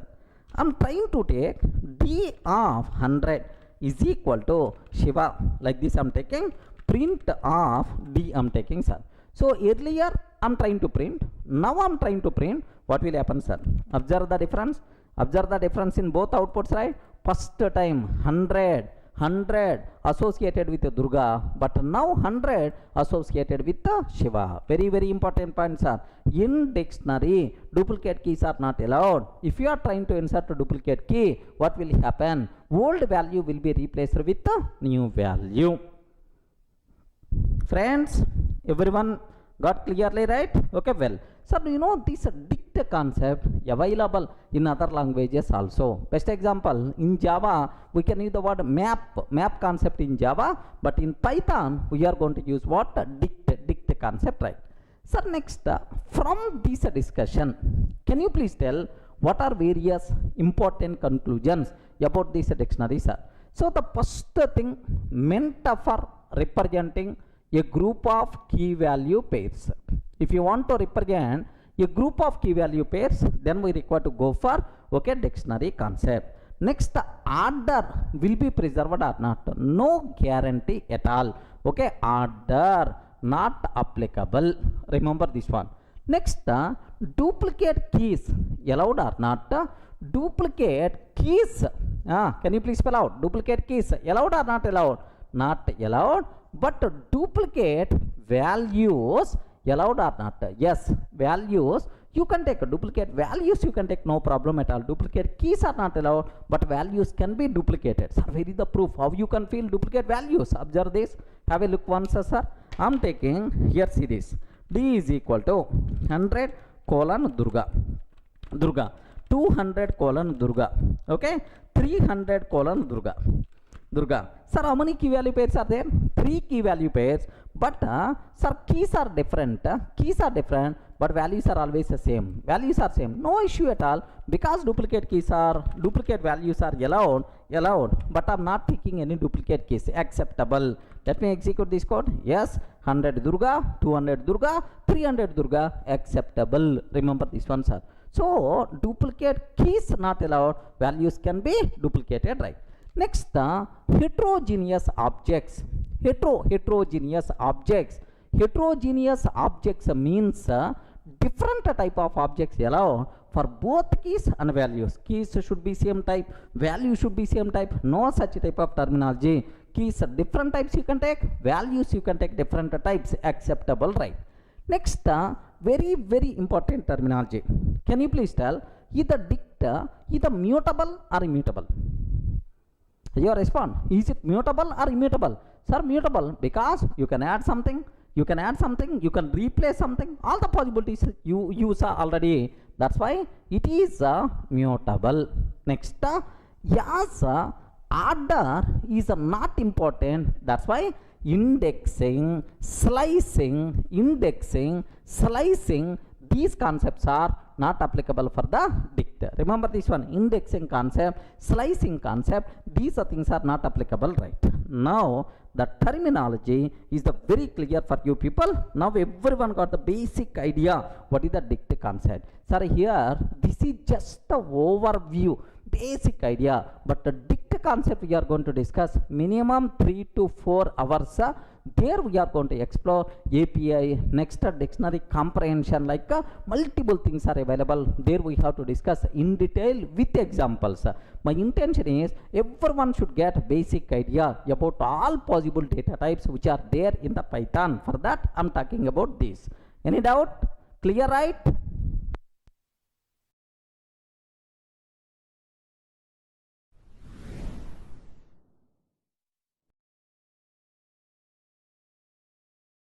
Sir, in the last videos we covered very clearly about dict data type.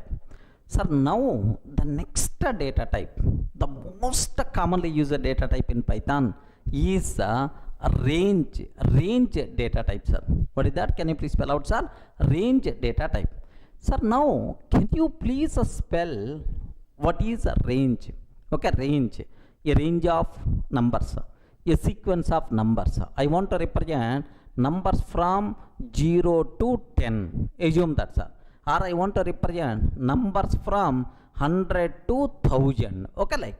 So if you want to represent a sequence of numbers, a range of numbers, then we have to go for range data type. Remember this one, sir. So how you can create range object? Range data type objects are very simple. Just a basic idea sake, let me take, sir. Here R is equal to range. Range is the Python inbuilt data type. Range R 10 I'm taking. Assume that, sir. So can you please represent range of first 10 numbers? Are you getting range of first 10 numbers? How many arguments are there? Only one argument. What is that argument I passed, sir? 10.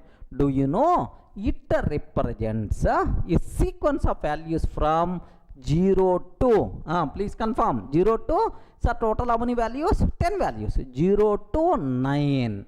0 to 9. If you want to represent, sir, a sequence of numbers from 0 to 9, yes, sir, this is the way, sir. Where is the proof? How you can conclude it contains 0 to 9? Very simple. Of course, first let me show what is the type. Print type of R. Print type of R. Now you are going to get what? Range. Range type, sir. Let me cross check up to this. Have a look once, sir. Here, if I consider R is equal to range of 10 I'm taking, sir, print of type of R. Print of type of R, like this I'm taking. What is the output we are going to get, sir? If you observe, this is the range type. Are you getting what is the type, sir? This is the range type, sir, we are going to get. Okay, well, sir, now my requirement is I want to print which values are there in this range data type. In this range object, which values are there? I want to print, sir. Very simple, sir. If you print of R, what is the output you are going to get? You never going to get 0 to 9. It is going to tell range of 0 to 10, like this we are going to get the output, sir. Okay, like, sir, let me cross check. Let me cross check here. Print of just the R I'm taking. Print of R I'm taking, sir. If I can take, like, what is the answer, sir? Range of 0 to 10. Range of 0 to 10, like this we are going to get.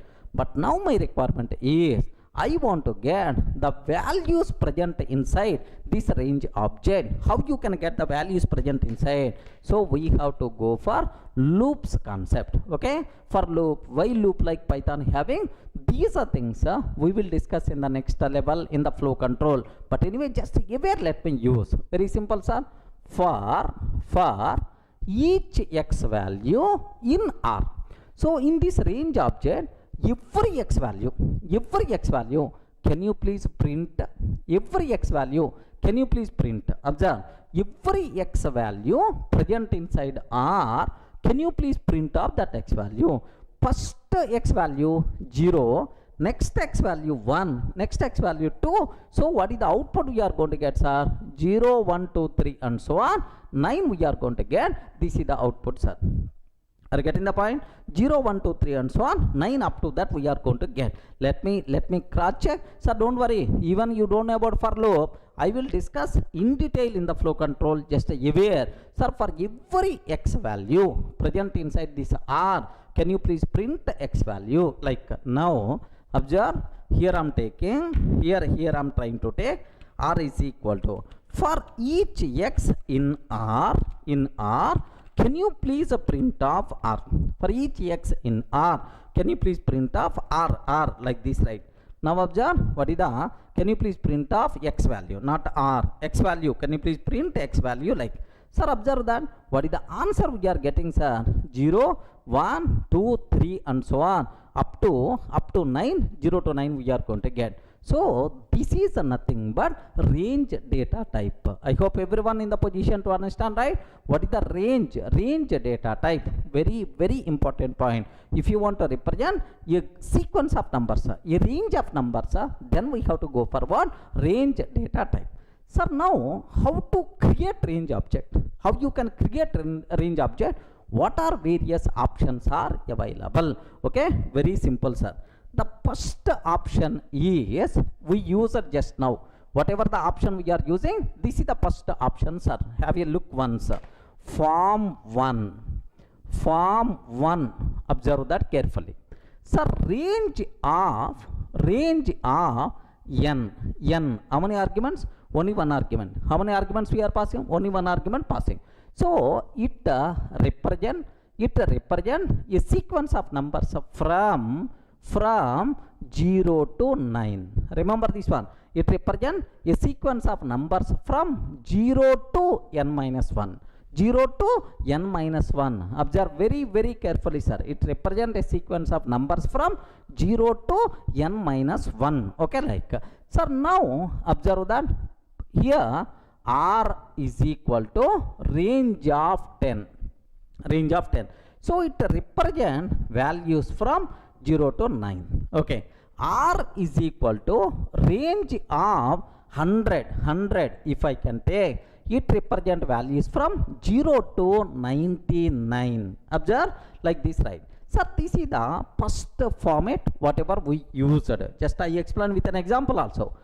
But sometimes my requirement is, hey, I don't want from 0. I want from 1 to 10, or I want from 10 to 20. So if you want from 10 to 20 or 1 to 10, so begin not 0 always my own number. How you can do that? Yes, form 2. Are you getting right? What is these formats are? Form 2. Okay, now range of, sir, begin, comma, end, like you have to specify. So begin number, what begin number you want? What is the end number you want? It returns, it represents a sequence of numbers from begin to end minus 1. Remember this one, begin to end minus 1. If I can take R is equal to range of 1 to 10. Can you please tell which values are going to be represented? Respond. Which values are going to be represented? 1 to 10. 1 to 10 means 1 comma 10. Begin to begin 1 to end minus 1. 10 minus 1 means 9 only. 1 to 9. Where is the proof? Where is the proof? Use for loop. For each x in R, print of x value. Print of x value. Now you are going to get 1 to 9 only. Observe. Let me execute this code. Observe carefully, sir. Here I am trying to take. Here see this one. R is equal to range of 1 to 10. 1 to 10. Print of here just for x in R. For x in R, print of x value. For x in R, print of x value. Like this I am taking. What is the answer we are going to get, sir? Have you observed right? Now observe very carefully. 1 to 9. 1 to 9 we are getting the answer. 1 to 9 only we are getting the things. Okay, like, sir, I don't want 1 to 9. I want 1 to 10. If you want 1 to 10, what is the way we have to take is R is equal to range of, I want 1 to 10 value. 10 value also. Then you have to take 1 to 11. Remember this one. 1 to 11. Then obviously we are going to get 1 to 11 minus 1 means 10 we are going to represent. Is it clear for all of you, right? So if you want to represent a range of numbers from begin to end, then we have to go for form 2. Okay? Any explanation is required? Clear, right? So form 1 and form 2. Next, observe carefully. For form 1, how many arguments we passed? Respond. For form 1, how many arguments we passed? 1. But form 2, how many arguments we are passing? 2 arguments, right? Next, obviously, for form 3, how many arguments we have to pass? For form 3, how many arguments we have to pass? 3 arguments, right? Okay, perfect. Okay, have a look once. Here, form 3, I'm taking, sir. What is that? Is range of begin, end. Third one, increment or decrement value. Increment or decrement value. Increment or decrement value. Begin, end, increment or decrement value. Like this, right? Sir, what it means? How much increment you want? Just with example I will explain so that you will get much clarity. Observe very carefully, sir. R is equal to range of 1 comma 10. 1 comma, sir, here 1 comma 21 comma 1 I am taking. So the default value increment and decrement is always 1 only. So means that first print 1 to 20. Have you observed? 1 to 20 every time increment by 1. Every time increment by 1 means that 1 increment by 1 means 2 increment by 1 means 3. So what is the answer? 1, 2, 3 and so on up to 20 we are going to get. Remember this one, sir. So 1, 2, 3 like this, right? Every time increment by 1. So 1 increment by 1 means 2. 2 increment by 1 means 3. Something like this, right? Okay, well. Now the next one, okay, R is equal to range of 1 comma 21 comma 2 I'm taking. 1 comma 21 comma 2 I'm taking, sir. Every time increment by 2. So first 1 will be considered. Next 1 increment by 2 means 3, 5, 7, 9 like this, right? Are getting every time increment by 2 means this is the possibility. Similarly, R is equal to range of 1 to 21 3, sir. 3. Every time increment by 3. 1. So 3 increment by 3 means 4. 4 increment by 3 means 7. 7 increment by 3 means 10. Okay, 13 like it's going to represent. Is it clear for all of right? What the meaning of 1 increment, 2 increment, 3 increment, right? Let me show this one. Have a look once, sir. Sir, just observe. R is equal to range of 1 to 21 comma 1 increment by 1. So it will represent 1 to 20 every time with 1 increment. Okay, where is the proof for that? For x in R, can you please print x value like this, right? Now have a look once, sir. What is the output we are going to get? 1, 2, 3 and so on up to 20. 1 to 20 we are going to get, sir. Okay, well, sir, now my target is, sir, now I want to take increment by 2, sir. 1, if I increment by 2, it will become 3. 3 increment by 2, it will become 5. Now, which values we are going to get, sir? 1, 3, 5, 7, 9, like we are going to get. Let me cross check, sir. Let me cross check. Yes, what is the answer we are going to get? 1, 3, 5, 7, 11. Okay, like we are going to get. Okay, well. Sir, now increment by 3. Increment by 3. Now observe. So starts from 1. 1 increment by 3 will become 4. 4 increment by 3 will become 7. 7 increment by 3 will become 10. 10. Are you getting right? So this is the increment value, right? Okay, 1, 4, 7, 10, 13 like we are going to get. Observe that. 1, 4, 7, 10, 13, 16, 19 up to that we are going to get, sir. Sir, I want to take increment by 4. Okay. 1, if I increment by 4, it will become 5. 5 increment by 4, 9. 9 increment by 4, 13. 13 increment by 4, 17. 17 increment by 4, 21. 21 is not in the range. 1, 5, 9, 13, 17 only. 1, 5, 9, 13, 17 like this. Sir, everyone in the position to understand how you can use 3 arguments, right? Sir, begin, end, and then increment or decrement. Sir, now this decrement value, is it possible or not? Yes, friends, why not? It's possible. Now let me take range of 21 comma 1. 21 comma 1. Now I'm trying to take minus 5. Are you getting 20? 20 to 1 minus 5. So first 20. And then 20 minus 5, its value is 15. 15 minus 5, its value is 10. Okay, like, sir, now I want to represent, I want to take decrement value 5, sir. Decrement value minus 5. 20 minus 5 means minus 15. 15 minus 5 means 10. 10 minus 5 means 5, like we are going to get. So observe that. What is the first value is going to represent? 20.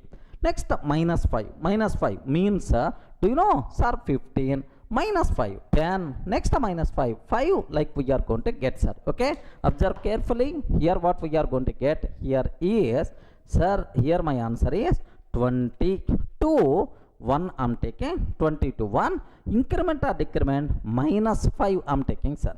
Minus 5 I'm trying to take. What is the output we are going to get here is 20, 15, 10, sir, 5, like this we are going to get. So even this increment or decrement, third argument can be decremented value also, no problem at all. Is it clear for all of you, right? So total, how many forms are available for the range data type? Range with one argument from begin 0 to n minus 1. Range with two arguments, begin to n minus 1. Next, range with three arguments, begin value, end value, and then increment or decrement. Any doubt up to this? Clear, right? Now by this time you got very clear clarity about range type. Next, last important point is there related to the range. Can you please tell what is range, sir? Range means a sequence of values. Are you getting? A sequence of numbers like this one, sir. Once we are using the word sequence, compulsory order will be there. First value, second value, third value, like order is there. Once order is there, indexing concept, slicing concepts applicable for the range. Remember, indexing is applicable, slicing is also applicable, right? Best example, if you consider R is equal to range of 10 to 21. So range of 10 to 21 means it is going to represent 10, 11, 12 up to 20, begin to n minus 1. Okay, well, sir, what is the first value? The value which is locating at 0 index is, let me print of R of 0. Indexing is applicable, R of 0. What the answer we are going to get, sir? 10. Perfect. 10 we are going to get. Sir, print of R of minus 1. R of minus 1. What answer we are going to get, sir? Last value 20 we will get. Okay, R of minus 1 means last value 20 we are going to get. Similarly, if you want to use, you can use slice operator also. First, let me execute up to this. Observe carefully, sir. Here I am taking R is equal to range of, R is equal to range of, here I am trying to take 10 comma 21, like this, right? Okay, print of R of 0. R of 0, what answer we are going to get, sir? Print of R of 0, what is the answer? 10. 10 itself is the answer. Are you getting? 10 itself is the answer, sir. Sir, print of R of minus 1 I am taking. Last value obviously 20 is the answer we are going to get. So indexing concept applicable for the range data type. Similarly, if you want, you can apply, sir, what slice operator also, but very rare we are going to use. Observe that carefully. So R1 is equal to R of slice operator I want to take. So I want from 1 to 5, sir. From one index to n minus 1 means fourth index. One index to fourth index, like this I am asking. One index means 11, sir. 11. 1, 2. Okay. Here 11, 12, 13, 14, 15, 16 and so on 20. Sir, this is the one index. Sir, 2, 3 and then 4 means 11 to 14. 11 to 14 I want. Sir, for each x value in R1, slice operator returns the range object only. Print of x value. What output I have to get, sir? 11, 12, 13, 14. Am I going to get or not? Let me cross check, man. Here see, for each x in R1, print of x. Okay, like, sir, here R1 is equal to R of 1 to 5. Are you getting? R of 1 to 5. For each x in R1, print of x value, like this, right? What is the answer, sir? 11, 12, 13, 14. We are going to get same expected answer only. So once order is important, obviously index concept applicable, slicing concept is also applicable. Any doubt up to this, right? Clear? Next, one more important point you have to aware. What is that point is? Now listen, range is always going to represent a sequence of numbers, something like 10, 11, 12, 13, 14 and so on 20. Okay, like this is the range, right? Sir, now R of 0 means 10, sir. Okay, R of 1 means 11 like. Sir, now what I want to take, R of 1 I want to replace with the 1000. R of 1 I want to replace with the 1000, sir. Observe carefully. R of 1 I want to replace with 1000. Is it allowed or not allowed? Sir, after 10, is it instead of 11, 1000, under then 12, under then 13, meaningless. Regarding once it is a sequence of numbers, sir, how you can add 1000 in the middle? That's why range object is immutable. Once we create range object, you can't change its content by mistake. If you are trying to change the content, immediately Python virtual machine will give left and right. Observe carefully, right? Let me cross check, sir. Here my R is just R is 10 to 21. Print of R of 0. What output we are going to get? Sorry, R of 1. What is the value? 11. 11 is the answer, sir. 11 I am getting. Okay, well, R of 1 means 11. Now R of 1 is equal to, sir, 1000 I am trying to take. Observe very, very carefully, sir. Immediately error we are going to get. Type error. Range object does not support item assignment. Range object does not support item assignment. Everything is clear, right? So range data type is mutable or immutable? Range data type is immutable. We can't change its content. That's all, sir. These are various things you people should be aware about range data type, but it's most commonly used type everywhere. My hand is always going for range only. You should have clear clarity about 3 forms whatever range. Even if you are planning for Microsoft certification, minimum 5 to 6 questions you are going to see with the range data type. That's why take a bit very special care about this one, sir. Next, here, so let me summarize the conclusions what we have. If you want to represent a sequence of numbers, then we have to go for range data type. Next, how many forms of range data type is there? Range with 1 argument, range with 2 arguments, range with 3 arguments, range with 3 arguments like this, right? So 3 forms are available. Next, order is important. That's why index concept is applicable, slice concept is applicable. Next, range compulsory. Do you know? Here it is immutable. You can't change the content once we created. That's all. These are some important points related to range. Clear for all of you, right?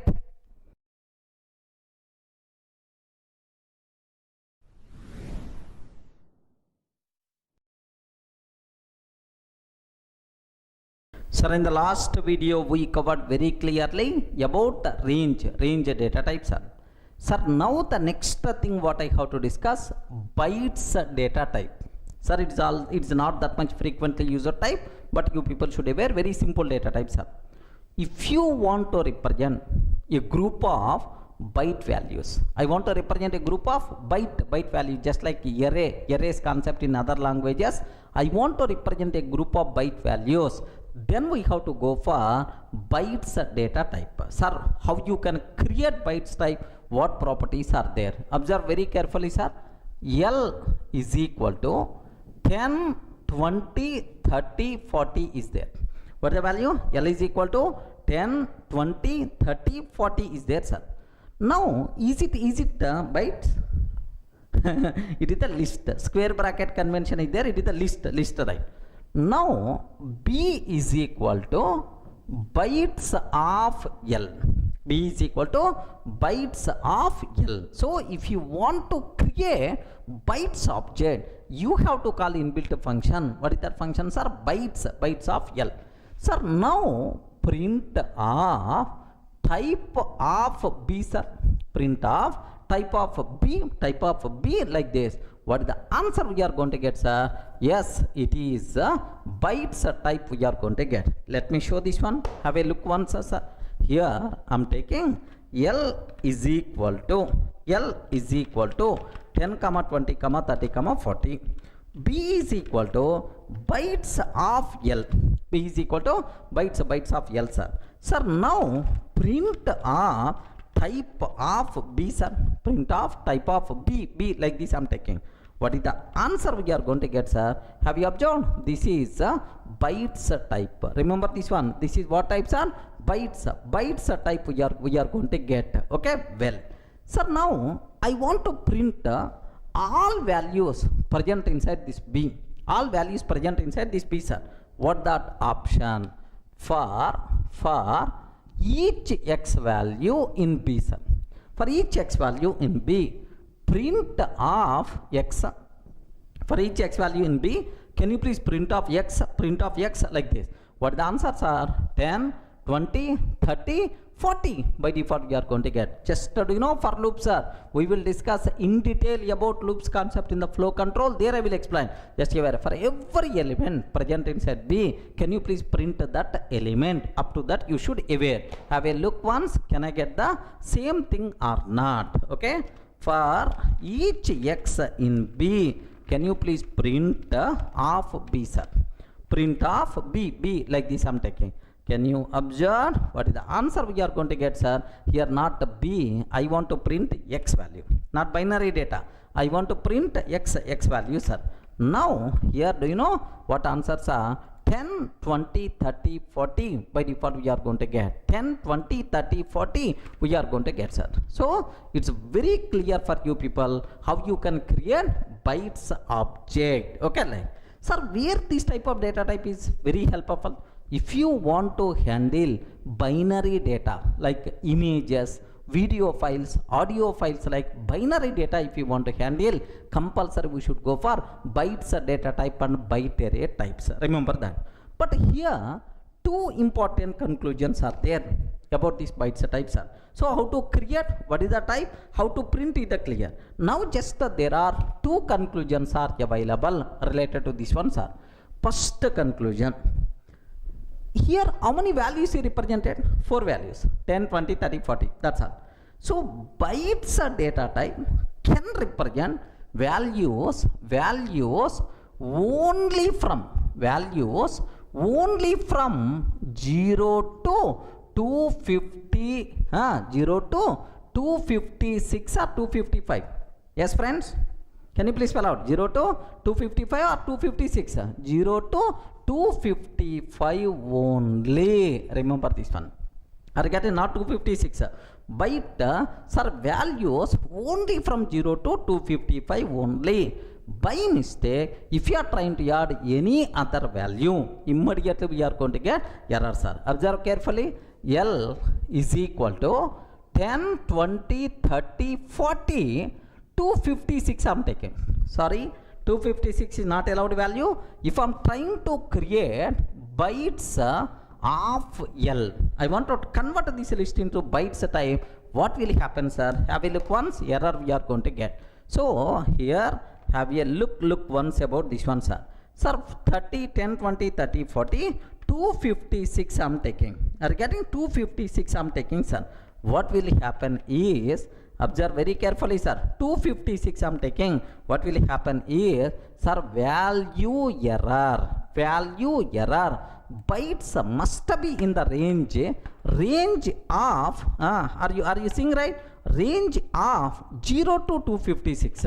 0 to 256 range function means just now we covered 0 to 255 only. So if you are using any other value, we are going to get value error. Remember this one, sir. Okay, well, sir, suppose instead of 256, 255 I am taking, sir. Yes, then we are not going to get any error. Up to 255 it is allowed, sir. If you are taking 256, 257 like any other value, immediately we are going to get error. So conclusion 1. So in the bytes data type, the values must be within the range 0 to 255 only. Other than that, if you are taking immediately, which error we are getting? Please spell out which error we are getting? Value error. Okay, value error we are going to get. This is the first conclusion what we have. One more conclusion is there about this bytes data type, sir. What is that other conclusion is? Compulsory. Okay, bytes data type is sir, is it mutable or immutable? Okay, mutable or immutable? Sir, one point you should aware. So bytes data type, is it mutable or immutable? Yes, immutable. You can't change its content. But anyway, sequence of values, order is there, index is there, slicing is there, but you can't change its values. Now observe this one, sir. Here I'm taking, so print of b of 0. Let me write complete code so that you may get much clarity. Sir, here L is equal to 10, 20, 30, 40 friends. 10, 20, 30, 40. Now print of L of 0, let me convert into byte. B is equal to bytes of L. B is equal to bytes of L. Now let me print B of 0. B of 0, 10 we are going to get. What is the value? 10 we are getting. Sir, now B of 0 is equal to sum 77 I am taking. It is within the range only, 0 to 255 only, within the range only.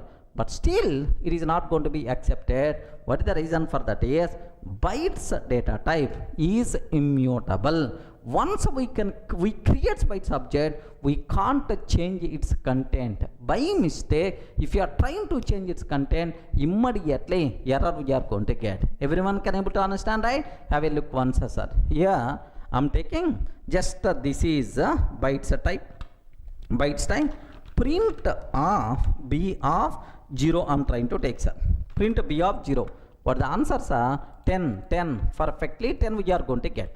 Now b of 0 is equal to 77 I am taking. 77 in the range only, 0 to 255 only. Now observe that. What the answer we are getting?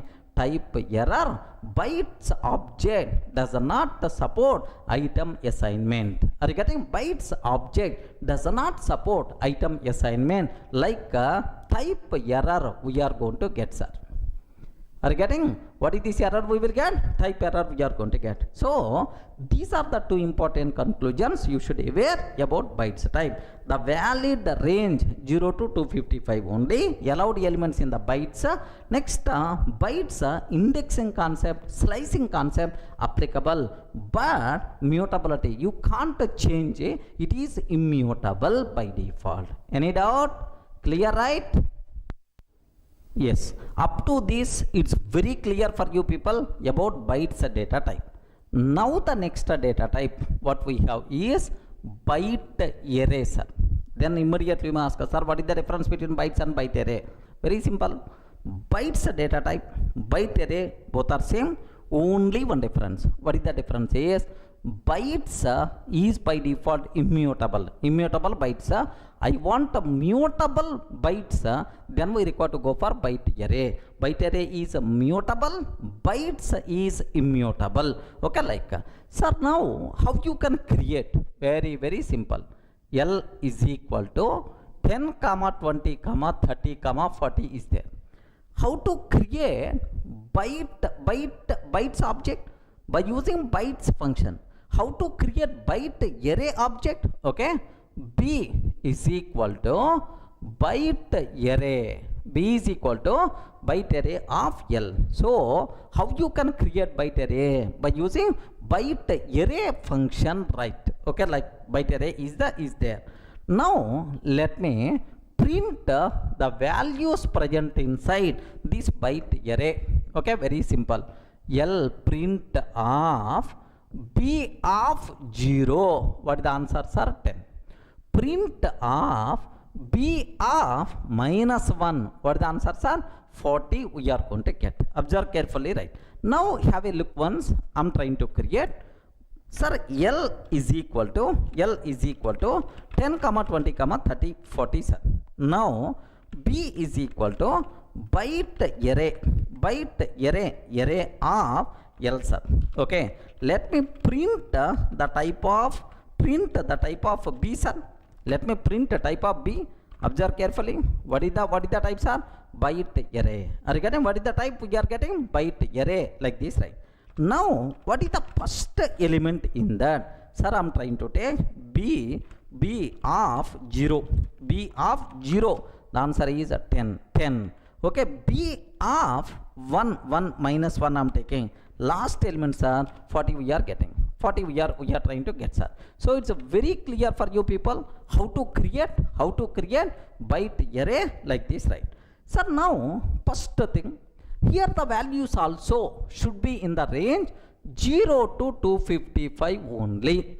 If the value is not within the range, immediately you are going to get value error. Let me cross check. Have a look once, sir. By mistake, 256 is there. 256 is there, sir. What will happen? 256 is there. What will happen? Immediately value error we are going to get. Byte must be in the range 0 to 256. Means, sir, 0 to 255 range. Like this is the one thing, right? If I can take 255, acceptable, no problem at all. First element is the 10, last element is the 255. Like it's a perfectly valid side. So the first conclusion is very clear. So the range compulsory should be within this range of elements only. Next, second, very important, sir. Bytes type we discussed. Is it immutable or mutable? Immutable, bytes. But a byte array is the mutable. Happily you can change the content, no problem at all. Sir, where is the proof for that? Very simple, sir. B of 0 is the 10, B of minus 1 is the 40. Now I am taking B of 0 is equal to 77. B of 0 is equal to 77. If it is the byte array, acceptable. If it is the bytes type, it is not acceptable, sir. Now, where is the proof for that? Let me print for each x in B, print B value, print x value, sir. For every element present inside byte array, can you please print x? Now, definitely 77 you are going to get, sir. 77, 20, 30, 40, like you are going to get this output, sir. Means that byte array is modifiable, can be changeable. That's why byte array is what? Mutable or immutable? Respond. Mutable or immutable? Byte array is mutable. Clear? Let me show this one. Have a look once, sir. Sir, let me remove this total 255. I don't want. That's all this is. Now, sir, here B of 0 is equal to 77. I'm taking, sir. For each x in B, let me print x value, sir. For each x in B, print of x, like this I'm taking. Have you observed? What is the answer, sir? 77, 20, 30, 40. Means that 10 replaced with 77. Okay, like. So, can you please spell out? Bytes is immutable. Byte array is the mutable. Maybe a chance to ask in the interview room, what is the difference between bytes and a byte array? Bytes is immutable, byte array is mutable. Okay, like. Sir, where you can use these data types? Very rare if you are going to handle binary data. Okay, like images, video files, audio files, then compulsory these data types must be required. Clear, right? Now I have one small point. Can you please clarify? We discussed about list concept. We discussed about tuple concept, set concept, frozen set concept, frozen set concept, dict concept we covered, dict. Now range concept we covered. Next bytes concept, byte array. All these data types we discussed, sir. Sir, now list is mutable or immutable? Respond. List is mutable or immutable? List is mutable, changeable. Tuple is immutable. Next, set. Can you please tell mutable or not? Yes, mutable. Frozen set, immutable. The name itself indicates, right? Frozen. Sir, freeze, you can change. Freezed, okay, you can change. Frozen set, immutable. Dict, dictionary, mutable. range immutable. Range you can't change the content because it's the sequence of values always. Bytes immutable. Bytes immutable. Next byte array is the mutable, like this, right? Okay, just aware this. Anyway, at last I will cover one summary diagram where we have to discuss about all these things. Don't worry, sir. Clear for all of you, right? Up to this, bytes and byte array type.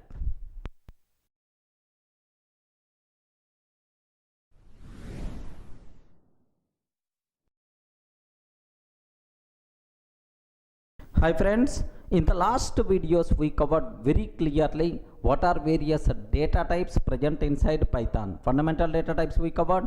Next a list, tuple, set, frozen set, range, dictionary, like all data types we discussed, right?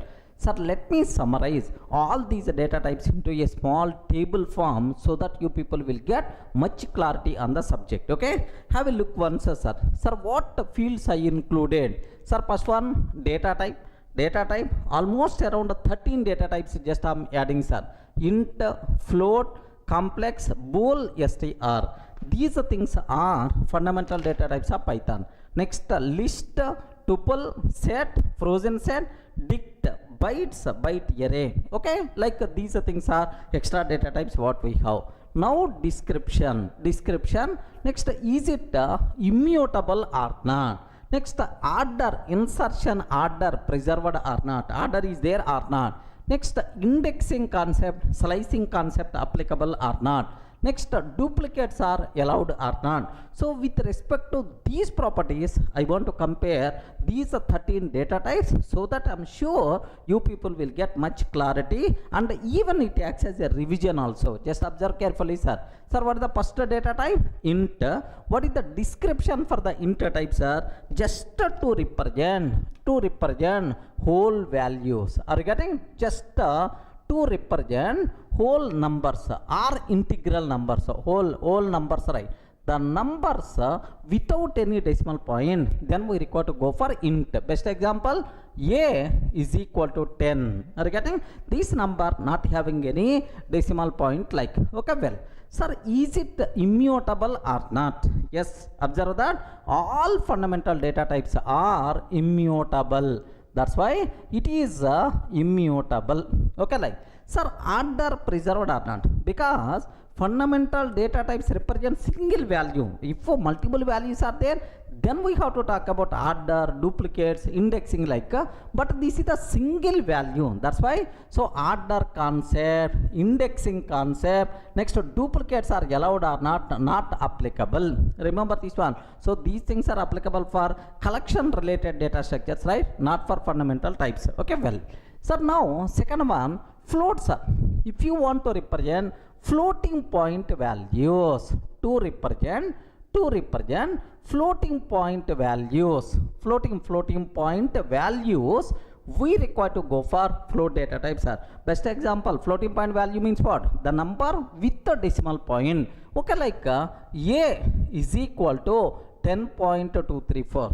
A is equal to 10.234. This type of number is by default considered as floating point number.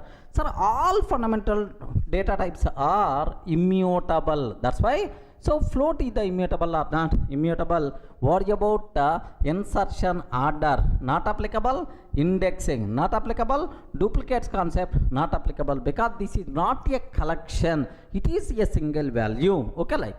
Sir, now complex, to represent complex numbers, complex numbers, we require to go for complex type. Sir, A is equal to 10 plus 20j. Are you getting? A is equal to 10 plus 20j. These type of numbers are called complex number. All complex numbers are immutable. I mean, so fundamental data types are immutable. That's why immutable, sir. It is also single value. That's why duplicates concept, order concept, indexing concept, such type of terminology not applicable. Okay, like. Sir, now Bool type. Okay, to represent logical values, logical values, we require to go for Bool data types, sir. the only allowed values for the Boolean data type are true and false. Remember this one, sir. So now A is equal to true. Regarding A is equal to true, compulsory capital T, you should aware. B is equal to false, like these are the only possible values for the Boolean data type, sir. Sir, Bool data type, Bool object is immutable or not? Yes, obviously all fundamental data type objects are immutable. It is also single value, either true or false. Where is the question of order, indexing and so on? Not applicable. Order is not applicable, indexing not applicable, duplicates not applicable, right? Okay, well, sir, now str, take a bit very special case, sir.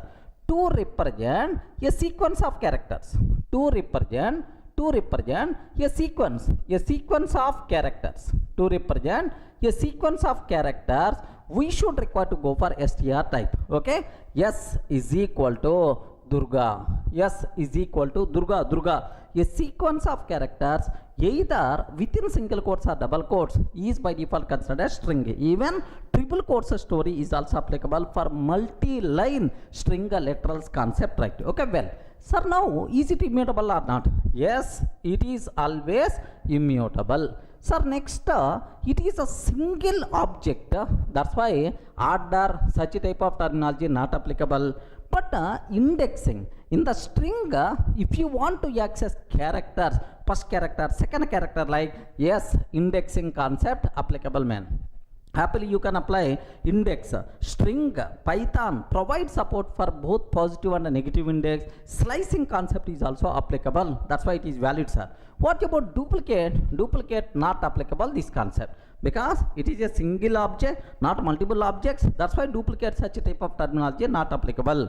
One speciality for the string, if you want to access a single character by using index, we can access. If you want to access a group of characters, something like substring, then we require to go for what? Slice operator, right? Okay, well, sir, that's all. These are first 5 fundamental data types what we have.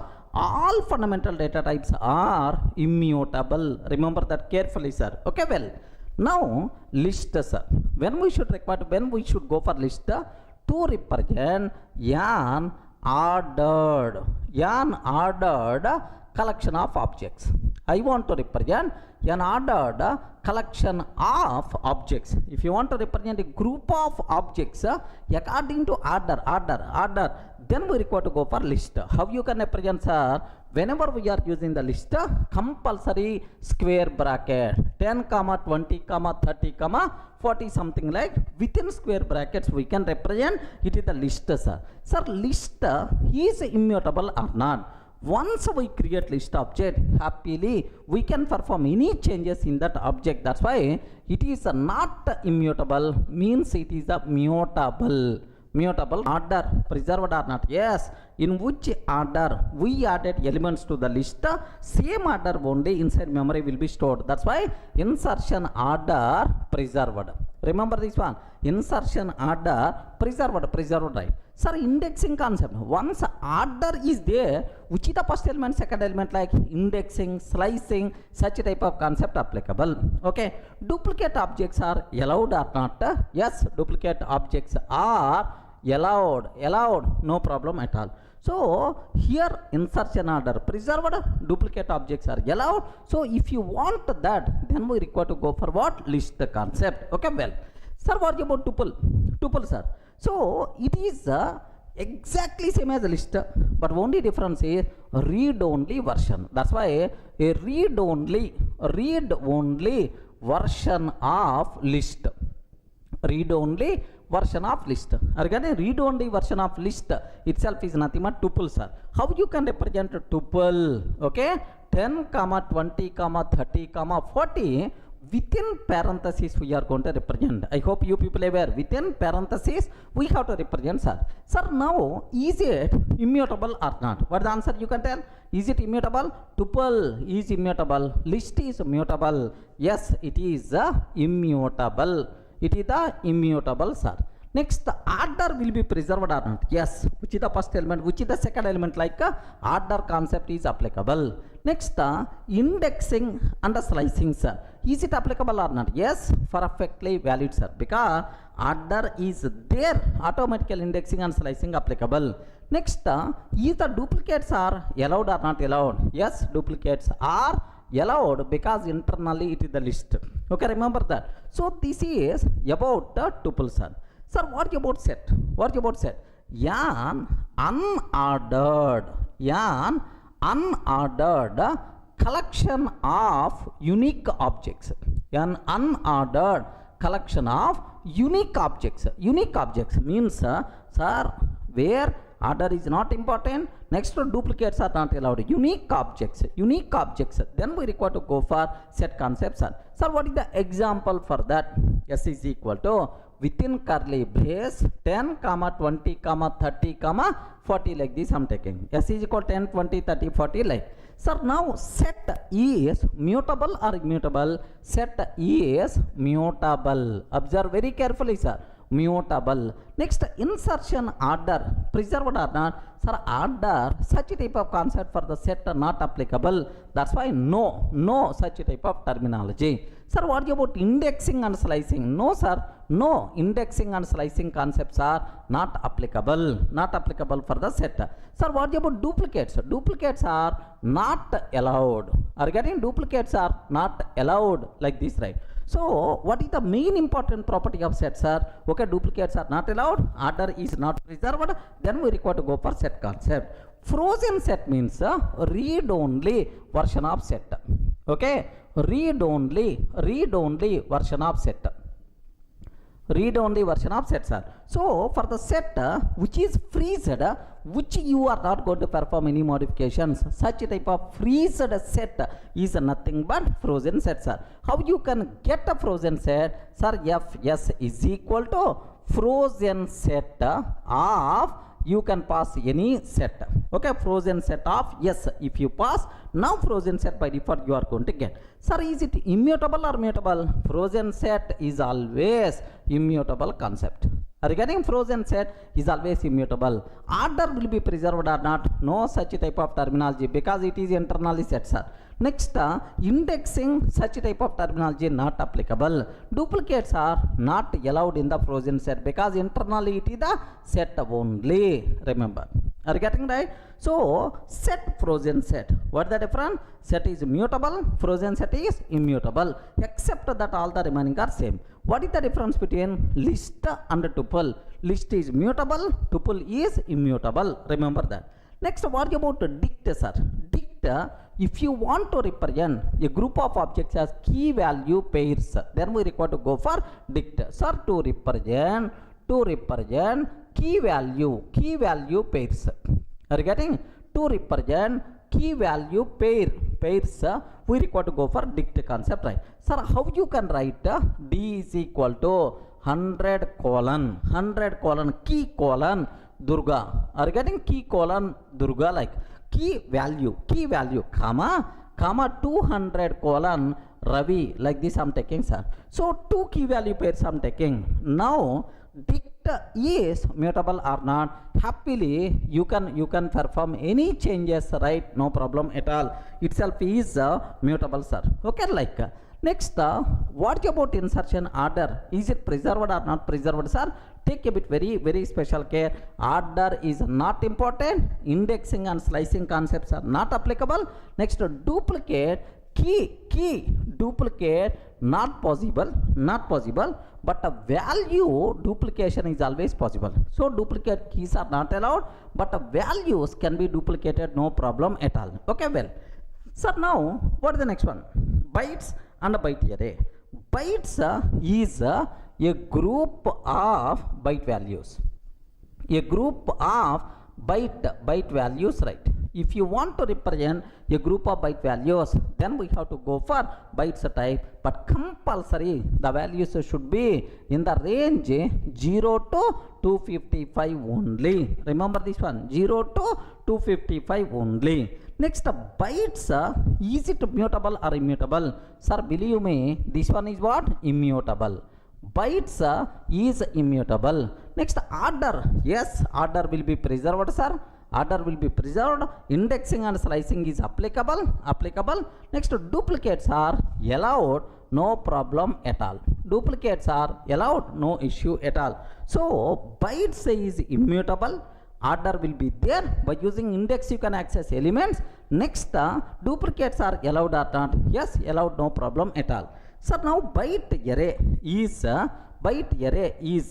it is also a group of byte values. A group of byte values. It's also a group of byte values, right? Sir, now do you know compulsory the value should be 0 to 255 only. But where is the difference between bytes and byte array? The bytes and byte array is, it is mutable. Are you getting? This one is what? Mutable. Observe that. Bytes is immutable, but byte array is mutable. Next, order will be preserved, sir. Yes. Next, indexing is possible. Next, duplicates are allowed, no problem at all. Are you getting? Duplicates are allowed, acceptable, right? Okay, like. So now, still we are missing one data type. Have you remembered, right? Okay, still we are missing one type. What that is? Range data type. Are you getting? Range data types are. When we should go for range, if you want to represent a sequence of values, so if you want to represent a sequence of values, we require to go for range type. Remember that a bit very carefully, sir. Range. When we should go for range, a sequence of values if you want to represent, then we have to go for range. So range is mutable or immutable? Immutable. In the middle, you can't add something, you can't replace something like so range itself is immutable. Observe very carefully, sir.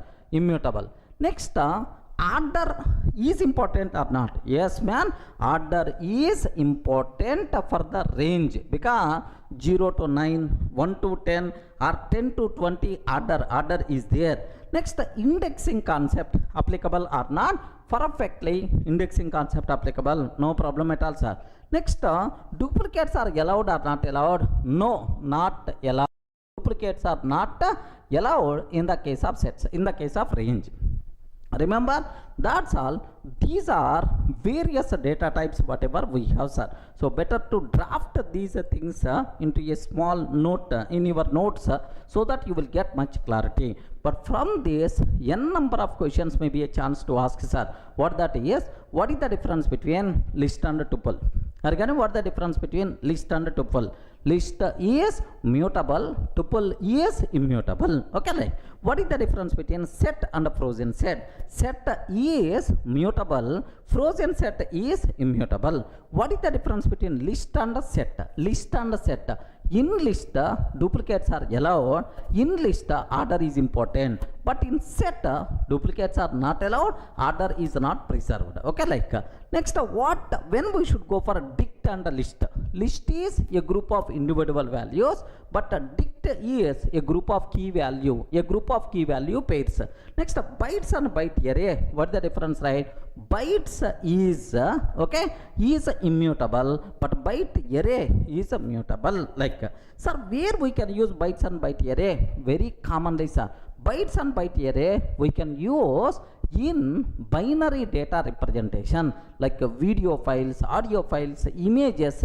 If you want to represent, then we have to go for bytes and byte array. Okay, binary representation we should go for that, sir. Okay, well, next, among all, range is the most commonly used data type. Take a bit very special care. For the range, I covered three things: form 1 with 1 argument, form 2 with 2 argument, form 3 with 3 arguments, begin, end, increment or decrement value. Like, I hope you may aware all these things, right? Next, if you observe this, there is one important point I have to tell. Sir, can you please tell, long data type, is it available in the Python? Please confirm me, the long data type, is it available in the Python? No. Long data type is available in Python 2.x, but not in Python 3x. Remember this one. So even long values also we have to represent by using int only in Python 3x. But long separate value, separate data type in Python 2, but not in Python 3. Okay. Next, what about char data type? Sir, C language already having the char, C++ having the char, Java having the char. What about Python? Python char data type is not there. Even a single character within single code, it is treated as string only. Char objects also you can represent by using string data type only. That's all, sir. These are various important things what you people should be aware, sir. First fundamental types, next remaining, right? Any doubt? Are you in the position to understand clearly what are various data types we have? Okay.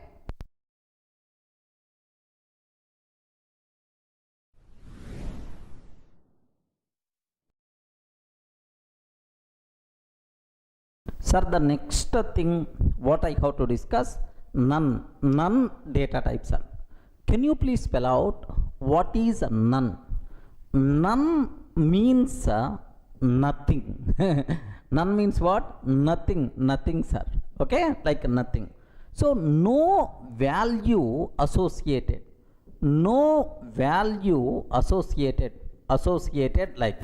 So sometimes in our programming, I have to handle the data where we are not having any value. Are you getting? There is some situation where I'm not having any value. I have to handle. So how you can handle? For that we require to go for none data type. Remember this one, sir. Then immediately you ask, can you please explain with an example? Don't worry, I will explain. None means nothing. None means no value associated. If there is no value to handle such type of situations, we require to go for what? None data types, sir. The people who are coming from Java background, in Java we have null value is there, right? So in Python equivalent word is none. Almost similar word is the none like. Sir, where you have this type of requirements, right? Just observe carefully. A small example I am going to take. Sir, assume A is equal to 10, sir. A is equal to 10. Now A is pointing to object 10. If I can take A is equal to none, now onwards A is not representing any value. That's why this link gone. This object eligible for garbage collection. Remember this one, sir. This object eligible for garbage collection. To make an object eligible for garbage collection, okay, we can use happily none. None means no value. No value means now A is not pointing to an object like this, right? Okay, one scenario. Next, observe a bit very carefully about this one. If I consider I have DEF F1. So in Python, functions concept is there. Maybe functions are the separate topic we are going to discuss soon. Sir, I have one function DEF F1. Okay, now I'm taking return 10, sir. If I call this function, what is the value I'm going to get? Please confirm what value we are going to get, sir. 10 we are going to get. Now x is equal to F1. So I'm calling F1. This F1 returns, F1 returns, okay, 10. X is equal to F1 returns 10. Print of x. What answer we are going to get, sir? 10 itself we are going to get. Perfect. You are calling a function, that function returns 10, sir, like a print of x. Assume that, sir. But I'm taking DEF F1. F1. Sir, just print of hello, print of hello, that's all. This function is responsible to print hello, that's it. This function not going to return any value, sir. Still I'm calling that function, that return value I'm storing this inside x. Can you please tell, is F1 return some value? No return statement. If the function won't return anything, then how you can handle that situation? Internally it is going to represent none. If you want, let me print x value. If I print x value, what value we are going to get, sir? Simply none we are going to get. Remember this one. So to handle the situation, so where value is not available, for that requirement we require to go for none. Let me execute this code. Have a look once about this terminology, sir. Here I'm taking a simple example. A simple example I'm taking DEF F1. 1 minute. DEF F1 I'm trying to take, sir. One minute. Okay, just I'm trying to take DEF F1. Okay, like. Sir, now my requirement is return 10. I'm trying to take, sir. DEF F1, return 10. X is equal to F1, print of X value. Sir, now whenever we are calling a function F1 return 10, that return value I'm storing inside X. Whenever we are trying to print X, which value we are going to get, sir? 10 we are going to get. Have a look once, observe carefully, sir. Here, if I execute this code, the answer we are going to get, sir, 10 itself is the answer, sir. Okay, well. So now my requirement is, observe that this function just print hello, that's all. It is not going to return any value. So I'm not using any return statement, sir. Observe that I'm not using any return. So this function not return any value. Just F1 print hello, it won't return anything. If it won't return anything, how to handle such a type of scenario? We can handle such a type of scenario with sir, which common none, right? What is the output we are going to get, sir? Observe that. Yes, simply we are going to get none is the answer we are going to get, sir. Okay, well, so none means nothing, no value associated. In Python, there are some situations where value is not available. To handle such type of situations, happily we can go for none type. Clear for all of you, right? Sir, strictly speaking, internally, how this none is implemented? None is also an object only. Remember that, because in Python everything is an object. None is also internally represented as object only. Even we are using if the reference variable pointing to none, meaning that no value, but strictly speaking, none is also an object only, right? Sir, best example, A is equal to none I'm taking, sir. None. Now, A is pointing to none object. So, if it is pointing to none object, mean it is indirectly means that it is not pointing to any official value. No value means none. Okay. Sir, now if it is really object, compulsory address will be there. What is the address of this object? Print of ID of A. What is the address of the none? Yes, you can get. Next, if it is really an object, what is the type, sir? What is the type? Print of type of A. Print of type of A. Do you know what is the type we are going to get, sir? None type. Remember this one. What is the internal corresponding? Sir, type is none type. This is the internal corresponding type. Okay, have a look once. Sir, now I'm trying to take A is equal to none. A is equal to none. Print of ID of A. What is the address of this none? What is the address of this none, sir? Address is, sir, it is representing address, right? Sir, next, what is the type of A?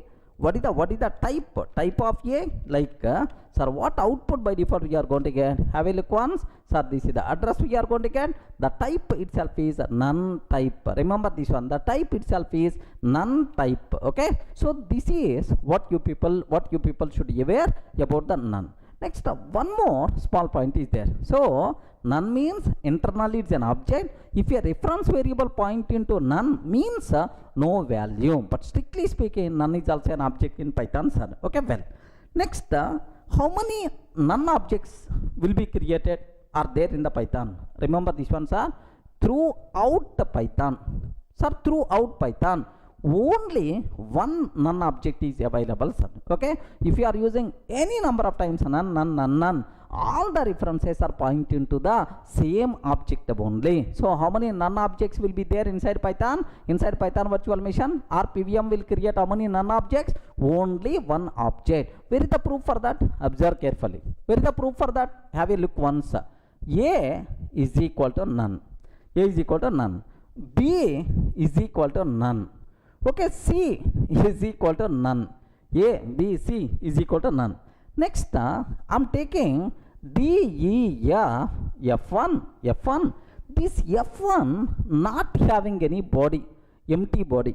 How you can represent empty body? By using pass statement. Sir, what is the meaning of pass? Don't worry. We will concentrate in the next sessions. I will explain very clearly, don't worry, sir. But as of now, concentrate only on none. So this F1 won't return anything. Now I'm taking D is equal to F1.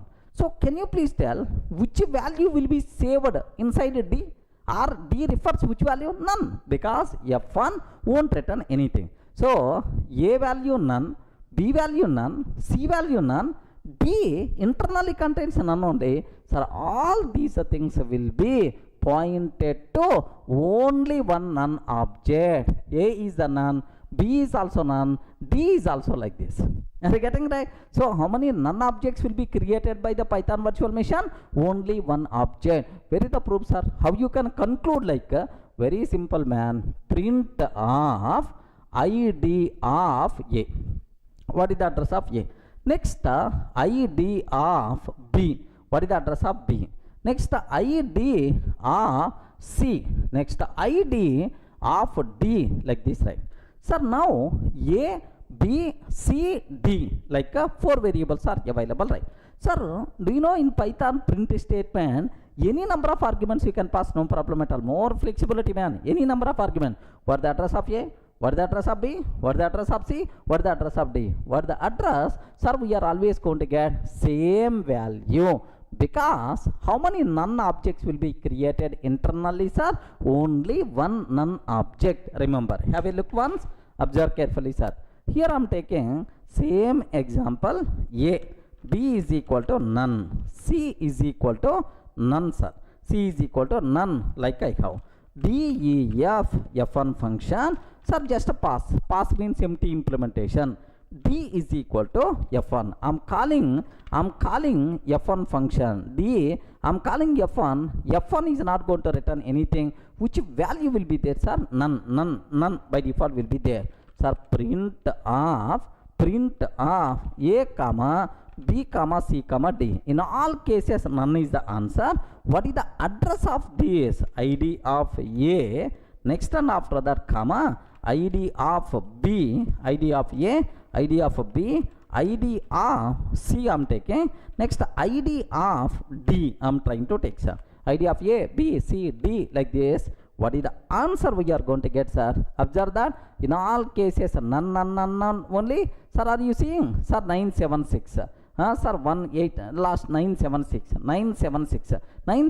Is it the same value we are going to get or not? Yes, the same value. So in Python, how many none objects got created by the Python virtual machine? Only one none object throughout our application. If you are using multiple times none, same object only will be referred. Clear for all of it? So if there is no value to handle such a type of cases, we have to go for none. Okay? Well, any doubt?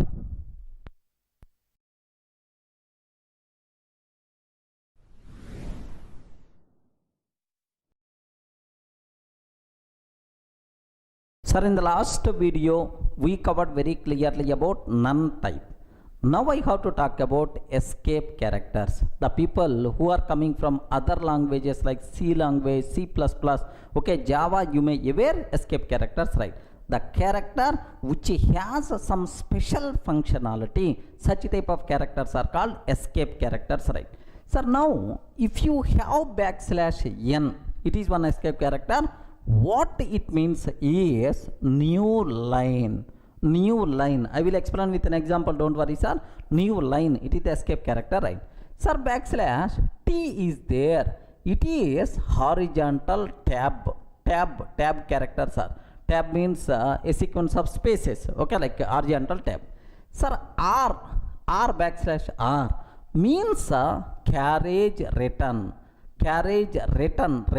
like a carriage return, like what the meaning of carriage return is, suppose I have one line is there, sir. Currently my cursor is locating here. I want to move to the beginning of the line. Are you getting? I want to move to the beginning of same line. Then we require to go for carriage return. Okay, like next \b means backspace. Automatically the current one character to the back, so that character will be deleted, sir. Backspace character. Okay, next \f means form feed. Form feed means go to next page, like that form feed, right? But anyway, we never going to use, don't worry, just aware, okay, escape characters are there. Next \, sir, single quote. Are getting single quote symbol, backslash double quote symbol, right? Next, backslash, this is backslash character. Okay, if you want to use single quote, double quote and backslash symbols in our code, in our string, then we require to use backslash single quote or backslash double quote or backslash. Like if you want to use single quote as a symbol, if you want to use double quote as a symbol, if you want to use backslash as the symbol, then we require to use these escape characters, right? Like multiple escape characters are available in Python. Sir, can you please just let me provide basic idea how you can use? Observe carefully, sir.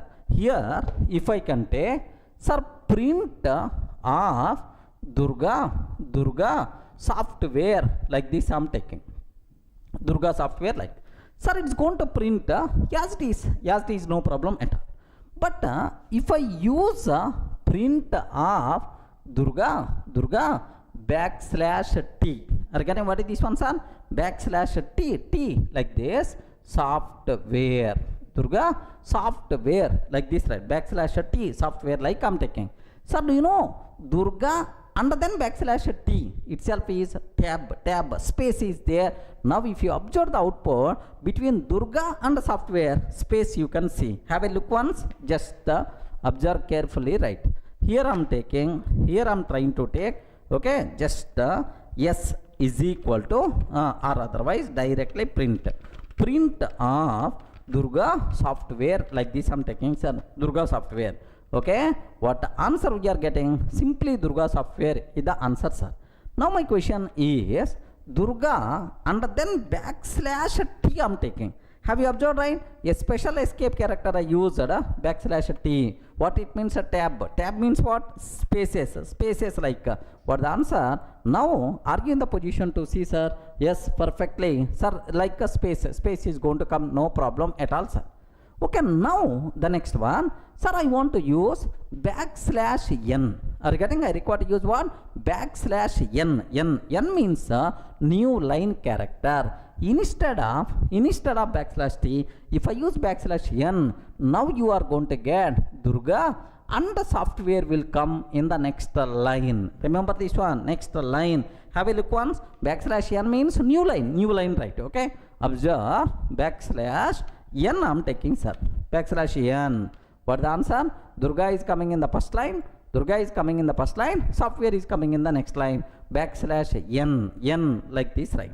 Okay, like. So what is the meaning of backslash T? What is the meaning of backslash n? Like it's clear. Sometimes my requirement is I want to use a single quote as the symbol. Okay, single quote symbol. I require to use, sir. Observe carefully. Sir, print of, this is single quote symbol. Okay, like I'm taking, sir. Now, if I can take like, do you know, immediately I may get error. This is single quote symbol, I may get error. Sir, you open single quote here, you close the single quote. Now like, so I want to use single quote at the symbol. Okay, we have some alternative ways. Better to enclose by using double quotes, or better to enclose by using triple quotes, like there is a way. But anyway, I don't want to use that approach. I want to use single quotes only. Here also single quote. How you can use? If you want to use single quote as the symbol, compulsory we require to go for backslash single quote. Now it is treated single quote symbol only. Observe that carefully, sir. Here what I'm trying to take is, I don't want this is single quote symbol, like this I'm taking, sir. This is single quote symbol, like I'm trying to take. Sir, now have you observed? If I'm trying to execute, immediately invalid syntax like we are getting, sir. So I want to use single quote as the symbol only. Okay, what is the way, sir? Backslash single quote. If I'm taking backslash single quote, yes, for a fact, this is single quote symbol. We are using single quote as the symbol only. Similarly, I want to use double quote symbol. Yes. Okay, this is double quote symbol. I want to use backslash as a symbol. If I want to use backslash as a symbol, Yes, happily this is the backslash symbol like we are going to get, sir. So if you want to use single quote as the symbol or double quote as the symbol or backslash as the symbol, these escape characters we require to use, because single quote, double quote, backslash, there is a special meaning is there in the majority of programming languages. If you want to use as a symbol, we have to use like this. Any doubt about this one? That's also, especially where we can use backslash escape character. Do you know, I want to specify locations, file locations or directories, right? Sir, D:/ Durga classes, like I'm taking. I want to represent this directory. Whenever we are taking \d, immediately it is telling illegal escape character, something like, we may get error. That's why don't consider this \d as escape character. Please consider backslash as symbol only. How you can specify backslash. You're getting, if I can take backslash, now this backslash is treated as one symbol, not internal meaning is not applicable. Is it clear, right? These are various escape characters which are available in Python. Of course, these are available in other languages also, like Java, C, C++, right? Everywhere these escape characters are applicable. Any doubt? Clear, right? Sir, now I will explain comments. How you can declare comments in Python. If you go for any other language like Java, sir, here if I can take like this, single line comment. This is single line comment. Okay, how you can write this one, single line comment. Next, multi-line comment if you want to write. Of course, this is the Java related terminology, man. Just observe. Multi-line comments if you want, okay, first line, second line, third line, and so on like this. This is a multi-line comment. Okay, multi-line comment in Java, sir. Same way, can you please tell in Python how you can represent single line comment? Very simple, sir. We have to use hash symbol. Regarding we are using which symbol, sir? Hash symbol. This is symbol. This is single line comment. This is single line comment. Okay. Now my requirement is I want to use multi-line comments. Regarding single line comment anyway, if any line preceded starting with hash symbol, this total thing will become comment. Python virtual machine won't execute this line, sir. Remember, just it's a comment. That's all. Multi-line comments. How you can write in Python? Anyone? Can you please tell? Yes. Sir, somewhere I saw by using triple quote symbols, we can write multi-line comments like. So, what is the way? How you can? Can I use the same syntax? No. Such a type of syntax is not there in Python, man. Okay. How you can write multi-line comments? For your kind information, multi-line comments not available in Python. Remember that. Then how you can write multi-line comments if you have multiple lines are there? Sir, line 1, line 2, line 3. I want to comment all the 3 lines. I require to comment all the 3 lines. How you can? Very simple. Use hash symbol for every line. Regarding use hash symbol for every line. That's all. Multi-line comments are not there. Even multiple lines you require to comment. Compulsory you should go for hash symbols only. Sir, somewhere I saw. Okay. If I can take triple quotes. Next and after that line 1, line 2, line 3, like a triple quote symbols, like it will consider as a comment. No, this is treated as doc string. Remember this one. What is this, sir? Doc string, documentation string. Of course, in the next sessions we will discuss in detail. Okay, remember this one, sir. So how you can write single line comment, how you can write multi-line comment. Multi-line comments are not there, but take a bit special care. Some book authors, some blogs, they are going to tell, okay, something like triple quote symbol, see the multi-line comment. No such type of terminology. This is a documentation string. Sir, if you are going to generate documentation for your code, then this code will be there in the documentation. That is the doc string. This is, it is not multi-line comment. Clear for all of right? Just have a look once. Sir, I want to take here just the hash symbol.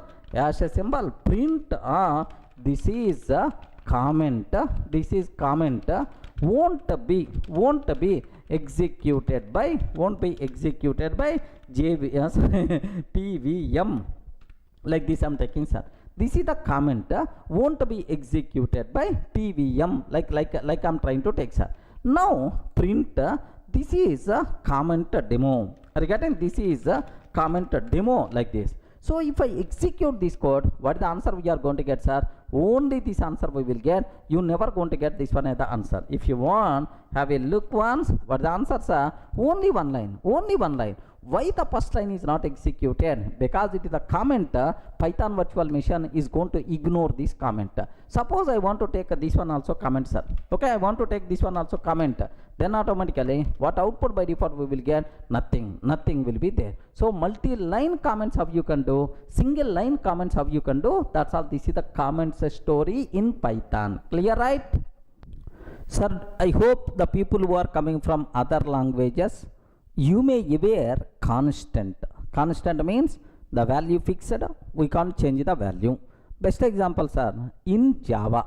Assume that in Java, how you can declare constants? There is a way, is there, sir? Final int x is equal to 10. Final int x is equal to 10. Sir, x is always 10 only.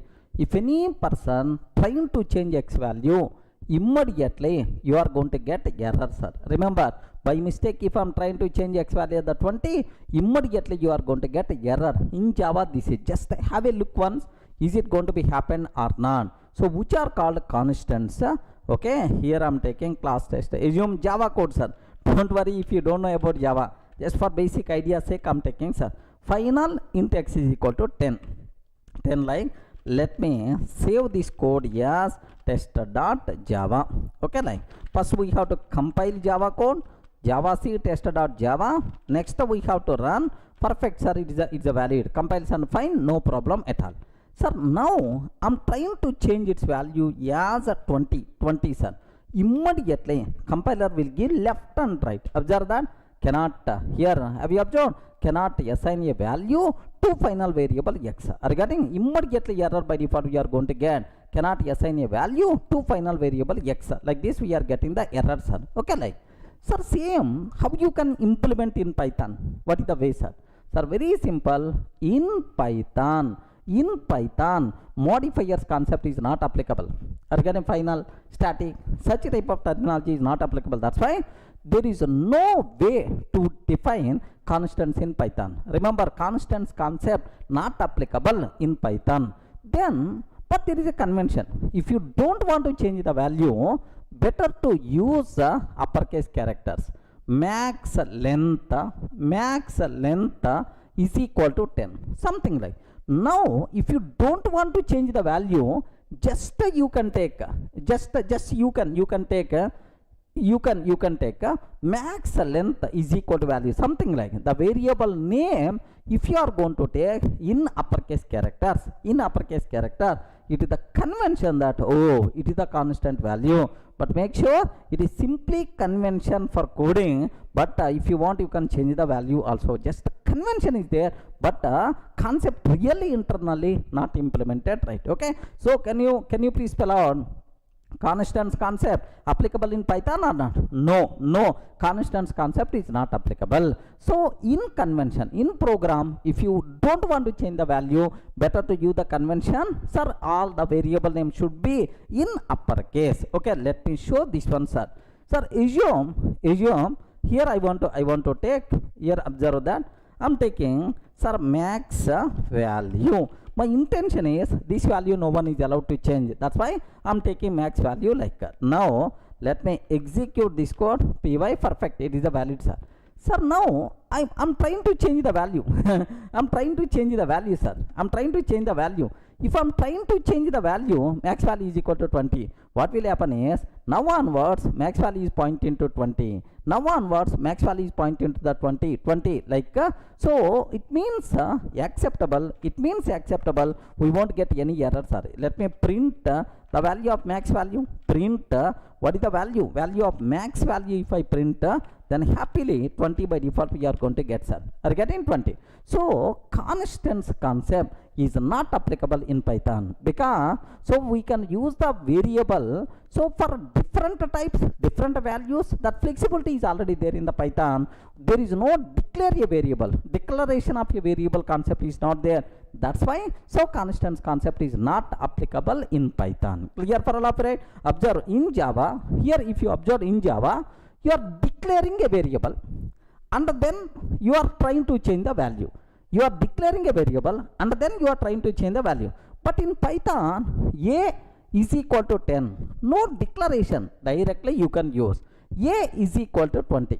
That's all. So up to this a is the 10. Now onwards a is the 20. So if we have declaration is there, boss int a is equal to 10. Now I am using same a value like, but the type declarations are not there. That's why constants concept, it is not possible to define in Python. Is it clear for all of you, right? Sir, even internal reason if you are not getting, don't worry at all. Just aware constants concept not applicable in Python. That's all.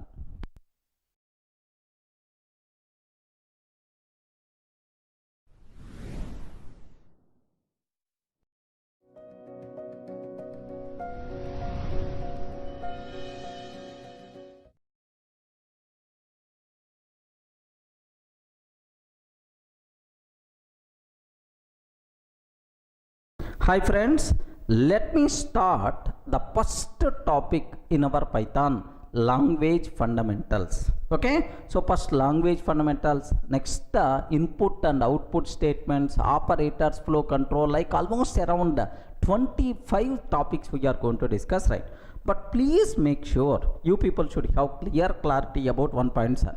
So if you aware the first basic classes very confidently, if you are getting perfection in basic concepts, then the remaining concepts will become very easy for you. That's why first 4 or 5 units, something like language fundamentals, operators, flow control, these kind of things better to have clear clarity. Automatically remaining things will become very easy for you people, right? Okay, so now the first topic, language fundamentals, right? This is the topic what I have to discuss. As a part of language fundamentals, okay, we have to talk about introduction. What is Python? Why the name Python? Why the name Python? Like sir, general syntax related things I will explain. Next, application areas of Python. Sir, where we can use this Python? Okay, next, features of Python. Either Python is the open source or not, platform independent or not, portable or not, like features of Python. Next, limitations of Python. Limitations, sir, where we can't use Python. Okay, like next, flavors of Python. Okay, multiple flavors are available for the Python, sir, as it is the open source, like Jython, Anaconda Python, Iron Python, like multiple flavors are there. I will explain. Next, sir, what are various versions? Python 2x, 2.x, Python 3.x, like we have to discuss about these version related issues, right? Next, identifiers concept we have to discuss, reserved words concept we have to talk, and then data types concept we have to discuss, right? Sir, under data types concept, almost around 14 data types we are going to discuss. Of course, all these things, fundamental data types I will explain, but all these things has a separate topics we are going to discuss in the next sessions also. But here basic idea about data types what we are going to use in Python, so we are going to discuss, right? Next, typecasting, how to convert from one type to another type, is it possible? Like, so this is the agenda related to our language fundamentals concepts, sir. Almost around around 10 hours we are going to discuss only about these things, sir. That's why take a bit very special care to understand each and every point, sir. If you are very strong in the basics, then the remaining things will become so easily you can able to understand. The remaining things will become very easy. That's why please make sure you should have clear clarity. You require to spend much time on these basics, right? Okay, sir, let me talk about language fundamentals introduction part. Sir, first question I will ask, can you please tell what is a Python? Please respond. What is Python? Python. We are going to discuss Python. Python almost around 2 months, 3 months time we are going to spend on this. What is Python? Please spell out. Can I use the word? Can I use the word? It is, what is Python? Don't tell, sir, this is one type of snake. Regarding, don't tell it is one type of snake. Sir, in our technical terminology, it is a programming language. Observe that it is a programming language, right? We can develop applications by using this language. It's a programming language. Okay, like small applications, web applications, like we can develop applications by using this Python. Sir, best example, you are using calculator application. I'm sure if you know Python, you can develop that calculator by using our Python language. What we are using, sir? Okay, Gmail application you are using, gmail.com. That Gmail application we can develop by using Python. Remember, so what is Python, sir? Python is a programming language. Okay, well, sir, now I can use the word Python is high level programming language. Are you getting? Python is high level programming language. Then immediately you may ask, what is high level? High level means programmer friendly language. We are not required to worry about low level things. Are you getting right? It is a programmer friendly language, not a mission friendly language. Remember this one, sir. It's not mission friendly, programmer friendly. Programmer, by simply seeing the code, he can understand. He can write the code very, very easily, right? It is a programmer friendly language, but not a mission friendly language. Remember, low level activities. So being a programmer, we are not required to worry. Sir, what it means? Here observe that if I can take A is equal to 10, I am taking 10. B is equal to 20, I am taking. A is equal to 10, B is equal to 20. C is equal to 30. 30. If A greater than B, else 40 I am taking. 30. If A greater than B, else 40 I am taking. Print C, sir. Are you getting? Print of C. Sir, here, do you know if I can take this code, are you in the position to understand this code? Okay, you are not required to have any programming knowledge. Remember this one. You are not required to have any programming knowledge. Just observe A is equal to 10. Oh, the value of A is the 10. B is equal to 20. The value of B is the 20. C is equal to 30 if A greater than B. 30 if A greater than B. Else 40, sir. So A, what is the value of A? 10. 10 greater than 20. No. 10 is greater than 20 fails. So if it satisfied 30, otherwise it is 40. Then obviously, what is the value of C, sir? The value of C, we are going to get what? 40. Sir, if you have the kid, can you please show these 4 lines of the code to your kid? Array, can you tell what thing is happening? What thing is happening? Any person without having any programming knowledge, I'm sure, sir, that person can able to understand. Okay, this type of thing is called high level programming language. Remember that. What is the high level programming language? So just a programmer friendly. He can understand very easily. He can write very easily, right? Okay, well, sir, next low level activities are there. Memory management, next destroying objects, next security. These things will take care by my language itself. Being programmer, we are not required to worry. Such a type of languages are by default considered as high level programming languages. C language, C++, Java, next Python, C#, all these are high level programming languages, right? Then immediately you may have the doubt, sir, you are writing just 4 lines of the code. Is really Python code? Is it going to work? Is it going to work? Yes, believe me, it is really Python code, sir. It is going to print 40 are the answer. If you want, observe a bit very carefully. Sir, same lines of the code I want to show so that you people can feel more comfortable, right? Sir, what is the code? A is equal to 10. What I am trying to take? B is equal to 20. C is equal to 30. If A greater than B, else, sir, 40 I am taking. Else I am taking 40. Print of C. That's all. Don't worry, sir. All these lines of the code we will explain in the next sessions very clearly. Just better to get the basic idea, sir. Okay, well. Now let me run this code. Sir, I have to save this code as test.py. Okay, means that so it is the Python file. Remember that I saved this code as test.py. I saved, sir. Now let me run this code, sir. Okay, let me go to that location. I saved this file inside d:/Durga classes. Okay, py test.py. Okay, we have to use py or otherwise python test.py.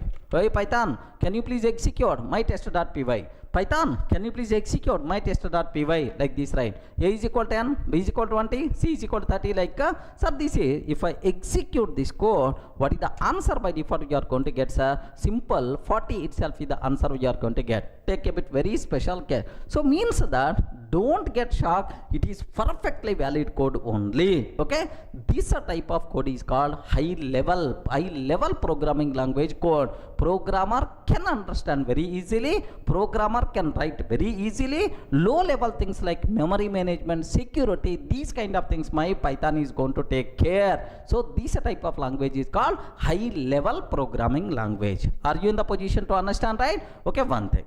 Next, one more, observe that carefully, sir.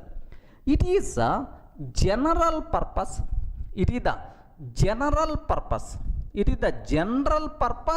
high level programming language. So what is the meaning of programming language? Which can be used to develop programs.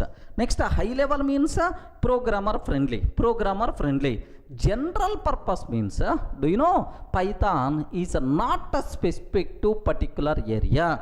Happily you can use for any type of applications, right? Desktop applications, web applications, next data science applications, machine learning applications, like everywhere happily you can use. It is a general purpose high level programming language. Itself is nothing but Python. Everyone can aware? Yes, friends. So only 3 words I covered. What is the first one? General purpose. For any type of application, happily we can use Python. High level means programmer friendly. Low level activities we are not required to worry, like memory management, security, like. Next, programming language which can be used to develop programs. This is nothing but Python, sir. Okay, well, sir, now who developed Python? Who developed Python, sir? Very simple. Do you know who is the father of Python? Okay, who provides food for most of the programmers across worldwide, like me and like you. Now everyone talking about Python means the person who created this Python. Who is the father of Python, sir? That person is here. Just observe. Can you please read this one? Can you please read? Guido van Rossum. Are you getting? Guido van Rossum. This person developed Python. So in which year? First, I want to show his face once, because our career, our life is going to be settled with this Python language. Compulsory we have to see and we have to give the salute, man, because that person provided food for us. Okay, have a look once. I saved one image. This person image. Have a look once, man. Okay, the person who introduced Python, who is the creator of the Python? Yes, sir, this person, sir, Guido van Rossum. Observe that a bit carefully, sir. Great person who developed world the topmost easy simplified programming language. This person only. He is called Guido van Rossum. Okay, well, sir, when this person developed Python programming language, sir, here there is one small point is there, sir. Until last year, okay, I learned only Java, C++, Java. We never heard about Python, especially in India. We never heard about Python. Okay, like, but suddenly Python. Okay, now the people are start learning. Obviously, Python is the new programming language. Java is the old programming language. Some people are going to feel like this. Remember this one, sir. So Java came in 1995. Remember this one, sir. Java came in which year? 1995, sir. 1995, and officially released in 1996, sir. Remember.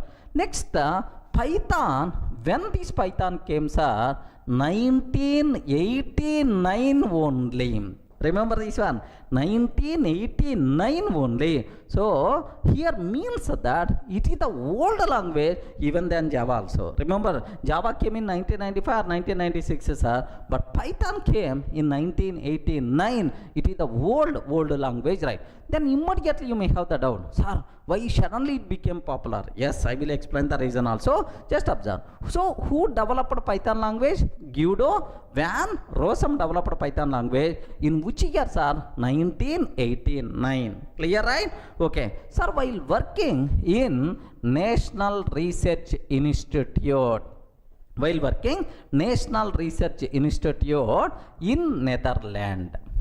in Netherlands.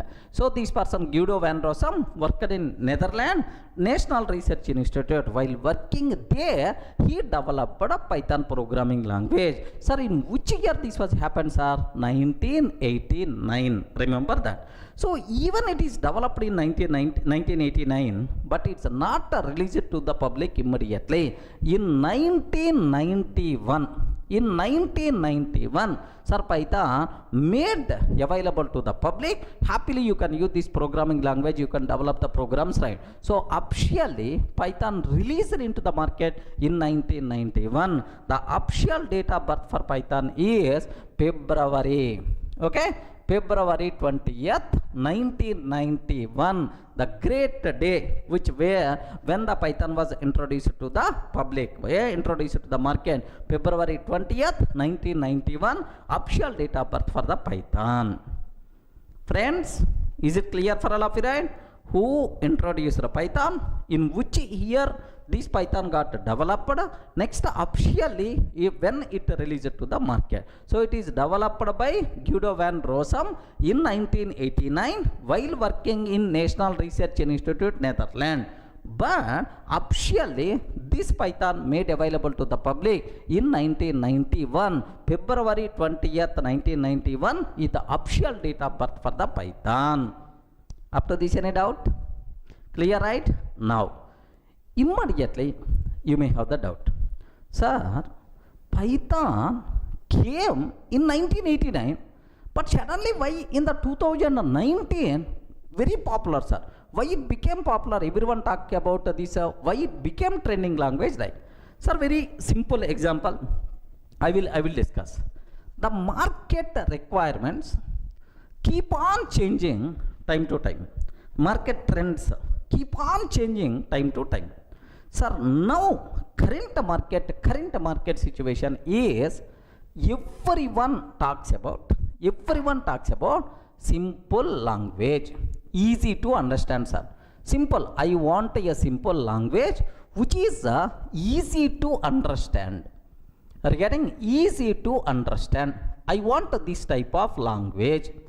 Next, second one, I have to write very less code. Regarding I have to write which codes are very less code to fulfill my requirement. This very less code is also known as concise code. Very less code is also known as concise code. I want concise code. Okay, like next third one, sir. Very important. Next third, I want these days everyone talks about, sir, here artificial intelligence, next and after that machine learning, next deep learning, neural networks, okay, that is the data science, data analysis, like everyone talks about this. So for current trending market requirements, even, sir, do you know IoT also? These days the most commonly used IoT also, right?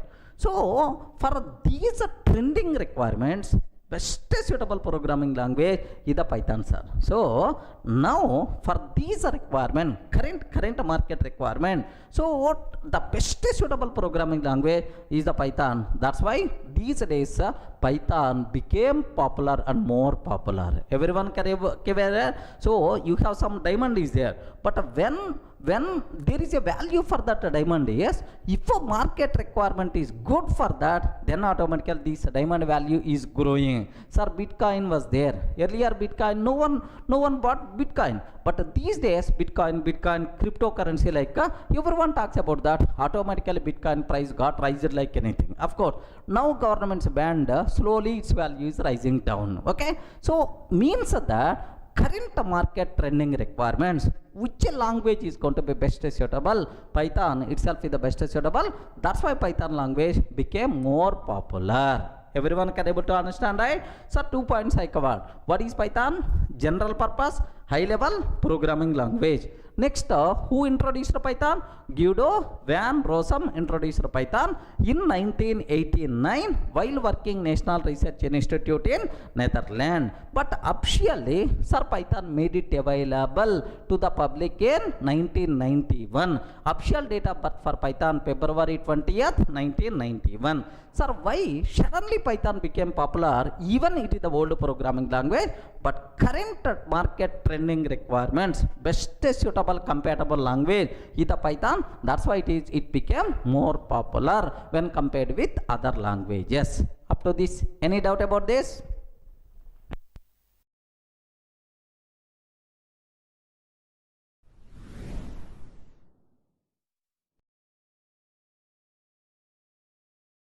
In the last video, we covered clearly what is Python, who introduced Python, what is the official date of birth for Python.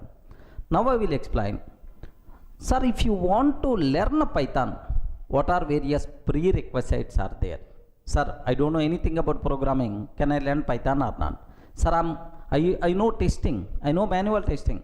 So can I learn Python or not? Sir, I'm coming from network background, no programming knowledge. Can I learn Python or not? Sir, this type of questions in my offline sessions, online sessions are very, very common, sir. So just aware only one point. If you want to learn Python, what thing is required? What prerequisite? What existing knowledge is? Simple, nothing. Remember this one. You are not required to know anything. If you know something, then it may be the problem. Remember that. You are not required to know anything to learn Python. Just are you in the position to read English statements or not? Okay.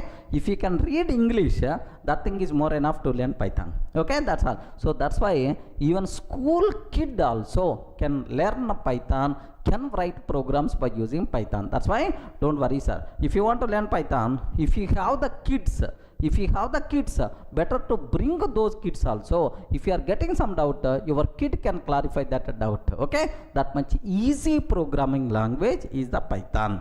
Sir, orally you can tell any number of words, but can you please show some example? Really is that much easy or not? Yes, man. Okay. If you learned any programming language, what is the first application? Hello world application. Correct or not? What is the first application we have to discuss? Hello world application. Sir, in C language, how many lines of the code we have to write to print hello world to the console? If it is the Java, if it is the Python, just I will show, sir. Example 1. To print hello world to the console. Sir, if you go for C language code, okay, here do you know main, of course, C language code if you want, here include stdio.h. Sir, I don't know about this, not required. We are just, I'm showing, just see the basic difference. Sir, like now I'm taking main method, main function, like here just my requirement is print f of hello world, like this we have to take. That's all. This is the code related to C programming language, and we have to compile this code and we have to run this code, then hello world will be printed to the console. Assume that, sir. Sir, oddly 1, 2, 3, 4, 5 lines of the code I wrote. Okay, excellent. Now if I consider Java code, what we have to write in Java to print hello world, sir? Very simple. Public class test. In Java, everything we have to write inside a class because it is object oriented programming. Public class tester, and then public static void main method, public static void main method, string array args, public static void main string array args, and then system dot out dot println, system dot out dot println. Here we have to take hello world, like this I'm taking, sir, hello world, and then I have to compile this code, I have to run this code. So to compile, most of the people already aware, Java C test.java, the code is going to compile. Once the code compile, now Java test.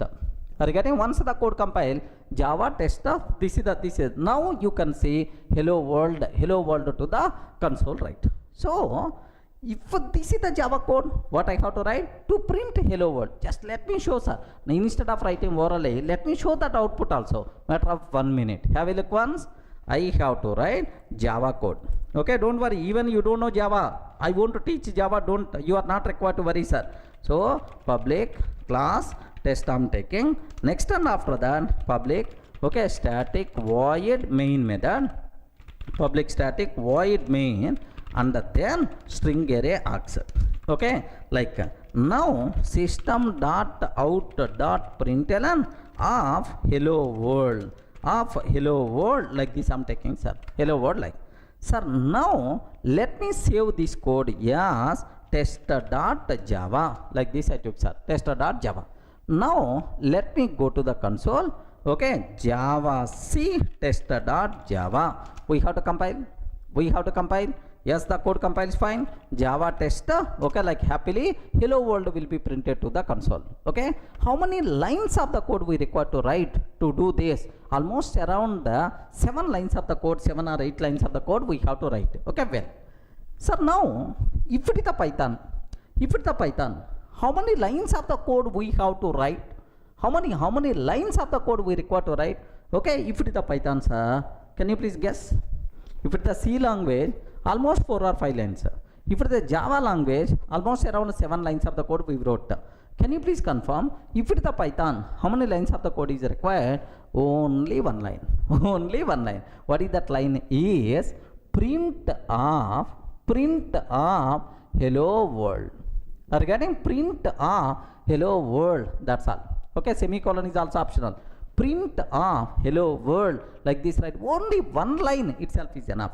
We are not required to compile, just run, that's all. Okay, how you can run, sir? Python test.py. Assume that I saved this line inside test.py, Python test.py, or shortly in some systems we can take py test.py also will work, sir. Okay, either this command or this command. Instead of Python, you can take just a py. Happily it's going to run. Okay, let me show this one, sir. Okay, here have a look once, sir. I have test.py is there. In that print hello world, like this I'm taking, sir. Hello world, like no semicolon. Next, instead of double quotes, you can take single quotes also acceptable. Okay, happily, do you know, just I want to compile Python test.py, yes, hello world, or py test.py, hello world is the answer you are going to get. Have you observed, right? Now just to print hello world, if it is the C language, how much code we have to write? If it is the Java, how much code? If it is the Python, how much code we have to write? Only 1 line. So if you show this code to your kid, okay, you are a school student, some 3rd standard, 4th standard kid is there.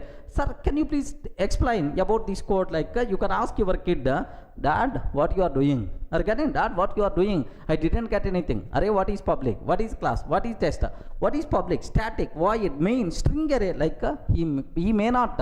So if any kid coming to learn programming language, if I show in the first class, this is the hello world program, like, do you know what will happen here? That kid will run like anything. I don't want this programming, I don't want this programming like. But if you show this line, array, this is the simple, it is the easy way of programming, definitely that kid can be, yes, easily can able to understand like.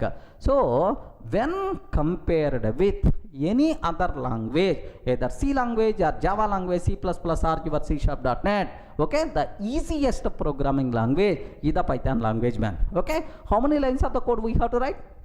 Please confirm, how many lines of the code I wrote? Only one line. That is what the concise code. Are you getting? That's what concise code. Not only hello world program. In every area, Python is always showing, yes, some kind of mechanism, some benefit when compared with other languages, right? Easiness, concise code, library support makes Python as more popular these days. Remember, are you in the position to understand, right? Simple hello world program. Let me go for one more example. What I want to take is array to print sum of two numbers. That's about my requirement. Are you getting? I have two numbers are there. To print sum of two numbers I require to print. Okay, have a look once, sir. I will go for that. Sir, I want to print the sum of two numbers. This is my next program. If it is the C, how we can write the code? Java, what is the code? Python, what is the code? So that is really Python is the beautiful programming language or not, you can able to observe, sir. Observe carefully. In C language, what's my requirement, sir? The sum of two int values I want to print. Okay, well, sir, here I'm taking hash include, okay, stdio.h. stdio.h. Next, main method like. Some people may have the doubt, sir, you didn't keep return type. Default return type is int. Sir, if you are not writing return 0, automatically is going to take care. We are not required to worry. Main. Sir, in that I'm declaring int a comma b. How many variables I declare? Two variables. Both variables are what type? Int type. Int values, right? Now a is equal to 10. B is equal to 20. What is that, sir? Can you please tell? A is equal to 10, B is equal to 20, like. Now print f. The sum is percentage d, comma, the sum percentage d, comma, a plus b I have to take, sir. A plus b, like I have to take, end of the main method. Getting right? This is the code we have to write. If you want to print the sum of two numbers a and b, first we have to declare variables and then assign some values and then try to print, sir. Simple program only. If it is the Java, for the same requirement, how we can write the code? Requirement is the same. How you can write the code, sir? Very simple. If it is the Java based, have a look once, sir. Class test. Of course, public class test, public static void main method, public static void main, string array args. I have to declare two variables a and b, int a comma b. I have to declare two variables a and b, int a comma b. Next, a is equal to 10, b is equal to 20. Okay, just I declare a is equal to 10, b is equal to 20. Now system.out.println, okay, the sum is plus, because println is always going to take only one argument. Okay, the sum is a plus b, like this I'm taking. End of this one. Do you know how many lines of the code we wrote? Multiple lines of the code, sir. So we have to declare and we have to initialize and then we are going to take the print sum. Let me execute this code. Matter of 1 minute, right? Observe carefully. I hope already the skeleton is there with me, sir. Public class. Here I'm just declaring two variables a and b. A is equal to 10, b is equal to 20. Next, here the sum. Are you getting here? The sum is the sum is plus a plus b I'm taking, sir. That's all. This is about my requirement. Let me compile this code. I hope this is the Java code, sir, to print the sum of two numbers. This is the Java code. Let me compile this code. Yes, friends, Java C test.java, and then Java test. What the answer we are going to get? The sum 30 is the answer we are getting, sir. Okay, well, this is the Java code. What we have to write to print the sum of two numbers. How much code we have to write? Compulsory the person should aware what is class, what is main method, and then what is the system.out.println, like all these things must be required. But if it is our Python, our hero is coming, sir. If it is the Python, okay, Python, can you please spell out how many lines of the code I have to write? Listen very carefully, sir. Here, have you observed what is the first line we wrote? Int a comma b, and then a is equal to 10, b is equal to 20, declare. Here in Python, I am taking a is equal to 10, b is equal to 20, a is equal to 10, b is equal to 20, print r the sum,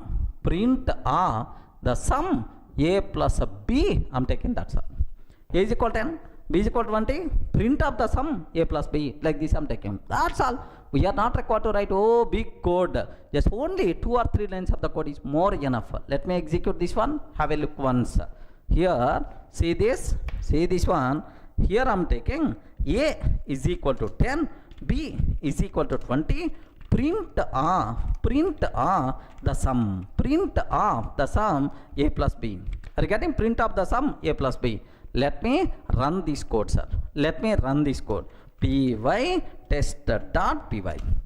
Are you getting? Py test.py. Can I get the same output or not? Yes, sir. This is the same output, right? Okay, like. So how many lines of the code we require to write? Only two or 3 lines, right? Sir, even I can combine these 2 lines into a single line also. Are you getting? Even we can combine these 2 lines into a single line also. What is that, sir?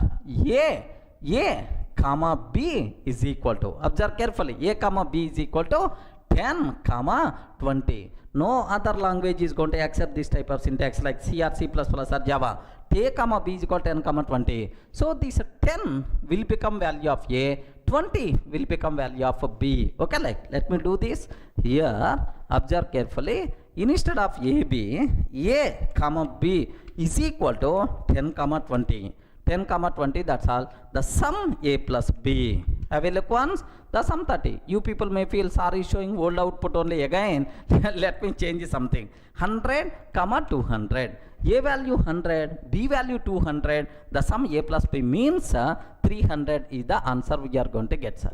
Are you seeing, right? So this is the biggest advantage of Python programming, sir. How beautiful it is. With very less code, we can do n number of activities. That's what you people should aware. What is the Python? So to learn Python, what prerequisite is there is nothing, sir. You should be in the position to read English statements. That's all. It's not like a program. It is something like reading English statements. Okay, like English statements, but not programming code. Okay, well, sir, by seeing this code, immediately some people may have the bigger doubt. Observe carefully, sir. In C language, do you know you declare 2 variables a and b of what type? Respond, man. What type? Int type. We declare 2 variables of what type? Int type. Here also, we declare 2 variables of what type? Int type. In Java also we declare. But here, I didn't declare a and b. A and b are what type? We didn't declare. So, sir, in Python, is it not required to declare the type? Type concept is not applicable? Like you may ask. Very, very simple. Type concept applicable in Python. Sir, int, float, these types are there in Python. But we are not required to declare type explicitly. Such a type of headache is not there. So, means whenever we are assigning some value, based on your provided value, automatically type will be considered. Remember this one, sir. Automatically type will be considered based on your runtime provided value. Such a type of programming language is called dynamically typed programming language. Remember that, sir. So in Python, we are not required to declare the type explicitly. Based on your provided value, automatically type by default will be considered. This type of programming language is called what? Dynamically typed programming language. Dynamically typed programming language. Can you please give an example? Which are dynamically typed programming languages? Best examples are Python, JavaScript, etc. Multiple languages, right? So type declaration, headache, such type of things are not there, okay, in Python. But in Java, compulsory each and every variable should be declared with a type. Without a type, you can't use any single variable also. Such type of programming languages are statically typed programming languages. Are you getting right? What is this one? Statically typed programming languages. Best examples are C language, C++, Java. These are things are statically typed programming languages. So one more important point, sir. Okay, type headaches also not there in Python. Any doubt? So are you going to learn easy programming language or difficult programming language? Sir, any prerequisite is required to learn Python? Nothing, sir. If you don't know anything, well and good. If you know something, then it may be the problem. Are you getting? Sir, I'm not having any programming knowledge. Can I learn Python? Yes, you are the best person to learn Python, man. Sir, I know Java. Can I learn Python? Yes, you can learn. But every time you are going to compare Python with Java, then obviously you may get confusion. That's why. So don't worry at all. So to learn Python, nothing, no prerequisite is required. Easily you can learn. That's why. So do you know? So for the beginner, yeah, the first programming language, if you want to learn, better to go forward. Yes, friends. Yeah, the first programming language for the beginner, if you want to learn, better to go for Python. That's why in our colleges, first C language, next C++, Java like, but that style got changed. Now first Python, after that any other language. Okay, so easy programming language is the Python. In schools in India, there are some schools are there, CBSE central syllabus, 8th standard or 9th standard Python programming language is there in schools. Remember, not in at least intermediate +2 also. In the school itself, the subject is there. That much easy programming language you people are going to learn. So be ready to give left and right to the Python. Clear? Sir, just now I told dynamically typed. Based on runtime value, automatically type will be considered. Correct, right? Sir, can you please show some idea? We didn't get much clarity about this one. Can you please show some idea? Like you may ask. Very, very simple, sir. Do you know in Java, if you consider int, just I'm taking a is equal to 10. Observe very carefully, sir. In Java, if I can take a is equal to 10, immediately error. Hey, what is the type of a? Where you declare the type? Okay, like immediately error we are going to get. Type compulsory we have to declare. Regarding otherwise errors, sir. But in Python, a is equal to 10. So Python virtual machine never going to object what is the type of a, because so which value you provided? 10. So based on 10, automatically type will be considered. Sir, where is the proof? How you can tell that it is 10? It is the int type. How you can tell it is the int type? Very simple, sir. Print type of a. Can you please print a type of a? Type of a. Now it is going to tell that int type, sir. Remember this one. It is going to tell int type. Let me show this one. Have a look once, sir. Very, very carefully observe that. Here let me take a is equal to 10. Print of type of a. Print of type of a. Now observe carefully, sir. What is the answer? Class int type. It is what type? Int type. Int type, sir. Suppose instead of 10, if I can take 10.5, if I can take 10.5, 10.5 means float type. It is called float type. Next, sir, instead of 10.5, I am taking true like this, right? What is the type, sir? Bool type. Boolean. True, false means bool type like type will be considered automatically based on our provided value. Clear for all of you, right? Next, one more advantage I will tell, sir. What is that advantage is, in Java, if I can take int a is equal 10, observe carefully, int a is equal 10. Now a is what type? Respond. A is what type? Int type. What is the value? 10. Sir, now after some lines, a is equal to 10.5 I am taking, sir. In Java, a is equal to 10.5 I am taking. Java compiler will give left and right. Hey, it is int type. How you can assign double value? It is the int type. How you can assign double value? Like a compile time error. So throughout its lifetime, this a is always what types are? Int type only. Okay. But in Python, do you know what is the type of a? Int, sir. In the next line, a is equal to 10.5 I can take. Next line only, a is equal to 10.5. Now onwards, a is float type variable. If you want, you can print type of a. Type of a. Now you are going to get float type, sir. Okay. Next, after that, immediately I am taking a is equal to Durga. A is equal to Durga. It is the string type. Again, now onwards, a is acts as Durga. So throughout life, a is always in type. Throughout life, a is always float type. No such type of terminology. Whenever you are assigning different type of value, automatically type will be changed as per requirement. Are you getting? That's why same variable we can use with the multiple types possible, right? Okay, let me show this one. So a is equal to 10 I am taking, sir. A is equal to 10, print type of a. Now it is int type. Okay, well. Now after that, suddenly I am taking a is equal to 10.5, print of type of a. Sir, same a only. Sir, once this line assigned, now onwards it will become float type. Now onwards it will become float type. Have you observed, right? Now onwards a will become float type. Now a is equal to Durga I am taking, sir. Print type of a.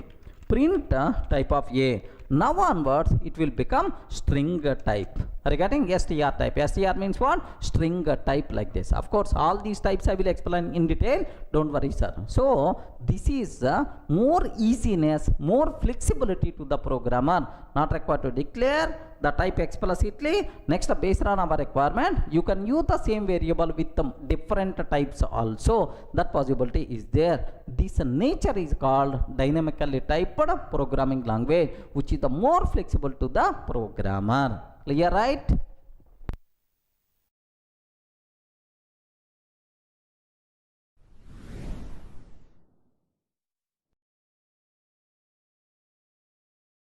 Now I will explain, sir, why Guido van Rossum selected the word Python. Okay, can you please guess why he selected the name Python for his programming language? Okay, you may select Guido language, Van language, or Rossum language, like why he selected Python? Can you please spell out? Sir, very simple. Very simple, sir. If you are fan of Sunny Leone, then automatically for your bike you will keep the name as Sunny.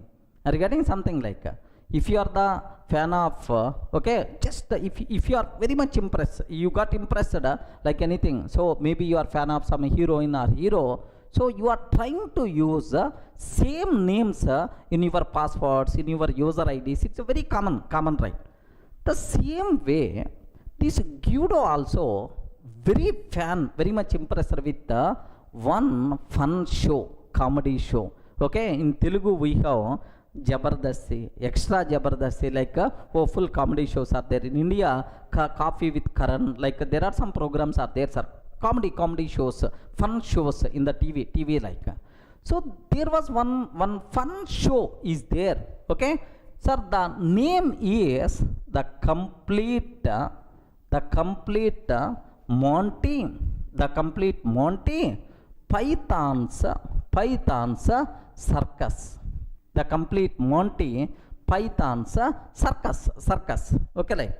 So do you know, this is the comedy show which was broadcasted in BBC. Okay, 1969 to 1974. Okay, Guido very much impressed. Our Rosam very much impressed with this show. So it's a fun, okay, like a fun show. From this, he selected the word Python to our programming language. Remember this one, sir. So, sir, why the word Python? Sir, because of snake or because of anaconda, like no such type of reasons, right? Why the word Python got selected? Okay, our who developer, our father of Python, this person very much impressed with this show, fun show, the complete Monty Python's circus, okay, which was broadcasted in the BBC in 1969 to 1974. From this, the name Python came in the picture. Sir, not only this one, sir, for any name, there is some story is there, sir. If you consider Java, sir, just only 2 minutes, I won't take much time. Java, why the name Java came in the picture? Do you know James Gosling, who is the father of Java, sir? Why the name Java came in the picture? He is very simple, sir. Do you know? They used the word, they developed some language, programming language. They required some name. So what, in the building, just beside their window, there are oak trees are there, sir. Oak trees are there beside the window. Then automatically, these developers thought that, James Gosling team thought that, hey, we can keep oak name for our programming language. Like they decided oak as the name and went to the registration. But whenever they approach a registration, oak, this word already registered with some electronics company. Sorry, we can't give this name. Then automatically they have to choose other name. Then usually, so they will very much fancy. The James Gosling, who is the father of Java, they are very much fancy about one coffee flavor, tea, coffee flavor. That coffee flavor name is Java. Are you getting that coffee flavor name is Java. That's why they choose the Java name for that programming language. Are you getting? Just based on the coffee flavor name they used, that's why the name Java came in the picture. Next, do you know, somewhere you may heard about Hadoop? Hadoop, sir. For the Hadoop, what is the logo for Hadoop? Ayo, Hadoop, big data, man. Big data. What is the logo for Hadoop? Logo for Hadoop is, do you know, something like a yellow elephant with cap. Correct or not? Yellow elephant with cap. If you want to observe that. Okay, some people may not aware. So do you know Java logo? Java. Here if you observe Java logo. Observe that. So do you know this is the Java logo. Okay, the logo. This is the Java logo. Why? Because James Gosling team, they are always prefer Java flavor tea, Java flavor coffee. That's why they used this word Java. That's why logo. If you consider why coffee cup logo in Java, the reason you know, right? Hadoop, what is the Hadoop logo? If you consider Hadoop logo, are you seeing right? Yellow elephant. Are you seeing yellow elephant? You can see, sir, yellow elephant. Sir, who is the father of Hadoop? Who is the father of Hadoop, sir? Just cutting some names, sir. Yes, cutting. Dog cutting is the name. Sir, do you know why this yellow color elephant came? Anyone, can you please tell the reason? Very simple. The reason for that is, sir, Hadoop means big data. Big data means elephant is the big animal. That's why the name. Hadoop, big elephant. That's why they selected elephant as the logo. No. So they are discussing about logo, which logo we have to keep and so on. So this cutting and is a team, just they are analyzing which logo we have to keep like. So whenever these people are thinking about that, suddenly this cutting is son is playing with a small yellow color elephant. Okay, he is playing with a small yellow color elephant toy. Okay, small toy, yellow color elephant toy is playing, sir. Okay, then immediately, why don't you keep this name? Why don't you keep this one as the logo for our Hadoop? Then automatically this person selected. Remember that. by mistake, if his kid is playing with a red color snake, maybe red color snake, maybe logo, sir. Okay, please make sure. So there are some reasons are there internally why the names are coming. So for Python, from where the name is coming, sir? The complete Monty Python's circus. From here the name came. Just if you want, here just have a look once, sir. What is the show name? Can you please spell out? What is the show name? The complete Monty Python's flying circus. Okay, the complete Monty Python's flying circus. If you observe that, these are various logos, right? Remember this one. These are various. So do you know these are various images related to that? Observe that carefully. These are various images. It's a simple fun show. Are you getting? This is the simple fun show, sir. You can see it is a simple fun show. Maybe, sir, in this, are you seeing Python? Friends, are you seeing Python? Pythons like. So from here the name Python came in the picture. That's all. This is the reason, right? Okay. Well, any doubt?